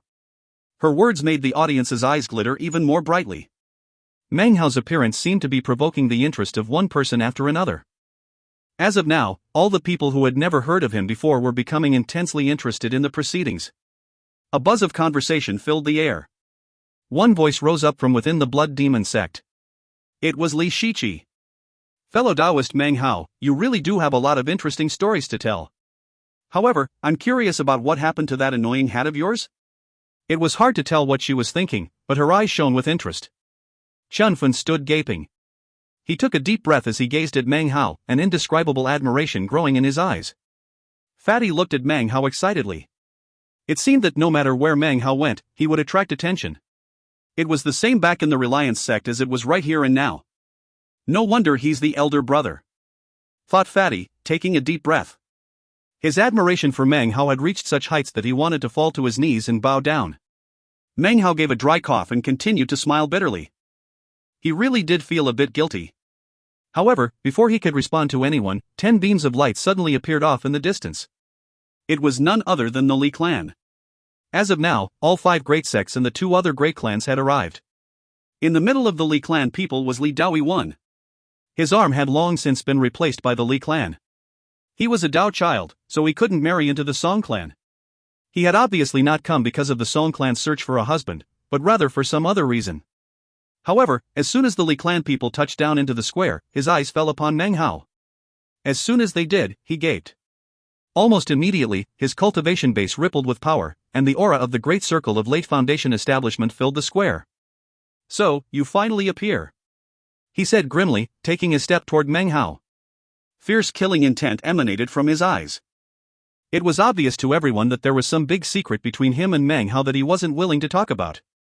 Of course, their fight in the Blood Immortal Legacy tournament had given birth to enormous enmity that could only be wiped away by death. To suddenly find Meng Hao here caused Li Daoi's killing intent to explode outward. Everyone else in the square who didn't know Meng Hao were now clamoring in excitement and shock at what was happening. First it was the matter with Chu Yuyan and then Wang Tingfei's murderous intentions. Then something about the Violet Fate sect and an iron spear. After that, some agreement between him and Han Bei from the Black Civ sect. Next, Li Shiqi from the Blood Demon sect. And finally, he's provoked killing intent from the Dao child of the Li clan. How can this guy have gotten involved in so many situations? He seems to have provoked everybody. How come we've never heard of him before, What's going on? His name is Meng Hao, huh? It seems like he really has the ability to piss people off. Of the 5 sects and 3 clans, the only ones who aren't involved are the Solitary Sword sect and the Song clan. He arrived with the Solitary Sword sect, so he must not have any issues with them. But what about the Song clan? He's so good at pissing people off, I wonder if he had any issues with them? Amidst the buzz of conversation that filled the square, Fatty let out a roar and charged up to Meng Hao's side, his face filled with excitement. Meng Hao, I've missed you to death, he said. He hugged Meng Hao, tears streaming down his face. Years had passed, and he had grown up quite a bit. He was now much stouter than before. Meng Hao smiled, although the smile was somewhat bitter. Everything that was happening was actually because of Fatty. Meng Hao, you will give me an explanation. Wang Tengfei's face was extremely grim as he stared at Meng Hao. Wang Tengfei felt as if he were wearing an enormous green hat too, which filled his heart with indescribable humiliation. He took another step toward Meng Hao. Li Daoi also took a step forward. You still haven't provided an explanation for what happened that day. Now that you're here, you have an opportunity to speak. Damn you, Meng Hao, we will resolve our enmity this day. Xian Shuihan and Lu Song both began to walk toward him. It seemed chaos would break out at any moment. Meng Hao's eyes glittered. Fatty spun and let out a roar. Meng Hao is my brother. Who dares to attack him? Hearing this, the Golden Frost sect disciples exchanged glances and then strode over to stand next to Fatty. The big man from before simply shook his head, choosing not to say anything. Fatty's sudden appearance next to Meng Hao caused Wang Tingfei to frown. Chen Fan strode forward. Meng Hao is my little junior brother. Fellow Taoists, if you insist on acting this way, then I, Chen Fan, must also take my stand. Suddenly, his flying dagger appeared. The addition of Chen Fan caused Qian and Lu from the Violet Fate sect to hesitate. Han Bei moved forward with a laugh. Brother Meng, considering our friendship, how could I not join you as well? Without a single word, Wang Yukai stood up in the midst of the Blood Demon sect cultivators and walked over to stand next to Meng Hao. Li Shiqi's cold voice rang out next. Your hat is incredibly annoying. However, for the sake of my junior brother Wang Yukai, the Blood Demon sect will also stand by you. Let's see who dares to touch you this day. The crowd of people surrounding Meng Hao caused Li Daoi's brow to furrow. It was a delicate situation. In actuality, there could not be any killing on this day and place, considering they were in the Song clan. Also, he had never imagined Meng Hao would have so many powerful connections. The Golden Frost sect. The Solitary Sword sect. The Blood Demon sect. The Black Sieve sect. People from all of these sects supported him. Wang Tingfei's eyes shone with a cold light as he glared murderously at Meng Hao. Shock filled his heart. How could he ever have predicted that this former disciple of the Reliance sect could have accumulated such influence? There was Chen Fan and Li Fugue. Add to that Han Bei from the Black Sieve sect and Li Shiqi from the Blood Demon sect. Who knew why they all supported him, but without uttering a single word, Meng Hao had suddenly made it impossible for anyone to attack him. Qian Shuihan and Lu Song were suddenly very nervous. They, too, could never have imagined that after all these years, Meng Hao would reappear in such a fashion, with such connections. The entire square grew silent, and it was at this moment that an impatient voice suddenly could be heard from off in the distance. What are you kids up to? What's riled everyone up? Everybody simmer down. The Song clan is throwing a feast to search for a husband. Why is everyone stirring up trouble? The voice belonged to eccentric Song, who was accompanied by the eccentric members of the other sects and clans. Smiles covered their faces, and they obviously didn't care about what was happening. The appearance of the old-timers caused the tension in the square to begin to dissipate. Everyone began to return to their original positions. As they did, Meng Hao lowered his head and began to walk away with Chen Fan. Suddenly, eccentric Song's eyes fell upon Meng Hao. Hold on, he said. Meng Hao froze, sighing inwardly. With a silent, bitter laugh, he turned to face eccentric Song. His mind spun as he tried to think of a way out of the situation. He placed his hand on his bag of holding. If necessary, he would try to use the good luck charm to escape. Kid, why do you look so familiar? Eccentric Song's brow furrowed. Elder Song, sir, cried Lu Song, this is the person from the state of Zhao with the iron spear. As soon as he heard the word, eccentric Song's eyes went wide. He stared at Meng Hao. So, it's you, you little brat. When they heard the words, the surrounding cultivators gasped. Previously they thought that the Song clan was the only one Meng Hao hadn't offended. One and all looked at Meng Hao with admiration in their eyes. Meng Hao hadn't managed to offend someone from the junior generation of the Song clan, but instead, a nascent soul eccentric. Meng Hao smiled, clasping his hands and bowing toward eccentric Song. Meng Hao of the junior generation extends greetings to Master Song of the elder generation. Senior, your cultivation base is extraordinary, your demeanor heavenly in nature. That year, I of the junior generation, was ignorant and foolish. Senior, you have noble character and sterling integrity. I truly hope that on this joyous occasion for the Song clan, you will not cause difficulties for the junior generation. Eccentric Song gave Meng Hao a long, meaningful look. Although he didn't say anything, sometimes, you can speak volumes without saying a single word. Wang Tingfei's eyes glittered, and he took another step toward Meng Hao. Elder Song, he said. There is enmity between I of the junior generation and this person. He humiliated my intended beloved. In the presence of all the various fellow Taoists, I implore you to permit me to put an end to the enmity this day. Meanwhile, in the towering castle in the Song clan capital city, Song Jiao was looking at a glittering screen upon which played out the scene from down below. A smile covered her face, and it seemed she was paying close attention to Meng Hao's scholarly figure. What an interesting person, she said with a laugh. How could he possibly have offended so many people, even uncle? The middle-aged woman standing next to her also laughed, and a warm expression appeared on her face. Why, have you taken a fancy to him? This chapter was sponsored by TF. 1. Li Daoi's last appearance was in Chapter 134, 8th Demon Sealing Hex.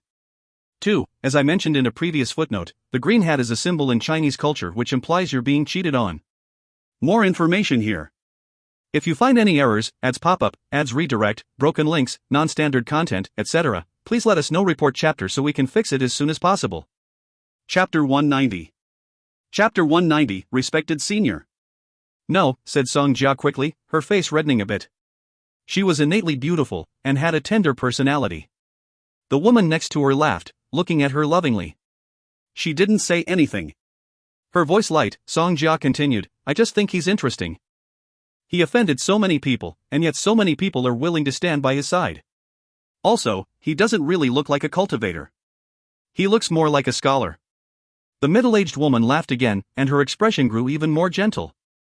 She lifted her right hand, and a flaming jade slip appeared. It burned into nothing, and suddenly, a slight tremble ran through all of the mountains in the Song clan. The tremble was so minor that anyone under the nascent soul stage wouldn't notice it. Up in the dark sky, the moon shimmered. Within the moon, countless magical symbols appeared that seemed to be deducing matters pertaining to both the past and the future. After a long moment, they faded away. It was then that in front of the middle-aged woman, time seemed to move in reverse. The jade slip seemed to unburn as it reappeared in front of her. Song Jia watched this happen, not with surprise, but with anticipation. All right, said the woman, pressing her finger onto the jade slip. Let me take a look at the past of this person you find so interesting. As soon as she pushed down on the jade slip, it projected a screen into the air.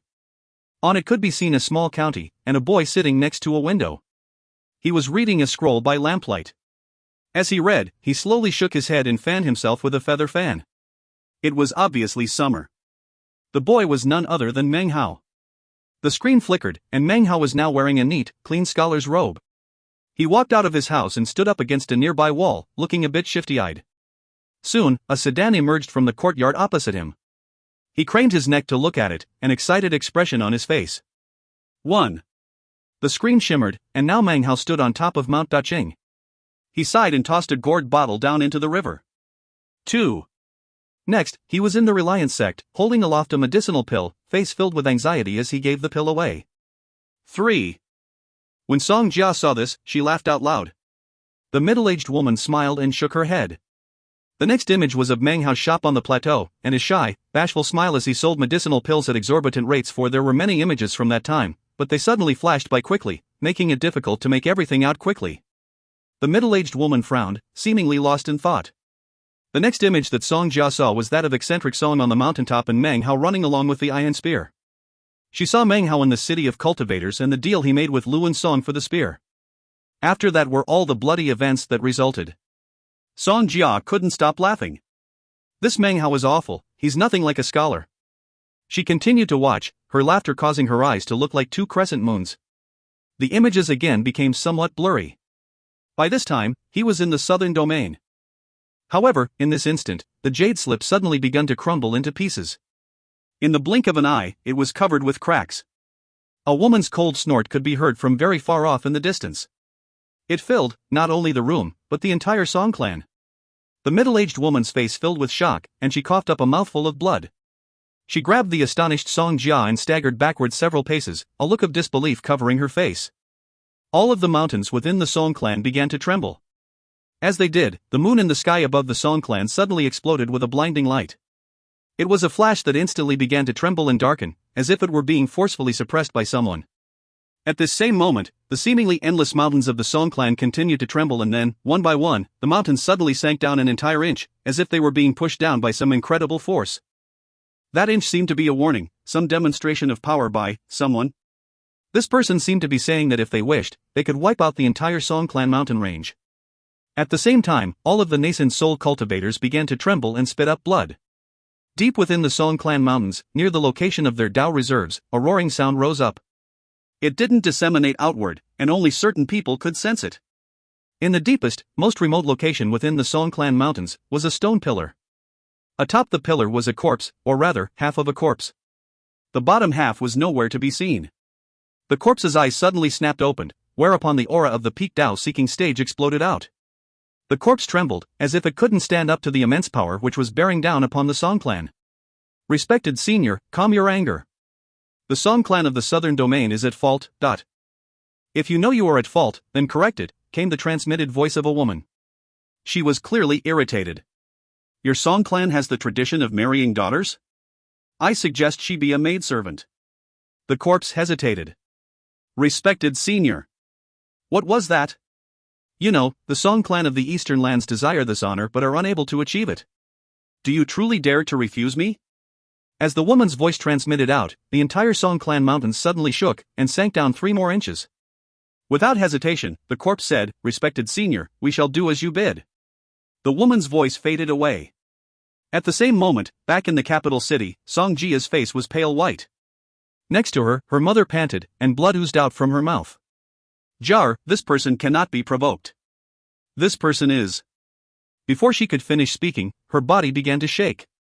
It seemed as if divine sense were transmitting into her mind. She didn't continue speaking, and eventually, looked at pale-faced Song Jia, a complex expression on her face. Everything that had just happened in the Song clan did not go unnoticed by Meng Hao and everyone else. The ground shaking caused everyone's faces to flicker, especially the nascent soul eccentrics. Eccentric Song's body trembled, and he coughed up a mouthful of blood. His body continued to tremble, and he coughed up a second mouthful of blood, then a third. In the end, he coughed up a total of 7 mouthfuls of blood. He staggered, his face pale and filled with astonishment. He was the only one in the entire Song clan who coughed up 7 mouthfuls of blood. It was at this moment that the illusory image of a woman appeared in the square, although no one could see it. She stood there, invisible to everyone except for the Song clan's most powerful Dao reserve, the peak Dao-seeking corpse.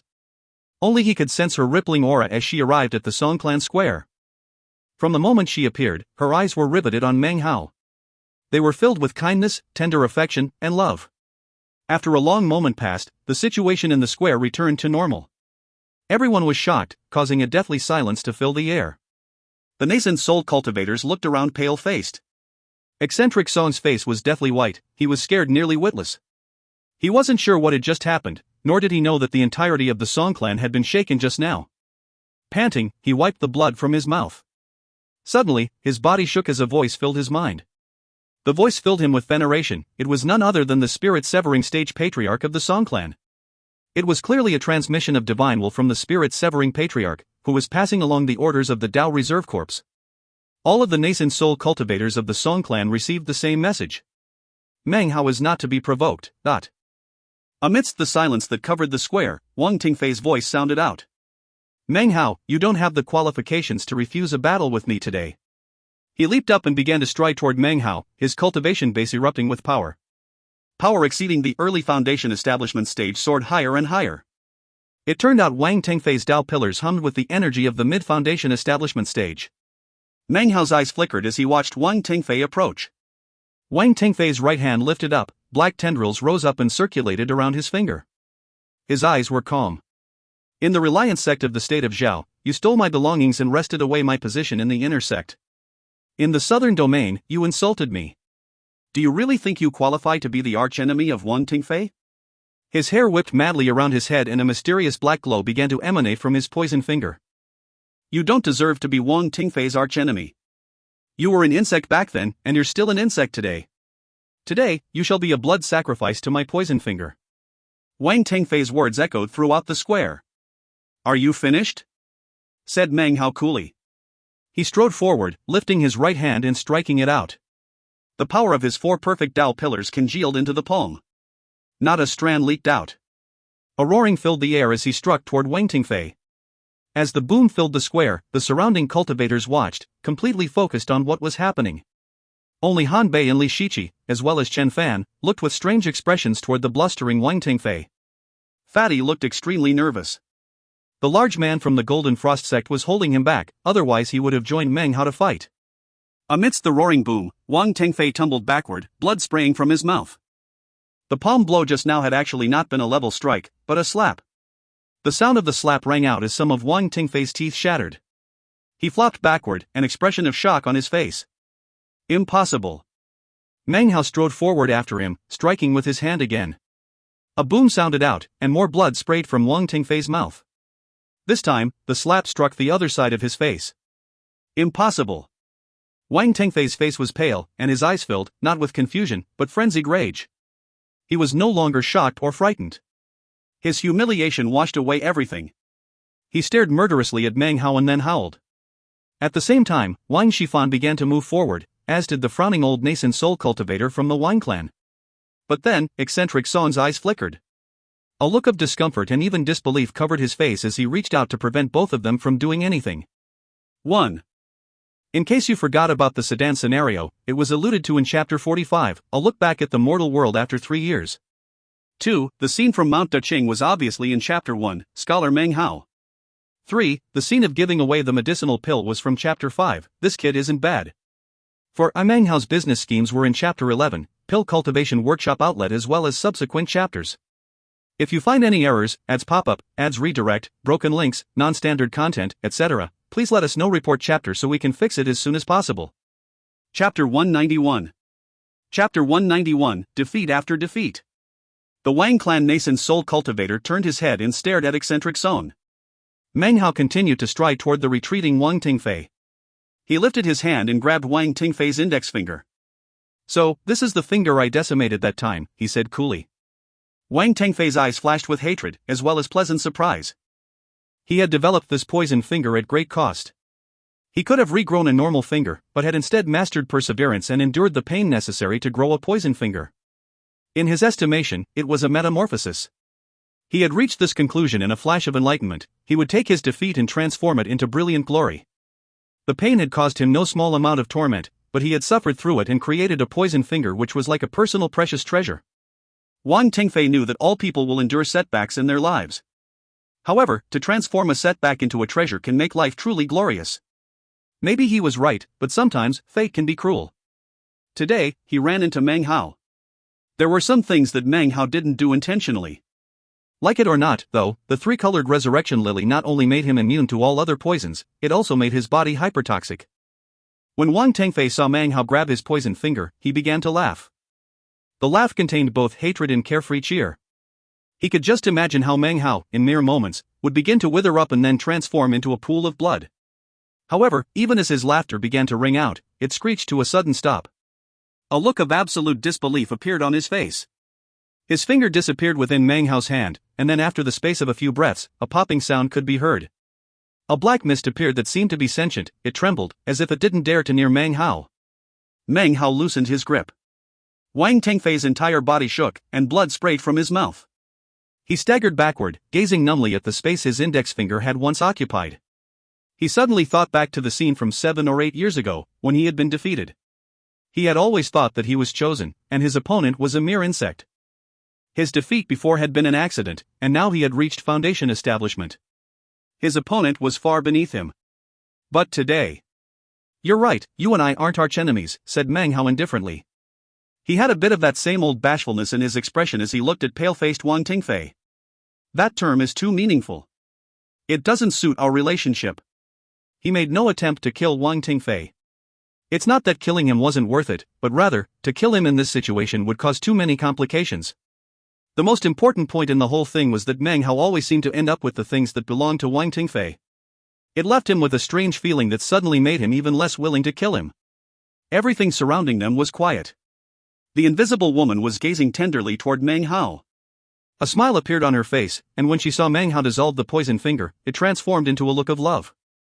Seeing Meng Hao's shy smile, the woman laughed and shook her head. The loving look grew even stronger. "This kid has always been a player," the woman said quietly. "He just can't help but make girls like him." She glanced at Han Bei and then Li Shiqi, as if she were sizing them up as potential daughters-in-law. "The Han clan bloodline, not up to standard. She won't do. As for this other one, she seems interesting. She's powerful enough, at least." Smiling shyly, Meng Hao returned to his place beside Chen Fan. Fatty ran over, giving Meng Hao a wink. His face pale, Wang Tingfei wordlessly returned to his spot next to Wang Shifan. He laughed bitterly, seemingly having lost any will to fight. Wang Shifan said nothing. He looked over at Meng Hao, his eyes radiating killing intent. Meng Hao looked up, his eyes locking onto Wang Shifan. When their gazes met, Meng Hao thought back to that year when he sat on top of the East Mountain in the Reliance sect. Today, however, he was not someone who Wang Shifan could kill with a single glance. "I wonder if I'll be able to fight against the core formation stage after I form my 9th perfect Dao pillar." He had been wondering this for some while. After seeing the incredible power of his perfect Dao pillars, it caused him to feel even more anticipation for the perfect core. In addition, he truly wanted to know if he could battle against the core formation stage while he was still in foundation establishment. He wasn't sure. But as of this day, Wang Shifan was someone who Meng Hao decided must be killed. Seeing the coldness in Meng Hao's eyes, Wang Shifan's killing intent grew more intense. He had the feeling that if he didn't kill Meng Hao soon, he might lose his chance to do so. This Meng Hao was progressing too rapidly. Wang Shifan had to admit he had overlooked Meng Hao. It was at this time that the sound of bells rang out, filling the capital city. Suddenly, multicolored beams of light filled the sky. The entire Song clan passed from night into morning. In the outside world, it was now night. As the change occurred, the spiritual energy within the Song clan suddenly grew thicker. However, other than the members of the Song clan, no one was able to absorb it through breathing exercises. Except for Meng Hao. His eyes glittered. He actually didn't need to do anything to absorb the spiritual energy, it naturally drifted into his body strand by strand, slowly replenishing his 4 perfect Tao pillars. In addition to restoring his nearly empty 4 Tao pillars, it was causing the outline of his 5th Tao pillar to appear. Of course, it wouldn't be possible to completely solidify the 5th Tao pillar. That couldn't happen in a short amount of time. Perhaps if he stayed in the Song clan for a long period of time, it would. The bells rang out, and the moon and sun alternated their positions. As day and night mixed together, a colorful glow appeared in the air. Suddenly, 3 figures emerged from the glowing light. As this happened, numerous members of the Song clan looked up at the multicolored glow with looks of veneration. This in turn caused the cultivators from the other sects and clans to look up as well. The 3 figures gradually grew distinct. They seemed to be solidifying out of nothing. One was an old man who wore white robes. His smiling face did not reveal the slightest bit of panic because of the events which had just occurred in the Song clan. Next to the old man were 2 middle-aged men. They were handsome, and had profound cultivation bases. The old man said, "I am so grateful that all of you could join the Song clan in our search for a son-in-law. Please, let's begin." He laughed heartily, and then waved his right hand. The entire square trembled, and countless banquet tables appeared out of thin air. Simultaneously, time seemed to swirl about them, and suddenly they were no longer in the square or even the Song clan, but floating somewhere up in the sky. They were surrounded by clouds, and everything looked celestial in nature. Maidservants appeared, their features indistinct, but their figures graceful. They danced and flew about as they reverently placed alcohol and spirit fruits onto the tables. The sound of wind, flowing waters, and bird calls filled the air. It all seemed extremely graceful and elegant. Neither Meng Hao nor any of the other Foundation establishment cultivators had ever seen anything like this before. Some people looked around, others stared at the maidservants. The nascent soul cultivators who led the various sects and clans broke out in smiles and words of admiration. Elder Song Tian's cultivation base is profound one. This cosmic time shifting truly is of the highest degree of perfection. The old man was none other than Patriarch Song Tian of the Song clan. According to the rumors, he had long since reached the spirit severing stage. However, it was really impossible for anyone to tell for sure, or even ascertain any clues. Song Tian laughed and then sat down cross-legged, followed by the 2 middle-aged men who accompanied him. The Wang clan nascent soul cultivator flicked his sleeve. Grim-faced, he sat down next to Song Tian, glaring at eccentric Song. Obviously, he was still brooding at the fact that he had been obstructed by eccentric Song earlier. Meng Hao sat at one of the banquet tables next to Fatty. Now that Meng Hao was here, Fatty refused to sit with the Golden Frost sect, instead demanding to sit next to Meng Hao. He chatted energetically about his experiences in the Golden Frost sect. He seemed exactly the same as he had been back in the Reliance sect. Occasionally he would pull out a spirit stone and crunch it to pieces between his teeth. Suddenly, Fatty pulled out what was clearly an extraordinary flying sword. It glittered brightly as he began to use it to grind his teeth. "One of my friends in the sect gave me this sword to protect myself," he said. "But when I grind my teeth with it, it doesn't feel very good. If you want it, it's yours." He handed the sword toward Meng Hao. It just so happened to be covered with Fatty's saliva. Meng Hao hesitated. Next to Fatty, Jodiah's eyes went wide. "Little Patriarch," he said, "that sword is a magical legacy weapon of the 19th bloodline. So annoying. A magical weapon is a magical weapon. Ah, never mind. I guess I can't give this one to you. But I have some other things." He pulled out another large magical weapon, whose bright glow instantly attracted quite a bit of attention. "Do you like this one?" said Fatty, looking pleased. His expression caused Meng Hao to smile. Chen Fan sighed, looking enviously at Fatty. He knew how important Fatty was to the Golden Frost sect. He could only shake his head. Han Bei drifted over in her men's clothing. She smiled lightly at Fatty. "Fellow Taoist Li, would you mind scooting aside? I'd really like to sit here." Fatty stared at Han Bei and then looked at Meng Hao. Lowering his voice, he said, "Meng Hao, this chick has pretty good skin. Between her and Chu Yuyen, who do you think is better?" Meng Hao lifted his glass to his lips and took a sip of alcohol, then cleared his throat. Fatty laughed loudly, then moved over to make room for Han Bei. She sat down, clearly not offended at all by Fatty. She looked at Meng Hao, blinked, and then laughed. She slid a bit closer to him, and then gently whispered into his ear, "Brother Meng, how exactly are you going to thank me for the matter regarding Su Qing?" This chapter was sponsored by Hein Hogberg. 1. Song Tian's name in Chinese is Songtian. Song is a common family name. Tian means heaven or day. If you find any errors, ads pop up, ads redirect, broken links, non-standard content, etc., please let us know. Report chapter so we can fix it as soon as possible. Chapter 192. Chapter 192, Games with Han Bei. "Fellow Daoist Han, what exactly do you mean?"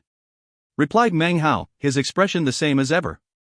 Despite his calm exterior, his heart trembled. He turned to look at Han Bei, and their eyes met. She was clearly watching him closely, feeling him out. If Meng Hao's expression changed even the slightest, Han Bei would notice. That, of course, was why she had moved so close to him.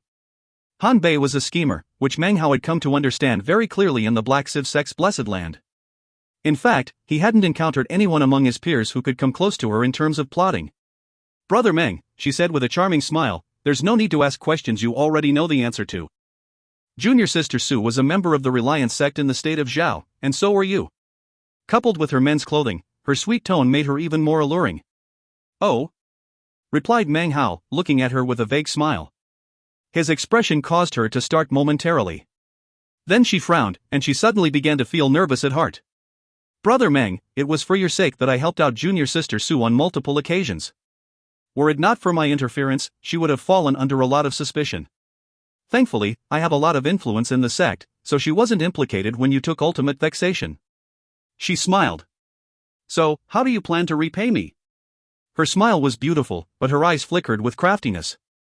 Despite her charming appearance, Meng Hao knew the profound depth of her scheming nature, which was impossible to tell from her expression.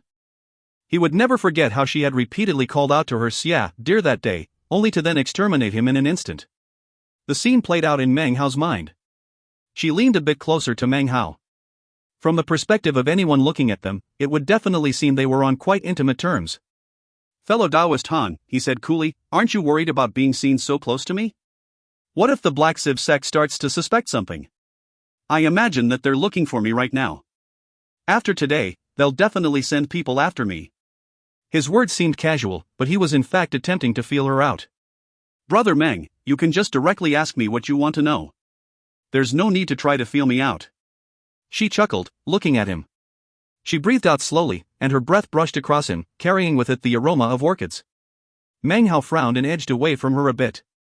Seeing him move away, Han Bei smiled thoughtfully. She moved closer to him yet again. A delicate fragrance wafted off of her. Meng Hao frowned, and edged away even further. Han Bei let out a soft laugh that carried a bit of derision with it.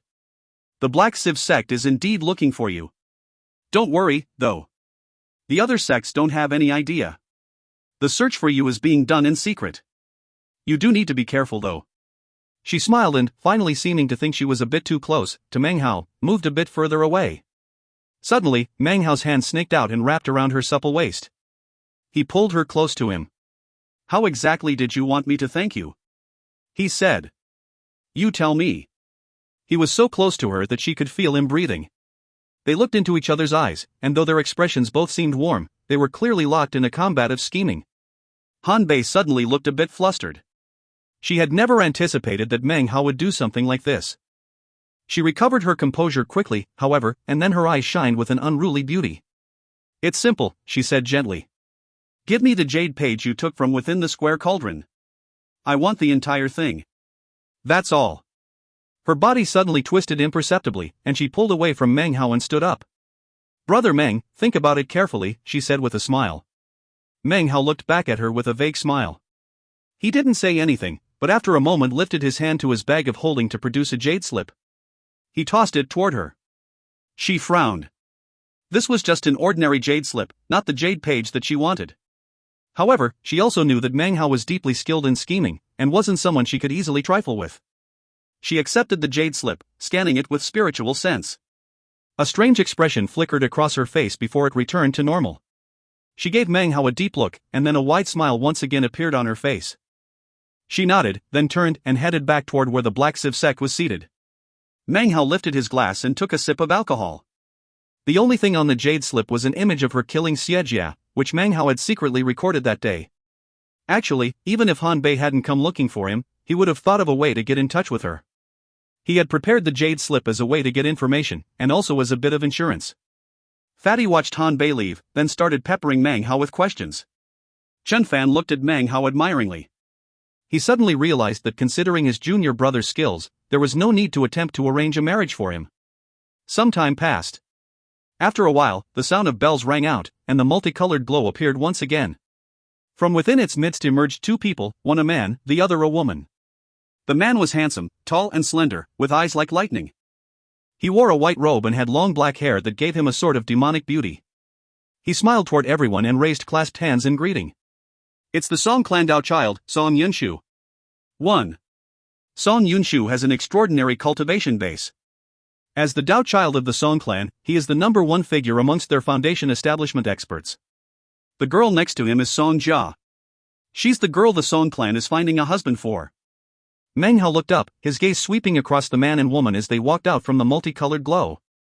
Song Jia was petite and delicate. She had long hair and clear, fair skin. She exuded a gentle femininity, and had beautiful, bright eyes. Her eyes shone, not with the scheming of Han Bei, the admonishment of Li Shiqi, or the coldness of Su Qing. Her eyes shone with gentleness. Anyone who looked at Song Jia would be able to sense her purity and gentleness. She seemed like the type of girl who would never lose her temper. She looked out at the crowd. The instant Meng Hao looked in her direction, their gazes locked for a moment. Song Tian, who sat in the very front, laughed and called out, "The hour has arrived." From generation to generation, the Song clan has practiced cultivation without excessive formalities. We prefer simplicity. Heroes and talented individuals of the various sects and clans, welcome to the Song clan. With the exception of those here to observe, all of you are here for the same reason. I won't waste time with further explanations. Even as his voice echoed out, he waved his right hand, and the clouds up ahead began to churn. In the blink of an eye, a massive vortex appeared, beyond which a strange world could be seen. Within this world was a vast sea, in the middle of which was an enormous tree that rose up into the sky. The colossal tree was taller than even a mountain. Thick vines wrapped around its trunk, snaking up with it toward the heavens. The trunk was enormously large. At its top, limbs stretched out to form a shape almost like a mushroom. Vines hung down, some of them even reaching down into the sea. A wild wind whipped across the waters, giving rise to seething waves. Up above in the sky, black clouds billowed, and lightning crashed. The sound of thunder echoed out. The banquet of cultivators was actually located in the clouds above this world. With a laugh, Song Tian said, "At the top of this tree is the cubic pearl. Whoever is the first to acquire the pearl will be the newest son-in-law of this generation of the Song clan." He looked out across the crowd, and then at Song Jia. His eyes glowed with the love of an elder for a junior. Then, his gaze fell upon Meng Hao. Just as quickly, he looked away. Eccentric Song hadn't spoken during this entire time. It was impossible to tell what he was thinking. Han Bei didn't move, but the Black Civ sect disciples who surrounded her seemed itching to go. They had come to the Song clan for the sole purpose of winning a place as a son-in-law of the Song clan. Success would mean instant benefit, not for the sect, but for themselves. It was hard to say who was first. Multiple figures leaped up and flew toward the cloud vortex and the sea below. Li Daoi didn't make a move. As a Dao child, he had come only to observe. He obviously couldn't marry into the Song clan. The rest of the Li clansmen around him, though, were different. One by one, they flew toward the vortex. Wang Tengfei sat there thoughtfully, hesitating. Wang Shifan held out a hand to bar his way. However, he had long since made his decision. He strode forward and then transformed into a colorful beam that shot toward the vortex. His participation was different from that of the others. Looks of astonishment appeared on the faces of the Violet Fate sect disciples, especially their nascent soul cultivator. His eyes flickered. Next to him, the Wang clan nascent soul cultivator frowned. Fatty gave a dry cough and looked at Meng Hao. Then, he flew up into the air. His cultivation base wasn't at the foundation establishment stage yet, but he had a host of magical items. The rest of the Golden Frost sect cultivators flew up with him. Together, they charged toward the vortex. As for Chen Fan and the others from the solitary sword sect, they flew up one after another. So did the disciples of the Blood Demon sect, including Wang Yukai. Li Shiqi sat there, her expression cool. Meng Hao looked through the cloud vortex at the sprawling sea and the massive tree. His eyes narrowed, and he sat there thoughtfully for a moment. Then he strode forward, and shot toward the vortex. The invisible woman was still there. She watched Meng Hao disappearing into vortex. The tender love in her eyes grew stronger. Finally, she sighed. You must walk your path alone. Perhaps one day, you will find your way to us, and then you'll understand everything. If you can't make it, then Mother will wait for you to be reincarnated in the yellow springs of the underworld. Her voice was soft as she looked at Meng Hao. She closed her eyes, turned, and then disappeared. It was as if she had never been there to begin with. Monstrous waves rolled across the surface of the sea, propelled by the screaming wind. It threatened to blow away all of the approaching cultivators, making it incredibly difficult to even reach the gigantic tree. Compared to the tree, they were like crickets or ants, tiny to the extreme. Meng Hao looked down at the waters and his eyes narrowed.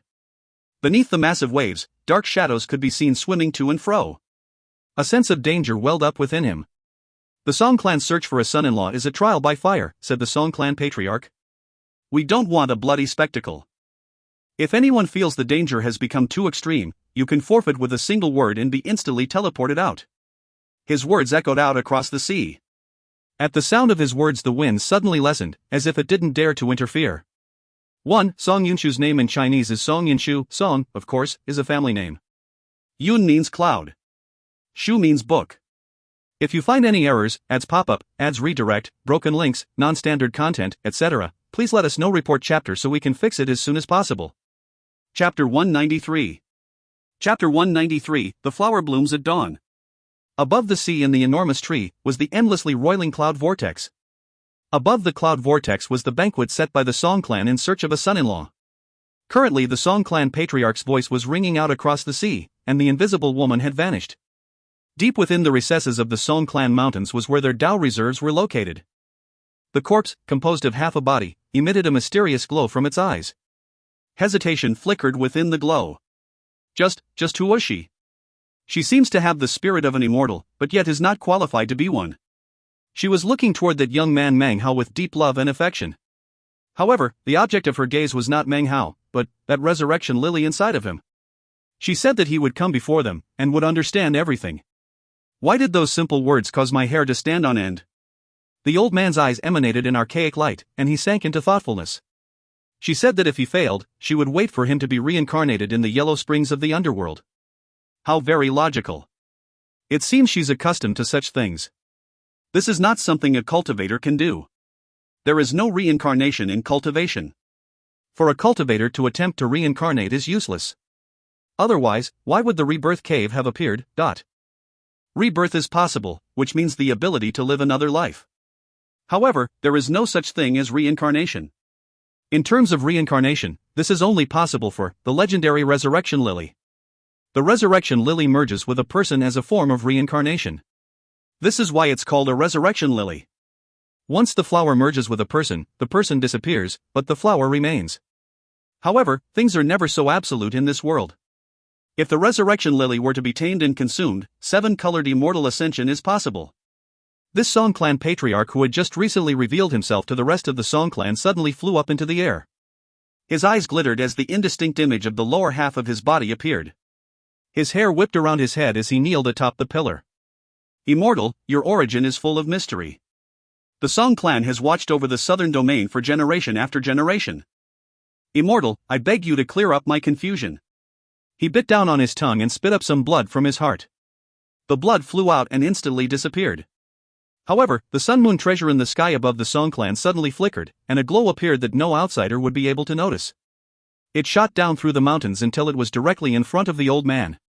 It transformed into a partially transparent figure.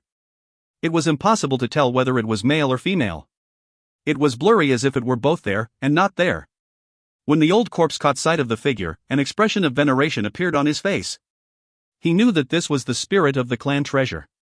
This spirit was also an ancient patriarch of the Song clan. According to legend, after achieving immortality, he had left behind a fragment of his spirit here. The figure lifted its hand and gently tapped the top of the old man's head. The man's body trembled, and suddenly his eyes shone with disbelief. He looked up and watched as the illusory figure slowly disappeared. It was as if it had never been there. The old corpse took a deep breath. The flower blooms at dawn, and achieves immortality on the day of vicissitude. The mother of the resurrection lily, the dawn immortal. This Meng Hao is too dangerous. He was silent and thought for a moment. However, he gave no orders, nor did he do anything to reverse the words he had been forced to transmit earlier by the woman. Meanwhile, in the roaring ocean beneath the cloud vortex, the wind screamed. The cultivators who had entered this place numbered in the dozens. They circled the region of the enormous tree. Whoever could break through the massive winds and actually reach the tree itself would snatch the first place position in the race. To be able to earn a place within the Song clan would earn the right to practice cultivation within the profound clan regions. Almost all of the cultivators present thirsted for such an opportunity. That was why they were here, and that was what they were fighting for. Meng Hao, on the other hand, was not here for any supposed chance to marry into the Song clan. Although this place was incredibly suitable for cultivation, he wasn't the type to be inclined to depend on others. Unless he had an important purpose, he preferred to be like the sea and the sky, free to roam as he wished, alone. For a man to roam under the heavens, enjoy the scenery, observe the beauty of the earth and the animals, that was what life meant to Meng Hao. His eyes glittered as he looked up at the massive tree in the distance. At its vast top existed a pearl. The others didn't value the pearl itself, but rather, what it represented. Only Meng Hao cared about the former. Were it not for the pearl, Meng Hao wouldn't even be here. I hope that pearl can dispel my poison. If it can, I won't have to go through all the trouble of infiltrating the Violet Fate sect. Meng Hao's eyes flickered, and his heart trembled as he shot forward. He narrowed his eyes and stopped flying for a moment. So, I can absorb spiritual energy in this place too. Furthermore, it's even more dense here than outside. What big secret does the Song clan have? How come the spiritual energy here is like that in the Blood Immortal Legacy Zone? Why can I absorb it? His eyes filled with thought, he once again shot forward at high speed. At the same time, he rotated his cultivation base. His 4 perfect Tao pillars hummed, and his body became like a black hole. Immediately, the spiritual energy in the area began to rush toward him. Meng Hao didn't suck it in with unbridled speed, but cautiously, gradually. Off in the distance, Wang Tingfei's face was grim, his heart filled with bitterness and even a bit of insanity. Ever since he was young, he had been chosen. Because of the blood of the flying rain dragon which had fallen from the heavens, his path had been set as he grew up. It seemed he always had the same type of good fortune. However, thanks to his brother Wang Lihai, he hadn't been able to become a Dao child of the Wang clan. All the focus gradually drifted further and further away from him. In fact, for his entire childhood, he had lived within the shadow of his brother. He wanted to resist, to fight back. He wanted to exceed his brother. He wanted to prove that he was worthy to be Dao child of the Wang clan. Because of that, he had left the clan and gone to the state of Zhao in search of the flawless foundation. He knew that if he stayed in the Wang clan, it would be difficult to rise to prominence. Filled with idealism and aspiration, he went to the state of Zhao to find the flawless foundation and the legacy of the flying rain dragon. His plan was to return from the state of Zhao and then challenge his brother to battle. However, everything had been ruined by Meng Hao. He had been defeated. Utterly and thoroughly. But he refused to give up. Thanks to Wang Shifan's encouragement and the support of Chu Yuyan, he had emerged from the shadows with his poison finger. In fact, it was only with the help of Chu Yuyan that he had achieved the cracked foundation that he had. When he had witnessed his brother die in the Blood Immortal Legacy tournament, it had suddenly felt as if the future were wide open. His extreme misfortune would finally give birth to a meteoric rise. At that time, he believed that Wang Tingfei's life would finally be restored. Except, subsequent events caught him completely unawares. To his astonishment, he found that Wang Lihai was not dead. The Wang Lihai that died in the Blood Immortal Legacy tournament was in fact a Dao clone created by a Wang clan patriarch. Subsequently, the rumors of Chu Yuyan and the strange man spread like wildfire. It was something he simply could not tolerate. Yet even more unbelievable was how when he asked Chu Yuyan about it, she wouldn't respond. It would be bad enough if that were all that he suffered. He could grit his teeth and endure. However, it was here in the Song clan that he discovered the man who had been seen with Chu Yuyan was actually Meng Hao. That had driven him crazy. He had gone all out in order to kill Meng Hao. However, that battle became the straw that broke the camel's back. That straw, that crushing defeat at the hands of Meng Hao, caused Wang Tingfei to laugh bitterly. His thinking, his temperament, his everything, all twisted and changed in that moment. It pushed him toward the edge of insanity. I can do without the Wang clan, he thought, his eyes filled with veins of blood, and I can also cut off Chu Yuyan. I, Wang Tingfei, will tread my own path. I will take everything away from Meng Hao. I will snatch it all back. His body trembled with crazed fervor as he shot through the wind toward the tree. Fatty plugged his nose against the wind as he floated in midair. 7 or 8 Golden Frost sect disciples formed a protective ring around him. The sect lord prohibited me from marrying into the Song clan. But I figured I would give it a shot anyway, he said. He popped a spirit stone into his mouth and crunched it to pieces. The surrounding Golden Frost sect disciples could only smile bitterly. Little Patriarch, you really shouldn't be doing this. Senior, what if you go berserk and then somehow become a son-in-law of the Song clan? When we return to the sect, our punishment would be horrific. That's right, little Patriarch, think things over again. Think things over again. Fatty stared at them with wide-eyed, his expression one of disbelief.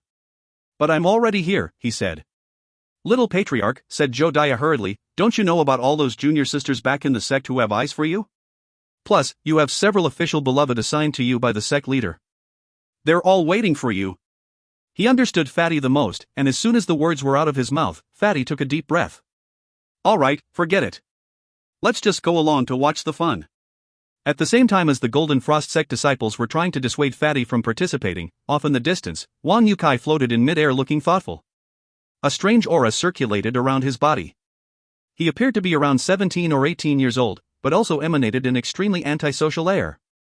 He gazed toward the enormous tree, lost in thought. He looked at Fatty, and then Meng Hao. Whenever Meng Hao looked back at him, however, he would avert his eyes.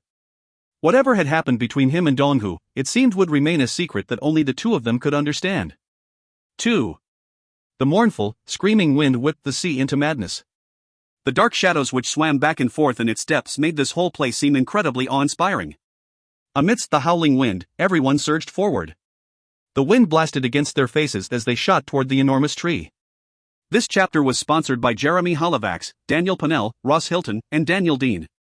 1. The Dawn Immortal was mentioned before in multiple previous chapters. Chapter 83, Patriarch, What About Disciples Poison? Chapter 88, Lord Revelation's True Self. Chapter 94, You Really Want Me to Come Out? Chapter 95, A Rain Shower, A Cold Spell. And Chapter 117, A Tiny Little Punishment. 2. The relationship between Donghu and Wang Yukai is mentioned most recently in Chapter 71, Donghu in Chapter 72, A True Man. If you find any errors, ads pop-up, ads redirect, broken links, non-standard content, etc., please let us know. Report chapter so we can fix it as soon as possible. Chapter 194. Chapter 194, Will of the World Tree 1. It was impossible to fly very high in this place, because the wind speed increased with altitude. Meng Hao saw one Black Civ sect disciple who tried to fly up directly toward the top of the tree. Before he got too high, he screamed, and his body disappeared into a haze of blood and flesh. The wind continued to pick up. It seemed as if it were filled with sharp blades, as well as a hard-to-describe pressure that made the 3,000-meter area around the tree seem like a wall. When Meng Hao entered the area, he felt the intense pressure pushing against him. The closer he got to the tree, the thicker the spiritual energy got. Of course, he could absorb it, and the closer he got, the more quickly he did so. His eyes shone brightly. Moving forward must be very difficult for everyone else, but for me, this place is like a holy land of cultivation. He looked up at the enormous tree in front of him, which stretched thousands of meters up into the sky. Just exactly, what kind of tree is this? He could sense that the spiritual energy in the place was not the spiritual energy of heaven and earth, but rather, produced by the gigantic tree. As all the cultivators struggled their way toward the tree, up above the clouds in the sky, the members of the 5 sects and 3 clans watched on through the cloud vortex, eyes glittering. They could see everything quite clearly. Song Tian smiled. Of all the heroes and chosen of the various sects and clans that have come today, I wonder who will be the first to reach the tree. The nascent soul eccentrics from the sects and clans all smiled. I'm afraid it's difficult to say. I never imagined that Song clan's search for a son-in-law would involve this treasured painting. This tree must have been summoned by a wool shard from the ancient world tree. It was clearly painted by the ancient Taoist Grandmaster Shui Donlu II when he gained enlightenment at the legendary location in which the world tree destroyed itself. It is said that with sufficient enlightenment, the tree itself can be summoned. This is truly a precious treasure capable of summoning that which is ancient. Han Bei sat off to the side, observing the nascent soul cultivators and their discussion. She looked for a moment at Meng Hao in the cloud vortex.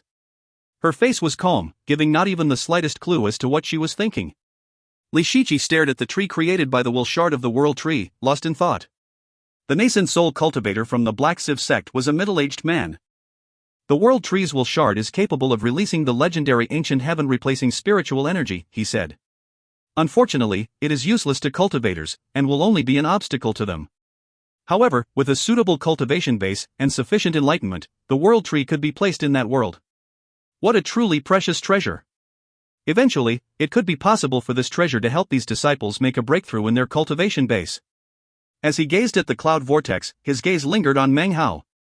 He had noticed Meng Hao some time ago, of course, but had maintained his silence and done nothing. This tree is indeed a will shard of the world tree. The painting is entitled Ancient Will of the World Tree. It was gifted to me by the 8th Sea Lord of the Milky Way Sea when I was 1,000 years old.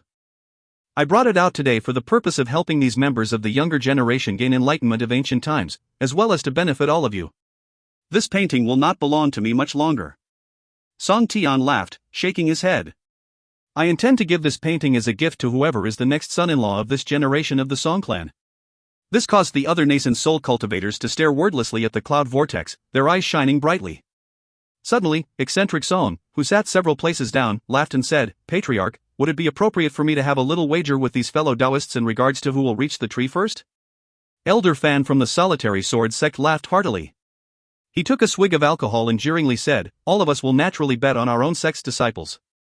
Elder Song, who will you bet on? I bet on him, said eccentric Song, lifting his arm and pointing toward the cloud vortex at Meng Hao. All of the nascent soul cultivators followed the line created by eccentric Song's fingers to look at Meng Hao. The eyes of the nascent soul cultivator from the Black Sieve sect sparkled. The Wine Clan nascent soul cultivator frowned. Elder Fan from the Solitary Sword sect laughed and gave eccentric Song a meaningful look. Excellent, what are the stakes? Said the nascent soul cultivator from the Blood Demon sect, a withered old woman with a full head of silver hair. Her voice was raspy, like bones rubbing together. She smiled hypocritically.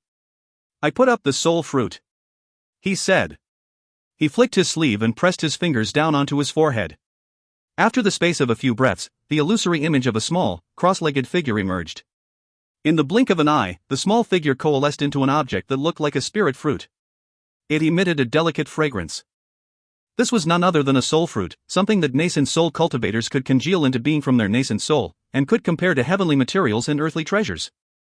Heaven and earth could produce spirit fruits, but to nascent soul cultivators, their bodies were their own heaven and earth, and could naturally produce such fruits. Soul fruits are like good fortune from heaven and earth, and are the most precious treasures of nascent soul cultivators. Soul fruits from others have replenishing powers, and to nascent soul cultivators, are the most optimal source of healing and restoration. Hearing eccentric Song's words caused thoughtful expressions to appear on the faces of the other nascent soul cultivators. Not much time passed before all of them coalesced soul fruits of their own. Soon, 8 of them hovered together in mid-air. 8 soul fruits. To any nascent soul cultivator, such stakes would be incredibly tempting. All of the cultivators pretended not to be moved, but inwardly, they shook with excitement. They gazed through the cloud vortex at the various disciples. Song Tian smiled and did nothing to prevent the proceedings. Of the 2 men sitting next to him, one was meditating with eyes closed, the other was closely watching the cultivators in the cloud vortex, his face grim. The Song clan Dao child, Song Yunshu, sat calmly near Patriarch Song Tian. He said nothing, just smiled.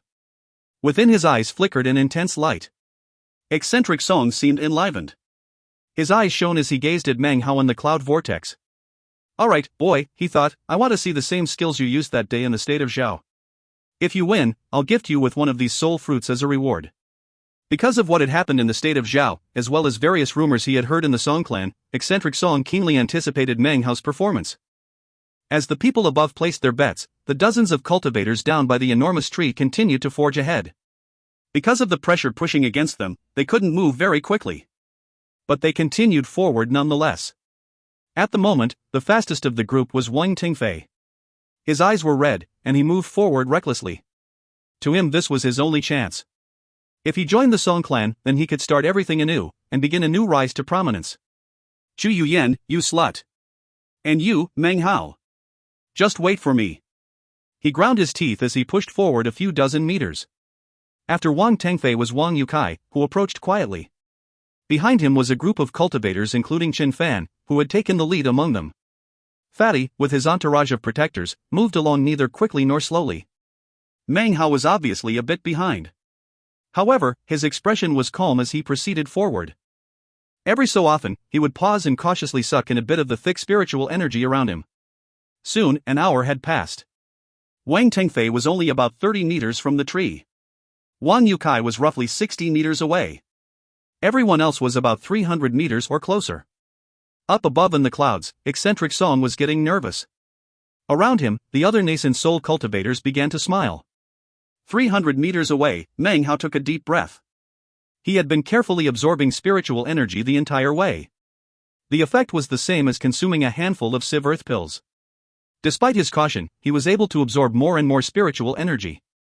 Meng Hao's eyes suddenly glittered. This is a rare opportunity, he thought. I might as well absorb all of it. Determination filling his eyes, he began to move forward. In that instant, a tremor ran through his body as he ceased to repress his 4 perfect Tao pillars. They began to rotate, and a buzzing sound echoed out within him. A massive vortex appeared around him. The vortex instantly caused the surrounding spiritual energy to shoot toward him.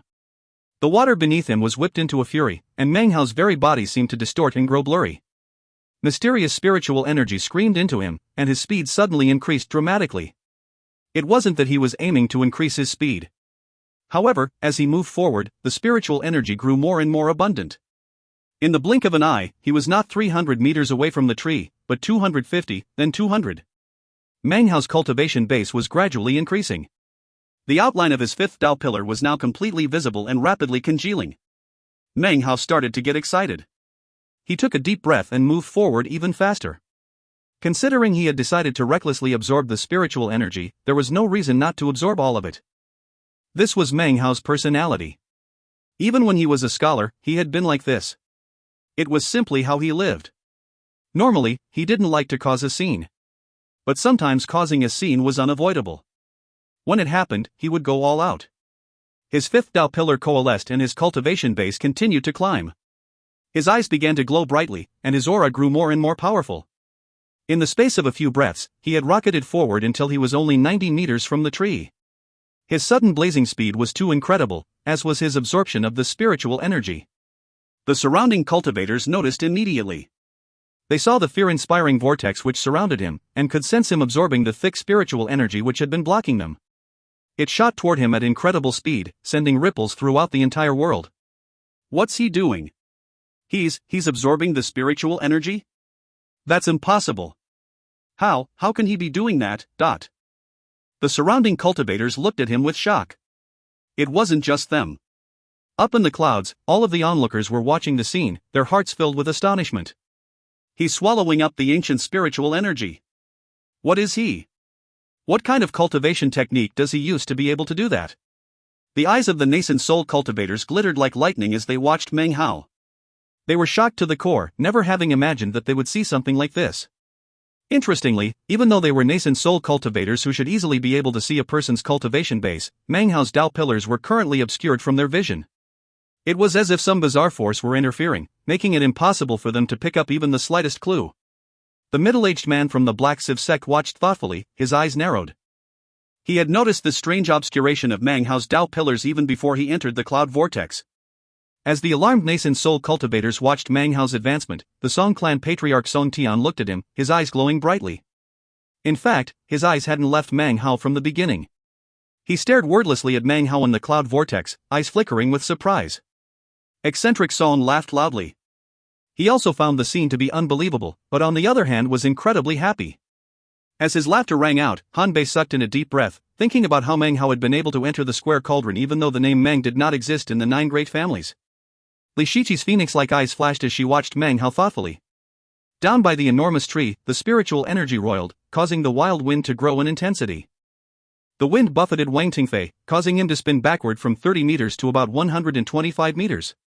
The others were blown back as well.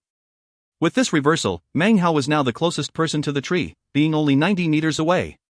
Wang Tengfei raised his head up and howled. He couldn't accept such a situation. He pushed forward with all his strength. However, at that same time, Meng Hao took a deep breath and also pushed forward. He moved forward about 30 meters, and then another 30.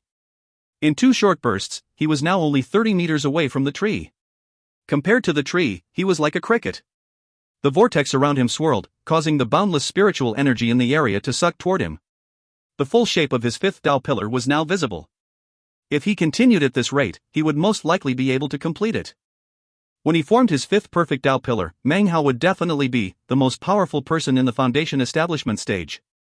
Whether it be chosen or Tao children, the entire foundation establishment stage would be like dry weeds that could be crushed beneath his feet. 1. The world tree was mentioned in a few previous chapters, including chapter 109, chapter 158, and chapter 160. 2. Shui Donglio's name in Chinese is Shui Donglio. This is a somewhat odd name. Shui is a Chinese surname, which also means water. Dong means east. Lu means flow. So literally his name means water flows east. If you find any errors, ads pop up, ads redirect, broken links, non-standard content, etc., please let us know. Report chapter so we can fix it as soon as possible. Chapter 195. Chapter 195, Suppressing Everyone. The chance Meng Hao had now was sudden and unexpected. Thanks to this lucky break, his cultivation base was climbing upward at incredible speed. Furthermore, the closer he got to the tree, the thicker the spiritual energy became. He took a deep breath, completely ignoring the strange looks everyone was giving him. He was completely focused on the enormous tree and the bizarre spiritual energy it emitted that only he could absorb. It had been a long time since he had been able to enjoy the refreshing feeling of absorbing spiritual energy. His eyes glistened brightly as his body flashed onward. The spiritual energy beneath the tree roiled madly. His body was like a whirling black hole, sucking all the spiritual energy in, without exception. His cultivation base continued to climb, and the image of his 5th Tao pillar grew clearer. Soon it would no longer be illusory. 10%, 20%, 30%. Meng Hao grew more and more excited as he absorbed the increasingly thick spiritual energy. He leaped forward, heading directly toward the base of the enormous tree. Next to the towering tree, Meng Hao was little more than an insect, tiny and weak. It was essentially impossible to even compare. They were as different as a firefly and the shining moon. Meng Hao was the first to step into the tree itself. The other cultivators closed in. Within the space of about 10 breaths, Wang Tingfei and Wang Yukai also stepped onto it. They, of course, could not absorb the spiritual energy of this place, and therefore had no way to replenish themselves. There is no need to even mention how difficult it was for them to proceed forward. On the other hand, Meng Hao was like a fish in water. In an instant, he was already 300 meters away from them. After observing this, the eyes of the spectators shone with a strange glow. This was especially true of the Song clan patriarch. His eyes glittered brightly as he watched the cloud vortex and Meng Hao. So he can absorb the spiritual energy there, he thought. But that place is merely a painting of the world tree. It couldn't even be considered a projected image. However, it does contain some of the world tree's will, as well as dense spiritual energy, although not much. His eyes glittered, although they contained some amount of hesitation. Eccentric Song too felt shocked, but was also about to go wild with joy. A wide smile emerged on his face. He looked at the shifting expressions of the other nascent soul cultivators and smiled even wider. He flicked his sleeve to collect the soul fruits together. Fellow Taoists, I shall collect my winnings. Do you wish to make another wager? I bet this kid will become the next son-in-law of the Song clan. What do you say? Wager, or no wager? The other nascent soul cultivators ignored him, refusing to be provoked, and instead focused on what was happening in the cloud vortex. They gazed thoughtfully as Meng Hao ascended the gigantic tree. Eccentric Song continued to prod a few more times, but seeing that the others refused to speak, he simply put away the soul fruits and laughed. The ill feelings toward Meng Hao from years ago were now completely gone. This Meng Hao kid isn't bad, said Eccentric Song, eyeing the cloud vortex. AI, if I had known he was like this, I would have bet on him against Wu Dingxiu all those years ago. Within the cloud vortex, Wang Tingfei's eyes were red. He was on the tree now, proceeding up. The spiritual energy in the area pushed against him, and he had no way to absorb it whatsoever. The wind whipped about, but he forged on without regard to caution. He knew that if he were knocked off the tree, then he would have to start over from the very bottom. Making progress was incredibly difficult, but every time he looked up and saw Meng Hao speeding along, it would cause him to ignore the screaming wind and intense pressure. Insanity and intense jealousy filled his heart, and he would proceed onward through the thick pressure. How could I possibly lose to him? He raged inwardly. I am a Wang clan chosen. He stole my legacy and my beloved. Today, I shall wrest away his good fortune. Why are you always so unfair to Wang Tingfei, heavens? I refuse. I will not give in. Setting his teeth, he shot upward. The wild wind buffeted him, but he held doggedly onto the tree. It felt as if his arms were about to rip off. To his astonishment, Wang Tingfei suddenly realized that the unabsorbable spiritual energy of this place, which exhibited such strong pressure, was actually lessening around Meng Hao. The closer he got to Meng Hao, the easier it was to progress. Behind him, Wang Yukai, Xian Shuihen, Lu Song as well as Fatty and the others, had all reached the tree, and were relentlessly pursuing. All of them noticed Meng Hao's significant increase in speed. Meng Hao had already sensed that although the spiritual energy in this place seemed thick and abundant, actually, the entire place was divided into different areas. The spiritual energy of the area he was currently in was almost sucked dry. Because of that, Wang Tingfei and the others were able to move more quickly. However, although the spiritual energy below him was decreasing, he continued moving upward. Soon, he encountered more dense spiritual energy, which he began to absorb immediately. His fifth Tao pillar was already about 40% complete. The spiritual energy here is organized in layers, he thought, his eyes shining brilliantly. Each layer can be completely absorbed into my body. Although it looks incredibly dense, there's actually not very much of it. However, if I absorb all of it, I should be able to complete my fifth Tao pillar. He continued onward, and the spiritual energy continued to pour into him. Whenever it began to grow thin, he would continue on upward to a new layer. Behind him, Wang Tingfei and the others were continuing to increase their speed. The spiritual energy having dried up, the resisting pressure was gone. The only thing they had to deal with was the raging wind. Their progress now was much easier, so the gap between Meng Hao and them was slowly lessening. The enormous tree was many dozens of meters in diameter, and from a distance, didn't seem very far away from the cloud layer above, where the nascent soul cultivators watched the proceedings. Seeing what was happening caused them to sit there quietly in contemplation. The Wang clan cultivator let out a cold harumph. Eccentric Song, let's make another bet. This time, the stakes are 2 soul fruits. Eccentric Song hesitated for a moment, his brow furrowed. The Black Civ sect nascent soul cultivator coughed lightly. I'm in, he said. The nascent soul cultivator from the Li clan chimed in. So, another bet, he said coolly. Eccentric Song, why don't we all join in? 2 soul fruits per person. Winner takes all. His words made Eccentric Song even more hesitant. After a long moment passed, he gritted his teeth. He actually had incredible faith in Meng Hao's ability to perform, so he flicked his sleeve. We're on, he said. Subsequently, all of the nascent soul eccentrics produced soul fruits. Seeing so many in one place caused all of the cultivators to palpitate with eagerness. The stakes of this wager were significantly greater than the previous bet. At the same time as all the eccentrics made their bets, Meng Hao shot up at top speed. He had passed through 3 layers of the enormous tree, and had now progressed roughly 30% up. By now, Wang Tingfei and the others were a mere 30 meters behind him. It seemed they might soon pass him. Meng Hao's face was calm. The good fortune of this place lay in the spiritual energy. As far as he was concerned, it didn't matter who was in first place. Suddenly, Wang Tingfei roared. Employing some unknown magical technique, his body began to glow, and he shot up with incredible, explosive speed. In the space of a few breaths, he had progressed more than 30 meters. This caused him to pass Meng Hao by nearly 10 meters. However, before he even had a chance to rejoice, an enormous force caused his body to tremble. The pressure caused him to cough up blood as it enveloped his body. Just then, Meng Hao passed him, sucking the spiritual energy of the area into his body. The pressure began to subside. If it hadn't, Wang Tingfei felt as if he might have been crushed down into the tree by a giant, invisible hand. Meng Hao's expression was the same as ever as he proceeded onward, ignoring Wang Tingfei.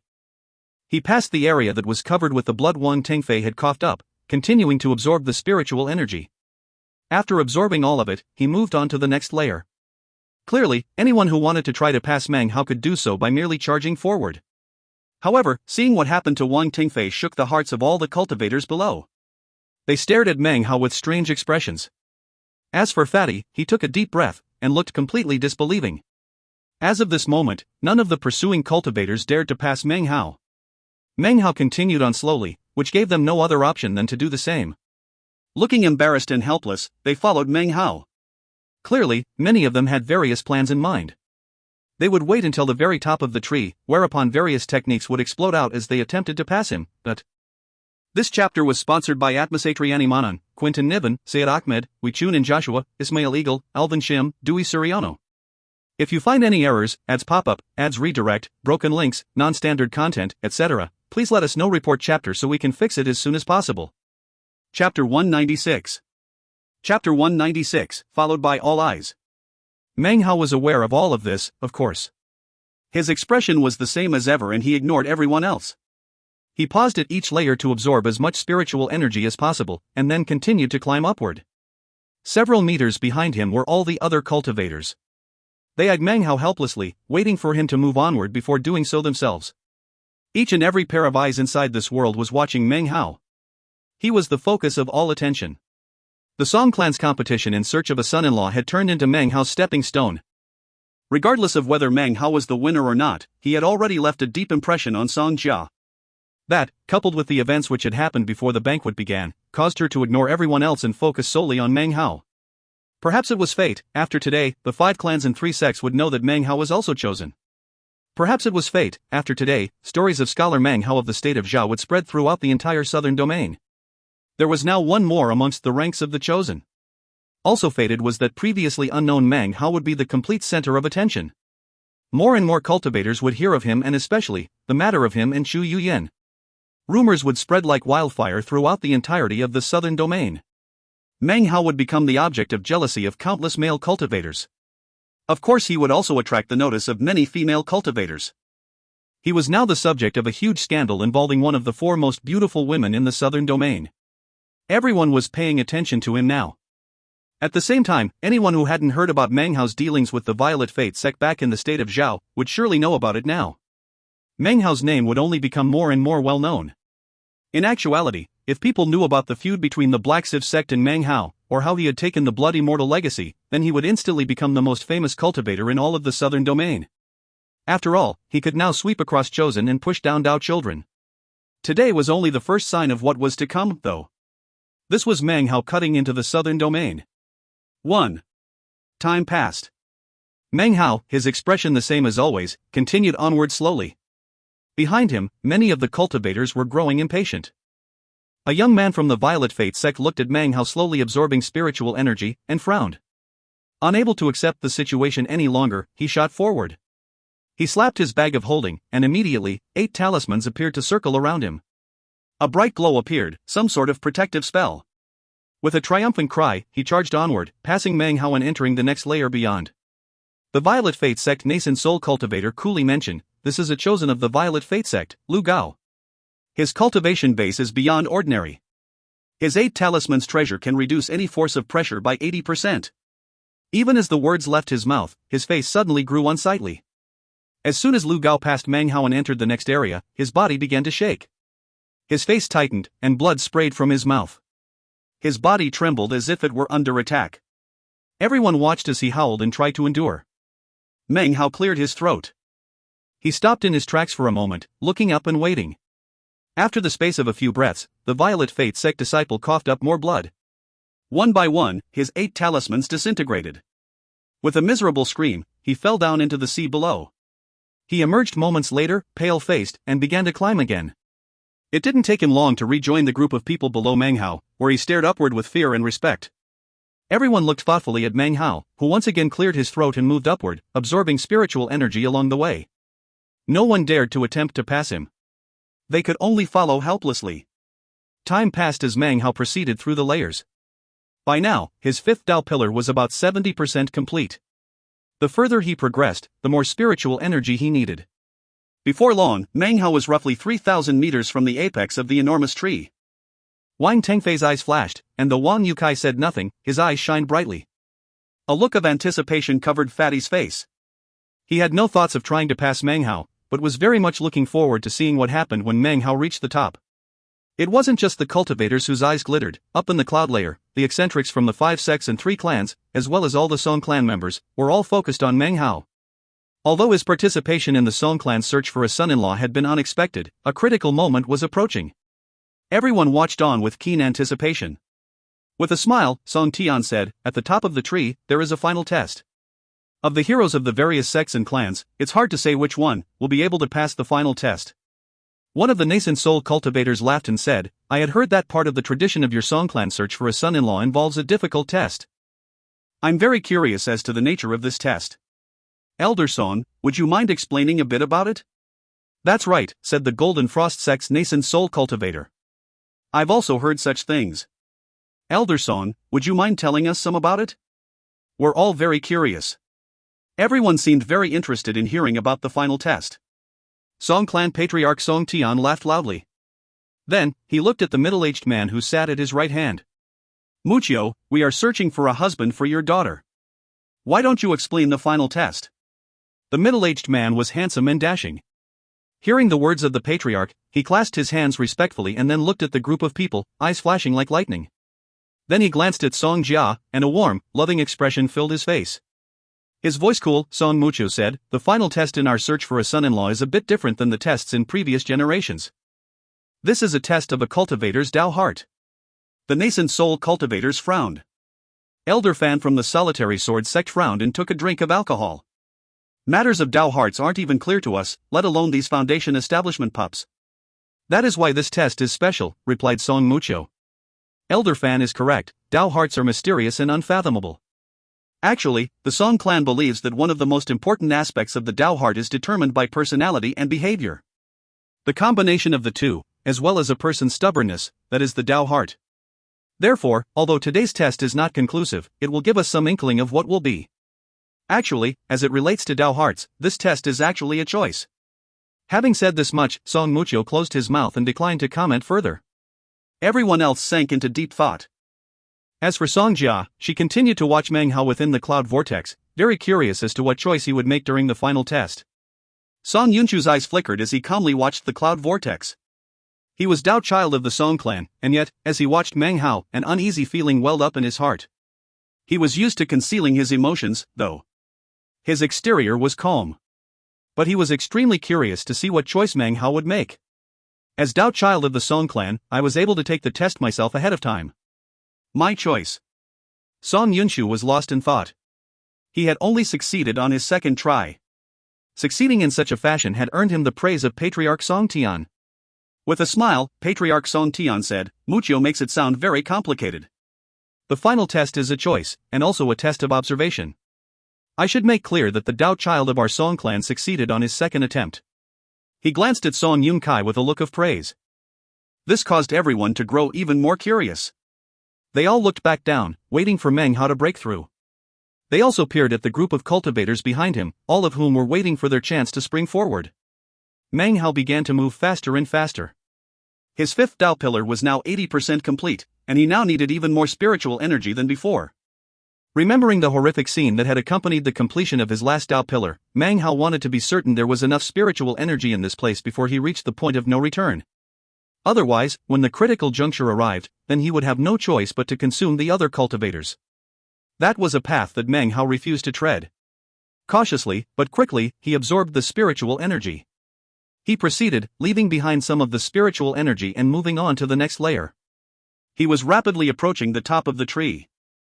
Because he had left behind some spiritual energy, the cultivators behind him suddenly encountered the resisting pressure, and had no choice but to slow down. They trudged on desperately. However, there was now more and more distance between them and Meng Hao. Wang Tengfei's eyes were completely red. He pursued madly. Meng Hao was now only 1,500 meters from the top of the tree. 1,000 meters. 500 meters. 250 meters. 150. 50. Meng Hao leaped up, surpassing the final gap to stand on top of the tree. At this moment, all eyes were upon him. 1. In case you forgot, this is the title of Book 2. If you find any errors, ads pop up, ads redirect, broken links, non-standard content, etc., please let us know. Report chapter so we can fix it as soon as possible. Chapter 197. Chapter 197, Sublime Spirit Scripture. At this moment, the Song clan patriarch and eccentric Song both stared at Meng Hao. In fact, without exception, all of the Song clan members in the cloud layer were looking at him. The attention of the nascent soul cultivators of the 5 sects and 3 clans were all fixed on him as well. To garner such attention showed how famous Meng Hao now was in the southern domain.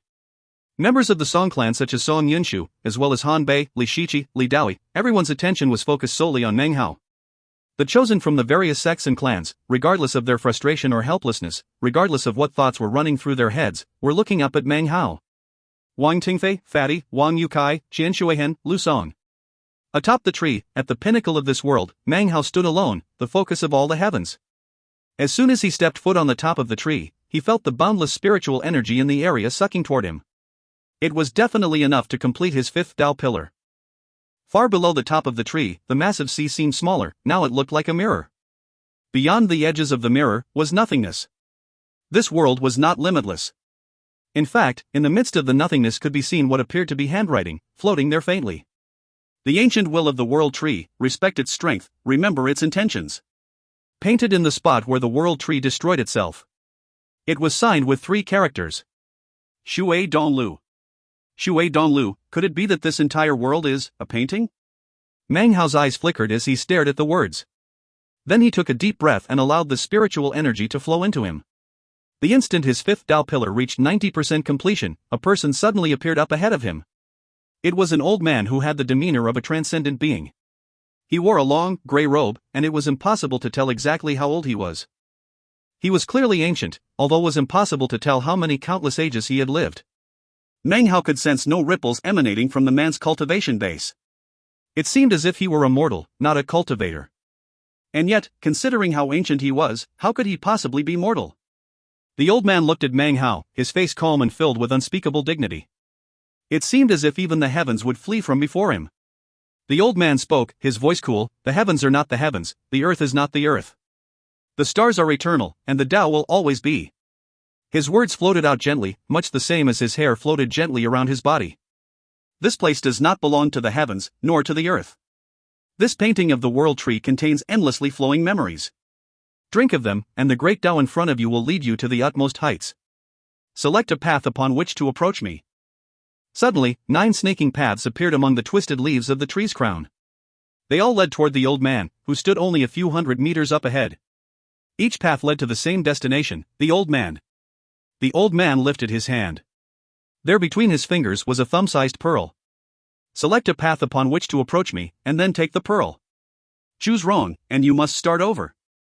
The pearl was white, and seemed to contain an entire world within its depths. Looking at it, Meng Hao noticed that it was not round. For some reason, it seemed to be the shape of a cube. It was very bizarre. Suddenly, Meng Hao could sense the 3-colored resurrection lily inside of him being suppressed slightly. 9 paths. And I have to pick one, he frowned. By this time, Wang Tingfei and the others were approaching. However, they weren't able to step onto the treetop. It seemed that there was some invisible force that prevented more than one person from being atop the tree. Meng Hao thought for a while as he looked over the 9 paths. He had no clue how to select a path. He looked at the man up ahead, and then his eyes gleamed. The man was holding the pearl with 3 fingers. After thinking for another moment, Meng Hao took a deep breath and then walked forward onto the 3rd path. The instant his foot stepped down on the path, the world seemed to turn upside down. A roaring filled his ears, and everything grew blurry for a moment. When everything became clear, he found that he was now at the very bottom of the tree. He was only a few hundred meters from the surface of the sea, falling downward. His mind reeled, and he forced himself to a stop. Looking up, he saw Wang Tingfei climbing up onto the top of the tree. I chose wrong, so I have to start over. He frowned. Selecting a path seemed to involve little more than random guessing. How could one pick, other than going through the paths one by one? Meng Hao muttered to himself for a moment. Then, his eyes flashed as he saw Wang Tingfei falling down from the top of the tree like a shooting star. He, too, had failed, and had to start from the beginning, at the sea beneath the tree. Meng Hao leaped into action, heading up toward the top of the tree at top speed. In the time it takes for half an incense stick to burn, he was less than 3,000 meters away from the top. During that time, he witnessed over 10 cultivators falling down toward the ocean. Meanwhile, up in the cloud layer, the nascent soul cultivators watched on with furrowed brows. Having seen everything that happened, they broke into discussions. 9 paths. How can one know which path to choose? It must involve careful observation. The answer doesn't lie in blind luck, but with that old man. He is not emanating any cultivation base ripples, and yet emanates a profound air. Perhaps the answer to the riddle is hidden in the words he spoke. No wonder this test requires careful observation. There doesn't seem to be any clear solution. For the Song Clan Dao child to have passed the test in 2 tries really is worthy of admiration. Han Bei looked at the scene playing out on the tree. Her eyes shined with interest. After thinking for a moment, she said, "The 4th path from the left." Li Daoi's eyes flashed. Having heard that the Song Clan Dao child passed the test in 2 tries, he felt a sense of competition rising within him. He slowly said, "The 4th path from the right. That path doesn't look special. But the leaves there are somewhat thicker." Furthermore, the old man seemed to pause slightly after every 4th word he spoke. Li Shiqi's eyes also flickered, but she said nothing. She was lost in thought as she stared at the 9 paths. Song Yunchu's expression was placid, but in his heart, he sighed. He had succeeded in 2 tries, but in fact, it had all been a matter of luck. He actually had no idea how he had succeeded. Patriarch Song Tian laughed but said nothing. Hearing the discussions, he shook his head and fixed his attention to the top of the tree. Meng Hao was nearing it again. Meng Hao moved quickly, and the 3,000 meters whizzed by. The only people left at the top of the tree were Fatty and others from the Golden Frost sect. Seeing Meng Hao approach, Fatty immediately made way for him. Meng Hao nodded. Another person up above failed, after which Meng Hao's body flashed and appeared for a second time on the treetop. By this time, his 5th Dao pillar was more than 90% complete. There wasn't much spiritual energy left, but Meng Hao was certain it was enough to complete the Dao pillar. He took a deep breath as he stood there atop the tree. He gazed at the old man, then recalled his words again as he looked over the paths again. Then, he stepped forward onto the 4th path. He had made exactly the same choice as Han Bei, but however, the moment he stepped onto it, everything turned upside down, and he was again shooting down toward the sea beneath the tree. "I'm really starting to dislike this place," he thought, his eyes filling with both frustration and determination. All of the chosen from the various sects and clans who had failed once were now making their second attempts. And yet, one after another, they failed, falling downward just like Meng Hao. Meng Hao went up to try a 3rd time. By this time, everyone was watching with strange expressions. They were all lost in thought, trying to figure out what they had overlooked. Which path was correct? More discussions broke out among the nascent soul cultivators. This place is very mysterious. These kids have all had 2 chances each, and between the lot of them, have tried every one of the 9 paths. Clearly, the correct path changes. The route is not fixed. It seems that luck does have quite a bit of a role, but Han Bei frowned, continuing to look on. She was now starting to form another opinion on which path was the correct one. "There's no need to get anxious, friends," said Patriarch Song Tian. He laughed. To find the correct path, each person must observe matters carefully. It will all depend on their Dao heart. Atop the massive tree beneath the cloud vortex, Meng Hao shot back upward. He was currently about 9,000 meters from the top of the tree when suddenly his Dao pillar reached the point where it was only a sliver away from being completed. The same phenomenon that had appeared in the Shao clan once again began to occur. His body immediately began to wither. Thankfully, there was plenty of spiritual energy in this place. The unbridled gravitational power of the Dao pillar began to absorb all of the spiritual energy, no matter how far away it was. Each and every bit of it rushed toward Meng Hao. His face was ruddy as he felt his cultivation base climbing upward. He shot upward, and was soon only 3,000 meters from the top. His mind began to reel. A booming sound could be heard, and Meng Hao's face flickered as suddenly, a golden light began to collect inside of him. His cultivation base started rotating, causing the light to shine outward. It seemed as if it wished to eclipse the world tree. Amidst the golden glow, streams of magical symbols appeared. They were indistinct, but the instant they appeared, they caused the entire world to be filled with a golden color. Up above, looks of disbelief appeared on the faces of the nascent soul cultivators. One by one, they stood up. "That's the sublime spirit scripture," said one of the other nascent soul cultivators breathlessly. This chapter was sponsored by Fan from WA. If you find any errors, ads pop up, ads redirect, broken links, non-standard content, etc., please let us know. Report chapter so we can fix it as soon as possible. Chapter 198. Chapter 198, the number 1 person in Foundation Establishment. The nascent soul cultivators couldn't keep their cool. One by one, they began to speak, their eyes shining with unprecedented brightness. That's definitely the power of one of the 3 great classic scriptures. That golden glow, it's a sign of the sublime spirit scripture. That kid cultivates with the sublime spirit scripture. That scripture has supposedly been lost for years. There are only fragments left. How did this kid get the whole scripture? From the looks of it, he acquired the Qi condensation manual of the Sublime Spirit Scripture. Supposedly, it appeared a few hundred years ago in the state of Zhao, and was used by a man named Patriarch Reliance. His cultivation base was unfathomable. Their eyes were on Meng Hao, but what they were really paying attention to was the Sublime Spirit Scripture. But each and every one of them could crush Meng Hao between their fingers like he was nothing. He wouldn't be able to fight back in the least. Whichever one of them got their hands on Meng Hao would actually be acquiring the Sublime Spirit Scripture. Such a text would be indescribably useful to any sect. Whoever acquired it would be in the position to sweep across the southern domain with impunity. That sect would become incomparable, and would without fail become the overlord of the southern domain. How could these nascent soul cultivators not be excited? Even if Meng Hao succeeded in becoming a son-in-law of the Song clan, they would still no doubt crazily pursue him regardless of anything. In any case, Meng Hao currently was not a member of the Song clan, and was only one participant among many. It wasn't appropriate to make a move at the moment, but once Meng Hao emerged, all of the sects and clans in the southern domain would want to grab him. In such an event, his life wouldn't be important. To get the Sublime Spirit Scripture, there wasn't a single nascent soul cultivator who would hesitate to use soul search on Meng Hao to drag out the Sublime Spirit Scripture. The result of such a soul search would kill him. As soon as the Sublime Spirit Scripture appeared, Meng Hao instantly became the prey of all of these super sects of the southern domain. It was obvious what everyone was thinking. The nascent soul cultivators' eyes glittered. This was the Song clan, but sooner or later, someone would make a move. They all glanced over at the Song clan patriarch. Meng Hao had openly revealed his secret of possessing the Sublime Spirit Scripture. It would without fail arouse the lust of any sect or clan. However, in terms of positioning, the Song clan currently had the clear advantage. As the nascent soul cultivators looked over at the Song clan patriarch, they discreetly retrieved transmission jade slips and crushed them between their fingers. This instantly sent notifications back to their various sects and clans. Eccentric Song watched the scene in shock. The rest of the Song clan members all seemed to be in shock. Patriarch Song Tian suddenly stood up.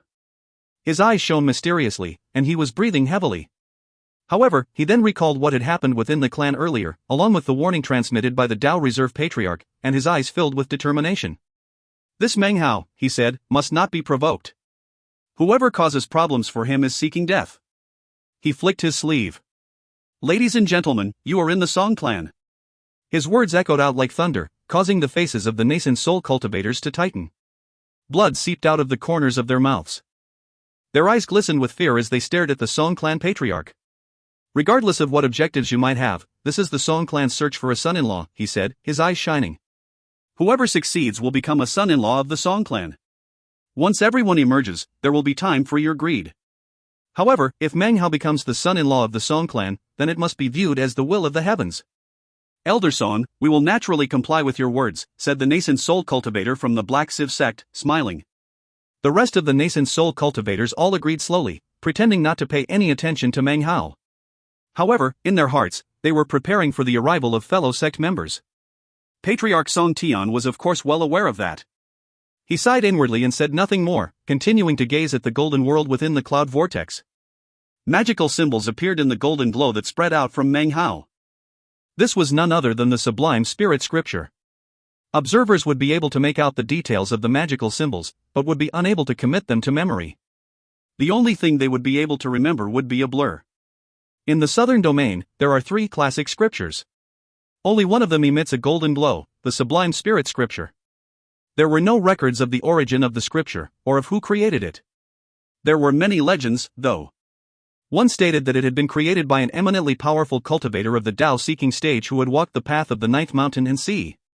However, such a matter seemed too monumental. As such, many people refused to believe such a legend. Regardless, each of the 7 manuals of the Sublime Spirit Scripture could be considered precious treasures. In fact, the reason that the Violet Faith sect became one of the great sects was because it had acquired a fragment of the Foundation Establishment Manual of the Sublime Spirit Scripture. Just a fragment of one of the manuals could give birth to a great sect. This alone demonstrates the boundlessness of the Sublime Spirit Scripture. Practicing the cultivation of the Sublime Spirit Scripture would eventually cause the body to reach the point where it would emit magical scriptures. This is a special state, and a special sign. Such a state could only be reached after 9 Tao pillars had been formed. Then it would become visible. However, because Meng Hao had a perfect foundation, he was in a unique position with his 5 Tao pillars. That was why the sign made itself visible now. Of course, this turn of events exceeded Mang Hao's powers of anticipation and caught him completely unawares. His heart instantly filled with vigilance, and he immediately pulled out the good luck charm and prepared it for activation. As the scripture floated out from his body and the golden glow filled the entire world, the chosen from the various sects looked up at him in astonishment and shock. Fatty gasped and began to mutter to himself. That's Mang Hao for you. He was awesome in the Reliance sect. Then he came to the southern domain and seduced Chu Yuyen. Now he's showing off even more power. Wang Yukai stared wordlessly at the golden light. Inside, similar waves of admiration filled his heart. As for Wang Tingfei, he felt as if he had been struck by lightning. His body shook. A sense of unwillingness wanted to rise up within him, and yet he was forced to admit that Mang Hao was no longer someone he could afford to look down upon. In fact, fear began to well up in Wang Tingfei's heart. Not even 10 years had passed since they last met. After another 10 years, how much further would Mang Hao have surpassed him? Wang Tingfei didn't even dare to think about what would occur if one day, he himself was still in the foundation establishment stage, but Mang Hao reached core formation. If they met again at that time, what would happen? The stir caused by what was happening now far exceeded the recent spectacle created by Mang Hao when he had climbed the tree. He panted as intense booming sounds filled his body. They far exceeded the roaring he had experienced when he created his fourth Dao pillar in the Shao clan, so much so that Mang Hao's heart shook and his flesh leaped. He felt his fifth Dao pillar being completed. After the space of a few breaths passed, his head suddenly resounded with an enormous roar. Finally, his fifth Dao pillar appeared in full. His fifth perfect Dao pillar. With this fifth Dao pillar, his cultivation base rocketed to new heights. Blinding golden light shined out from him, and the magical symbols of the sublime spirit scripture revolved around him in circles. They seemed as if they were prostrating themselves toward Mang Hao. Every breath he took caused the symbols to flutter. Every blink of his eye caused the golden light to shine even more blindingly. His cultivation base rose higher and his battle prowess soared. Mang Hao was transforming in an unprecedented fashion. Suddenly, tribulation clouds appeared in the mountains of the Song clan, and they lingered for some time before dissipating. Mang Hao's long hair floated about him, and his body filled with an indescribable might. As the roaring continued to echo out, his heart began to thump. He took a deep breath as he allowed all the feelings to wash over him. The explosive growth of his cultivation base caused his battle might to far exceed his previous pinnacle. Mang Hao was now convinced that at the moment, he could easily sweep across the entire foundation establishment stage. Regardless of chosen or Dao children, all of them were beneath him. He had a perfect foundation and 5 Dao pillars. He was invincible within the foundation establishment stage. In front of him, all foundations except for flawless foundations could be crushed by his perfect foundation. At the same time, however, a profound sense of danger welled up within him. He knew that everyone outside was watching him. The scripture symbols which were floating around him were obviously from the sublime spirit scripture. Despite the feeling of danger, determination filled Mang Hao's eyes. Fingering the good luck symbol, he leaped forward. This place was already devoid of spiritual energy, so he shot forward toward the treetop, surrounded by the golden glow. So far no one has come down after me. There's definitely not much time left. Mang Hao was nervous, but also wasn't willing to leave quite yet. His goal, the cubic pearl, was still there for the taking. Then he could escape with the good luck charm. If the charm could get me out of the ancient blessed land, then this place will naturally be no problem either. The good luck charm needed time to prepare, so at the same time as he poured power from his cultivation base into it, he shot upward. Utilizing the strength of his 5 perfect Dao pillars, he shot past the final 3,000 meters to arrive at the empty treetop. The gray-robed old man stood there. The 9 paths in front of him had been affected by the golden glow, and now appeared to be paths of gold. This was Mang Hao's 3rd time standing here. His eyes glowed brightly. The time had come to make his final choice. The choice he made was one that only Mang Hao could make. If you find any errors, ads pop up, ads redirect, broken links, non-standard content, etc., please let us know. Report chapter so we can fix it as soon as possible. Chapter 199. Chapter 199, The 10th Path. Currently, all of the nascent soul eccentrics up in the clouds watched on with shining eyes. If they weren't in the Song clan, they would have long since taken action. They were frightened, but had already made preparations. In their opinion, Mang Hao was like a turtle in a jar. He couldn't escape even if he sprouted wings. The only thing they needed to worry about was the Song clan. The importance of the Qi condensation manual of the sublime spirit scripture was hard to describe. Actually, many of them couldn't understand how it was possible that their various sects had permitted the scripture to remain in the Reliance sect, and had chosen not to go take it. their eyes flickered as they watched on. They were simply waiting for Meng Hao to come out, and for backup from their sects to arrive. However, the nascent soul eccentric from the Black Civ sect's eyes flickered with something else, undetectable to the others. The jade slip which he had crushed contained details different from that of the others. Not only had he passed on the information about the Sublime Spirit Scripture, but also news that he had tracked down Meng Hao. Orders had already been issued by the patriarchs of the Black Civ sect to search for the person who had snatched away ultimate vexation. The news hadn't been broadcast on the outside, of course, and their search could only be conducted secretly. Therefore, the appearance of the Sublime Spirit Scripture was not a good development for the Black Civ sect. All of the sects are now paying attention to him, thought the Black Civ sect nascent soul cultivator, his eyes flickering. I need to grab him first, before all his secrets are revealed. A cold smile appeared on his face. Ancient blessed lands cannot contain this guy. He has a good luck charm from the ancient good luck sect. He can go anywhere in the world. He was the only one among the nascent soul cultivators who knew that this phantom fragment of the world tree was incapable of keeping Meng Hao trapped within it. He wasn't worried, though. Once the Black Civ sect learned that Meng Hao had the good luck charm, they had instituted a slew of contingency plans. Down beneath the cloud vortex, in the glowing, golden world, Meng Hao took a deep breath. He stared at the old man, who stood only a few hundred meters away on the treetop. They were separated by 9 paths, all of which glowed with golden light. 3 of the paths actually seemed to glow a bit brighter than the others.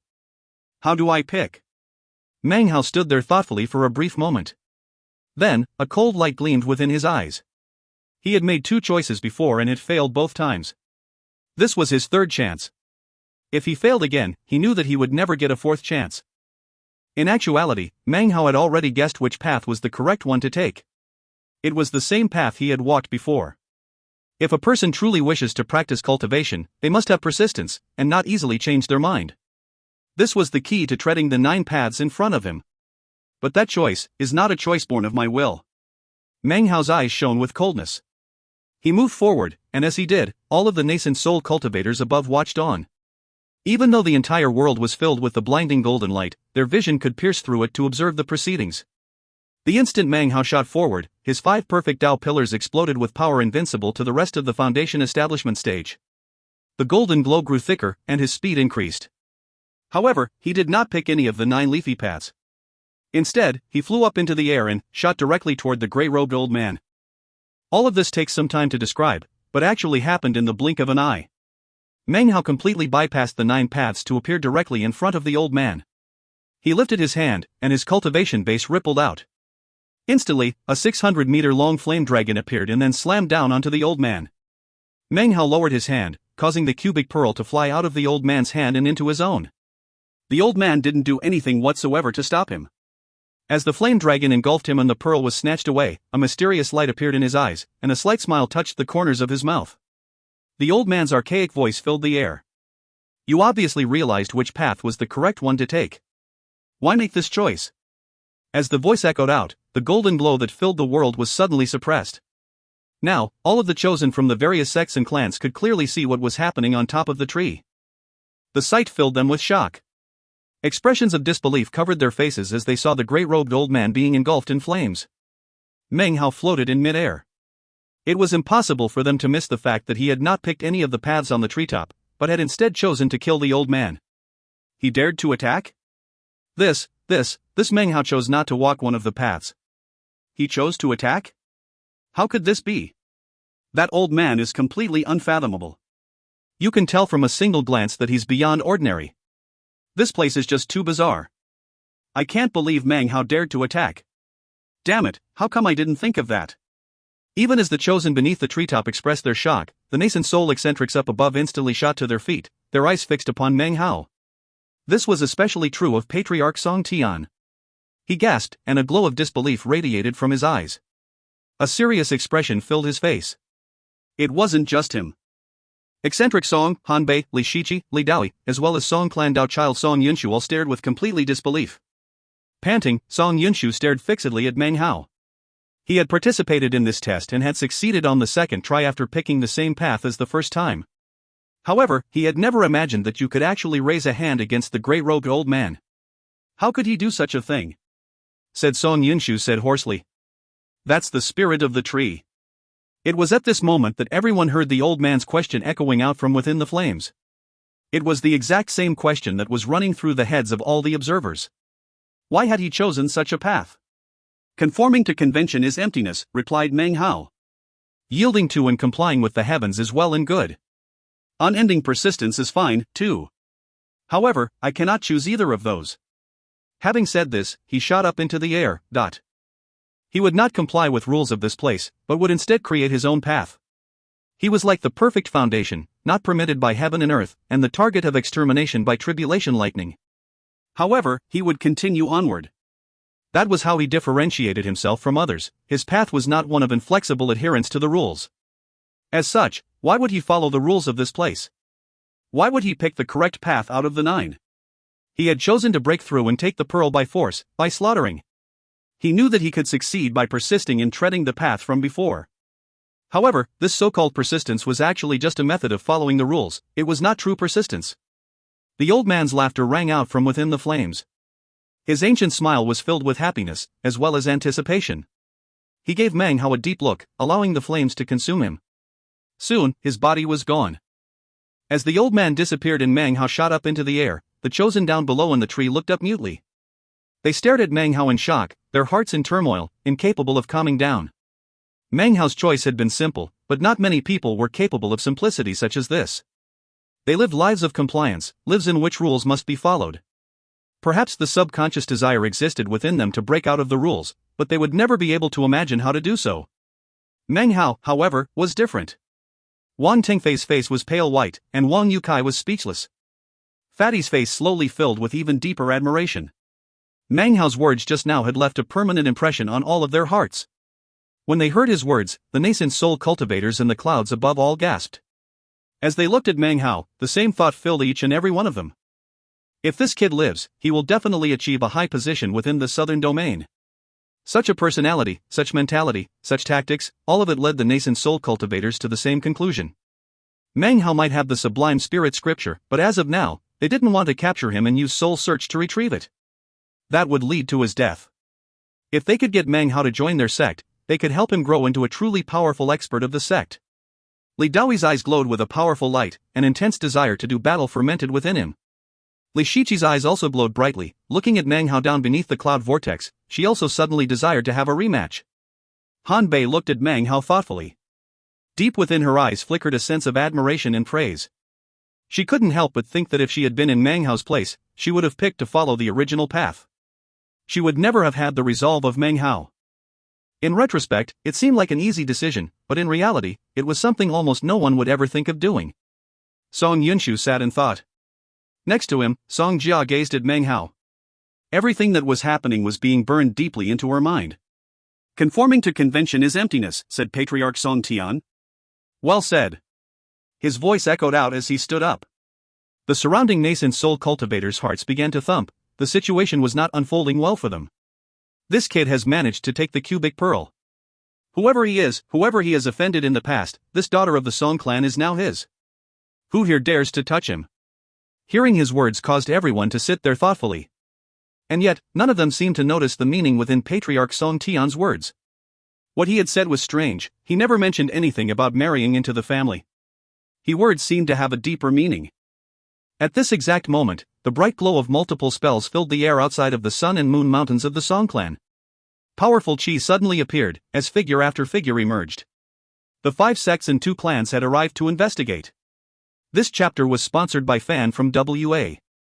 If you find any errors, ads pop up, ads redirect, broken links, non-standard content, etc., please let us know. Report chapter so we can fix it as soon as possible. Chapter 200. Chapter 200, Killing Amidst the Night Rain. At the same moment that the 5 sects and 2 clans appeared outside of the Sun and Moon Mountains of the Song clan, Meng Hao was inside the world of the cloud vortex, shooting upward. All eyes were upon him as he pressed down on the good luck charm in his hand, pouring power from his cultivation base into it. He had begun to prepare the good luck charm much earlier, so the instant he poured spiritual energy into it, an enormous black hole appeared just in front of him in the sky. All of the chosen and nascent soul eccentrics saw this happen. The swirling vortex seemed to transform into a gaping mouth that instantly swallowed up Meng Hao. From below, the chosen of the various sects watched on in open-mouthed shock. The nascent soul cultivators could only watch as he disappeared right in front of them. How could they ever have predicted that this would happen? Seeing Meng Hao disappear, the nascent soul cultivators were incapable of maintaining their calm.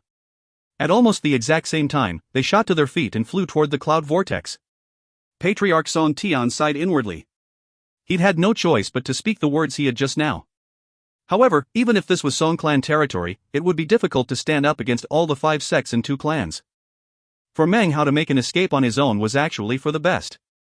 At the moment, Song Tian couldn't really prevent the nascent soul cultivators from attempting to pursue Meng Hao. However, moments later, unsightly expressions appeared on their faces. They could clearly see that Meng Hao had used some sort of powerful magic to teleport away.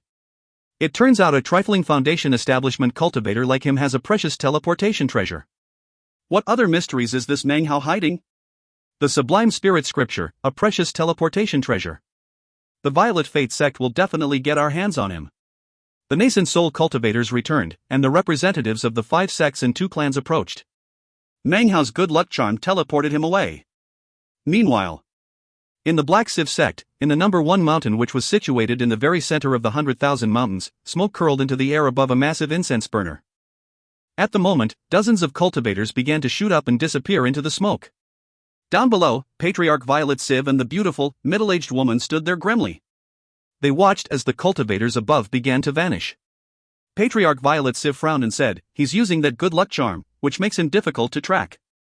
If we dispatched core formation disciples, or magical items that can employ the power of core formation, then it would interfere with the tri-black incense burner, making it difficult to accurately pinpoint the teleportation ripples. The slightest mistake, and we could be hundreds of kilometers off. Furthermore, the tri-black incense burner can only be used once per month." "It doesn't matter," replied the beautiful woman coolly. "We may not be able to use core formation disciples, but Zhou Jiewan is among the foundation establishment disciples we sent. Considering his cultivation base, as well as his status as Dao Child, he'll be able to distract Meng Hao. He only needs to keep him in place for a bit. The others can prepare the spell, and then we can be there in an instant.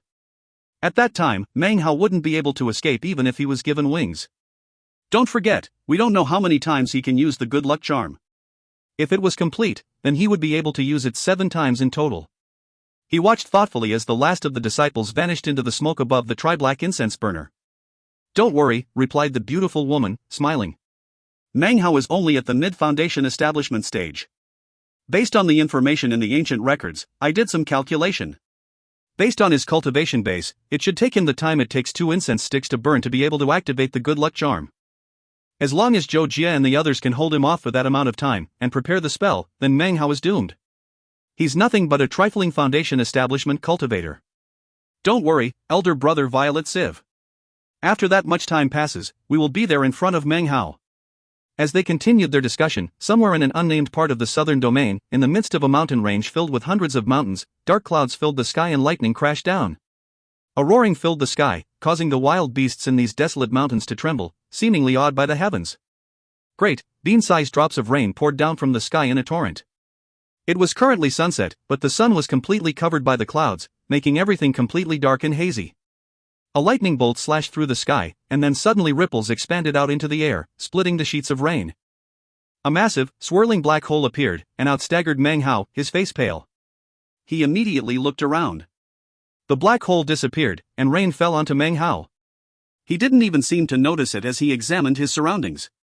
Finally, he let out a sigh of relief. A cracking sound emanated from his hand. He looked down and could see that another large fissure had appeared on the surface of the good luck charm. It seemed he would only be able to use it a few more times before it shattered. "This is a life-saving treasure," he thought. "I can't just use it lightly." He hesitated for a moment, and then took a deep breath. His body suddenly vibrated. The rainwater shot away from him, and his clothes were no longer soaked. "At the moment, I imagine all the sects and clans are looking for me." He frowned. The golden glow of the Sublime Spirit Scripture had not been something he'd anticipated. Of course, he'd had no other choice than to flee. "Thankfully, I got the cubic pearl. I wonder if it will be able to dispel the poison of the 3-colored resurrection lily." His eyes began to glow, and he decided to go search for a quiet place in the mountains to carve out an immortal's cave and test out whether or not the poison could be dispelled. He had just taken a step when suddenly his expression flickered. The place where the black hole had appeared moments ago had already returned to normal. And yet suddenly, he could see that another hole was opening up. It was pitch black inside and emanated a rippling power that caused the rain in the area to fly away. Killing intent flickered within Meng Hao's eyes. He could choose to flee. After all, the sudden appearance of this vortex could not be a coincidence. It must be someone pursuing him by tracking the ripples of his teleportation. But he did not choose to flee. Rather, a cold light, threatening and determined, appeared in his eyes. He could flee for 10 or so breaths worth of time, but instead, he decided that he might as well stay and attack. As the thought coalesced into his mind, he began to stride forward. He waved his hand, and an enormous wind blade and flame dragon appeared, which shot toward the black hole and then slammed into it. As the roaring flame dragon slammed into the black hole, a booming sound filled the air. The black hole began to fall apart. As it did, the shadows of dozens of cultivators appeared. They began to coalesce, as if they were about to emerge. Without hesitating, Meng Hao lifted his hand and bit down hard on one of his fingers. The blood finger technique instantly descended onto the weakened black hole. Boom! The massive booming sound drowned out the sound of crashing thunder. The black hole shook and then exploded into pieces. There were no blood-curdling screams. However, of the dozens of cultivators who had been about to emerge, only half made it out alive. The other half were wiped out with the destruction of the black hole. Bloodless killing. It was only possible because of Meng Hao's decisiveness. Had he hesitated or fled, daring not to make a move, then he would now be facing not a dozen or so enemies, but double the current amount. The dozen or so people who had appeared immediately erupted with the power of late Foundation establishment. One in their midst was a man with long, dark hair. He was tall, slender and handsome, with thin lips and a strange glow in his eyes.